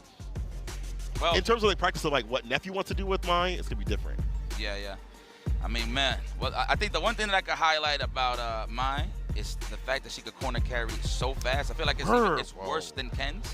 To be honest, I wish I was Jammers right now to know all of the names of these names of the moves. And this is his main as well. Yeah, he don't know all. Yeah, but let's see. That's where you've been. We'll see how this works out, man. Yo, Mai is adorable. I'm not even gonna lie. They did a great job, man. Shout outs to Capcom for holding it down. But you know what? I want to be biased here, but to be honest, they're both my favorites. May the best man win. Right. I feel like whoever makes it to the top 16, to be honest, on the U.S. side has a chance to take it all, man. So. I agree. Knuckle with a plethora of characters too as well. You know, if the guy doesn't work out somehow, he has the Dujay if he needs it. We'll see if they even need to come into play. I think Gal does a fantastic job. Your fireballs are better than hers. She's gonna have to expend some OD, but once she gets in, she stays in. Okay. She don't leave. She's not paying rent either. Yeah. I'm telling you, bro. That's tight. I think she can get away with not paying no rent. You ain't lying. I mean, she don't gotta pay. She don't gotta pay. I got you, girl. I got you. Long God, though, I mean, she sticks to you, you know, especially in the corner of that stand fierce, the stand medium, and things like that. The fan pressures you mentioned when you're getting burnout, you know what it's about. You don't get them. Knuckle Dude, we'll see how good you are in this matchup. If it's worth it here for Nephew, go with the Mai. Start things off. The first time they get to meet up, this group stage. Let's go. No handshakes. No. Let's fight. The faces. That's like some of the best interactions I've ever seen fight against. I think that's like you know what? Yeah. That might be the first time that has happened, right? Where you can like express. Do that, the face? Oh, no. So, it's a different game. You already know. It's getting a little too natural in here. All right, here we go. The fan pressure. Okay, good space out. I see what's going on here. Obviously, that Fierce is definitely one of the best whip buttons I've seen thus far. Yes. Reminiscent to Ken's, for sure. Yeah. Oh, there's the fan pressure. Interruption. Did I have the charge for the flash kick? Oh no, I like that reset. He didn't want him to get away. He wanted to burn. He wanted to have a chance to burn. I like that. You keep it close to keep away the drop gauge. Doing it. OD to spin to enforce that strike throw. Holding parry, the worst option. You have like perfect parry or back dash. I see. Nephew got that face like I'm still downloading. You see him? Done a little bit faster, man. On dial up. Man, he's trying to punch that jury right back into reality, meaning like for Nephew to switch the camera. Yeah. Let's see if he can Dude said, let me play the real deal, okay? Let me see. Let's see if Knuckle Duke can close this out. Nephew look like he's still collecting data. He's on the broadband right now. He's on the 56K. Let's go. Looking for the shimmy. We walking back. We still have some espacio to play with. There it is. So use that heavy kick for the punish counter. Perfect parry on the jump in. Positional advantage with the back throw. Come on. He said, come on. I love that. Come on. Wow, far enough. The gluteus couldn't reach. Hold on. Booms. Incoming. There it is. He out of there, but the cross, can't even call it cross kick. Oh, yeah, cross kick. The cross kick. The blade. A ton of sonic booms in the variant too. Heavy, light, drive rushes right after. Okudini, try to tap parry. OD flashing is what you're supposed to do. As soon as you see the OD, hit that reversal, get some distance. You're fine to, hold this, block this out. You still have the lead, and Nephew, it's a risk if you get him with the OD flash kick. After the hit, that's 2-, and it's too close. Are we gonna switch is the question. Survey says. Please switch. Nephew, switch, bro. I mean, at least you know jury. Yeah, he's like, okay, you got me, bro. You got me. That wasn't a bad attempt, man. You know what, Knuckle Dude, you showed me that you know a lot about Mai. I mean, he does grind it out a lot. He probably got put on by the chair force. You know what I'm saying? His stream. Shout out to the stream. I'm pretty sure they watch it right now. Pretty sure his stream is on right now. Yo, his stream's great because they'd be like, he'd be like, is that minus? Is that plus? The stream be like, yeah, it's +5 immediately. He'd be getting on like real-time reports on like what frame data is. I ain't gonna lie, man. If I had a chance to be like a real fan of Knuckle Dude, he's a friend. I'm not that much of a real fan. He's a great friend of mine. Yes. If I was in that chat and I didn't know him, I would lie to him. Nah, I'm just joking. Yo, bro, I swear to God, bro. Friendly banter. I know my boy. You know what I'm saying? Known this guy since he was a child, pretty much. Oh, Knuckle Dude, dang, man. Very proud of this And look at him now. You know, another Capcom Cup. Looking to qualify. And I'm sorry, himself for like top 16, up to top 8, to winning another Capcom Cup under his belt. He's got the character diversity. He's got the heat. Yeah. Dominant players we see in your tournaments, in TNS, in Cosmo, wherever he enters, usually top 8, if not winning. Yeah. Wow, he runs it back. He just went to the character select screen to think about it for a second. I think he was highlighting on jury. I'm not too sure. He kind of was like, maybe I should do this. We're going to try to stick with it. You know what? I like that. That's confidence. You know why? Because he's like, you know what? Hey, I know it's 2 out of 3, but I just had a bad start. Okay. Right? All right. Let's see if it can actually switch this chapter. Chapter 2, Knuckle Dude Nephew, adaptation. Let's see. All right, we got the charge stuff. I know the non-fully charged fans can actually hit him, physical strikes on him. Yeah. It's the variance. It's just so much you have to think about in the moment. You know, like, yeah, you can theoretically you can hit it in training mode, but when she's that close, she has to go from the corner. It's just difficult to rotate all that continuously on defense. All right. Nice counter poke with range. Ho-ho! Oh, tapping. Parry, unfortunately, is just wasting level 1 on the wake-up. That puts Nephew in burnout and saves the drive gauge. He can literally just kick back, chip him out, wait for the drive gauge to come back. Anything he wants. He was in full control there. Now set point for Knuckle Dude Dang. Nephew, of course, gets comfortable. Should get comfortable here. Bro, he did drive rush there, medium kick to check him outside of the skies. That's how you know Knuckle Dude is so comfortable. Drive rush bazooka knee, flash kick in there. He made us out. Yeah. I felt it too. Waited and waited. The health decimated. Oh my God, I've seen this movie before. Change the channel. Oh, you sneaky man, you. Oh, I know the kids is watching. If you would have just walked up fully and thrown, I was about to say, man, dominant performance there from Knuckle Dude Dang. It just felt like Nephew couldn't get anything really going. Yeah. I mean, the challenges there from Knuckle Dude was great. Anti-airs was A1, top shelf. Definitely took advantage of the burnout whenever he can. Sonic Boom prison as usual. He just couldn't do nothing wrong there. Yeah. Fortunate for Nephew, of course, confident on the Mai pick.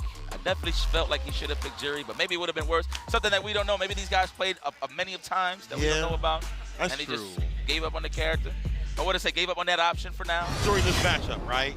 You know, I feel like you only had like a month to grind out the character. So maybe later on, in 2-3 months, this would have been a viable pick at this stage. But when it's only been like a month and maybe some days to it, maybe some weeks, I don't know time. I do know it's not enough time for a grand stage sort of event versus somebody's playing God since they were born. He came out the womb slinging Sonic Boom. You feel me? So like that's a thing for Knuckle Dude since he's been playing Street Fighter. For Nephew, he just picked up the character. And maybe there's some things you can get with surprise, but stability is what we're looking for in these first two in this group stage. So I like that Nephew he tried it for the first game. Second game, maybe not so good, but I woulda, coulda, shoulda. You know, if that would have worked out, then we would have been saying something different. And only they know better. You know. At the end of the day, in the grand stage, though, that's the thing. Like, it's one thing to pick a character on a grassroots tournament. You know what I'm saying? Or major, whatever the case may be. But in the grand stage, that takes a lot of confidence. I commend Nephew for going for that, man. I wish I had a sound effect right now. I'll just throw the hand claps. Yeah. I think we knew that you were going to do a flush. Yeah. Oh, man, that's disrespectful. Is this your man's? Listen, is this? I love Nephew. Nah, it's all love. We know what it is. We know what it is, man. And there's no doubt in my mind that we're possibly going to see him in the Capcom Cup. Oh, of course. Yeah. We'll see. Maybe it'll be fleshed out more than mine. Who knows? But we moving forward here in this beautiful tournament here, Capcom Cup 11. We got Juicy Joe, Sweden in the building, taking on Shanghai, China's best, the king of China, pardon me. Oh, what's his name? The White Knight Magician. It sounds like I got a card in my back pocket. I'm not saying that, bro. I know what's up everywhere. I ain't saying that, though. I'm sorry, Juicy Joe. Sorry, brother. You're the juicy one. To me, that's what you are. My friend, he is a Caucasian male. Maybe that has to do something with that. I don't know. I'm just guessing. But the White, I think that's fire. That's just me. I think that's good. It sounds fire, but it just, it solicits some things. I get what you're saying. Oh, you also playing JP, you feel me? Like, it's a little, I get what you're saying. But Juicy Joe, he's a good person, though. On the real deal, he's a really great guy. He's great with JP. Fantastic as his owner, as we saw previously in this match. He kills you. He has to go up against Shanghai, though, who has been on the confirms and on absolute point. But, man, all in all the nicknames in the world, what I can confirm for sure is both of these guys are phenomenal players. Yes. I'm pretty sure Juicy Joe is looking forward to this. Yeah. Because you're playing somebody as patient as Shanghai, so you're definitely going to get pushed to your limits because he is going to bring it to you, and he is going to hit buttons on his own accord because that's not a guy that's going to whip buttons first. No. So we're going to see how he's going to set the traps, how you're going to set the neutral for yourself. Juicy Joe, you definitely got a steep hill, but that don't mean that you can't climb it, my friend. That's true. So let's see what happens moving forward here. Shanghai, great pick. That's what I would have picked. 100%. I'm with you. Oh, yeah. This matchup is not that fun on paper for JP. The thing if you do, like if you see a button, you can go for scissor kick to be able to get that punish counter. OD, Psycho Crusher is going to be a good option no matter what against the fireballs. It's going to get you in.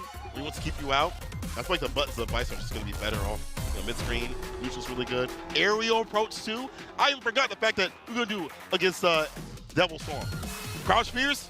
Nah, you a bozo for that one. Oh, the Devil Reverse? Oh, yeah, Shah's not the guy. He's not gonna give it up. He's not gonna give it up easy.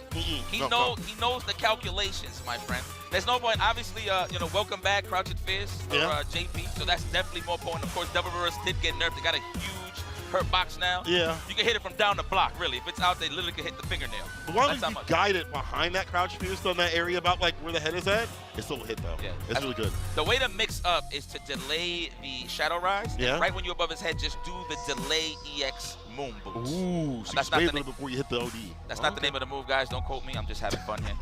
But that's for that one. Yeah, for sure. The dictionary, the library, for real.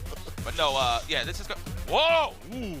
Whoa! I wouldn't even be surprised. Whoa! Oh, he sticks with it. He goes to the mine. Whoa! That's not a button check. What? You got one. What? You know what? But the thing is, we talk about Shanghai having a rotation of characters. I saw him practicing with it. I didn't think it was a real one. I thought he was just gonna learn the character just in case he has to run into it.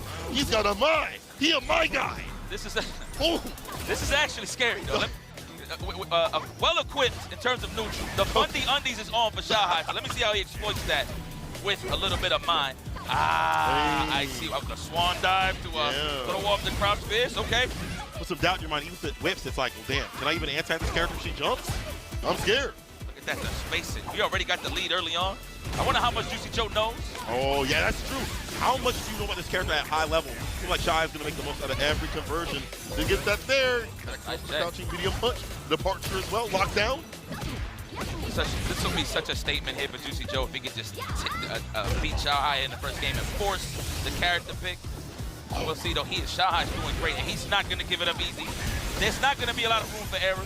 No. At this point, Juicy Joe has to be careful. OD Fireball could be the flow here for Shanghai to enter. He tries to drive rush. Departure's there to lock him down. Oh, the big bait! Easy bait up it. Holy! Departure? You really thought? Stay sucker free. Shanghai getting caught by Juicy Joe. Oh, he said go to character side screen. That was the safe stuff. I like that Juicy Joe layered. That is not corn syrup, my friend. That is organic. That is cane sugar. That is Juicy Joe, the juiciest. I'm going too far with this. I'm so sorry. Watch the sweep. Gotta watch the legs. You're trying to play neutral. You're trying to stagger those legs. Too many staggers though. Xiaohai's able to snipe that out. That corner carry, as you mentioned, really good for the character. Meterless, dude. Oh, the trade. But that's better. You gotta go for Sam Fierce. Look at that, respecting the amnesia on the wake up. I like that. Go for the delayed pressure. Xiaohai. The trade. Can't get nothing. Better to go for Sam Fierce if you want a conversion right after. Oh, the overhead. Aye. The Drake's covered up the leg, bro. I'm telling you. Level 3. Take it on the chin. Oh, yeah. I like this. This might be a character switch. Bow. I wonder if Xiaohai saying to himself right now, I don't know if that was a great idea. So, all right, bro. You got it.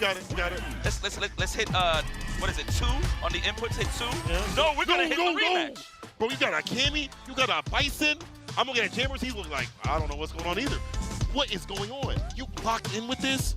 Juicy Joe, do him a favor and go to character select screen. No! He's in there, my friend. Oh, my God. He's confident, eh? You gotta be kidding me. You know what? Xiaohai recognizes, hey, I know what I did wrong here. Okay, so that could be, we're prophesizing the demise. It could be that Xiaohai finds something wrong with the OD fireballs. Initiate, you're doing a lot of drive rush, but in no initiation was like the fireball. I don't know if that's like a thing against JP or he's just not comfortable. That's the trade, not bad here. There's the OD from Juicy Joe. Better return, better reward. The Parker's out. Get in though. Yeah, all right. Okay, so he's leveled up now. Okay. Oh man. Oh, this is Chip City. This might be over for Juicy Joe. Just let go of the controller. Oh no, he's gonna challenge. No! Give it to the fireball. No TP. No anti-air. Drop impact. Get that sweat. Go. Too far out. It was a string. Oh yeah, you're right. Even better. Yeah. Excuse me. Oh my goodness. There you go. Simple fans save the day. Okay. Joe, he heard that coming. I just. Oh yeah, set it up. That's the curtain we need. Trying to check the drivers. A little anticipated there from Juicy Joe. Should have actually reacted. That's the reason why we can't crouch freeze, but the lay on the dive kick if you want it, you catch that every single time. This time, went right forward. Juicy was already blocking. Now you drop it, side switch off the gas to go incoming up to level 2. I see the jump dive. I see why Xiaohai's doing that. He's throwing off the crouch spear. That's why he did it this first time. Okay. The second time, he just walks it out. Got the side switch, but now Xiaohai back to mid-screen. All right, Xiaohai's changing the tides here. Nice. Juicy Joe with a chance to set up shop once again. There it is. That is tax-free. Did you know he's an accountant? Yeah. Yeah. That's tax-free departure. I don't know if I would trust him though. Yeah. Hire him. What can I write off? He'd be like everything. The Pierce is there. This guy is greasy, grimy, and slimy. Not even letting any of the fan setups happen at all. The pressure, Xiaohai with the anti-air. This is that point here for Juicy Joe. Baits out the amnesia. Got a block. I got ways to make you drop the level 1 with the stock. What you need with this character. By real pressure with the fans, gotta get the stocks up as much as possible. Oh, space traps, and you can't get nothing from a low forward. I get it. Ow! Oh my God. Oh yeah. Oh, Xiaohai's comfortable. Your game to win. Trying to snipe the walk back or the amnesia. Oh my God. He's good with these. La mezcla. Is this doable? Hell yeah. OD fireball. He's gonna size him up. Here with the overhead. Okay. Xiaohai react with level 3. I promise he's gonna do something. Button. Confirm. He's scheming here, Cola. Hold on. Confirm. Trying to survive in the corner. He's back with bar. The teleport. No throw. Back medium. No anti right there. The NC low blows him up. Xiaohai stays alive and shuts me the hell up. All right, Xiaohai, you are my guy for real. Oh my God. Kenny White, not for me. I can't even say that's a little bit of a scramble. That was just nerve-wracking there. Juicy Joe definitely almost had the chance to escape that. Wasn't ready for the anti-air, of course, but again, switching up his jumping options, right? Xiaohai with the dive, the swan dive, or just jumping buttons. And even if it doesn't work out, it's the idea of it, right? Exactly. Like, people got to punch, but now I have to work around that continuously. Game to game right now. Almost got the jump to Stamp Pierce to the fireball. We'll catch the counter hit. Yeah, man, it's just that that layered game 1 going into game 2 offense. Yes. Yeah, you saw it in game 1, but I'm setting you up for the game 2. Well, game 3 at this point. A lot more fierce, I should say, into the partials behind it to lock down Xiaohai, preventing him from leaving. At least if he does, he spend so much drive gauge getting there. Okay, so it clashes with the ghost. I see. All right, throw. Trying to get the counter hit. He's trying to expose Juicy Joe on the defensive end. Good back dash. That was the first one represented. Makes sense. There was okay on that. Continue to throw right after. There it is. Able to hit. Yeah, I guess that crouch pierce works out. Very well done here for Xiaohai. He's got a lead. Nice. I think he's gonna do it again. No, not even. Let's set up the fans. Look at that beautiful spacing. I don't even think he can reach with anything. Farthest normal for sure is the low forward, but again, you can't 2-in-1 it. At that distance, a heavy kick, poke at the heel. Oh my, yeah, he needed that layer. To level 2. Drive reversal, don't get too thirsty. Oh my God. Are we going to go for the burn out? I thought he was gonna go for like a drive impact setup or something. Shohai puts himself out though. Oh my God. The flash. Fireball for a fireball. The aerial tech lands, that dive kick in. He tried the anti-air, went too sharp on the ankle.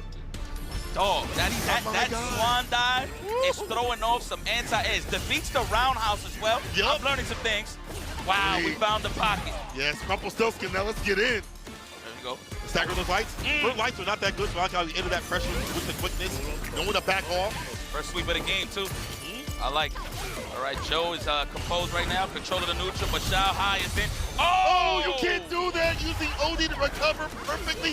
Shohai with level 3. Yes, he will. Give me that bar. This looks so beautiful. This looks great. This is a tension type heat. To me, I like it. Oh, no. Feast and fears. It's over, it's over, it's over. It's over. Wrap it up. Pack it up. Shohai packs up the Juicy Joe and moves on with the Mai. He's officially a Mai guy. I cannot believe this after we just talked about how a DLC this soon is a pain point. Shohai comes on the screen and proves us wrong. God dang. I ain't gonna front, Shohai. It's not that I doubted you. I did. And I'm not gonna say that I wasn't convinced. It was just one of those things where I felt like Bison was just a better pick. Right, like you've been playing that character for so long, you qualify with that character. It's a good matchup. But he's like, you know what? I'm going with mine, bro. It's even better to him. Well, let's check some highlights when we get a chance, man. I think one thing that I do want to highlight is the throwing off Juicy Joe's anti-airs with the swan dive. Guys, please correct me if I'm wrong. That's not the name of the move, but you know, it looks like one for me.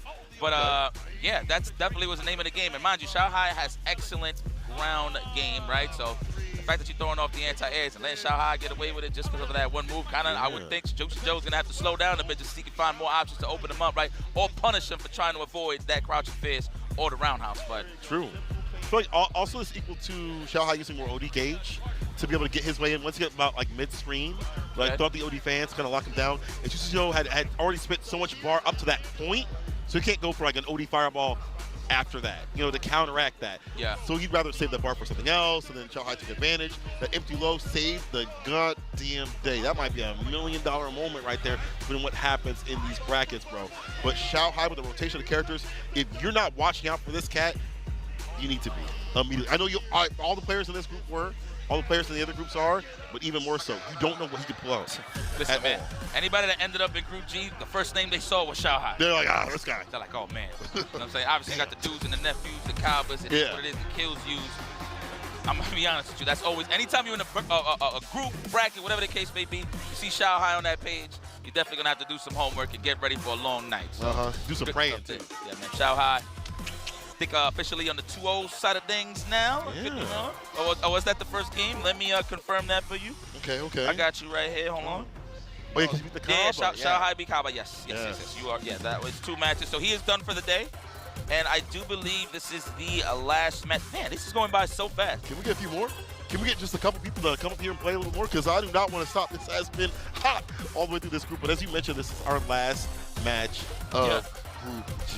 Kills You versus Nokudu. This is a treat for me. I got a chance to grow with Kills You a little more and get to know him on the information side of things. Okay. So this is great for me to see Nokudu take on one of EU's best. This is an exclusive right here. This is a world premiere. Yeah. So I don't know if these guys been playing on at the green room, the talent room. Like a UFA or something like that. Yeah, some actually, no, I don't think Dude ever been to UFA. I'm not too the other tournament, I should say, that was in France. No, you good. Yeah, it was like the first season, whatever it may be. I don't know if he played him there, but you know, you're right. Has he played any of the EU players like that? They have a different style. Obviously, you might be seeing the jury. I mean, Kills You has a Cammy, but maybe he's afraid the fact that Nokudu knows that character so intrinsically. Yeah. He plays Cammy so much also. So. Gaio, my boy, that is the equalizer. But you know what? I think at this point, I'm going to have to say Kills You is a jury main. Can anybody in the internet world? Well, speaking of the internet, man, shout out to all my Warriors and Monsters. Thank you guys for joining us. I know it's very late. Can somebody tell me what time it is? Well, on New York side, let me see. It is Wow, it is 6:39 a.m. So for anybody that is awake, thank you so much. Grab a little bit of cup of coffee, something to keep you up. Don't eat no snacks though. You gotta Ramadan it a little bit. That way you can stay up. I'm gonna do that for the diet part, because I just. Shout out to everybody that went through Ramadan, man, for sure. It's definitely a bit of a power up. I'm not gonna load you. Oh, word? I'm gonna try that. I mean, I never eat before a match, and sometimes I don't eat before a commentator, but I keep that energy up. Aye, okay. Yeah. I'm learning. All right, what about this matchup? Killzy goes to the jury. We'll switch over to Cammy or any other character. See how he works out in this bad matchup. As we've mentioned, there's so many things that jury cannot do when the Sonic Boom is out and about. That fireball on the ground don't matter. But Killzy is good in the grounded game. Already stocking it right now. Perfectly. Back no happens. I hate when that happens. He had the right idea. Right? Wanted to shimmy, but he was still in that throw range, unfortunately. It might be the kneecap on jury. I'm just making things up. Right. Oh, my God. Back to your spine. Spins the face up for the quarter space. Uh-oh. I wonder if he stopped the combo just so he could get his drive gauge back faster. Or maybe he didn't want to use OD or something like that. I'm not sure. Or that. It is strange. It is strange to kind of hold yourself. You might give Killzy the chance to fight back, get that lick back. Impact, get the splat. Should be a wrap. I like to call that the dual Kevin, but I've seen a lot of people do it. Like if he wakes up or in a situation where he gets knocked down and the opponent is in burnout, he will wake up in a drive impact. I like that from Killzy. Why not? He's in burnout. He lost the actual game mechanic. Okay. What you got? All right, the boom is in. Wow, that man's wearing it like a belt. Wow, recovered over the jet. My man hit the brakes and went for an air grab. Can I highlight that for me, stream? Okay, that was fire. God damn. Perfect parry on the Sonic Boom attempt. Right, gets him with the fireball just to lock him down. Had to work to do so. Just trying to stand fierce. A foot to face. Level 3. March the Foot Clan. Let's go. Let's get it. What we got here? Walker stand fierce. Walker something for the burnout. No. Wow, he let himself burn himself. I like that from Killzy. Searching for a very desperate option, trying to find an overhead. Level 3 possibly. The jump in is there regardless. Killzy. Fight is so close, it's hard for enough to get the Sonic Boom pressure in the game that he would like to have going in the first place. He plays this so close to his heart and to Knuckle Do. That's working out very well. See, this is what I kind of expected from some of the other players when they fight this matchup. It's difficult, but Killzy doing a really good job of taking the Knuckle Do and keeping it there. Does Knuckle Do switch? He stays with Guile, it looks like. Yeah. Let him get away with a couple of jumps. I like that Killzy's being the aggressor. He's not trying to sit there and try to read you too much. Oh, How can I get in? Nah, he's in that range where he needs to be, so he's fine. Now it's up to Knuckle Do though. How you feeling, baby? Readaptation here. You know where you at. You know what group you in. You know what building you in. You know what's at stake. So it's time for you to raise that difficulty setting, why don't you? It's time to go further and beyond. And that's what happened on the first go. He did go for the shimmy. Didn't work out. He was in close throw range. Not at this point. We find a way out of there. Put him in that burnout. Respect. Now it's time for you to dehydrate a little bit. Went for that heavy button. Sure the burnout to happen. Flash kick in there. Meaty boom. Things are even more difficult. The anti-crouch fierce get the pick up the flash kick right after. Right in the corner. Level 1. But you know what? He'll take this as kills you. Get some distance. Get your bar back. I was going to ask you, if you fully committed because he was forcing out the level 1, but that's what Knuckle Do had to lead. Yeah. So now it's a little bit troublesome and kills you in proper form right here. Nice. They want to check and challenge. No balance right there. Did he perfect parry that and then punish? It happened so fast, I blinked. I thought he just did that wrong. Like he just caught a button. It said counter hit right after. Oh, okay. I thought he just counter hit right in the light in the medium. Okay. Kills you. Set point scenario. Drake Bang. Nice. Back throw. He needed that. All right. Drive reverse on his own accord, but he's not in range. I like that from Knuckle Do. Oh, no. I think Heavy would have worked there. Drive reversal, weights and baits. Flash kick. Man, that activity there on that jump in, bro. Let me see. Oh, wear it as a belt. All sizes. Back throw. Sonic moves back with bar. Use OD if he wants to. Killzy sends out his OD fireball to lock him down for a little bit longer. Still whip push, walk up on the parry attempt. Oh my God. He's gonna wake up with it. Do it. Might as well. If he gets close again. Send that sucker off. He's almost home on the level 3. One hit. And he gets level 3 right through the Sonic Boom. Imagine you godlike like that. Waiting for it. Don't test the gangster. He's not trying to give. Remember, you can't. Where's the whip punish? Oh. Dude's still alive.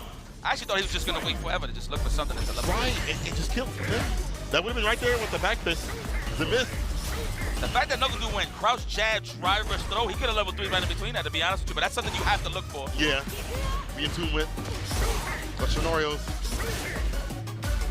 Easy Sonic Booms is the turn with the crouching Muta kick. No anti right there. And 4 strike though off that drive rush stand light kick. Level 3, big lead here and kills you. Looking real bad. Drive gauge department. Meaty boom could be incoming. Yes, sir. Caught the backdash. It's rough right here.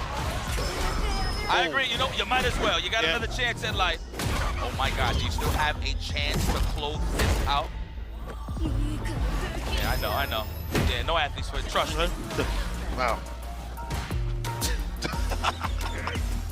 One more touch. Here. Oh my God, he's a burnout. And it's a oh my God. But it was about to be. Had he been a burnout, that would have been shaky. Terrible. Awful. Game to game right now, Knuckle Dude brings it back from the brink. Clutch moments right there to able to save the day. Could be still kills Yu's game though, the way he plays this. It keeps the drive gauge up a little bit, which is obviously a tall order considering Sonic Boom eliminate that. Same with the style of Knuckle Dude. How he presses an approach with buttons to kill the drive gauge as well. But Knuckle Dude starting to read, so get better against like the parry attempts, starting to go for more throws to add up the damage. I like to see that. Eliminated the jump. Eliminated the jump, so that was a key factor. I mean, anytime you play Guile for sure. But Street Fighter general, let's just throw it out. That's the neutral control. That's how you know you got everything under control. So he wants control. There it is. Characters that take away that control are the ones that win against him. That's a fact. Let's see if he walks him down. Kills you, okay? Now, mind you, this is a important thing when it comes to fighting games. Even if you're not opening somebody up, just you moving forward and walking them down, it's pressure enough.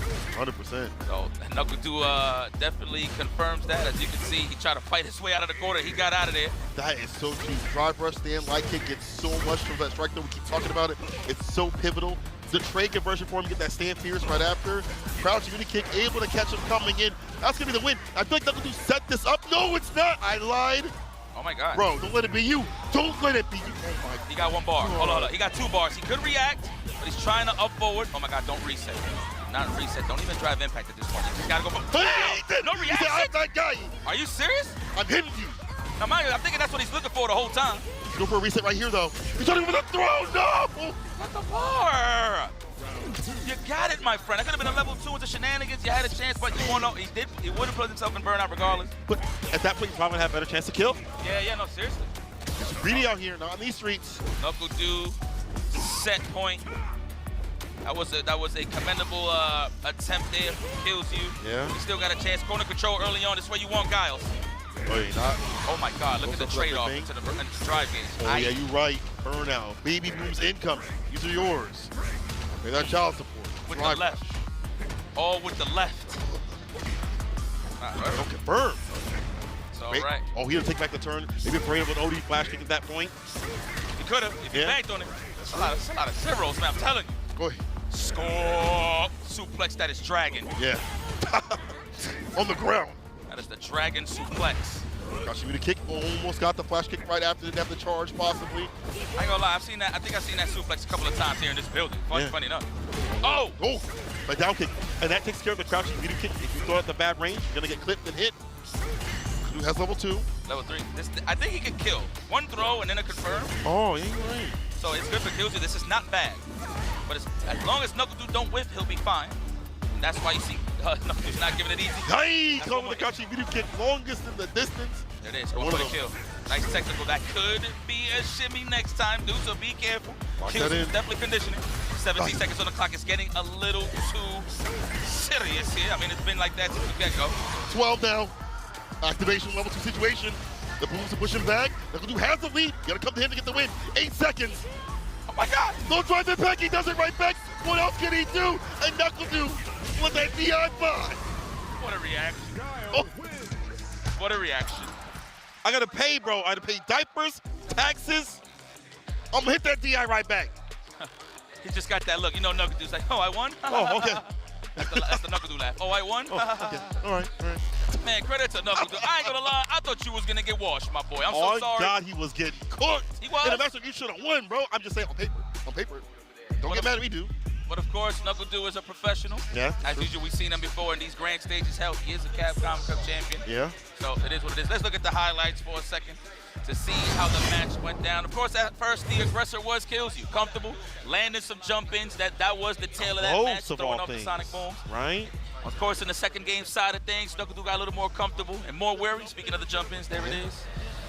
But we took control of the next set. Next couple of rounds was Knuckle Dew a little more comfortable there, although there was a couple of moments where Killzoo could have had more chances to finish the job. But again, this man is the professional. This is Knuckle Dew Dang.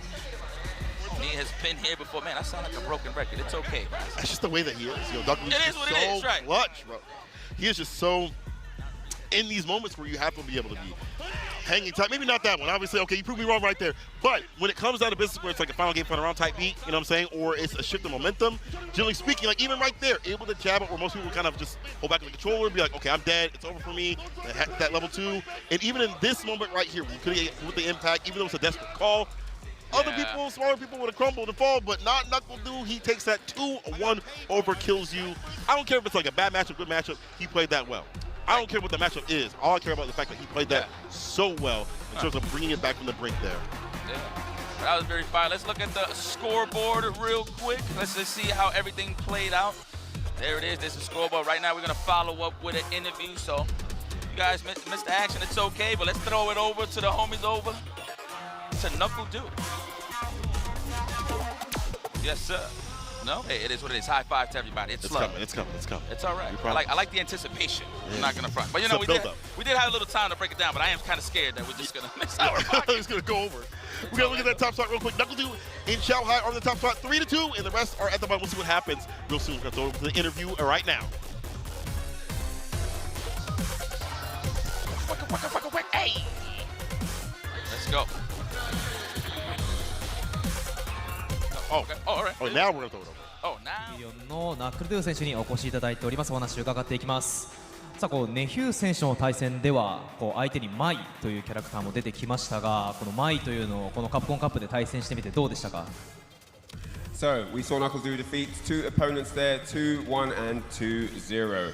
We saw Mai appear in one of the matches. What did you think of Mai coming out to play? Oh, I fully expected the Mai because a previous tournament, Nephew destroyed me 3-0 with Mai. So I fully expected it, and yeah, I was really well prepared. Shout out to Shine. 前期待してまして、なんでかって言ったら違う大会で 3-0 でボコボコにやられてて、絶対来るだろうなと思って対策できてて、勝って嬉しいです。ありがとうございます。ライアンからもいかがでしょう？ですね、僕からはジュリー、キルズユーはヨーロッパの方でトップの方のジュリー使いで、北米になるとですね、ジャックとネフィー今日戦ったネフィーは上の方なんで、スタイルは一体どう違うのかなって思って聞きたいと思ってます。So you played 2 juries in your group, and Killzoo is one of the best juries that we have in Europe, and of course Nephew in his own right, one of the best in North America, along with Just a Kid and others. How would you describe the difference in style between the two juries that you played today? Well, I didn't even get to see Nephew's jury, but Killzoo, I've always had high praise for him since Street Fighter V. I think he's really good, and it scared me because he always came into this saying jury Gao is 5-5 when historically Gao has the upper hand. So I was a little worried about what he was going to bring to the table, but I got lucky a few times. I can't lie to you, but you know.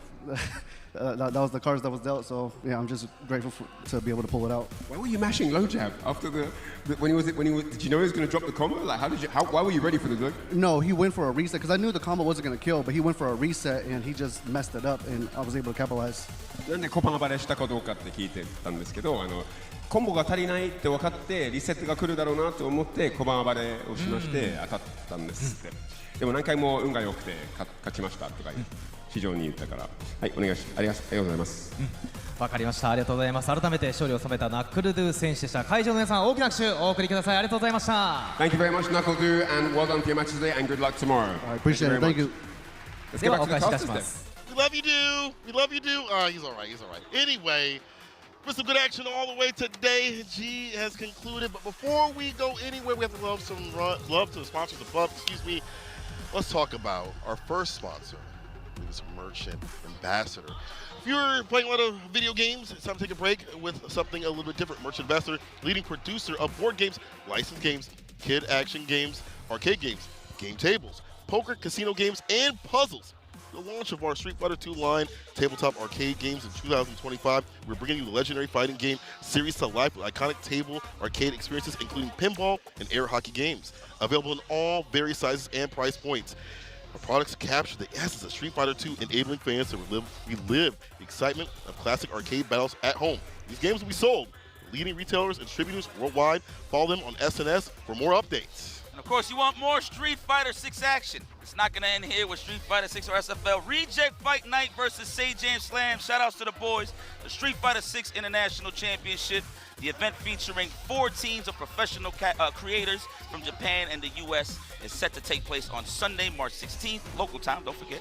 10 players who advance through popular commentators Jam Slam will clash with Reject Fight Night, that's godlike, and will be delivered live from Japan. Tickets for the event will be available in 2 phases. The first phase until March 5th, and the second phase starting from March 9th.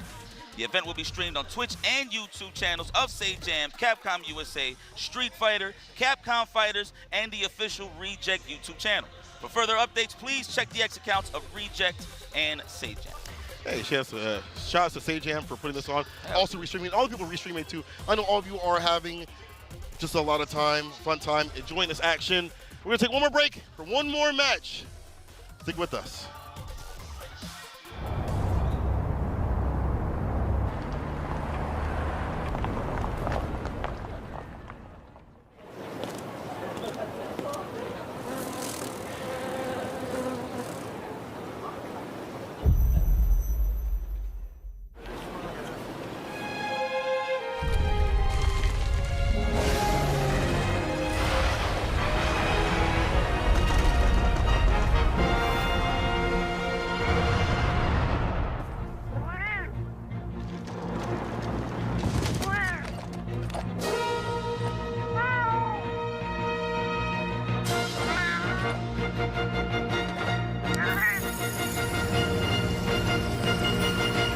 Where dreams become reality.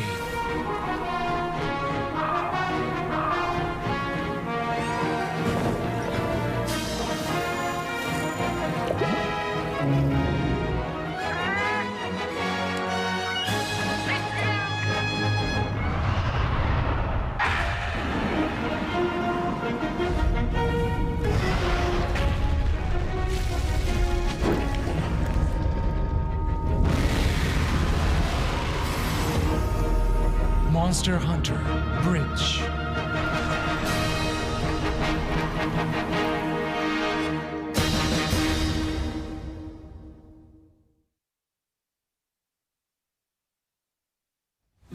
Show me what you have. What?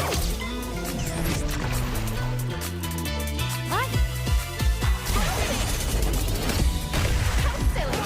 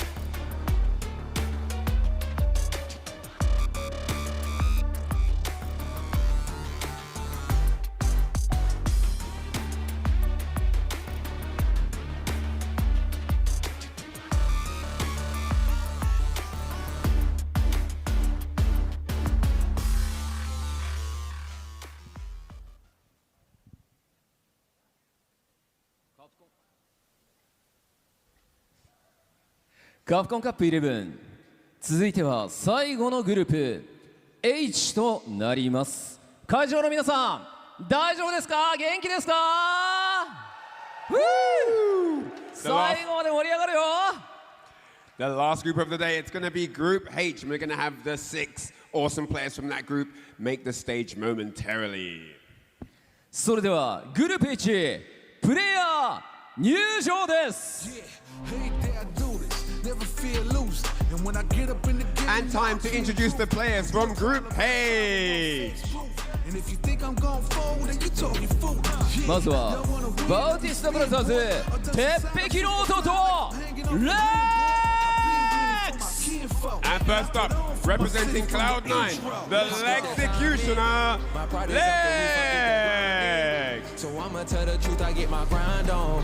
You know the pressure make all of these diamonds. I tell them get back, step back, fast track, big lap, big facts. アラビアンストリートファイターマシーンアングリーバー。 Next up, from UAE Abu Dhabi, it's the robot Angry Bird.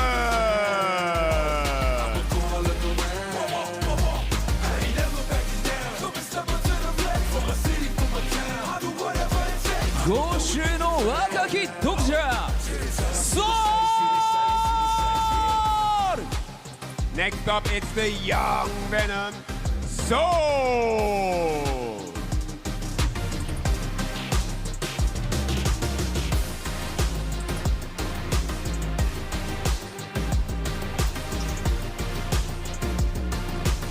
ブラジリアン同技術ラススタイルジュニーニョラス。 Next up, making his way to the stage, the Brazilian Shoto Juninho Ras.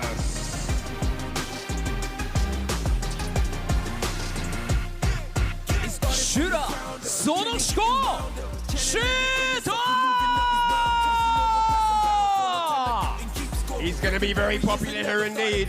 It's the Asura Shudo!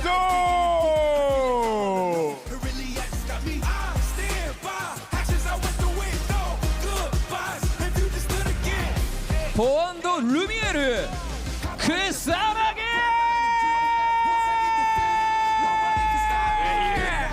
From Team Falcons, the European Ryu, the Speedster, the USA Champion, it's Kusanagi! さあこの最終グループ H にもとんでもないメンバーが揃ってますよね。特に理由はあんまり出てないのですごいそれも楽しみですよね。そうですね、草薙龍、そして道着が多い中に、シュート豪輝、アングリーバードケン、そしてここにレックスがいる、そしてジュニーニョラス。この間のね、レックスとアングリーバードの EWC で当たって、すごいいい試合になってまして、そうでしたね。これはなんかリベンジマッチョみたいですよね。さあこちらステージにいる6名によってグループ H 総当たり戦を行い、上位2名をトップ60に送り込みます。 So, 2 of these guys will be qualifying out of the group into the top 16, and 4 will be falling. I don't know who it's going to be. Absolutely stacked group, they all are, and we're going to find out what happens momentarily. それでは選手の皆さん、スタンバイをお願いいたします。 Alright, all players be ready on standby. Thank you very much. それではこの熱い戦いを盛り上げていただく実況席にお渡しいたします。実況席お願いします。 And to bring you all the hype and excitement, it's time to head over to the caster's desk as they call the matches and score the action for you all watching at home. Thank you very much, guys, and enjoy the show. My man said, you know that pressure make diamonds. Well, listen. We shall see. We shall see who gets made into a diamond and who is just a lump of coal tonight. And of course, that is not Lex, both playing and commentating. I'm Ringe, along with my man Jammers. Don't leave me hanging, of course. And you already know what it is. Hair Brethren, shouts to JB as well. But yes, this is going to be a stacked Group H, Jammers. Tell me about it. Hey, listen, we're here to close out the night with some of the biggest titans you've seen over the 2024 into 2025 competitive season leading up to this point. But that was job half done. Yeah. There's only 2 names that can qualify out of this group by the time we get to Saturday. And here are the qualified players. As you can see on your screen, 6 talented combatants here, some of which are overlooked, but they could actually cause an upset. We've got someone at 19 years of age taking over the Oceania region there in Seoul. Looking forward to watching him play. Yeah, most definitely. Historically, we've seen Travis Styles coming out of the Oceania region, right? But Seoul, a recent transplant for this season, managed to take it all the way and qualify via that region in the World Warrior. But of course, we're going to start with the Lexecutioner. C9's own Lex going up against Reject Angry Bird. And Angry Bird has had quite the journey in Street Fighter 6, right? Obviously the first EVO champion for the game, and then had some health issues, had to, step away for a little bit. Seemed like he was struggling when he got back, and then SFLEU happened. And he didn't lose a game until the finals, right? Well, you know what? I do believe in prosthetics, because whatever happened after his health issue, he came back and just dominated, got MVP of the MVP of the MVP award. But listen, he's gone up against another guy, and I keep highlighting this, I'm going to sound like a parrot at this point.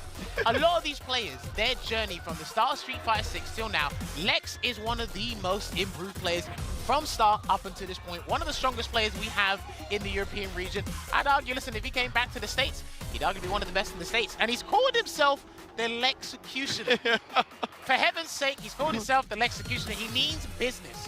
One of my favorite nicknames to come out of this whole event, of course. But yeah, I completely agree with you. If Lex, no matter where he's at in the world, right, if he wanted to come back to the States, spend most of his time there, I have no doubt that he would qualify for Capcom Cup via that region as well. He's just been one of the premier players since he stepped foot in the scene.